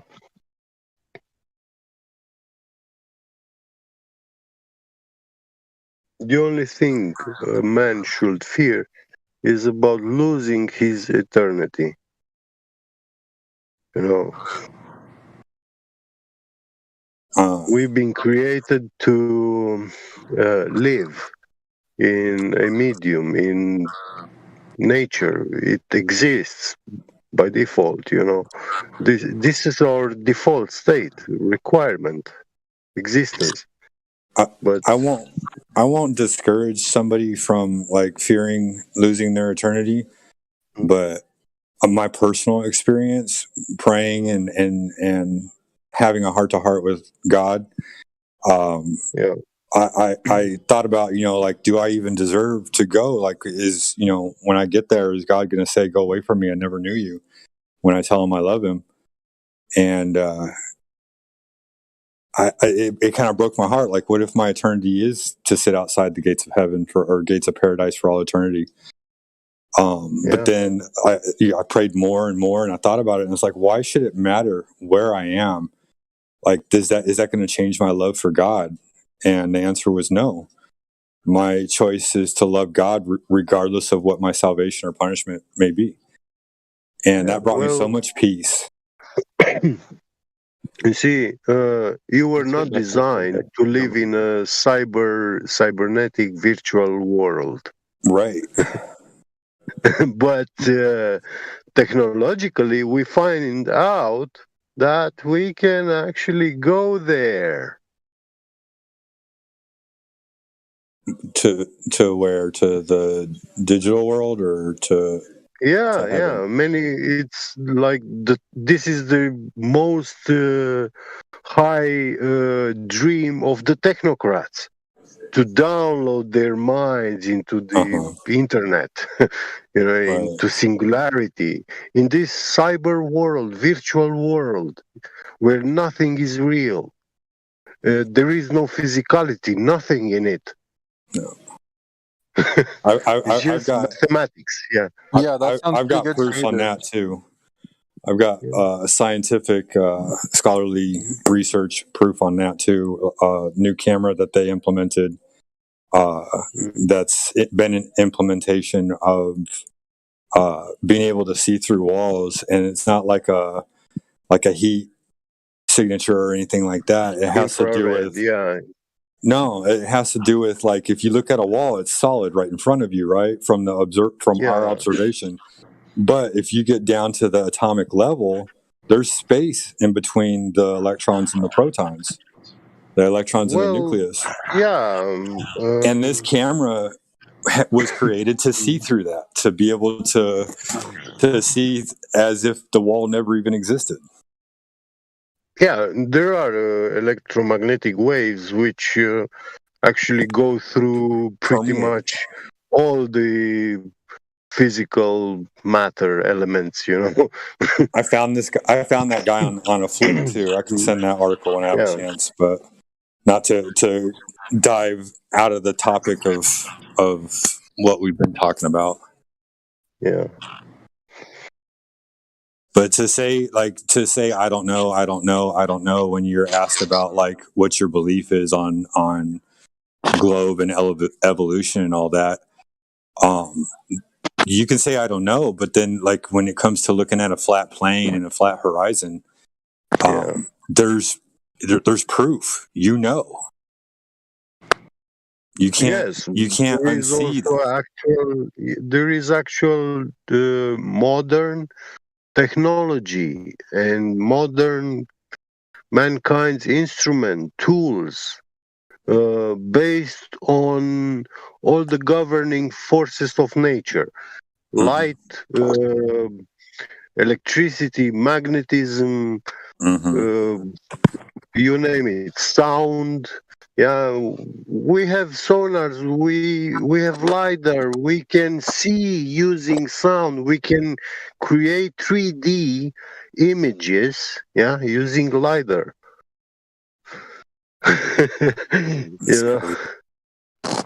And these are actually very precise measuring instruments. They send a sound, it reflects back from an object, and actually that little microchip and algorithm computes how fast did he hear the reply, and it's able to construct the shape of the reflector.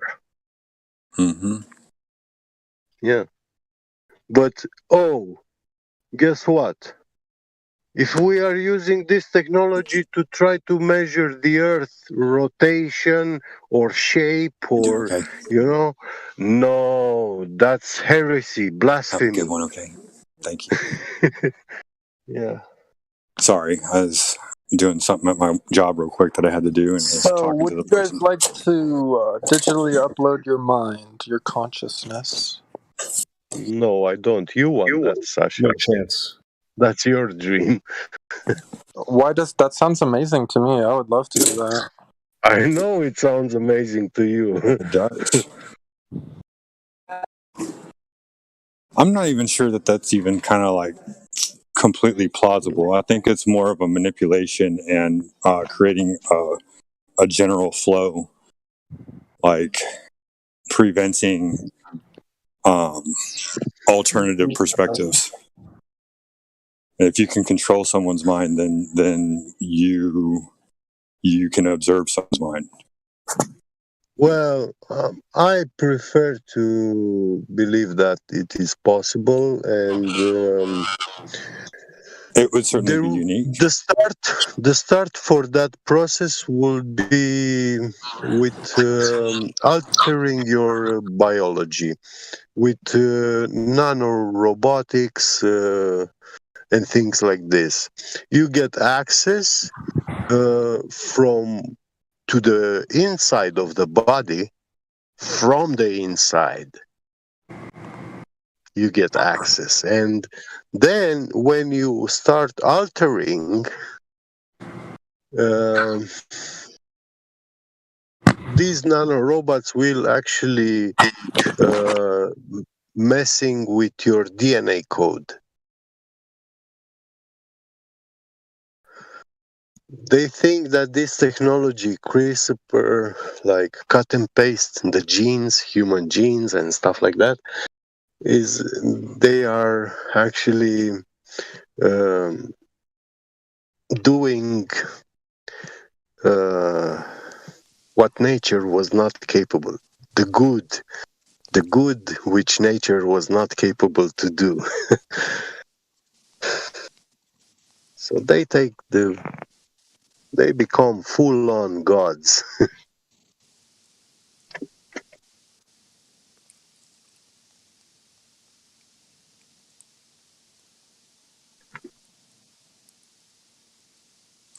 Do you think when hyenas are biting meat off of deer while they're still alive, do you think they know that it's suffering?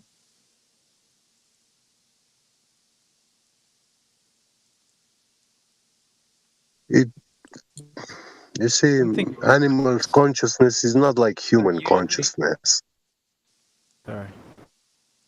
It has been taken away from them, and they have been given one law, which they keep, to be wild animals.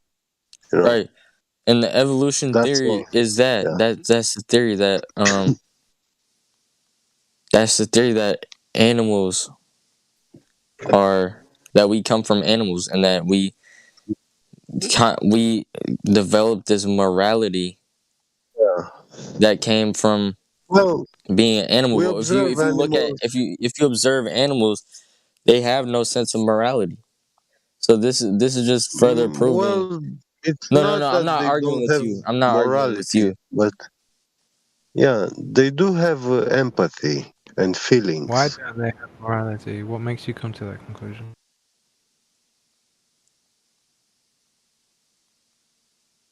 My conclusion that animals have feelings.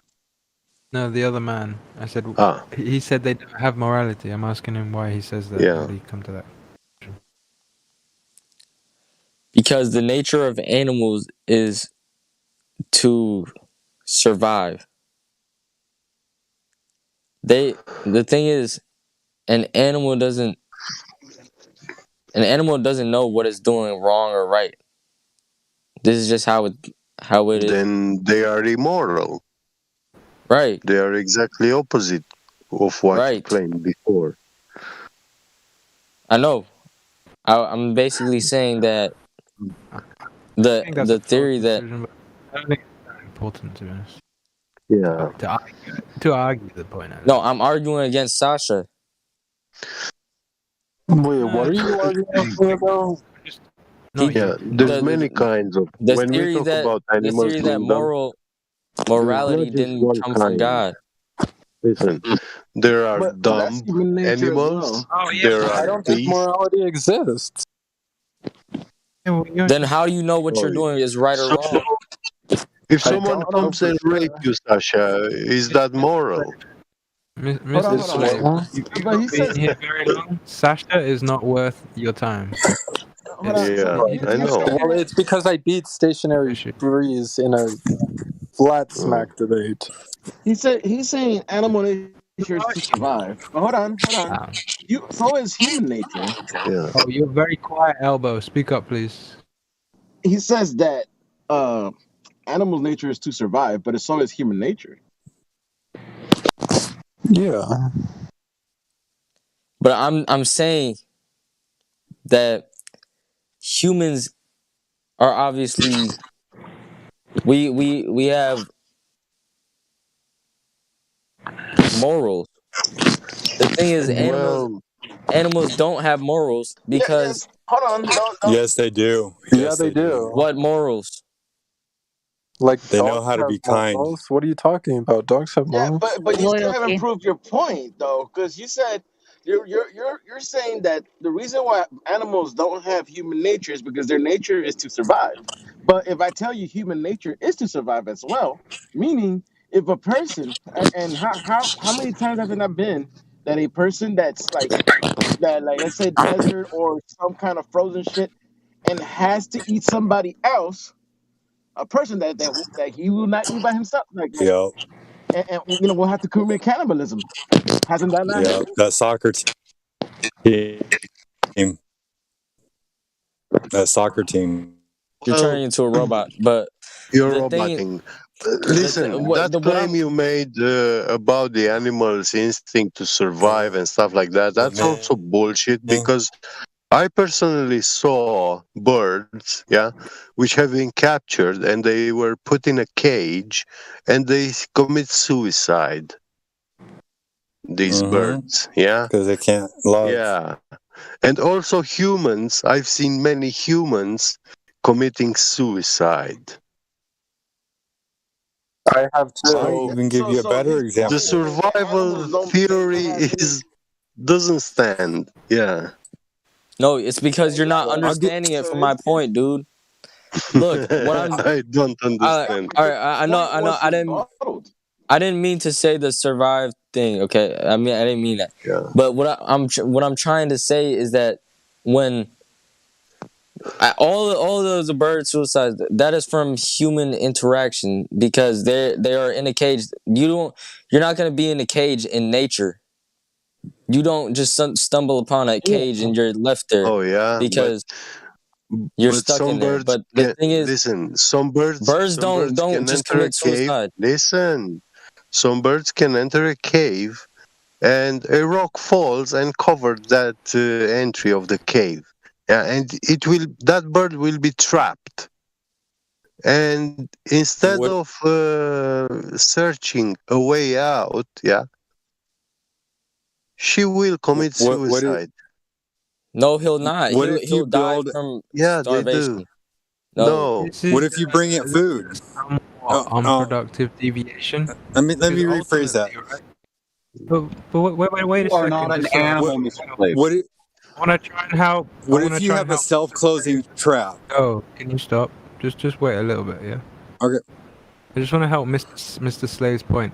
You don't need to bring up anything to do with observations in nature and such when it comes to the morality point. The morality is obviously coming from the creator because it's the creator's world. So morality is going to be based within the created world. But the only one that is an arbiter of that is the one who created it in the first place. So I say that just because we don't need to overcomplicate things. It's pretty simple. The one who made it is the arbiter of morality.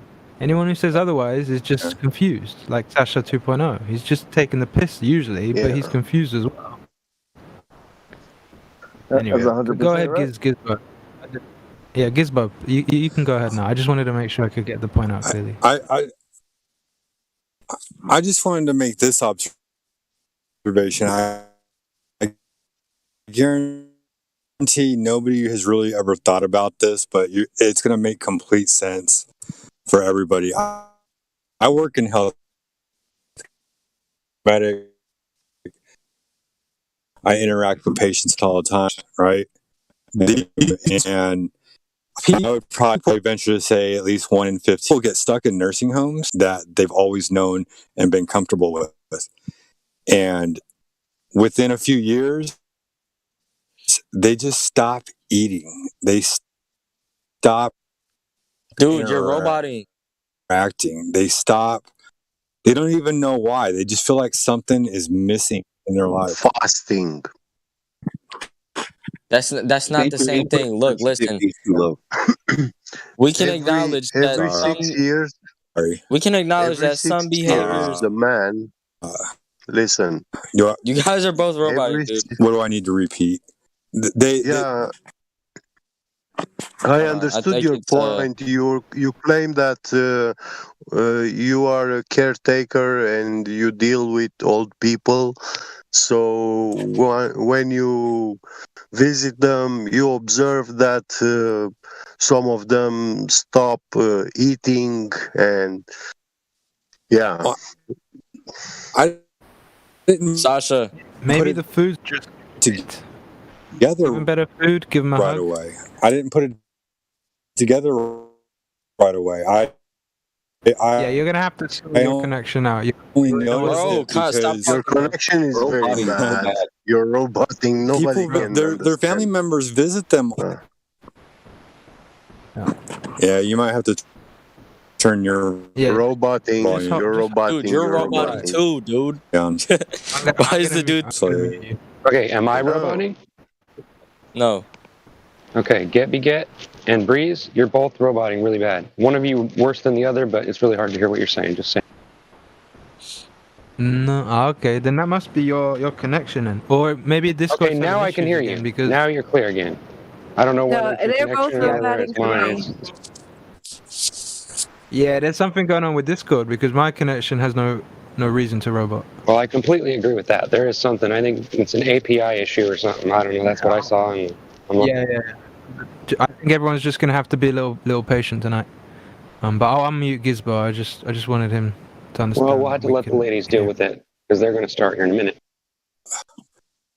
Just to kind of cap everything off, like he said, well, maybe the food is bad or whatever.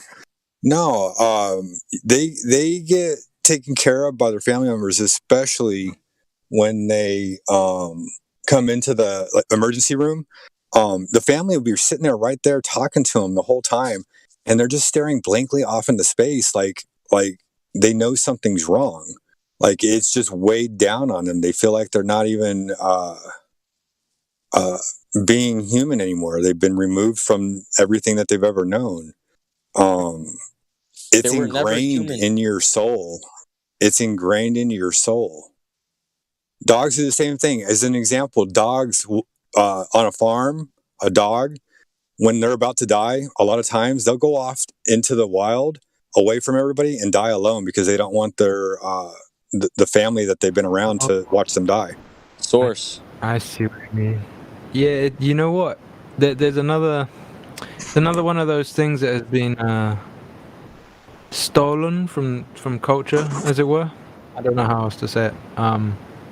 So you have the way things used to be is that people would be more in tune. So those people were in tune, but not to the degree that they really knew what was up completely. Like people were in tune to the fact they knew when they were going to die, and they would prepare, and they would deal with it, and they would deal with it in a way that was beneficial for everyone. So you would have these kind of things you can read in, like, you can even maybe get it from family members and stuff, like, you know, old stories and such. But like some scriptural examples is they would just be on their deathbed and they would give like the testimony of their life to their children, give them the last blessings, the last, you know, inheritance division, and the last, you know, advice or whatnot, and then they'd go to sleep, but, you know, forever. And I think maybe because people don't deal with death the right way anymore, like the fact that someone's dying outside of their family home when they don't need to, and it's not like it's like they, you know, they got run over by a car and they're gonna bleed out or something. It's like just normal old age. That is taken away from our humanity. All of this stuff that is experienced in the institutions and such is all supposed to have happened at home. You're supposed to have multiple generations under one house. People are supposed to see their family members pass away and bury them in their own land. But because of all the adulteration and destruction of humanity and culture at large, these things have been taken away, and then we have the issues that you're describing. Right, but the thing is, those are the thing that everybody mentioned about love, pride, emotions. These are not morals. Morality are linked to mankind alone. They are moral. Animals do not have a concept of good and evil. They do not. They know. No, they don't. Why do dogs bark at people when they're not doing the right thing? Because it's called territory defense mechanism. It's a natural thing. It's not being good or evil. It's not good boy. Then why it's not good boy. Then why do they allow a good person to interact with them? Because it's called being trusted. The thing is, dogs have been loyal to humans only because human interaction is called domestication. They're used. Why would an animal trust something if they didn't know it was good? Because you're assuming that they're wild. The thing is, they're used to being around humans, moral humans. When a dog senses their owner's nervousness for any particular reason, they're very attuned to it. It's still about territorialism in animals. It's because they see their owner getting upset by somebody crossing a boundary, getting a little too close. The dog will react to their owner's emotional level. Yes, human interaction. But if you see an animal by itself, it will not do these. It will not protect the human in a way. It will not comfort another human. Yeah, well, bro, who is that doing with this thing? Who is that? Sasha. Shut up, Sasha. Gee. Then what about stray dogs? Stray dogs are wild dogs, which are, the thing is, they stray dogs. What do you mean by when you mean stray dogs? Do you mean dogs that used to be pets, or are you talking about? Okay, so when I was in Iraq, there were stray wild dogs everywhere, And like that was even a form of food over there for some people because they were just so poor and that's all they had to eat. And so when I'm out doing my patrols and there's a pack of like 8, 9, 10 wild dogs and we're paused and then 3 of the dogs come up trying to lick my hand just to lick it. Like, wow. How do you explain that? Wow. They want me to pet them. They want me to comfort them. Dude, like I said, they're dogs and they live alongside humans. The thing is, you said you went to a human civilization. The dogs that have been there, we've noticed this. Dogs have been around with humans for a long time. Unless you were talking about wild dogs such as not hyenas, but what's the other ones? Jackals or something like that. The wild dogs, but you know what I mean. The thing is, when they're used to human interaction. I'm saying they live. As a Can you guys, can I interrupt for just 1 second? I just need to know if you guys can hear me, if this is me or you guys, because if I need to change devices or location, or is it's just that these people are all roboting, right? It's not me. Am I roboting? Am I roboting? I heard everything Mr. Slave said. I can't. Gizmo is roboting. I just wanted to make sure. I just wanted to be good audio for ladies' night. Okay, thank you. Yeah, bro, Gizmo, you're roboting out, and the other person you were talking to was roboting at the same time. Okay, Sonny, but can you confirm that you can hear me? I can hear you loud and clear, Danny. Okay, good. Then I don't have to move. Because I don't want to move, because I'm all settled in here. I got my lemon water. All right, thank you. Can you server mute? Can you server mute, Gizmo? Can somebody? Yeah, please. I got it. Okay, Gizmo. There might be a setting on your user settings for voice and audio that you can play with for voice and video. Take it off. Wait a second. Gizmo was driving just to set some foundation there. He's been driving. Yeah, that's what I was going to say. Is I think he was in the car on his mobile. It's in and out. Because to me, it seemed like it was a sensitivity thing. Yeah, when he drives to a place where he doesn't have coverage. He's continuing to move. He's still driving. And yet, we can't have a solid communication on the phone while we're driving. Yeah, even they were able to make a phone call to the moon. No way. You got to stop there and put this part in here. Signpost. Even in the most wide open spaces, for sure, you won't be getting a reception until they put a tower there. What's up with that? Come on, man. They're talking to Voyager, bro. They're talking. That's way past Pluto. They're talking to that thing. Yo, where did Gizmo go? They are. Gizmo's driving. Let's try him again. You had to dip out. Okay. Good. You probably need to dip out and come back in.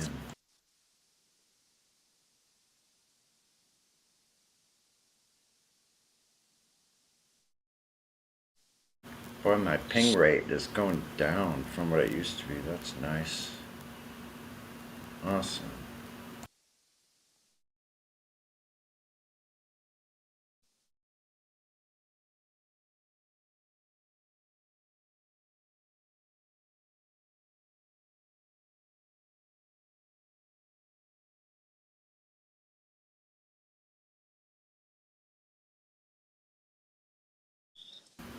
Do you guys want me to keep going, or should I tell Gizmo what I was talking about when he comes back?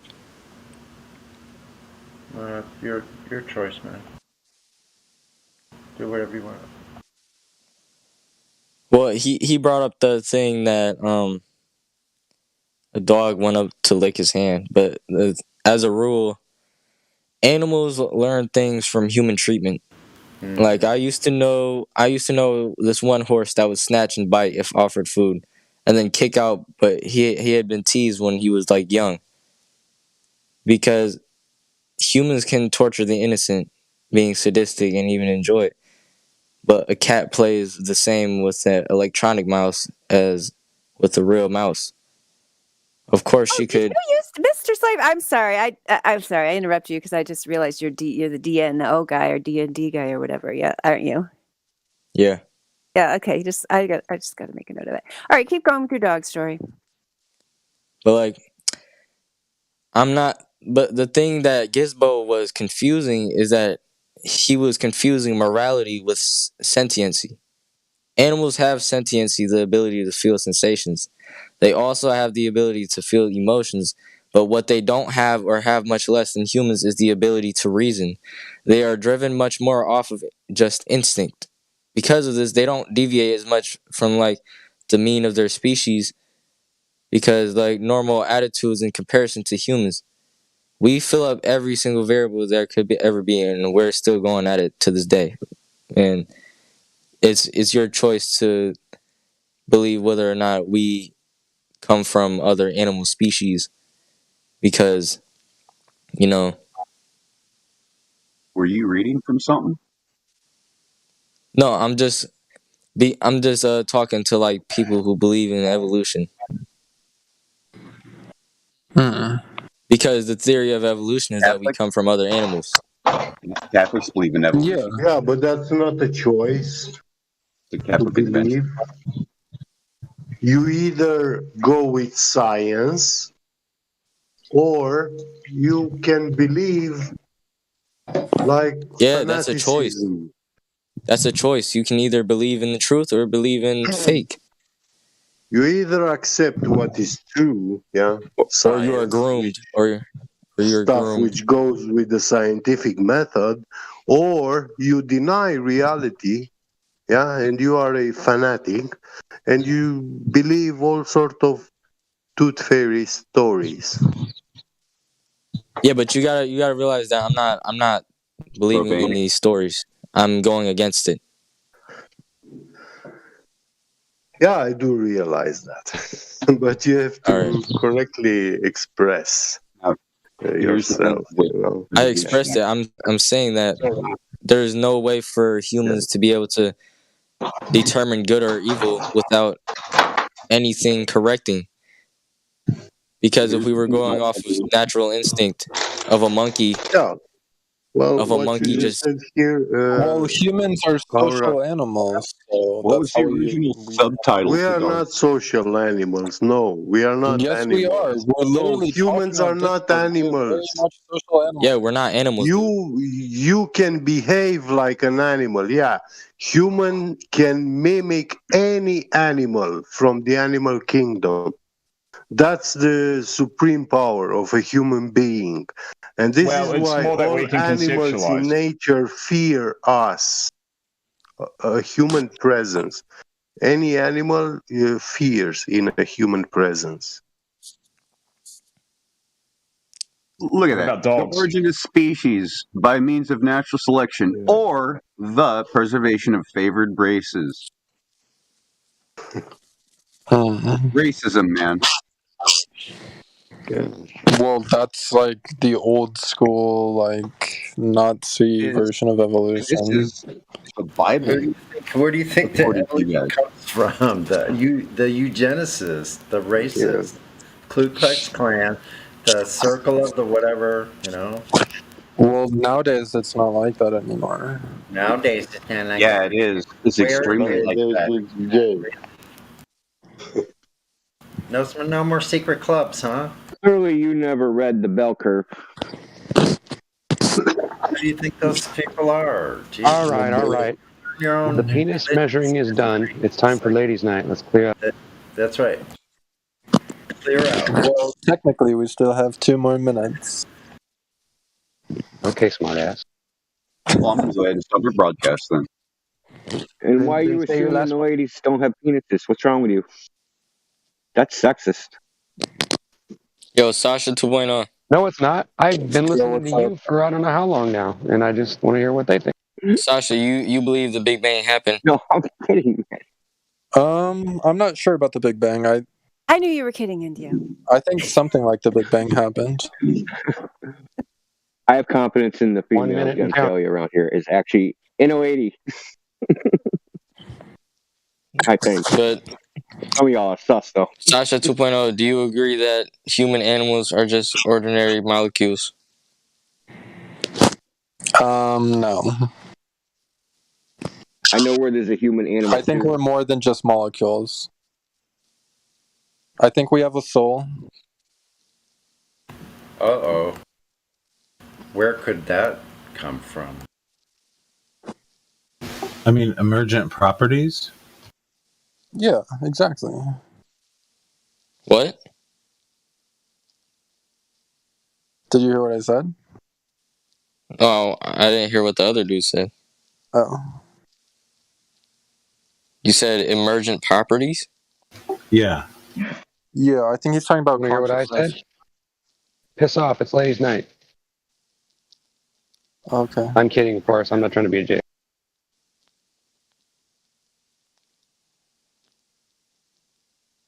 Okay, Gizbo, yeah, we can unmute you, but we're going to start ladies' night.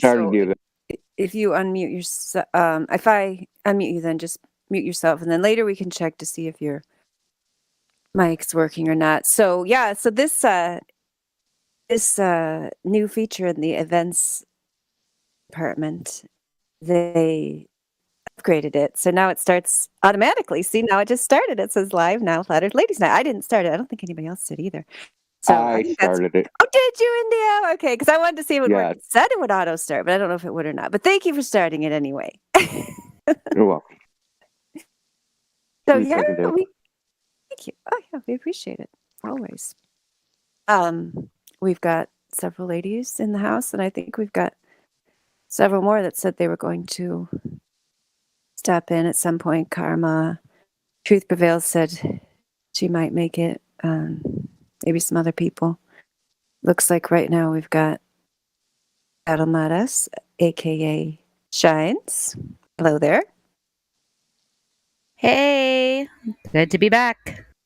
Yeah, good to see you. It's been a while. You might have been here when I wasn't here, but it's been a long time since I've been here. Yeah, I haven't been here for a long time. This is my first ladies' night in weeks and weeks and weeks. So really good to be back.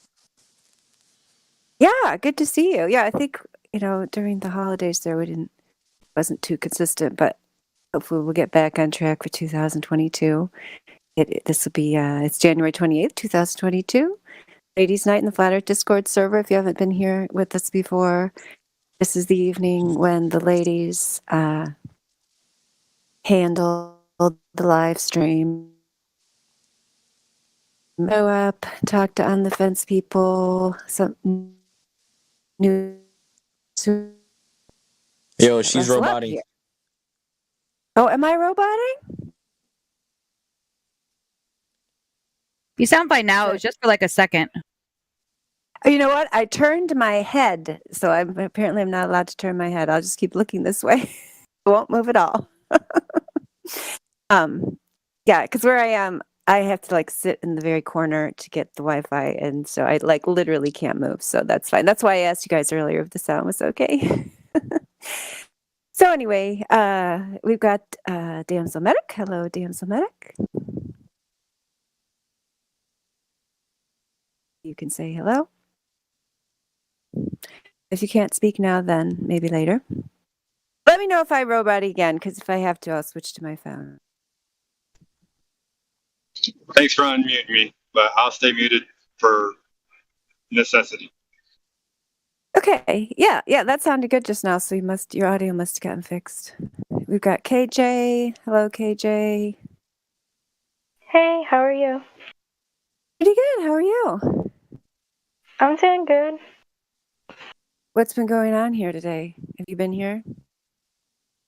I've been in the YouTube chat for a while. Is that pretty crazy as usual? It's been okay today, actually, surprisingly. Good news. Yeah, if anybody's in the YouTube chat that wants to come in and join us, and I see or if anybody's here that doesn't have roles, like I see Ruckinator with his cat PFP. We've got people up there in the VC check-in. CB and Twadwazzle are there. So now would be a great time to come in, especially if you're new, if you've considered joining from the YouTube chat or from wherever. Now would be a good day to come in. Ladies' night is usually a good night for new people because it usually is a bit more low key. So we welcome everyone to come in, especially if you're a Globe believer. We love to hear, what keeps you attached to the Fantasy Globe, or even if you're not, we would love to meet you. Let's see. I don't know. Do we have any? Are those the only ladies we've got so far? If anybody else is a woman that would like to speak up, go ahead and say hello. But I think that's all we've got for now. So yeah, we've got. I noticed we had a few new people that were jumping in on that last conversation. While that last conversation was going on, like JP is back. I don't think I've talked to you before. Are you there? JP is back. Have either of you talked to him before? Any other ladies? Hello, I'm Only here. through chat. Oh, hello. How's it going? Hanging in there. Just listening to the conversations. Are you new to the Discord. server? Oh, it's your new favorite Discord. Did you hear that? Say that one more time so we can clip that for our promo. And we're not really going to, but say it again anyway. It's my new favorite Discord. I'm in there every day. Yeah. Okay, cool. For the last I week haven't at talked to you before. I don't. Okay, good. What do you like about it? The debates. Really. I'm pretty new to the flat Earth model, and it just seems like it's more accurate than the stuff the Globers try to put out there. I've also been really interested in the ice walls of Antarctica and Admiral Byrd. Yo, JP. Yes, hello. Look in your Mr. DMs. Slave, I haven't forgotten about you. I got some questions for you. It'll be your turn. Don't worry. But I just wanted to ask JP a few more things first. We've spoken before when you used to have the name DND. In fact, maybe I should change your name to Mr. Slave DND. Is there a change your name? Mr. What's his name? Mr. You're Slave? roboting. Oh, shoot. I am going to have to move. Yo, JP, look in DMs. Does anybody else want... I'm looking. Anybody of the other women want to talk to the... You're really not roboting. It was like literally for like a second. My head. Okay. I got to get like one of those dog collar things that keep my head going one way. Anyway, okay. Well, back. I'm sorry. I got distracted. JP is back.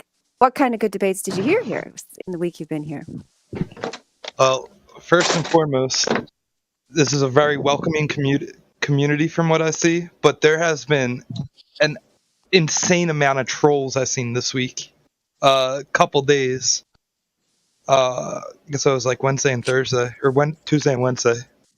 It seemed like it was a lot of trolls, but the good debates that I heard, I'm gonna actually have to scroll through my notes because I've been taking notes on stuff. Oh, I like to hear. I like somebody who takes notes. More people should take notes. So somebody. I always tell people if they have a. Yeah, keep going. No, go ahead. Go ahead. Sorry. JP? Oh, no, I was just going to say, I tell people when they, Mr. Slave is dying to talk to you. He messaged you. He's talking to me. JP, did you message right away? If your house is on fire, you could always call the fire department instead of interrupting poor Mr. JP. I don't think he's had time to read your message. He's talking to me. Have you not noticed, Mr. Slave? Sorry, I didn't hear because you were roboting. Shine said I wasn't roboting that bad. It was literally like 1 second. So if somebody robots for 1 second and then the next word is fine, yeah, it doesn't mean you get to interrupt. If that happens, don't worry about it. Yeah, just let it go. But if she starts going really bad, then that's when you interrupt. Very good. Yes, what is your name? Maybe there's hope for Mr. Slave. Maybe he can learn manners here in our Discord. Then we won't have, then all of our work will have not, Can you tell me your username so I can stop interrupting when so I can see if your thing flashes green? I am JP. My name is Dandelion. That's JP is back. The one he's messaged you. Did you get his message? JP is back. That's what he wants to know. Dandelion, I have a question. I actually opened. Okay, well, I already said that I would talk to you after I was done talking to JP's back. It's a quick Did question. you hear me say that? Really quick. How quick? Better be real quick. Can I get my nickname changed back to Slave? Did somebody change it? Oh, somebody changed you to Mr. Slave? Yeah, I don't know why my name is Mr. Slave. Okay, if you don't want to be Mr., I'll change it to Slave parentheses DND because people need to know that you used to be DND because people get to know you a certain way and then, Anyhow, I don't think they remember let's D&D. go back to. I think a lot of people remember you D&D. I really think they do. Yeah, you're real memorable. I'll explain to you why after I'm done talking to AP. So, anywho, he was trying to tell us which debates he liked the best this week. So the one that I've seen the most this week and I found the most interesting was gravity. The quote that I'm quoting here because I'm finger parentheses that gravity causing air pressure to go in versus like a container causing the air pressure. Am I saying that right? I feel like I'm not saying that right. I'm not explaining myself right. This is why I stay muted, by the way. That's totally fine. No, because what I was going to tell you is, if we have people who are fairly new to the arguments, like, it sounds like you're kind of on the fence about the whole thing. Is that what you would characterize yourself? Yes. No, not at all, actually. I think the Earth is flat. It makes more sense. This is going to go into the moon, but, you know how, when we said we landed on the moon or whatnot, and, astronauts died, space shuttles crashed, and they couldn't get past that, the radiation barrier. I don't remember what it's called. And then, even recent presidents like Obama the Van Allen belts. Yes. We've never gotten past that. So it makes no sense that it makes. I don't know. I just never believed anything I've heard from NASA. Pretty much ever. I'm pretty big into other conspiracy theories. More so. Talking about the queens and monarchs of Europe and I'm terrible at explaining myself. I'm so sorry about this. Oh no, that's fine. Yeah, I was just going to say, no, you're doing fine. Well, a couple things I was just going to make sure you knew, but don't feel like you don't have to when you first come in here, and so if you've been just listening most of the time, that's what I did when I first joined because I'd mostly read books about flat Earth and I hadn't really talked to anyone about it. So then, a lot of times you do just want to listen, but then at some point you have to start talking about it to try to sort out your ideas because, like when you said at the beginning, what? To better understand, your thoughts. I'm guessing you get other people's perspectives, and then when you put yours out there, they help you understand your perspective better. That makes sense. I don't know. Absolutely. Yeah. And when you said about, that your words were that the flat Earth model makes more sense to you than the globe model. So the only thing I wanted to say about that, it's not like you said a bad word by saying flat Earth model, but people will jump on that if you say that because, and here's the reason why, we don't claim a model, even though, an individual flat earther might propose a model that explains maybe one aspect of, how things might work, since we know we're not on a globe. For example, if someone comes in here and asks, how do seasons work on a flat earth? Then we have some graphics and GIFs and so on that explain, possible models of how it seems to work. The thing of it is that it does work, obviously, because here we are, and we're obviously not on a globe because there's no evidence for that.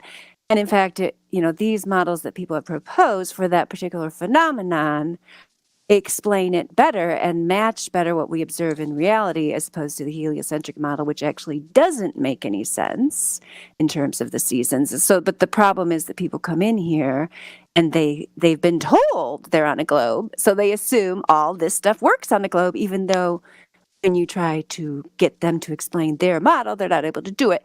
But the point is, we don't claim to have a comprehensive model that definitely explains all phenomenon, that says it definitely looks this way and that way, because we don't need to have one. That's the problem, is that people have started using this fantasy model of the globe Earth as if it explains reality, when in fact it has no connection to objective reality whatsoever. So, yeah, I just wanted to tell you that. I appreciate that. Thank you. It's also the same way that how NASA does it, but it's the same concept. I feel like NASA and people like Bill Nye, like they're just massive shills for, I mean, right. So because the other people automatically assume that NASA is fact, right? Exactly. They think it's a real photo, but it's an image, and they always call it an image. It's never, they never really say real We're photo. Go back to JP because I want to see if any of the other ladies had anything that they wanted to say to JP. But before we do that, Slave, what we're going to have to have a talk here first. So did you miss my introduction where I said this is ladies' night, where the ladies run the show? Did you miss that part? Did you know we started an event 16 minutes ago, Slave? What do you mean ladies' night? Okay, you missed it. Okay, that's fine. Maybe you were getting a snack. Ladies' night is what we do here in the server every Friday at this time, 5 o'clock Eastern, and whatever time zone you're in right now, subtract 16 minutes, that's when it starts. So what happens there is that the ladies, the women, the female flat earthers, run the live stream here and take questions from people and have discussions with them and so on. So the thing of it is, I have a question. Okay, so can you acknowledge that this event is happening right now? Yeah, but is it okay if I can ask a question? Yeah, go ahead. What's your question? Is there really a need for this event to divide people with gender? You are right. Wow. You are rich, isn't he? He's so funny. Yeah, D&D. Let's find out more about you. So now it's your turn to shine. D&D, do you think you live on a spinning globe? Excuse me? Do you think that you live on a spinning globe? I don't think. I know we don't. You said that before when you were D&D, but I was really never convinced. Like if I met you on the street, let's say I met you on the street, and I was a globe believer, how would you convince me that the globe didn't match reality? Well, I could really bring up multiple points, but the most easiest one. I wouldn't really have a best one because you can really bring up any point and it would work. But the point I'll bring up here is, but first I have a question. What are you? You can ask your question when you're done answering my question. It's very simple. I just met you on the street.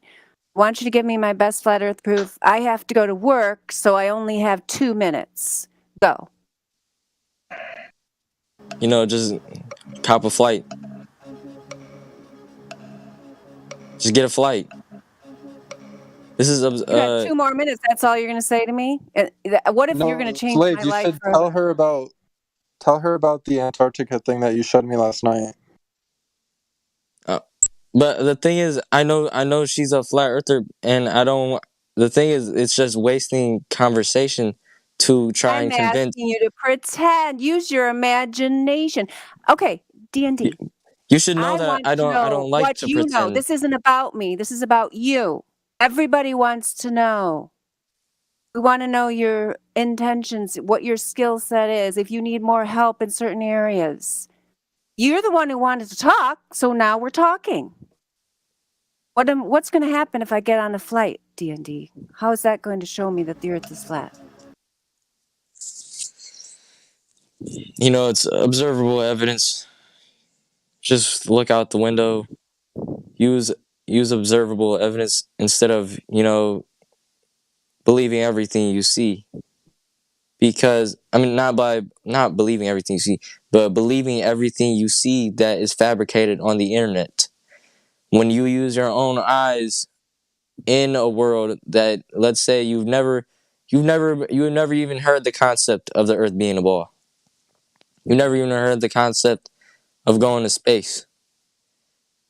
If you get on a plane or just walk outside, you would instantly not even question the Earth being a spinning ball in space, because it's just ridiculous. The theory is just right. Like, now that I've woken up from this false reality, it's way easier to realize the thing that they're trying to force on us so much.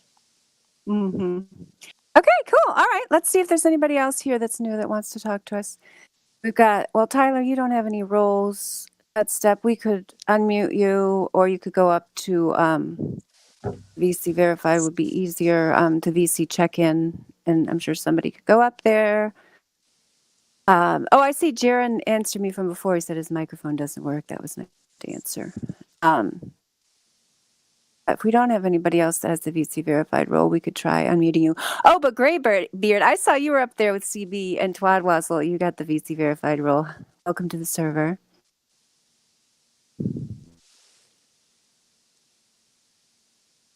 You can say hello to us. That would be great. Oh, and Jane Doe is here. Hi, Jane Doe.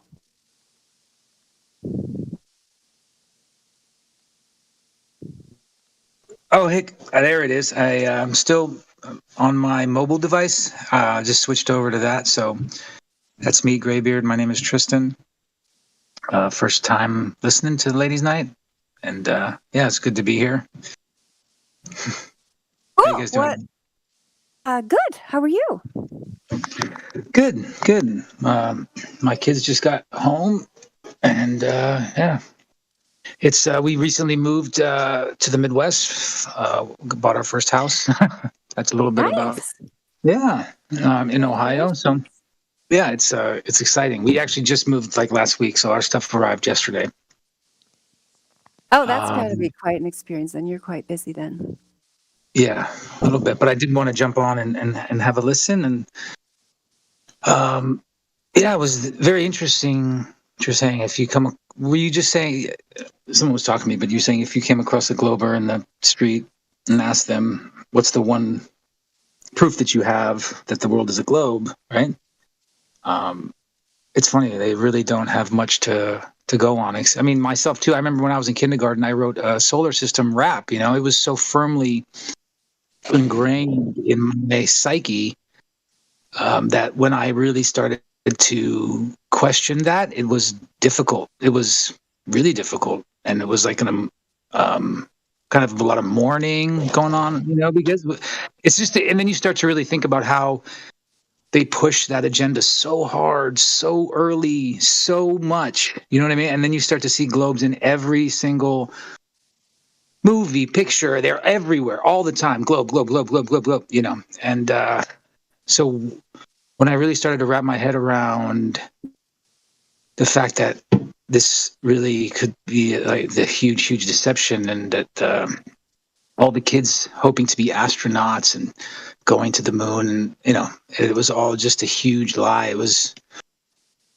I feel like there's been a few of those kind of events over the past 2 years, and I just feel like I've been blessed to be able to see with a different pair of glasses.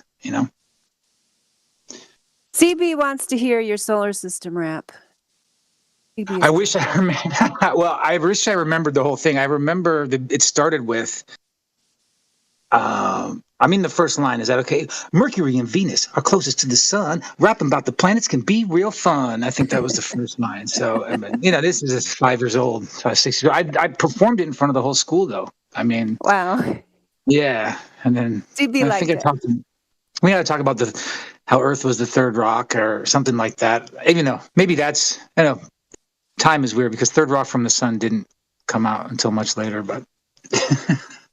Maybe you can write some flat Earth raps. We have people around here that write flat Earth raps, so maybe that's your destiny. You never know. Actually, that's not a bad idea.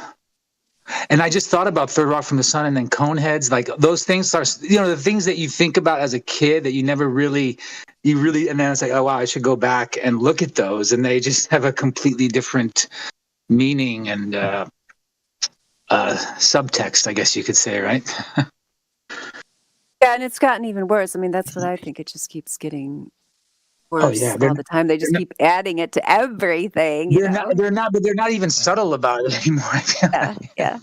That's what. Because my mom had the Thanksgiving Day parade, and it was outrageous. Remember the Thanksgiving Day parade used to be like traditional kind of floats, and you'd have a turkey, right? Or different things like that. It was like almost like tons of space floats, Star Wars, Baby Yoda, robots dancing, like so bizarre. Like I could barely stomach watching it. Pretty interesting about that they released this new, what is it, Moonscape or whatever, this new movie that is just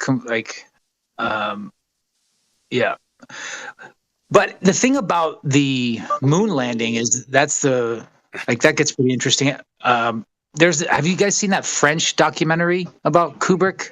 It like aired on French television or something like that, and it has Rumsfeld in it talking about it. It's kind of mind blowing. I found it on Rumble or someone sent it to me, but it's a very eye opening. If you can find it, then send it.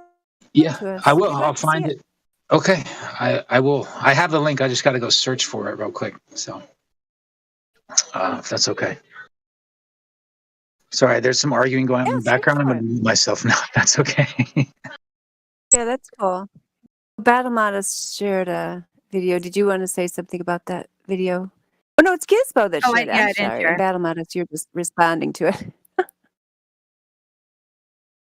But it is a great video. I mean, they are watching it. They can see the flat horizon. Of course, people still to this day say they can see, the curvature from a plane. But also, where's the moon? Where's the moon in that eclipse? You don't see it enter. You don't see it exit. It just, I don't know. Planes also have like curved windows. Every plane has curved windows that kind of pop out. So towards the edges, I think there's always going to look like there's a curve. Kind of like a fisheye lens. Yeah, but that's easy to see, and that's the point. Is that they don't want to know that it's actually the window that they're seeing. People still argue that they can see the curve. It's like, well, no, this is why, and they're like, oh no, it had nothing to do with the window. Well, they'll think it's a big conspiracy. Oh, you think that they put windows in every plane so you can't see the flat Earth? No, that's just how it is. It's just really convenient and coincidental, Like apparently that helps the planes in design.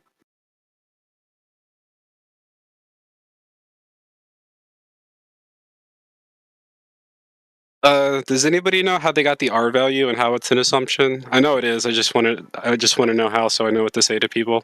When I say, "Oh, the radius is assumed," well, what do I say back? How do I back that up? Isn't that the thing that has something to do with Al-Biruni? I looked into that one time, but I don't know it. It is Al-Biruni. It's Al-Biruni, but it started with the story of Eratosthenes and the sticks and shadows, and then that's how the curvature, and then Al-Biruni with the mathematics of how big it actually is. They're assuming a sphere. There's no possible way for them to actually realize that they're on a sphere. You have to know how big it is first. You have to know the shape before you can do the measurement. It's a good thing to know because the horizon, you see the horizon at 10 miles out when it should be a mile. So if that's the case, then if you go back to the model says the radius is 3,100 miles or The something. radius is 3959. Yeah, so if you see like the horizon from 10 times the distance you're supposed to, then that trickles back down to the radius becoming much bigger than it should be, which wouldn't make sense because that would mean the globe is like completely wrong. So simple things like simple observations like that you can see in real life, like, you know, distort the model, meaning like the whole model would be wrong anyway, just from stuff you can see naturally. The point is that you have to know the shape of something in order to be able to measure it. You know what I mean? Like, they can't just say, oh, it's a sphere and this is what the radius is, knowing that it's a sphere first. So you can't just say that this is the radius of something that is circular if you don't know the entirety of it. And they just can't measure it that way.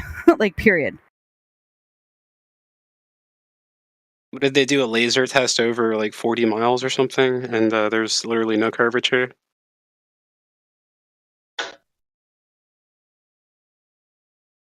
Yeah, there have been several laser tests. I'm not sure if there's been a 40-mile one. I know there's been a 25-mile one.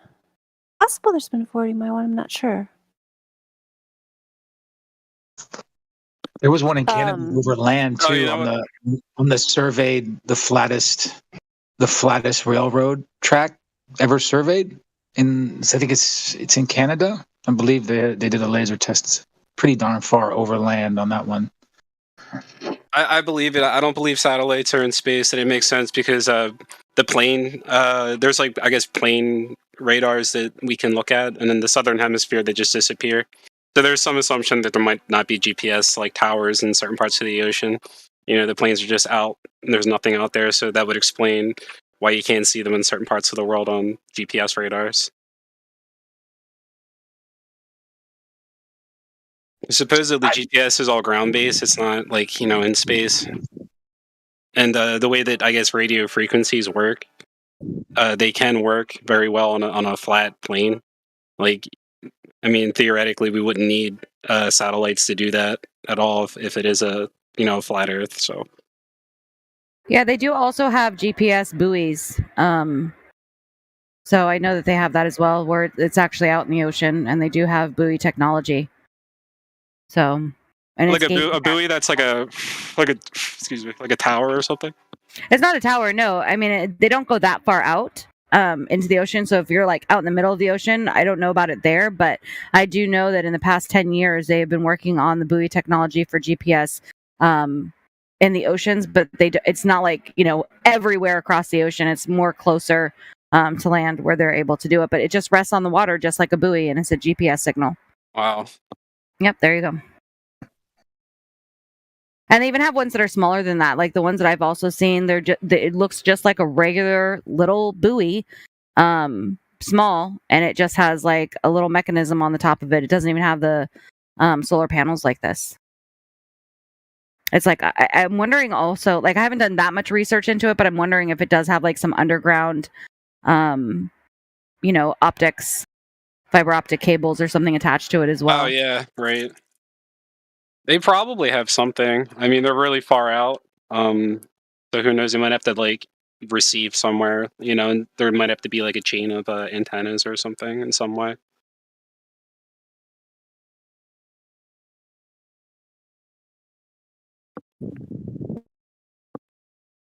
But yeah, I'm very new to this. I'm like probably like 2 weeks ago is when I realized I started looking into flat Earth, and I guess I just watched the right videos and like talked to the right people because. Oh, what was the first thing that if you're this new, what was the first thing that brought you that epiphany? Like, were you at first like hearing things? So and not at all. Like I'll tell you, like my history of flat Earth is I used to think it was a psyop because the Flat Earth Society is, and I used to think, okay, flat Earth is a movement that is there to like purposely make people who criticize science look crazy because, like, you know, the way that they present flat Earth is like, you know, you're on like this disc in space and all these things that, like, you know, I don't think.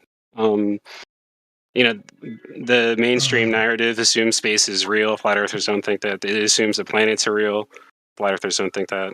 You know, all these things. So I was actually watching a video of, was it the dog cam. No, it wasn't a dog cam video. It was somebody flying like a balloon to the edge of the edge of the firmament, right? And they saw like a local sun, and it looked so obvious that I was like, holy shit, that's definitely not like 30 or 90 million miles away, right? Like it looked literally probably like relatively close to Earth, and then there was the hot spot on Earth. So I'm like, all right, that's weird. And that brought me to flat Earth, because I figured, okay, something's weird about the sun. This doesn't make sense. Something's really weird. And yeah, I just watched the right videos and reaffirmed that Flat Earth Society are shills, because I looked at their video or their forums, and it's just full of those arguments that like try to debunk shit. And then like, if you actually look into their arguments, they don't make sense. Like they're just nonsensical. And like, if you're somebody that just reads comments, you might look at that and be like, yeah, that makes sense, and just like not question it. And that's what the purpose of it is. They just keep, pumping out bullshit arguments to discredit, people who want to talk about flat Earth on there. So, well, I have to say that just by listening to you and what you're saying, you have a very logical mind, and you actually don't just give up and say, oh, go into what the masses are thinking, right? The masses are saying flat Earth is stupid. You saw something that, was like, wait a minute. Then you went to a site, saw that people weren't arguing this correctly, and then actually did the research to get you through that to find out that's not what flat earthers actually think. So that is very, I have to, give you credit for that.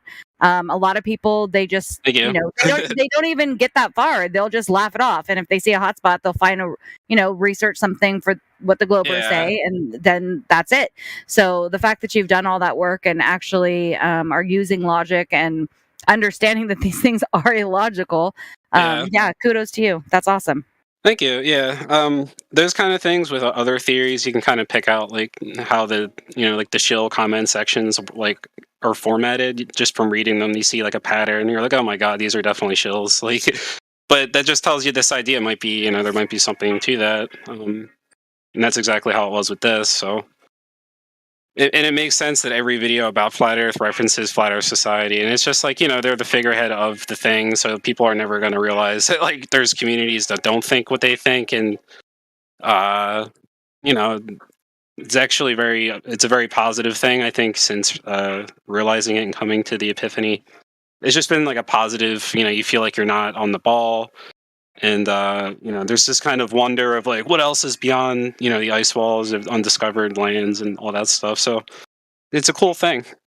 I think I've been arguing it to people in a logical way. And I basically put it like, hey, I'm not trying to piss anyone off. I just want to see if other people want to see through the veil of, the bullshit model, scientific model that we follow. Because it is. And it's like, it's totally changes your whole perspective. I just had a quick 3-second question, if that's all right. Oh yeah, dude, talk all you want, man. I'm actually you can take it. Would somebody be available to give me a flat earth interview so I could achieve the rollback? I used to be in here about 8 months ago, but I've just went inactive and I'm coming back. I recognize your voice. It says that you're VC verified. So yeah, I'm just looking to get my flat earth roll. Okay. Dandelion, want to take the lead on? We can just we can go right here if you're up for it. Yeah.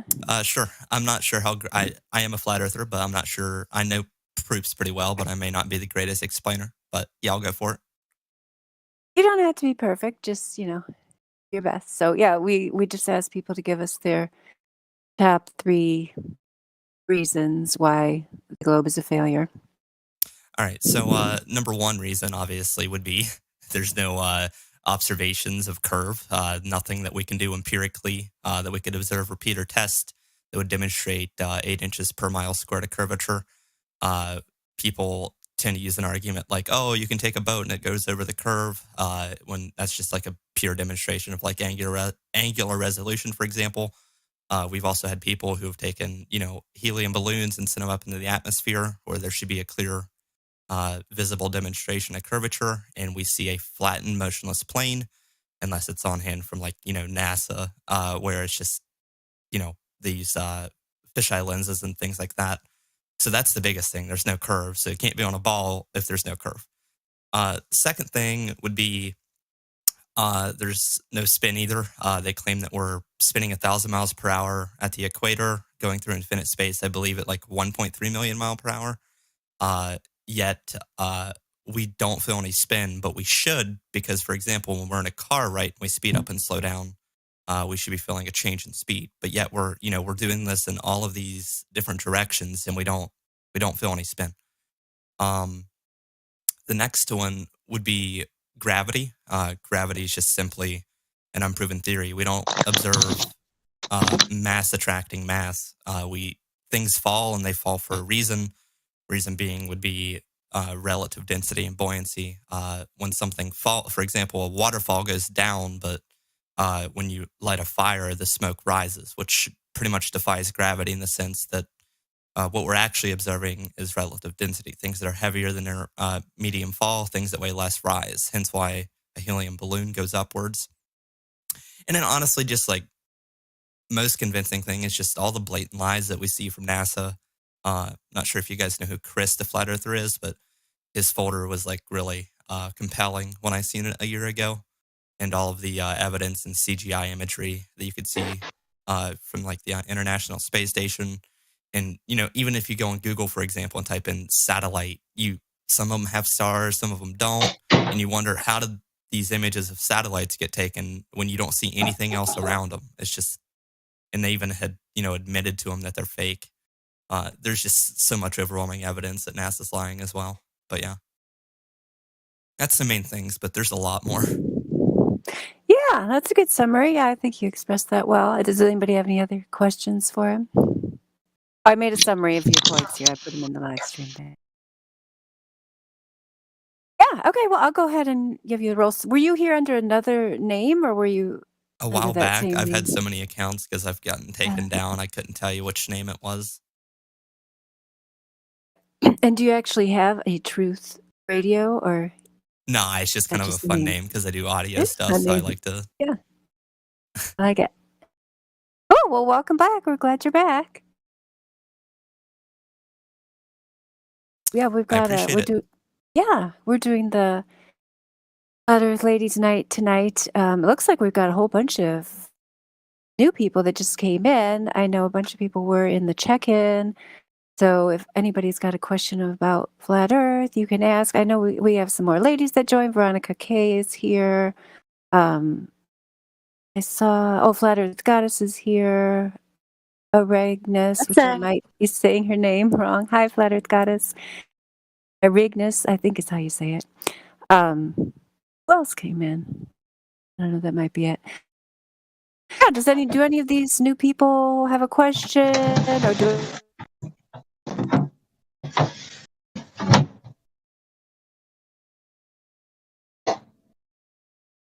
Well, dang, everybody's good. It sounds like everyone. You cut out. We haven't had. Hey, I got a question. I'm sorry. Okay. Can you hear me now? Yes. Yeah, that's better. Okay. Did anyone actually ask a question while I was cut out before I was talking too fast? No. Okay. Because I was saying that's good. Everyone in this room sounds like caught up. Okay, since nobody has any questions, I'm just going to do the overall, my challenge. Unify FE. Anyone have any suggestions for solutions? We're taking on the next step. As leaders in the movement, we got to focus on solutions. So I'm taking anyone's feedback on what they think that we can do as Flat Earthers to... Sorry, I'm like out of breath. As Flat Earthers to basically help the Earth to fix the world issues. So that's kind of like what the point of finding out about Flat Earth is, right? To kind of start making things better. So it's kind of up to us now. Anyone have anything to say on that? Wait, what? What are you on about? I'm not understanding what you're saying. This is so fun. Okay, so my question to Flat Earthers is, what are your suggestions to fix the world's issues?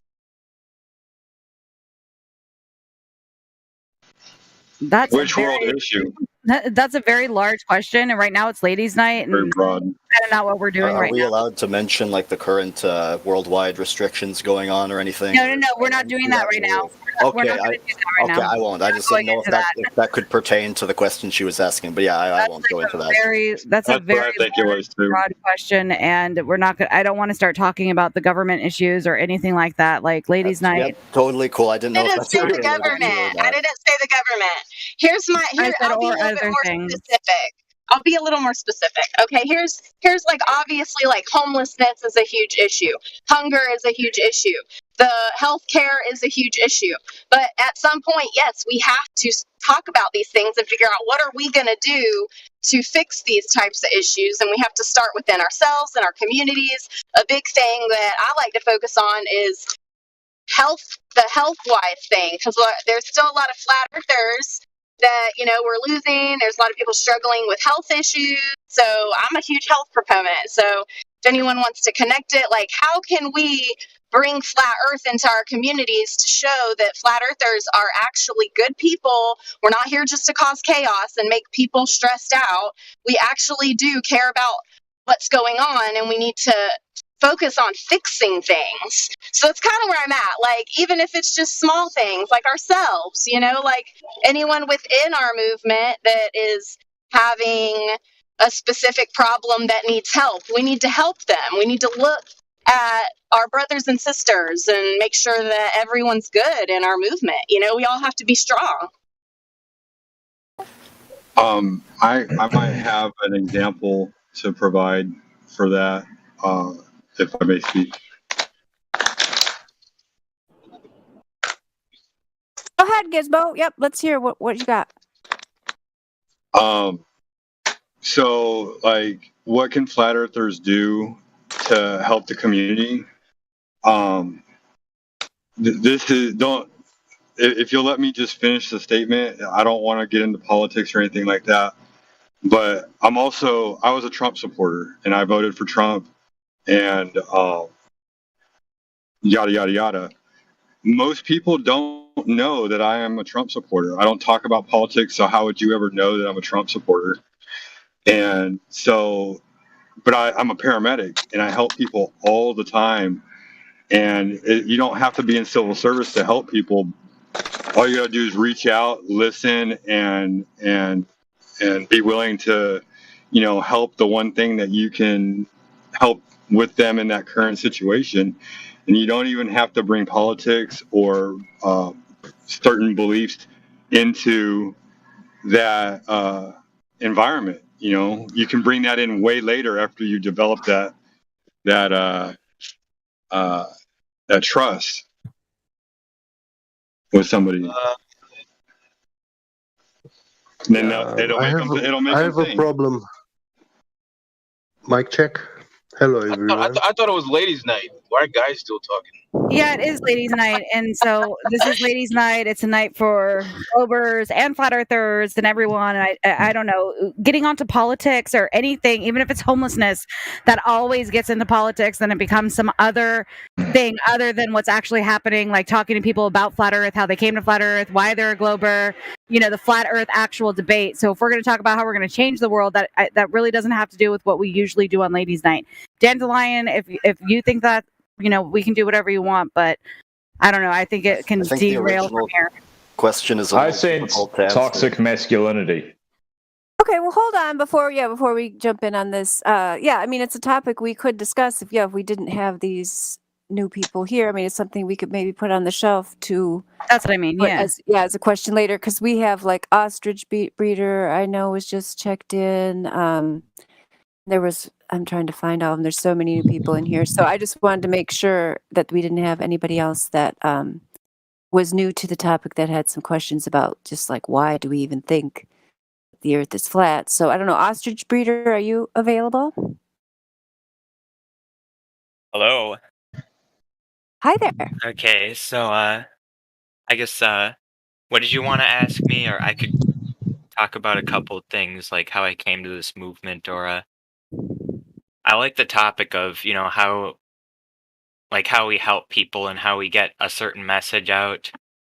So, All right, go ahead and tell us how do you think you're a flat earther, then I take it. So how do you think that we would help people? So just to be clear, I'm not a flat earther. Like, and not because I don't believe in it. I don't believe either way. I'm still on the fence. There's Okay, I apologize. I labeled you, so yeah, you're on the fence. That's perfectly fine. that's Thank you okay. for clarifying. But something that I tell people in my certain political movement is that, you know, we're a niche and small political movement, and nobody will take you seriously if you don't look good. So, and not just looking good as in like having a nice hairdo or having a good body, although those are part of it. You need to look good as in you need to present yourself well. And people, I think, are really good at kind of gauging the character of other people. So we just need to look into ourselves and improve our own character and just live for truth and live for goodness, because there's this whole good versus evil dynamic, and it's a really tough and nuanced battle, because the side of evil can use unethical tactics and, you know, beat you down, you know, using things that are unfair. Like if you're in a boxing ring and the side of evil, they bought off the referee and they have weighted gloves. So we're fighting an unfair battle. What is it that keeps you on the fence? Like, tell us about your journey. Like, so you're asking questions about the globe model, but you are not quite sure about it, or what's the deal with that? So, the reason I guess I started to look into this is because this is a very important question. People on the surface of it, they look at it, they would ask themselves, you know, it doesn't matter either way, you know, whether I'm living on a globe or a flat plane, you know, it doesn't affect my day-to-day life. But I think that spirituality is the most important thing there is in the world. Like there's politics is pretty important, you know, it affects everyone physically, but what about what's outside of you? What is your eternal soul? You know, what exists in eternity is way more important than politics or anything. And the question of what's the shape of what we live on, it has huge implications either way. Like say we are living on a flat plane, then that's evidence. That's very good evidence that we are unique and that we are special and that we have some purpose. Whereas if we live on a globe and we believe in the Big Bang and all of that, then, you know, we're just a rock floating in the middle of nowhere, and, you know, we're just the end. We're just kind of a middle product of a lot of vectors of particles going in certain directions. So yeah, if I'm looking to learn more about my eternal spiritual state, then, you know, this is a very important question. Do you understand what I'm saying? Yeah, that's good. I mean, yeah, it sounds like you understand why it actually is important, you know, and one reason it's important is because if you know, whatever your spiritual path is, if you know, you start out at a huge disadvantage if you believe the fantasy, the fairy tale, the spell of the globe, whatever you want to call it. It's clearly not science, it's not math, it's just, you know, it's something that's foisted upon people, and through a very carefully planned and well executed program. Most people do believe that. I mean, I think most. I haven't, you know, done a poll, but, you know, a large number of people still think they're on a globe spinning through space, and they think that science backs them up. I think, you know, that to me, that's why it's important. It's because you can have well-meaning people that have never really examined the issues or looked into it. They're just making these assumptions, and they don't even necessarily understand how it affects them in their life. So We got Cashew Milk joined us too. I think it's pretty new too. Welcome, Cashew Milk. Yeah, there's a bunch of people. There's Sensei Wu. There's Tyler. There's a bunch of people in here. A lot of them don't even have roles. I think CB is still up there in check-ins. If anybody doesn't have a role and you want to be able to unmute yourself, then go up to the VC check-in audio channel. It's not too far above We this have channel. Tyler and Sensei Wu. Both of you, go and get some rolls and come back down. Yeah, Battle Modest, if you see anyone you want to talk to that's new, go ahead, because I told you, I'm at the top of the hour. I have to go start driving. Then I might not be able to talk as much. But yeah, for sure. I won't be able to unmute them, so they definitely need to get their roles so we can talk to them. Cashew Milk, are you new to the topic of Flat Earth? The topic, no. The server, yes. Oh, okay. So tell us about your journey with Flat Earth and then how you ended up here. It's been about 10 you don't years. Mind? I don't know how in depth I would like to go, but about 10 years ago, maybe 15, I took a bit of an interest in the topic, spent some time reading, then kind of fell out of, looking into it. Life kind of got in the way, but I have some free time now, so see if I can get involved again. Looking to learn, I suppose. Oh, well, this is a good place for it. We've got, a lot of people who are good at explaining the Flat Earth arguments, who are good at debating. We've got a bunch of information channels down there at the bottom. I don't know if you saw those, the A through Z channels about all the different topics with curated information that sometimes is difficult to find, which I really appreciate because, you can't obviously just search something and easily find it, even if you have the exact title sometimes. And Resolve, actually, I see Resolve's here. I just want to tell, Resolve how much I appreciate, because he's been adding more stuff to those channels, and all of us know, there's stuff that needs to be added and updated, and, a lot of people just don't have time to get down there, so I appreciate you taking the time to do that, Resolve.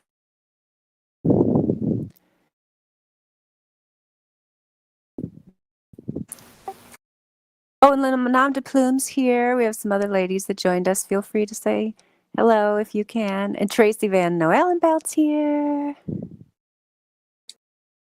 Shalom, everybody. Mom. Hello. How are you doing? How are you? What's going on? Oh, I'm just chilling. Thought I'd come in today. I came in the other day, but I couldn't talk. My mic was messed up or something. I don't know. You sound a little muffled, but it's good to hear you. The last time we were on together, we had a lot of fun listening to music and hanging out. But you do sound a little bit muffled. Hey, how are you? Can you hear me now? No, it's weird. It almost sounds like there's something over your mic, like between you and the microphone. Like it just sounds kind of muffled. I mean, we can hear you. No worries. I don't understand. This is you sounded better there for 1 second. I'm just turning you up full volume. You sound fine. You just sound muffled. That's no worries. Oh, man. Okay, you're still good. If everybody can just turn her up to full volume, we can rock and roll. Yeah, turn me up. Yeah. So it does sound like she has a mask on. That was funny. It sounds like you have a mask on. It does. That's exactly what it sounds like. There's a barrier. Yeah. No mask for me. Yeah. No. We know. Lenam, I don't know if you've met Lenam de Plume, Battle Modest, but she I think spends a lot of time in the Bible study area, but I'm glad that you joined us. I heard you say shalom. So oh no, I have never met you. Hi, it's good to meet you. How do I pronounce that? How do I pronounce it? I don't want to mess it up. Lenam de Plume. Limon de Plume. Okay, that's perfect. I said it horribly, but I will work on it. No, it's fine. Has ladies' night started? Yep. Yeah. Okay, sorry to interrupt. All good.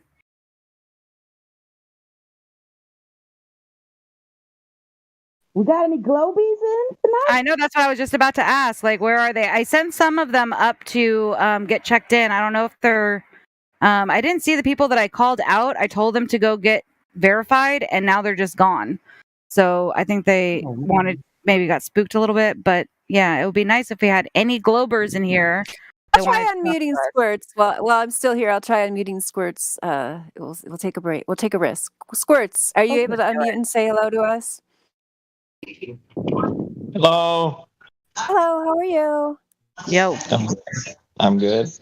Welcome to the server. Thank you. Are you a globe believer? I don't know. I'm up to open to anything. I'm watching Star Wars right now, so. Oh, you are. You watch Star Wars. We have a lot of science fiction fans in here, and all you have to do to make just realize, oh yeah, NASA. They're just putting out more science fiction. It's just worse graphics, worse animation, worse actors, low budget, even though they get billions of dollars from the taxpayers. So basically, NASA just puts out bad science fiction. But yeah, Swartz, if you agree to follow the rules, I can give you the VC verified role. That way, if you decide you want to join in later, you can. So would you agree to follow our rules, Squirts, which would be no trolling, including concerned trolling, keep the main live stream on the topic of flat Earth, try to be civil and courteous, and so on? Is that a yes? Yeah. Sorry. Okay, cool. All right. Do you have any questions about flat Earth? No, I'm just here to see what it's all about. So it's new to you? Yeah. Do any of the ladies want to give him like a basic introduction? Somebody who's totally new to it, because like I said, I have to go take off, get my sons ready. I'm going to keep listening, but I might not be able to talk as much. So I don't know if anybody could give just kind of a little rundown of like Flat Earth 101. Does anybody feel like doing that? I can. I'm just going to need a few minutes because I'm dealing with my crazy son, so I will be back in like 2 seconds. Okay. Yeah, so I'm Flat Earth Goddess. Anybody can ask me anything anytime if they want. What Flat Earth Goddess? What would be your? I haven't heard you like give what your intro would be. Who's new to the topic? Like, what would you say? And I'm back now too. Sorry. Okay. I don't know. It was kind of breaking up there a little bit. I didn't really understand everything. What was that question?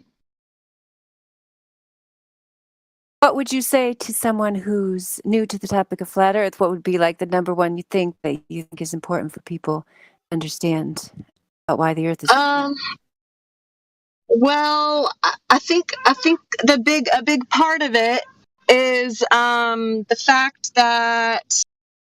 Hold on a second. Sorry, now I'm having a child and dog issue. Okay, sorry. So I think the biggest part of it is that we are in. I'm sorry. I'm so distracted by my dog too right now. That just happened so suddenly, right as you were trying to ask that. Okay.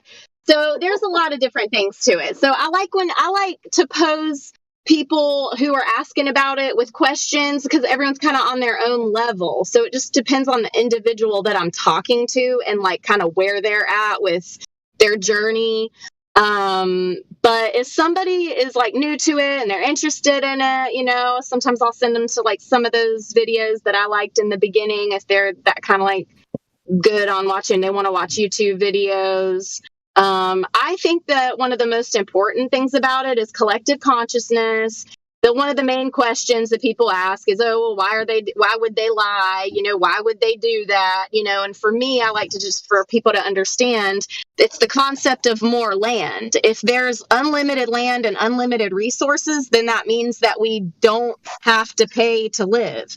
So it's this whole concept that people have been programmed to think that, we have to work for it because there's only a little bit, so it can only go to the most deserving, the hardest workers. This whole concept is over. We are getting out of that age, and I think now we need to just take a little bit more responsibility. This is part of why I talk so much about the solutions, because no matter what, if people think that it's still a globe, everyone can agree that stuff's messed up, that we're being lied to, and there's just something ain't right.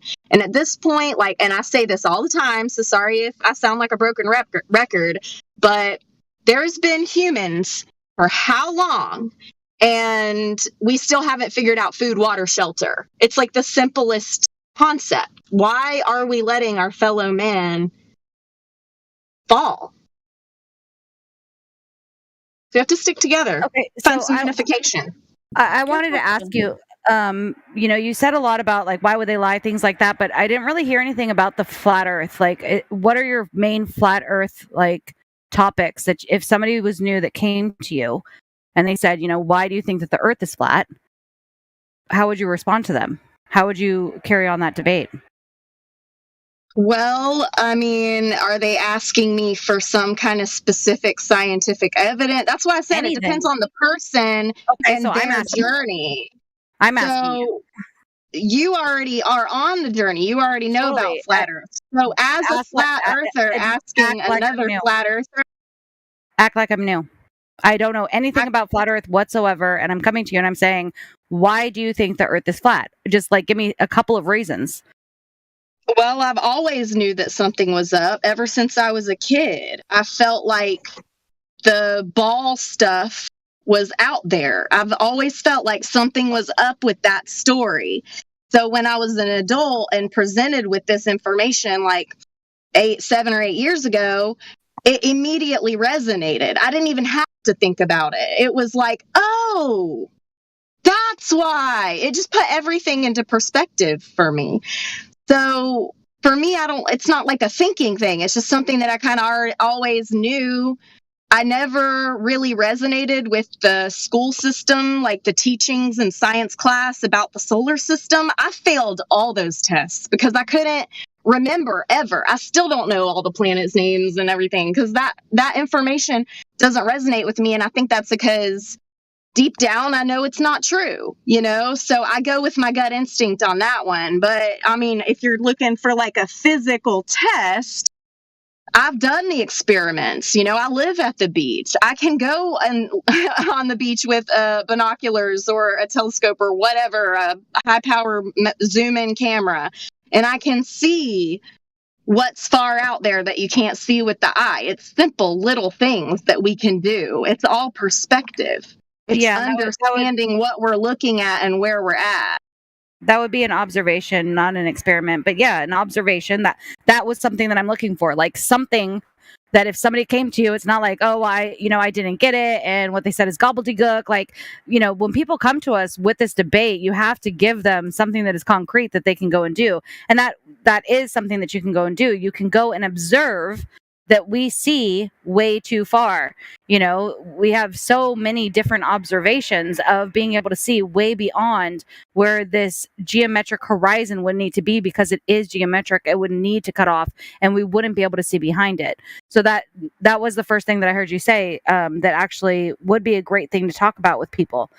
Is observation. Well, here's my deal. So the experiment part is taking the Earth curve calculator, which is an actual thing a lot of people don't even know about, and you take the Earth curve calculator and you plug in the numbers. Okay, you go do the experiment. This is how you do the experiment. People don't even know. You plug in the numbers, and the numbers do not match up. What's supposed to be hidden by a curve is not. That's the point of where's the curve? Where's Waldo? Where's the curve? You can't find the curve. So, I mean, I can sit here and talk about the little details all day, but this is my thing. I don't debate. I don't do the debating thing. I'm here for solutions. Like, I don't got time to argue with people over. I feel like if people want to know the information, then they're gonna ask. They're going to be interested and they're going to find the truth because they're already open to it. But people who come on here and waste our time just to argue about it and they're not really trying to open or trying to change their mind, that is a distraction and it's taking our energy and our time, and we could be focusing on something better. Yeah, I think that it is actually very important to get people to realize what reality is before we can get them to any next step. They're not going to go to any next step before they can fully grasp what reality is. They're going to listen to the TV, they're going to buy into the bullshit. So unless we can get them out of that matrix, even like if we just dip their pinky toe into the water of what reality is and explain to them what logic actually is, what Euclidean geometry is, what proofs actually are, what they actually mean, what the scientific method actually means. Once we can get them into that kind of a mind frame, then we can start delving into bigger topics. But trying to speak to a glober or a normie about any of this kind of stuff, they're not going to jump right into the waters with you and trust you to have any kind of conversation unless they are at least a little bit in understanding. You know what I'm saying? Well, that's not true. I have to disagree because I've already had multiple people, just like the person earlier who said they were on the fence, but they were agreeing with me that, yeah, we do need to find unity. We do need to make flat Earth something that makes sense to the community. You know what I'm saying? So, most people a lot of people are leftists. A lot of people are centrists. A lot of people, even right-wing people, are like, we need to find unity. Everybody wants to find unity. Everyone's going to agree with that. And they're going to want their unity to be what their unity is. They're not going to, if their unity isn't your unity, they're not going to be united with that. They're going to want their own unity. There's no unity if we're labeling people. That's the issue. Everyone is hold up. Let's just have this conversation. It's a cool conversation. Okay. Individualism is the best thing we can possibly have in this world. So, this whole labeling people, I agree with you. There shouldn't be labels on people, but that's exactly what people are doing. That everyone is labeled as something in this group or this subgroup or this subgroup of this subgroup, sub, into all these different categories of who you actually are, when actually we're all just individuals. Period. Individualism is very important in this world. Yeah. And so, we have to treat everyone as an individual. And if you're saying unity, that creates everyone into a group of whatever you want that unity to be. And people might agree on one topic that you're saying, like, in this unity, I want this to happen. Then a bunch of people, go towards that, and then a bunch of other people won't. That's how we get categorized, right? Well, you like this, and you don't like that, and blah, blah, blah. So as humans, we categorize shit. Like, it just naturally happens. It's embedded in us, to categorize. And of course, we want unity on the best aspects of this world. But when it comes to getting people out of the matrix of what is happening right now in our world, and we're talking about like the normies of the normies, and we get them in here. Like, we have to start with baby steps of, especially dealing with just flat Earth. What is flat Earth? Like, that's what this server is about, basically. And then we can go from there and talk about other things and get into politics and religions and homelessness and whatnot. But getting people to just I hear what you're saying. I hear what you're saying about the unity thing, okay, and how everyone can't be unified because that's individuals, blah, blah. When I say unify, I'm talking about the basic necessities. Everybody needs food. Everybody needs water. Everybody needs a shelter. These are basic concepts, basic human things that everyone needs, okay? So that's not taking away someone's individualism. Making sure everyone has everything they need actually gives people more opportunity to have individualism, because then they don't have to go do all the extra stuff just to be able to have the necessities in life, just to be able to drink, just to be able to eat, just to be able to sleep in a place with a roof over your head, safely without having to worry about the cops coming to run you off. So there is a lot of issues that are real world issues that, those things might not have to do with flat Earth. But here's the thing. If people realize that flat earthers are fixing these types of things and caring about people who have these issues in the community and stuff, that is what's going to make people want to join our movement. That's what's going to make people want to see, just like the person was saying earlier, like, you have to make it seem like not necessarily fun, but like you have to make it seem like it's not a horrible thing to be a flat earther. Like, it's not stressful. It's not a arguing thing. It's not a looking down on people thing. Yeah, sometimes flat earth is the big thing that people can't understand. They can't understand, well, why does it matter? Well, it matters because do you see how many homeless people are on the side of the street? That's why it matters. Do you see how many people are in the hospital because they're sick? That's why it matters. Food can heal you. Why are people sick? Okay, totally. I agree with you on all points of what you're saying about the world and what's wrong with it right now. But when it comes to this server and like what we're discussing, I mean, this is a flat Earth server, right? So we start with flat Earth, and then we can have other discussions and other, channels in this server, and when it's not ladies' night and all that kind of stuff. I get what you're saying, but a lot of people, this movement, of flat Earth isn't. It's oh my goodness, it's very complicated. Like, you're taking a bunch of different categories and compiling them all into one.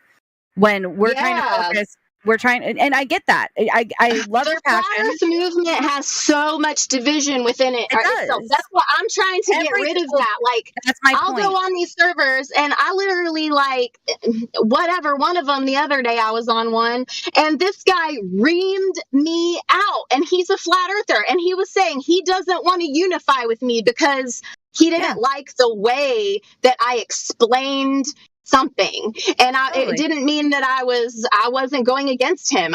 We were agreeing on the same thing, but he didn't like the wording that I used or something, and it got miscommunicated. I don't know. He attacked me, and we have to stop attacking each other. Flat earthers have to stick together. There's a whole group of people that are level earthers, and they're like, oh, if you're a flat earther, you're a shill. Oh my God, flat, level, whatever. We're all in it together. Can we stop with the arguing and division? We have to find some kind of middle ground. Here's the thing. The middle ground is flat earth. We agree on flat earth. And then okay, but that's what I'm saying. There's so much division in it. Let me just say this once again. We as human beings categorize things, and whether we like it or not, people get labeled as liking country music, and I don't like rap music, but we're both flat earthers, right? Like, there's a bunch of things that we agree on and we don't agree on. So you will meet flat earthers who might not agree with you about magnetism, might not agree with you on politics, might not agree with you on this, but our common ground is flat earth. And this is a flat earth server. And so we try and get as many people as possible to at least wake up to that. And then from there, you can find people who do agree with you or don't agree with you. And that doesn't mean that people have to be cussed out and shunned or shamed, but people will disagree on things, and that will happen. Well, hold on, ladies. What I find united on everything. What I find, oh, and the guys can't say nothing? Because I thought guys were talking. It's ladies' night. I thought I heard guys talking earlier. That's why I was curious. Well, yeah, guys can talk, but I mean, we're in the middle of a conversation, and if you do want to add something to what we're saying, then say, I wanted to add something. Okay, cool. Yeah, I just want to add that generally within the flat earth movement, the division is mostly on the creation story. That's what I find is the most division. When it comes to flat earth and the evidence that prove it, everyone agrees on that. But when you come into the creation story, that tends to be the divisive spark between most. Bro, you got too much background noise. Go somewhere quieter. Sorry, I'm in Qdoba. I'm my bad. Can't hear you.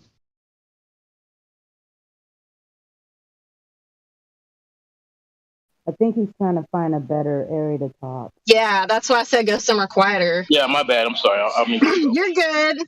I just want to hear what you're saying. No, I was just saying, like, the most divisive part, it just seems to be on the creation story. That's what I seem to find is the defining factor when it comes to division within the flat earth movement.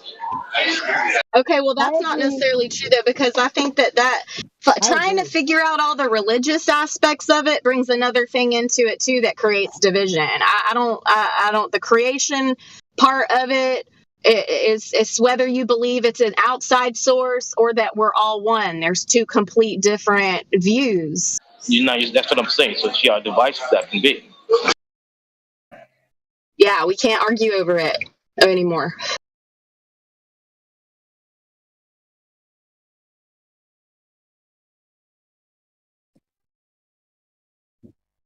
And again, we're going to unite on things. We're not going to unite on other things. People are never going to agree on everything ever. That's just never going to happen. It's even husband and wife that have been together forever. They're going to disagree on things. So, unity as a concept, which it is, it's a great thought and it has good motives. But, no matter what, people are going to disagree on things, and people need to be okay with that. That's why I'm saying that individualism is the most important thing we can recognize, that every single person is an individual and we should respect the way that they, of course, if they're insane or, illogical, whatever, we teach them. But even if somebody is 100% logical, another person is 100% logical, and they are the smartest person in the world, they're still going to have different preferences. They're still going to have different ideas of how to get from A to B. They might want the same thing, but have different approaches of how to get there. We're always going to run into this. And that's why we have these discussions all the time. And that's why, we have a server called Discord, because there's always going to be discord. It's not always going to be civil discourse. we will have discord quite often. Okay, but Shine, how come it is that flat earthers argue with other flat earthers? What's that about? I don't get that part. Because, I mean, it depends on the topic, right? So what topic are they arguing about? There might be certain things within science. Number one, that's another thing. If we're going to talk about science, science isn't a consensus. The whole point of science is for people to argue and say, no, I don't agree with you. I think it's this. Let's check this out. Actually, now I discover this. I want to talk about that. So there's always going to be, this idea of unity is like this utopic idea where everyone gets along and everyone thinks the same way and everyone has the same process of getting to the same goal. That's not going to happen. Like that's the whole point of this, is for us as human beings to constantly have these conversations and figure out from each other where each of us is wrong and where we can be better and inspire each other to give a new idea and a new process and whatever. Like, it's just, unity will never happen. We are going to argue about different things. Always. Cool. Way to be pessimistic. Not pessimistic, that's reality. That's reality. Okay, I get what you're saying. But at some point, things have to change. No, we're not always going to get along every single day, all the time. But as flat earthers, okay, well, we know it's flat. Now what? This is the problem. There's so many people coming to the realization, but then we're getting stumped. We're like, okay, there's like we're, for lack of a better explanation, no pun intended, but we've reached a plateau. Okay. So we're like, okay, yeah, we figured it out. And then we're all talking to each other about it. And it's like, we don't know what to do with the information. So we're just arguing about it. And this is not productive. You know, I get the whole concept of being a new flat earther and learning and, you know, introducing your friends and family and your globe people and trying to have these discussions is very important. If people who are into the globe and they want to call in and they want to ask questions and pick our brains, we have to do that. There has to be people to hold space for that. So I agree with that. However, I'm here just to challenge the leaders, the people who've been doing this for a while that are just kind of like ready for the next step. Like, okay, what are we going to do with this information now? You know what I'm saying? So that's all. It's not to say, you know, hey, we're all going to always get along all the time. But yeah, I think that there needs to be some challenges in this movement. Didn't we get to the problems that we're having right now because someone chose to be a leader and wanted to decide what everyone should think and what they should believe and how they should behave and that they should conform to that one point? Because all like I've not been listening long. I've just been listening for a few minutes, and just from what I hear, it's like it's one person's point of view, and everybody should conform to it. That's how we got to the problems we're having right now. Right. I think we can all agree that everyone deserves food, water, and shelter. Yeah, but and if you don't think that, then we have an issue. No, look, but it's the leaders who want us to conform to one way. That is the reason why everybody doesn't have that. You see the problem. So who's going to decide how everybody gets that? That's why we have to lead ourselves individually. That's why we have to lead ourselves. Individualism is key. And it sounds like what you want is for everybody to agree with what you have to say. Well, guess what? Another person is going to want them to agree with what they have to say. And that's the whole point of being a human, is for all of us to discuss these things and figure out which ones are the best and continuously progress. This isn't about unity and being an echo chamber. It's about allowing people to be individuals, allowing people to have the arguments and the conversation and do the experiments and figure out which one is the best, and being humble enough to say, you know what? I wasn't right. You were right. Whatever, right? Like, we're never going to reach this like ultimate unity because we're always in a state of progression. So I feel what you're saying. It's just like an animosity type thing. Like when I'm saying, hey, yeah, that's a different story. Yeah. Let's unify flat earthers, you know, and it's just met with, oh, that'll never happen. Oh no, people can't do that. Oh no. We're not talking about that. What is the solutions? Oh, nobody cares about that. Okay, well, then what are we doing? What's the point of this conversation? You know, what are we doing here?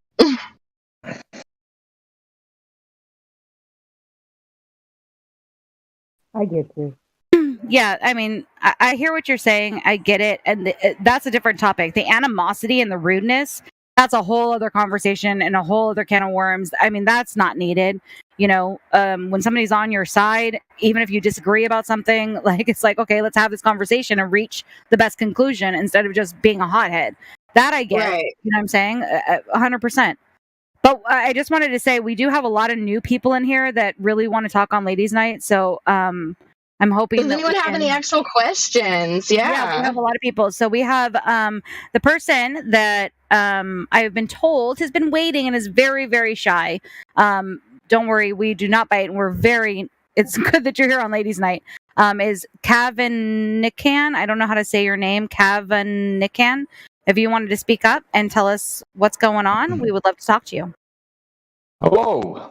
I've spoken here before, so that's not entirely true. Dandelion knows me well, as do a lot of people on the Flat Earth server, so that's not entirely accurate. I have spoken on here a few times.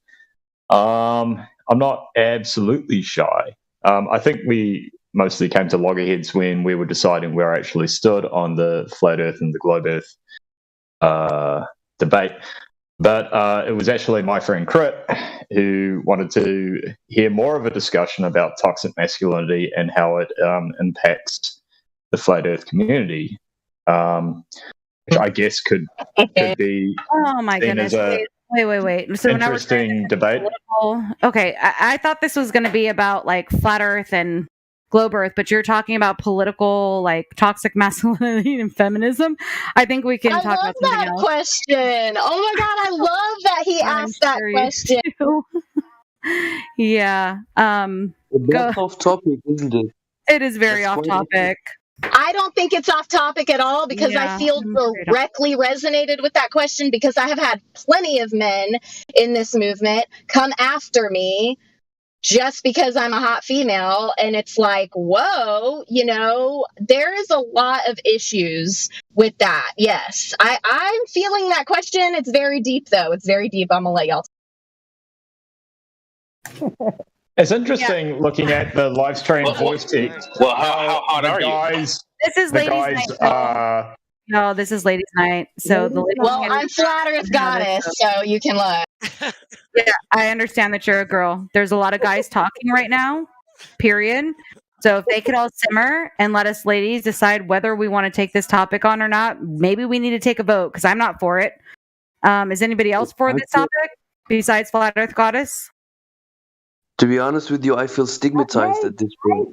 You're not a girl, so if you could simmer. You got a vagina? I'm not a I girl. don't think so. If Flat Earth Goddess would like to answer that, then she can. I'm all ears. It's whatever. But I would like to hear. Go ahead, Flat Earth Goddess. We have a lot of other people waiting too. So. Okay, I'm just going to make it real quick, brief. The relation with toxic masculinity and Flat Earth is because there is a lot of Christian men in the Flat Earth movement, and there is a lot of chauvinism and misogynistic ways that are promoted through the patriarchy that is promoted through the church, through the men of the church. So there's a lot of things that we can go there, but I think that's the main topic and the main reason why there's a lot is because there's a lot of church man views. Good thing this place isn't ran by the church then, right? Yes, exactly. And listen, I ain't saying the Bible. I want to clarify that when I say church, I don't mean the Bible because those two things are separate to me. Because I like the Bible, I read the Bible. I'm not only by the Bible, but I definitely. Hang on. Can we just agree on something? Can we agree that there's toxic individuals in Flat Earth, outside of Flat Earth, in the world, in here, everywhere? That's just people, right? There's toxicness everywhere. Yes. But as a female, there definitely is this whole thing I have to deal with. There's toxic females I see the connection. Yeah, I see the connection. But yeah, that's kind of the whole point anyway. We need to just completely detoxify, get healthy, and learn to see each other as equals. And then we go back with the unifying thing again. Okay, unify FE. Love you. Okay, next topic. Okay. Well, then you just contradicted yourself.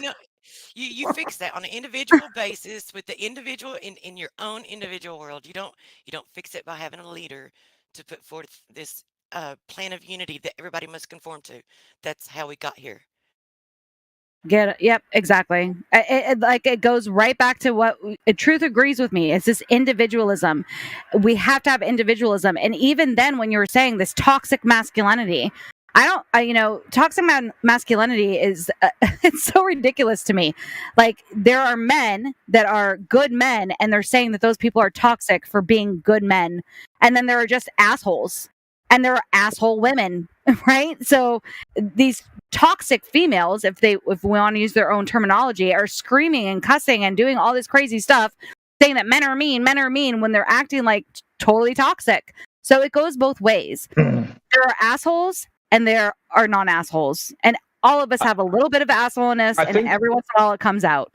I think it might be sorry, this was the topic that I actually raised, so I'd like to say something else. So I think there's definitely a question of agency there, right? Like with masculine pack behavior, dogpiling, etc.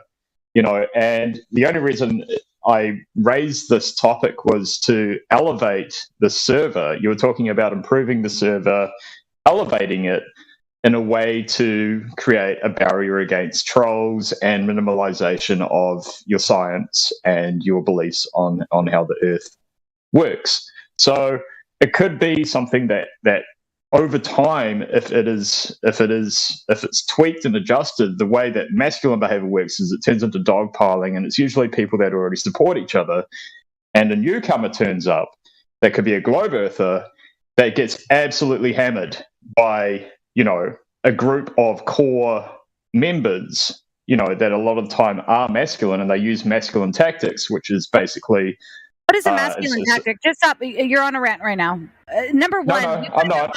Hold on. Let me just say, number one, you are on a rant right now. Number two, what is a masculine tactic? How is it different from a girl? How is it different? We're talking to you right now and telling you that it's ladies' night and you need to listen to what I'm saying. It's the same thing. Okay.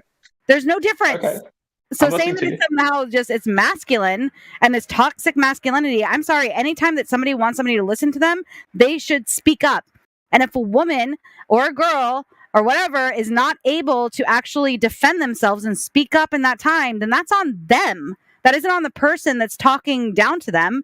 Like, unless there's some kind of a mod power or something above them that's constantly muting them, they can't get a word out, can't ever be heard, then that has nothing to do with masculinity anyway. It has to do with hierarchy and who's a mod in the server. We all do this as human beings. So talk about unity and wanting unity, then we should get rid of this whole, this toxicity is only masculine. Yeah, or there's some masculine behavior. Isn't this idea of toxic masculinity like a form of division? I thought we needed unity. What happened to that? You get it, Truth. You've gotten it since the get. I love you. It sounds like someone who's bringing mainstream ideologies in here. We don't need that shit, and I'm just going to tell you straight out, it's not going to work here. It's not going to work here. Amen, sister. Let's get back to the flat Earth. This is for, man. It's to break down this mainstream paradigm of getting people to conform and follow into one ideology. And when you get this talk women versus men shit, then what do you have? You have women marrying women. You have men marrying men. What do you think caused all the fucking problems we have now? I'm sorry, this is just starting to piss me off. A patriarchy? I agree. I feel like I'm talking to the 6 o'clock news right now. Yep, exactly. So I'm hoping we can find somebody who may be a Glober or somebody new in here. We can change the subject. Is there anybody in here that is new that wants to speak up, or should we go down the list and start calling out names? If you want to speak up right now, speak up. Yeah, let's go with some global Earth Call now. out the Globers. Yes, is there a Glober here? Yeah, of course, all the new people are Globers, of course. I'm one of them. Okay, so go on, Pepe. What is your number one proof of the globe? Okay, so I still have, let's not talk about proofs first of all. Let's maybe get introduced in the subject. I'm more interested in listening to your opinions. For all I know, I think you guys are not really qualified to make measurements of the Earth and then present them to me as an evidence. What's your opinion on that one? Bruh, have you ever heard of an Earth curve calculator? I mean, okay, let's anticipate something together at this point. Seriously, it's a yes or no question. Have you ever heard of the Earth curve calculator? I guess I can imagine what that is. Maybe you could go more in detail. Next. Is there any other ones? This one's done. Hold on. Okay, He can't answer a yes or no question. He's not here to learn. He's not here to learn. No. Yeah, she's right. She's right. She's right. He's already wasting my time. No, he's not wasting our time. Plainly I would like to hear what he has to say. Okay. I would go on, but that's plainly disrespectful. So let me talk out, or let others answer my questions. Okay, thanks. Ask your question. Go on. Okay, here's the thing. Let's anticipate something. What if we put an ant in a big hole? Let's think or imagine that this hole is caused by a hydrogen bomb that detonates. Okay, now that's ridiculous. Oh my God. Now you are being ridiculous. See, I gave you a chance, and now you're just talking shit. Go ahead. No, I could barely hear you. I'm so sorry. I just heard that you were coming through. I'm sorry, because you're muffled. I'm so sorry. Go ahead, girl. I was going to let him know that that's the one thing we don't do. We don't do the imagine, okay? We're all about facts here in this server.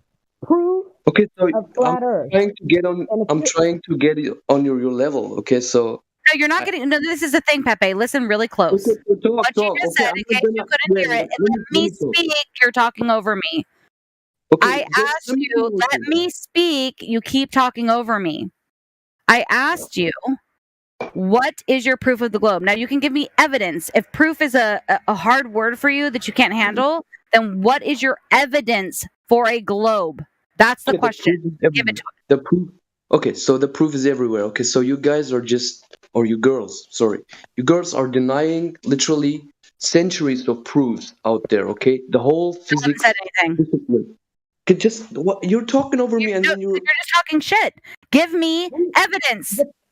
Yeah, I don't need this rigmarole. This dude is a narcissist. He just wants to argue. Bye. Next. Is there anyone else with any other questions?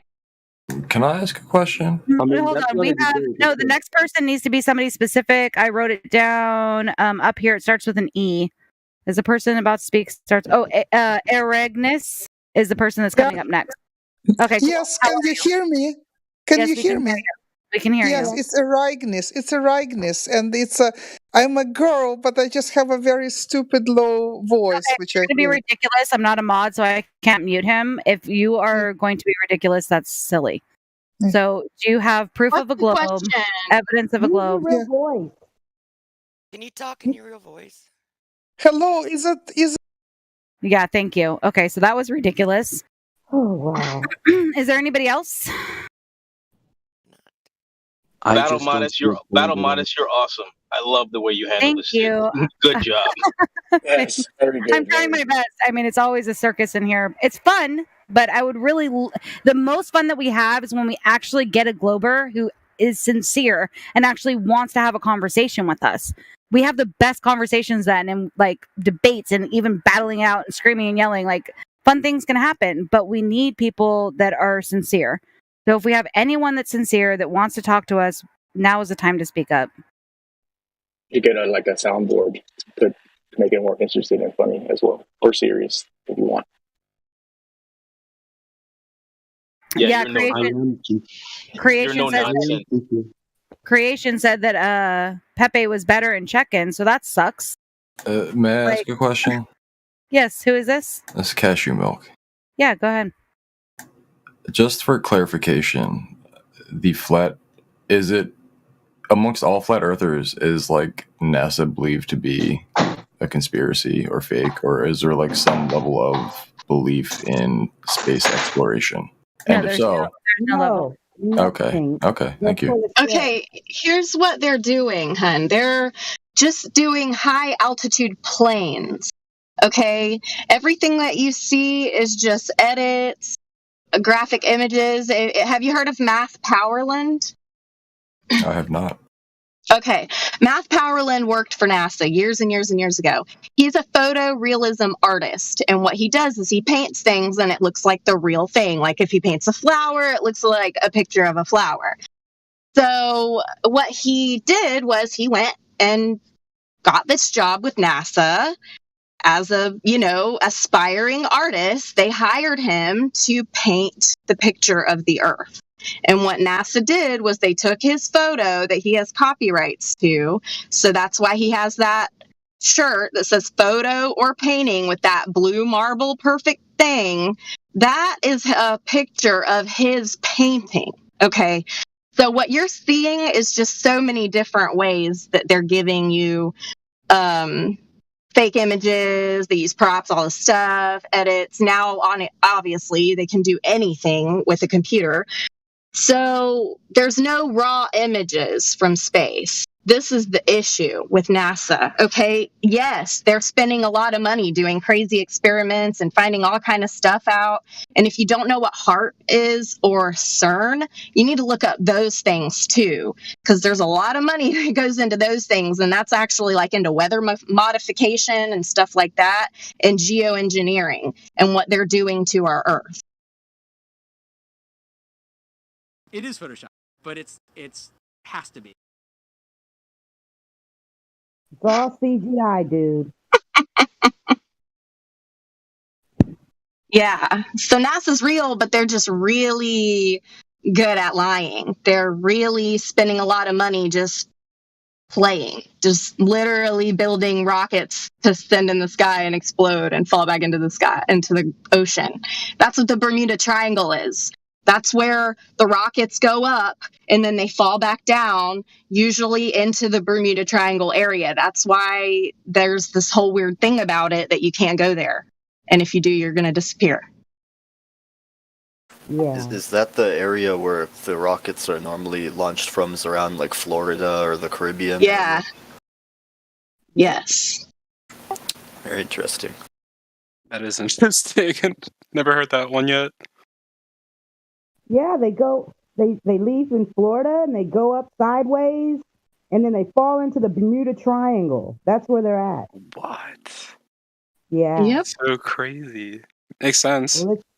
Yep. That's what's happening, dude. Big boys and their big toys.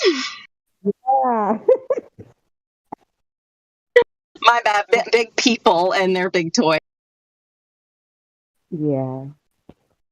Any more questions? I have a question. Go for it. You ever see the photos of people looking at what supposedly is the ISS with telescopes? Yeah, I think this is something we need to talk more about, honestly, because that's something that's used a lot. It needs to be speculated more on that. Because if I look up, ISS, you can find amateurs taking pictures of it, right? If I look up ISS telescope, and we could go to this video if we want. Well, whatever they're taking a picture of, we shouldn't be able to even see it at that distance, right? Well, it's supposed to be the size of a football field, I think, and it's like 500 kilometers. Wait, why is there a guy? What's happening here? What's happening here? What was your question again? The person who first asked it? So, I actually posted a video. It's a picture of the ISS through a telescope.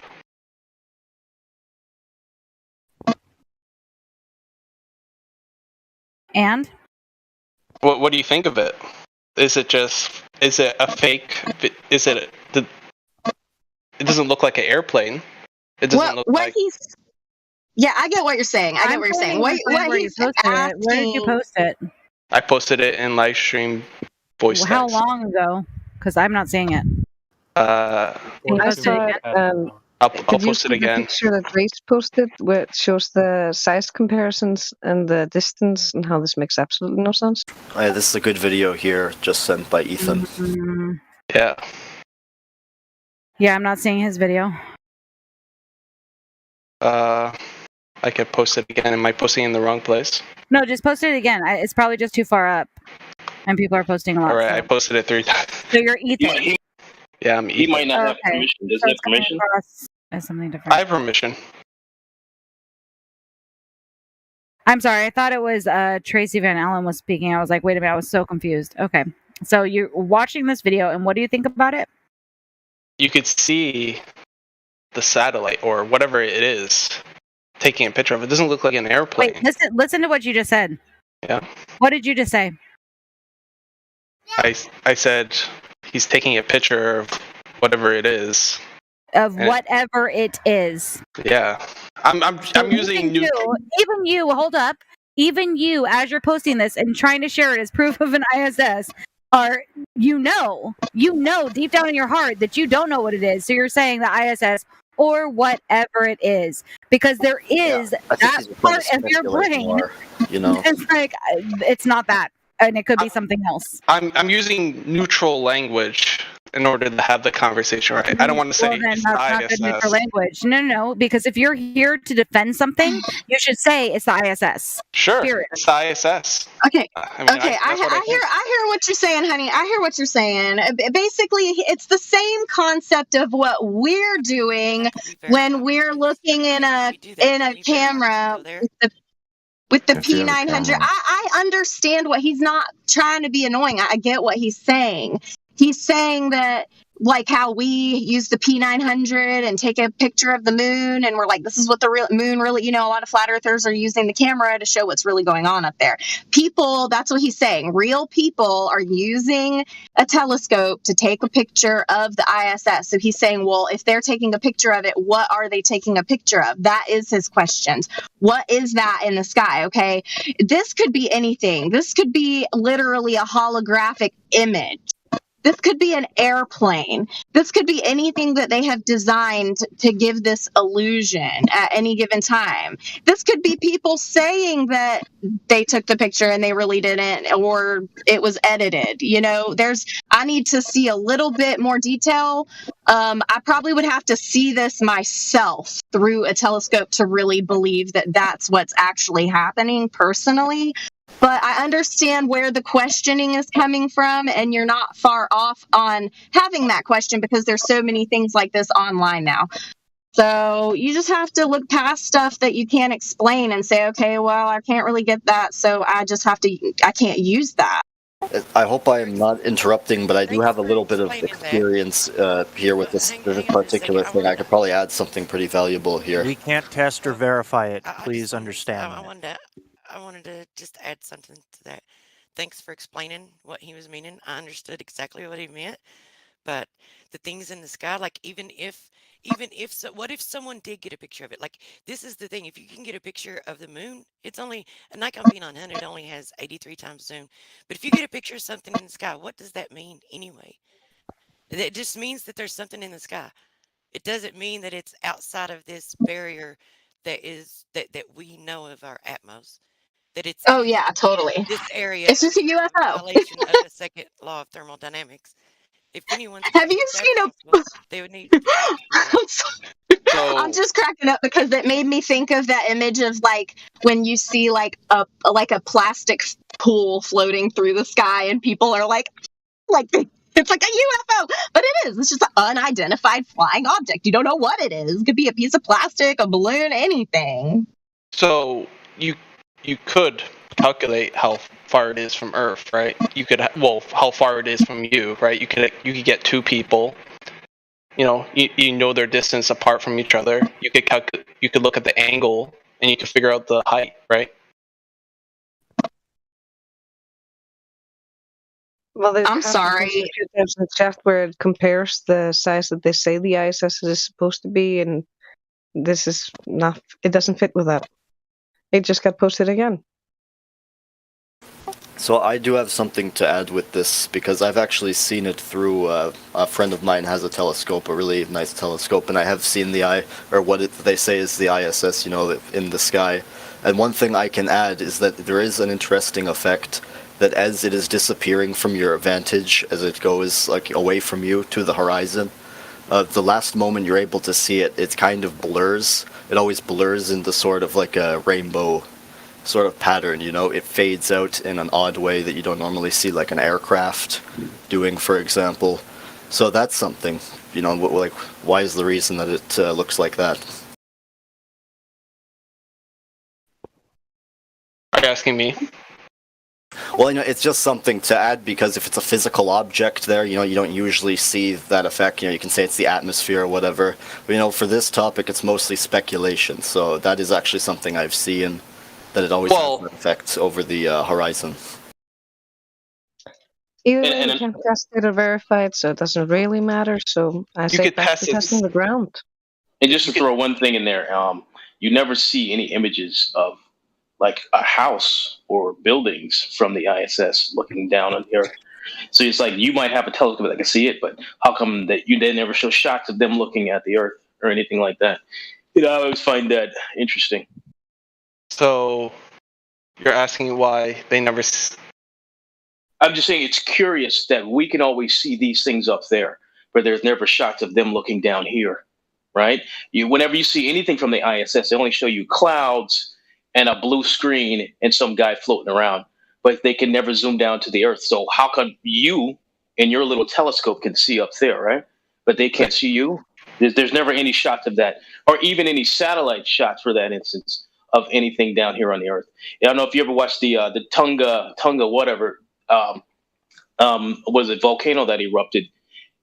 If you watch that video, it's stop motion, basically pixelated camera footage. Is terrible looking, right? But any view from the ISS looking at the Earth is perfect and pristine, right? Okay, but this can we settle down a bit? Let's bring it back to the ladies. The ladies are the ones that are supposed to be explaining this, not the girls. Yeah, my bad. Sorry. I'm out of here. All Bye. good. No. Much respect. I'm not trying to be rude. Thank you. So the ladies should be the ones that are handling this. So my question would be, all right, this is the big question, right? You can easily calculate the height of the ISS, right? You could get two people, they could look at it. They could, if you know the distance between them, right? How do you know the distance between them? Distance between the two people? No. Go back to the beginning. What are you saying? Oh, the height of the ISS? How do you figure that out? How would you know the someone's on the ISS? Nobody's on there. Who's on there? Number one, okay, so hold up. That's an assumption that people are actually there and that they're that far out. And whatever distance that they are, who is claiming that they're actually at that distance or that you can measure that they actually are that far away? Where is anything that is happening? You want to if you want to measure it, right? Yeah, if we want to measure it, what would you do? You get two observers. You get a known distance between the observers on the ground, right? And then you could calculate the angle from the two observers and see. Really? You could do that? I could do that. Yeah. Just need a friend and a car and a telescope. What is the distance? And if we are measuring distances, like Sleeping Warrior has said numerous times in the chat, are you doing this over a straight line or a curve? Even between the two people, that are on the ground, is their distance curved? Is it straight? Is the distance to them straight? How do you know how actually far they are out in the sky? Like, who has proven to you that the ISS actually is that far away? That's our number one thing, is who has told you that, how could you ever know that the ISS is actually that far away? And why would two people on the ground, no matter how far apart or how close they are together, know the distance of something that's far away? So you're saying that me and my friend, I could stand in one position and then my friend could stand like a mile away. And then we could tell how far away something, I don't care, whatever distance you want on the ground, that we can measure the distance between us and then point to a star and say we know the distance of that star? Is that your claim? That's what you're claiming? Well, not the star, but the ISS. Yeah. Why is it any different? Because the star's way farther away. Can we do it with an airplane? Yeah, she could. You really think we can measure the distance to an airplane by standing on the ground? Yeah. And can we go to another person? I feel like this guy is you absolutely could. You just need to get two people on the opposite sides of the airplane. Yeah, that's just how. Come on. Yeah, you can calculate the angle. Everyone calm down.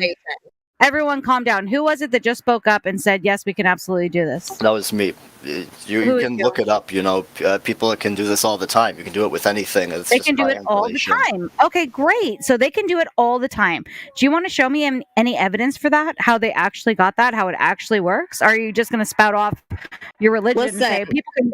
We've done it. We're not talking anything about religion. I have I'm a just saying from what I know.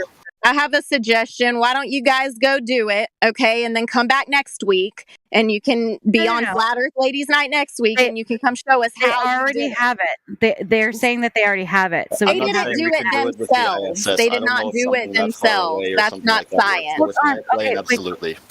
I'm sorry, Goddess. I couldn't hear what he was saying. What did you say? I said they did not do it themselves. That's not science. No, totally. They didn't do it themselves. Okay, now the real Dovid, what did you say? I was saying I don't know. I'm not claiming if it can be done with the ISS. I'm not trying to say that. Okay, But just with so an that's airplane. interesting. That's interesting. So you're saying it can be done with an airplane, it can be done with stars, but you're not sure if it can be done with the No, ISS? I'm not claiming stars either. I'm definitely But not. only an airplane. Well, something like any kind of flying object, anything in our vicinity that we can see is in the sky. I don't know about something Really? that's So if far I away. throw a ball up into the air, and I have two people standing on either sides, I can do a measurement and know how high that ball is? That's right, yes. How would you do that? Okay, I want me to look it up for you. I mean, you can probably. Yeah, honestly, if you're the one making the claim, you should already know how it's possible. That's true. Yeah, it is true. You got should me know. honestly on that. But if Thank you look you. it up, people do this. That's all I can. Yeah, people do this. A lot of I'll people show like you. It's like called to say triangulation. a lot of people like to say we do this, we have done this, we have done this when they have never done anything. It's like sport teams, when they're talking about the 49ers, we got a touchdown and blah. It's like, you weren't out there, you didn't do it. So it's the same thing, and they're actually making touchdowns. A lot of people in the scientific quote unquote community are doing a lot of things that they're saying they're doing, but they're not actually doing it, and people just hear that they're doing it and then they claim we have done this. So yeah, I would like you to back your claims up with the actual evidence and actually how it's done and what you're talking about. So it's called triangulation, right? So Know it? Yep. If you have a known distance and you figure out the angle, known distance between 2 points, right? And you know the angle from whatever the 2 points are to whatever you're trying to. Do you know it doesn't work? Okay. Can I just interrupt for a second? Darling, a triangle requires 3 flat sides, honey. There's no curves on a triangle. Ever. Okay? There's no curves. There's no curve. That's the point. We're done. We know it. No matter how high something goes, that's irrelevant. You just said it yourself. Triangulation. No curve. So what you're using is like Euclidean geometry, and then you're trying to apply it to spherical geometry, and you're trying to impose Euclidean geometry onto something that is spherical, and you're claiming spherical while using Euclidean. It's gobbledygook. You're not making any sense. Well, so how do I say this? If you want to have a more precise number, right, then you would need to assume the Earth is round. However, Lissai. Wait, no, stop. What did you just say? If you Repeat want a what you more exactly precise just said. height number, you would need to assume the Earth is round. Assume. Do you In not the even math, hear the yeah. words that are coming out of your mouth? You know Why what would happens I'm when hearing you them. assume? Hold on, Goddess. Why would we assume something? If we're trying to figure out the reality of what is happening, why would we ever assume something? I'm not saying you need to assume it. I'm just saying if you want a more Literally just said precise we had to number. assume it.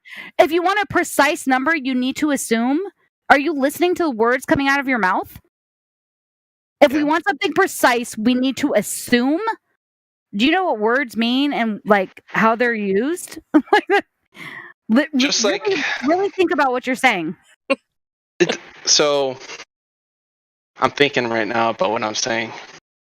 So you could assume the Earth is flat and do the same calculation and then assume No, the you Earth can't. is round and do the No. same No, calculation, no, right? no. Like it doesn't matter. You'll get a number. One will If be you're more. making any assumptions off of anything, any assuming, you're never going to have something that is quote unquote precise.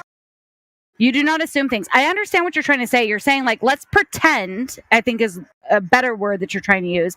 Let's pretend that it's a globe, and then let's pretend that it's the Earth, and let's see what we get with these two different calculations. But the problem there is the variables in between all of those assumptions, and then the variables that come with those assumptions, and so on and so forth.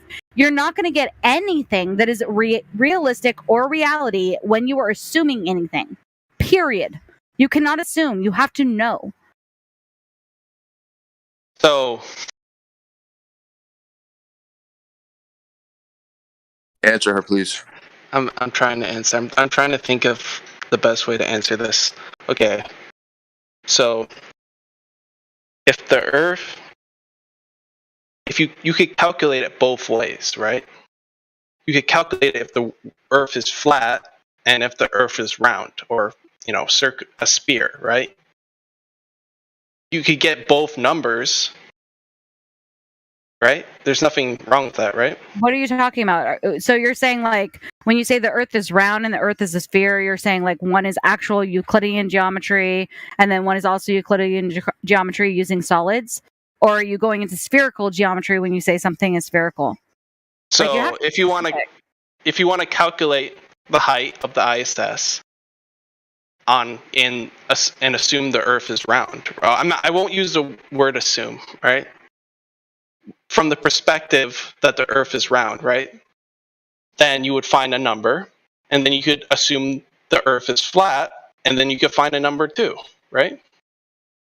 You could find height. I think we found either number way. 2. I think number 2 is exactly what we found here. It's a big fat number 2. A number 2. This is like nails on a chalkboard. It's a big fat number 2. Is there anyone else? Is there anyone else? Can we go to another person? Okay, I got a I like question. that shine. Okay. Who's next? I got Say a your question. name so we know where to look for your Pedro. Pedro. Okay, go on. Okay, so I wanted to ask, what's your opinion on the law of gravity, and like, how did you replace it? Okay, so number 1, you just called it the law of gravity. There is no natural law that there is gravity. Gravity is just a theory, and it's a bunk theory at that. So I would like you to explain to us why you think gravity is a law, and which gravity are you using, and a whole bunch of other stuff.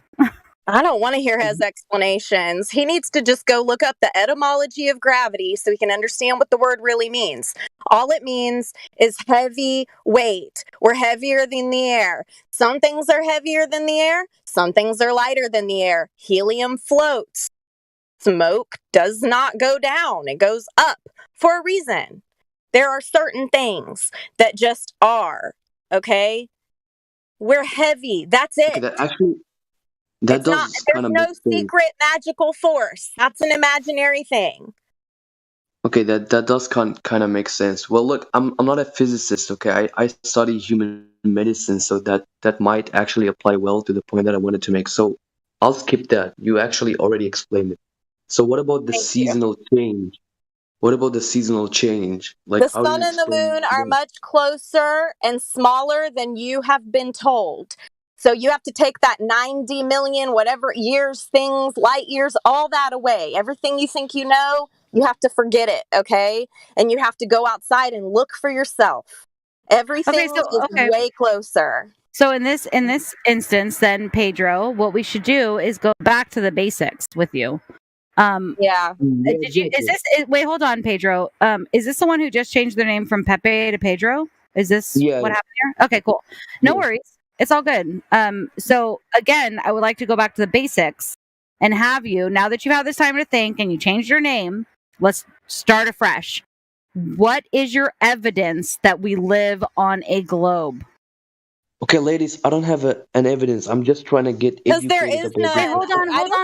Let him. Because there is none. No, we It's like a should. trick question. No, it is a trick question, and it's how we come. Wait, hold on. Let me say something to Goddess really quick. Yes, it is. Oh, can't hear you. Sorry, I I can hit the hear mute you. button. So what this is, it is a trick question, right? And so sometimes we need to speak to these people as if we are trying to understand them in the realm that they're living in. So then we can deconstruct what it is that they think. We can't help them. And so this isn't an area just to be like, you're a dumb glober, we're going to get rid of you. We want to educate them. We want to teach them that's not what we think. This is what, like, how things actually work, help them with logic and whatever. We don't want to just get rid of them because they think differently. Like you were talking about unity, let's like try with them. So yes, it is a trick question in its essence. In its essence, hold on. It is a trick question in its essence, but what it does is helps us to understand how their minds work, how they are thinking about this. And then we can step by step walk them through and help them to understand how what they think is actually illogical while teaching them logic at the same time. So We again, let them ask us questions. no. Exactly. It starts off with us trying to understand them. If we just constantly ask them questions, we're not going to understand their logic or illogics. I'm not trying to understand them. I already understand them. I was already there. That's why I'm saying. So you're missing my point. You're missing my point. I don't need to catch up. I'm just saying that maybe we should go at it a different way. Yeah, I think we've been doing this a long time, and I think we have a pretty good way of doing it. We need to understand where they're coming from. Take it, man. Take it. We have to understand where they're coming from in order to understand like where they're wrong, and then help them where they're wrong so that they can understand how we're right. We can't just come in and be like, we're right. And they, whatever. Like it does help to understand, at least get a basis of who this individual is and why they think the way that they do. It treats them as an individual. Rather than they're just some dumb glober, What if they're not trying to come explain the globe? Because that's part of the thing, okay? That's what he's doing. They can't explain the globe because they don't understand it themselves. A lot of people... And we work with that. A lot of planetary people, like I said, I didn't really resonate with that information. So, but a lot of people, they're just still struggling with trying to see the other side, the on the fence people, So, yeah, I feel like we don't want to intimidate them and make them feel like, what's your proof? Like right when they come in the door, like maybe they're not trying to come in here with proof. Maybe they're just trying to understand where we're coming from. Yeah, that's not how it's going. It's a simple I'm new here, and I feel like Pedro, I'm hold evidence as to both your claims. Hold up, If you'd like Pedro. to. Let me go back to Pedro and then we can get to you. Pedro, did you feel like I was intimidating you when I asked you what your evidence of the globe was? To be honest with you, I did feel like you were intimidating me, and not only you, your friend too, because it's not my friend. I just simply asked you one question. I welcomed you back. I said, were you Pepe? You said yes. I said, okay, now you're Pedro. Let's start this over. I'm asking you, what is your evidence of the globe? You found that intimidating. Yeah, but here's the thing. I'm not trying to prove a point. I'm stating genuine questions. You need to lower yourself to my level because I'm quite maybe I did lower myself. Truth. What is going on? Is it a full moon? Truth got that. Did I just hear division amongst flat earthers? What? Whoa. Oh my God, can you imagine? No way. Okay. So just answer. Can you just answer her question? That would be awesome. Yeah, that would be awesome. Exactly. There's no need to talk a lot more. Just tell me the answer, please. You don't need to get upset. Like, this is the thing. It was a very simple question. Do you have any evidence for the globe at all? And if your answer is no, that's fine. We're just asking, do you have any evidence for the globe? No, I don't. Okay. And then I would ask you in return, when you answer that question as a no, then why do you believe in it? Well, because I study human medicine and also a lot of general knowledge that I apply in my daily life is derived from natural laws that we have learned about. There is a lot of applied physics in human medicine. So that's the first question about gravity. Wait, hold on. So let's just take it step by step. Let's not scattergun it. So you just said you work in human medicine and there's a lot of natural laws. What things in human medicine has to do with the nature of the earth? What are the natural laws that you're talking about? Well, I told you I started with the gravity, and this question was already solved by your Gravity colleague. gravity is not a natural law. I solved that. It's not a natural law. Whatever you call it. What do you mean, whatever we call it? What do you mean by Anyway, that? so okay, but there's this general knowledge that we have, we Globers, we have collected about seasonal changes, for example. Okay, and it appears to me that everyone around me also carries this knowledge with him or her. So I cannot still explain the seasonal change. Maybe you could help me understand how seasonal change takes place in a flat Earth. Like there are certain patterns when it comes to the cycle of Earth around the sun, which triggers those seasonal Okay, so changes. what I would ask you in return is to explain to me how the seasons work on a globe. Do you know how they work on a globe? And the globe model, how do they work? Well, I think I do somewhat. Look, I'm not a physicist, okay, but there's like physicists aren't real scientists, so that's good that you're not one. Yeah, I'm not a scientist. I'm not a. Okay, I'm gonna talk to poor guy. Okay, listen, I already answered this question. The sun is closer than you think it is. Okay, now go do a little more research on it. The sun is way closer and smaller than you think. It's not bigger than the Earth. The Earth is bigger than the sun. But that's indifferent. That is indifferent from winter to the summer. It's no, because it goes by. If it's closer, that means it's more localized. That means farther away, it's going to be dark. It's going to be outside the realm of where the light goes. It can only go so far. It doesn't go forever. I thought Sean's question was a great question because he's coming into it with the premise, and on that he understands and it makes sense on a globe, and so it's important for him to understand that it doesn't. So if he can explain seasons on a globe first, then we can show him how it actually works on a flat Earth. Exactly. Thank you, Truth. Okay, so English is not my mother language, but I'll try my best. So there's this cycle that that the Earth.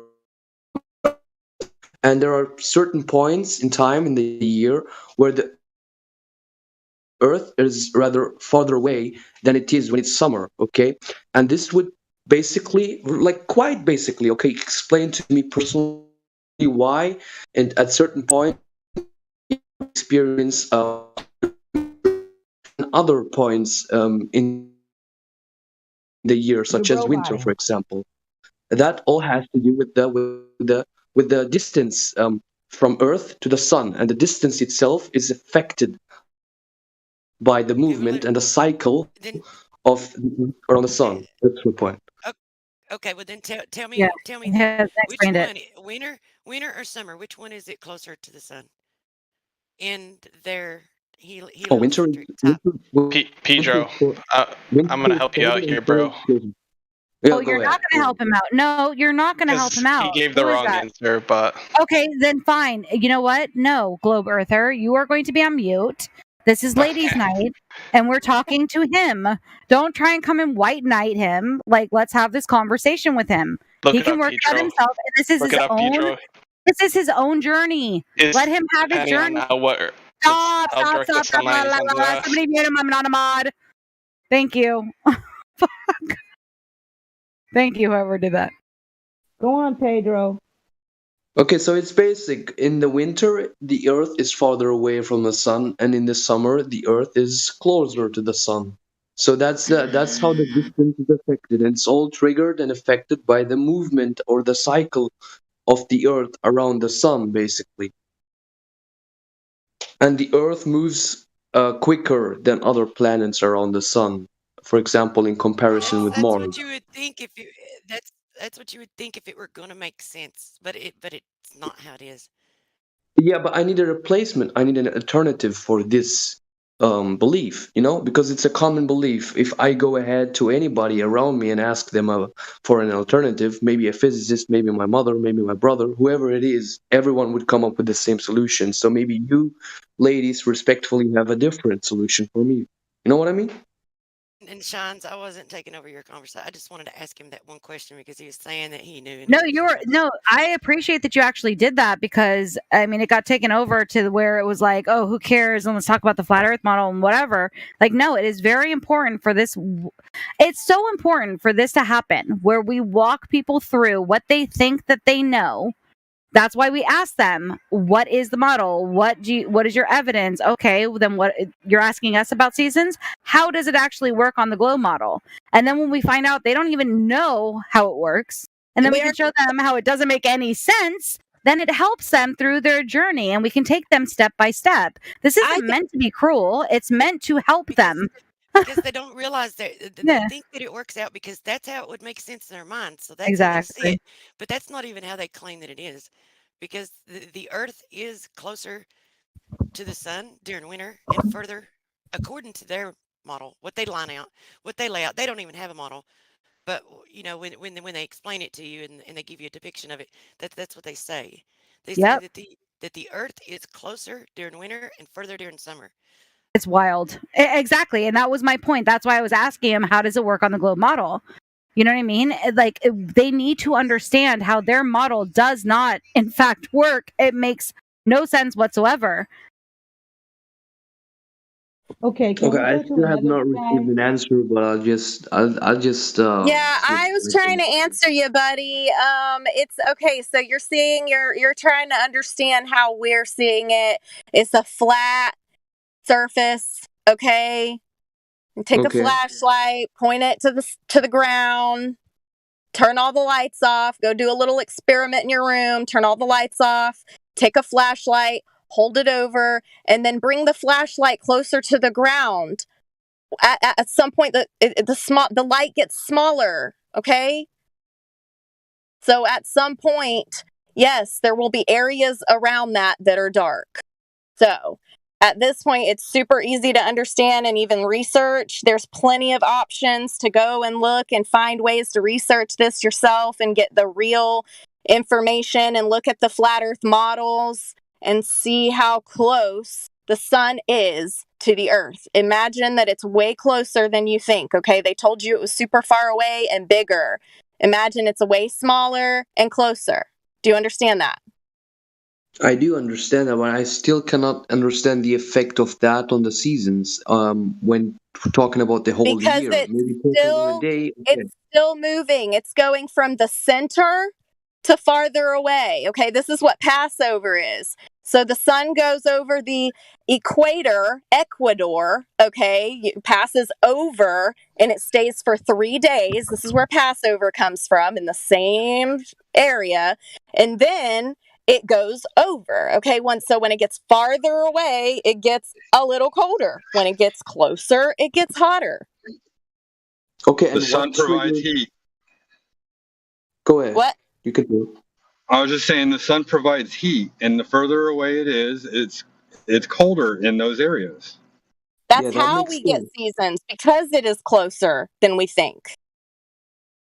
Okay, so otherwise, the whole half of the side, everything would feel the same all the time. We'd have the same everywhere, but that's not what we're experiencing. Okay, and what? And this happens over the course of a year. What happens over the course of a year? So what you just described around the equator. This is a cycle of around 6 to 12 months, or what is it about? Yeah, it's going the whole year, out and in, out and in. Can I interject? Yeah. Can I interject? I think I know what he's not getting. What? The sun moves between the tropics throughout the year. It literally moves north and south on its own. And so when it's in the north, it provides heat to the north. When it's in the south, it provides heat to the south. And inversely, it's cold. Okay, so let's assume that this is true. What triggers the movement of the sun? Well, honey, that's where you have to start questioning your internal belief system. I mean, where do we come from? What made this? Do you think there is an outside creator, or do you think that we're all one and we're creating this existence? You know? I'm sorry, if you guys made the claim, why does he have to prove that? Because you guys are the ones making the claim, so why is he the one who has to prove it to himself? Well, thank you, man. Wait, hold on. You're saying what makes the sun move? That's what you want me to answer for you? What makes the sun move? What makes the earth spin, man? I don't know. You're the one telling me that we're flying, spinning, and hurling. Do you even know how fast they say that we're doing those things? Okay, lady, you flipped the rule upside down. Now you need to also maybe explain to me don't forget it. Okay, you're the experienced one here, right? So maybe you have an answer to me why the sun would be moving instead of me going over. I'll tell you exactly this is what I feel. And I'm not speaking for all flat earthers, okay, because this is part of a little bit of the division that we have within the flat earth community is where do we come from and all that. Okay, this is what my feelings is directly. I think that we are collectively creating this experience. Subconsciously, we know, well, it's time to wake up. We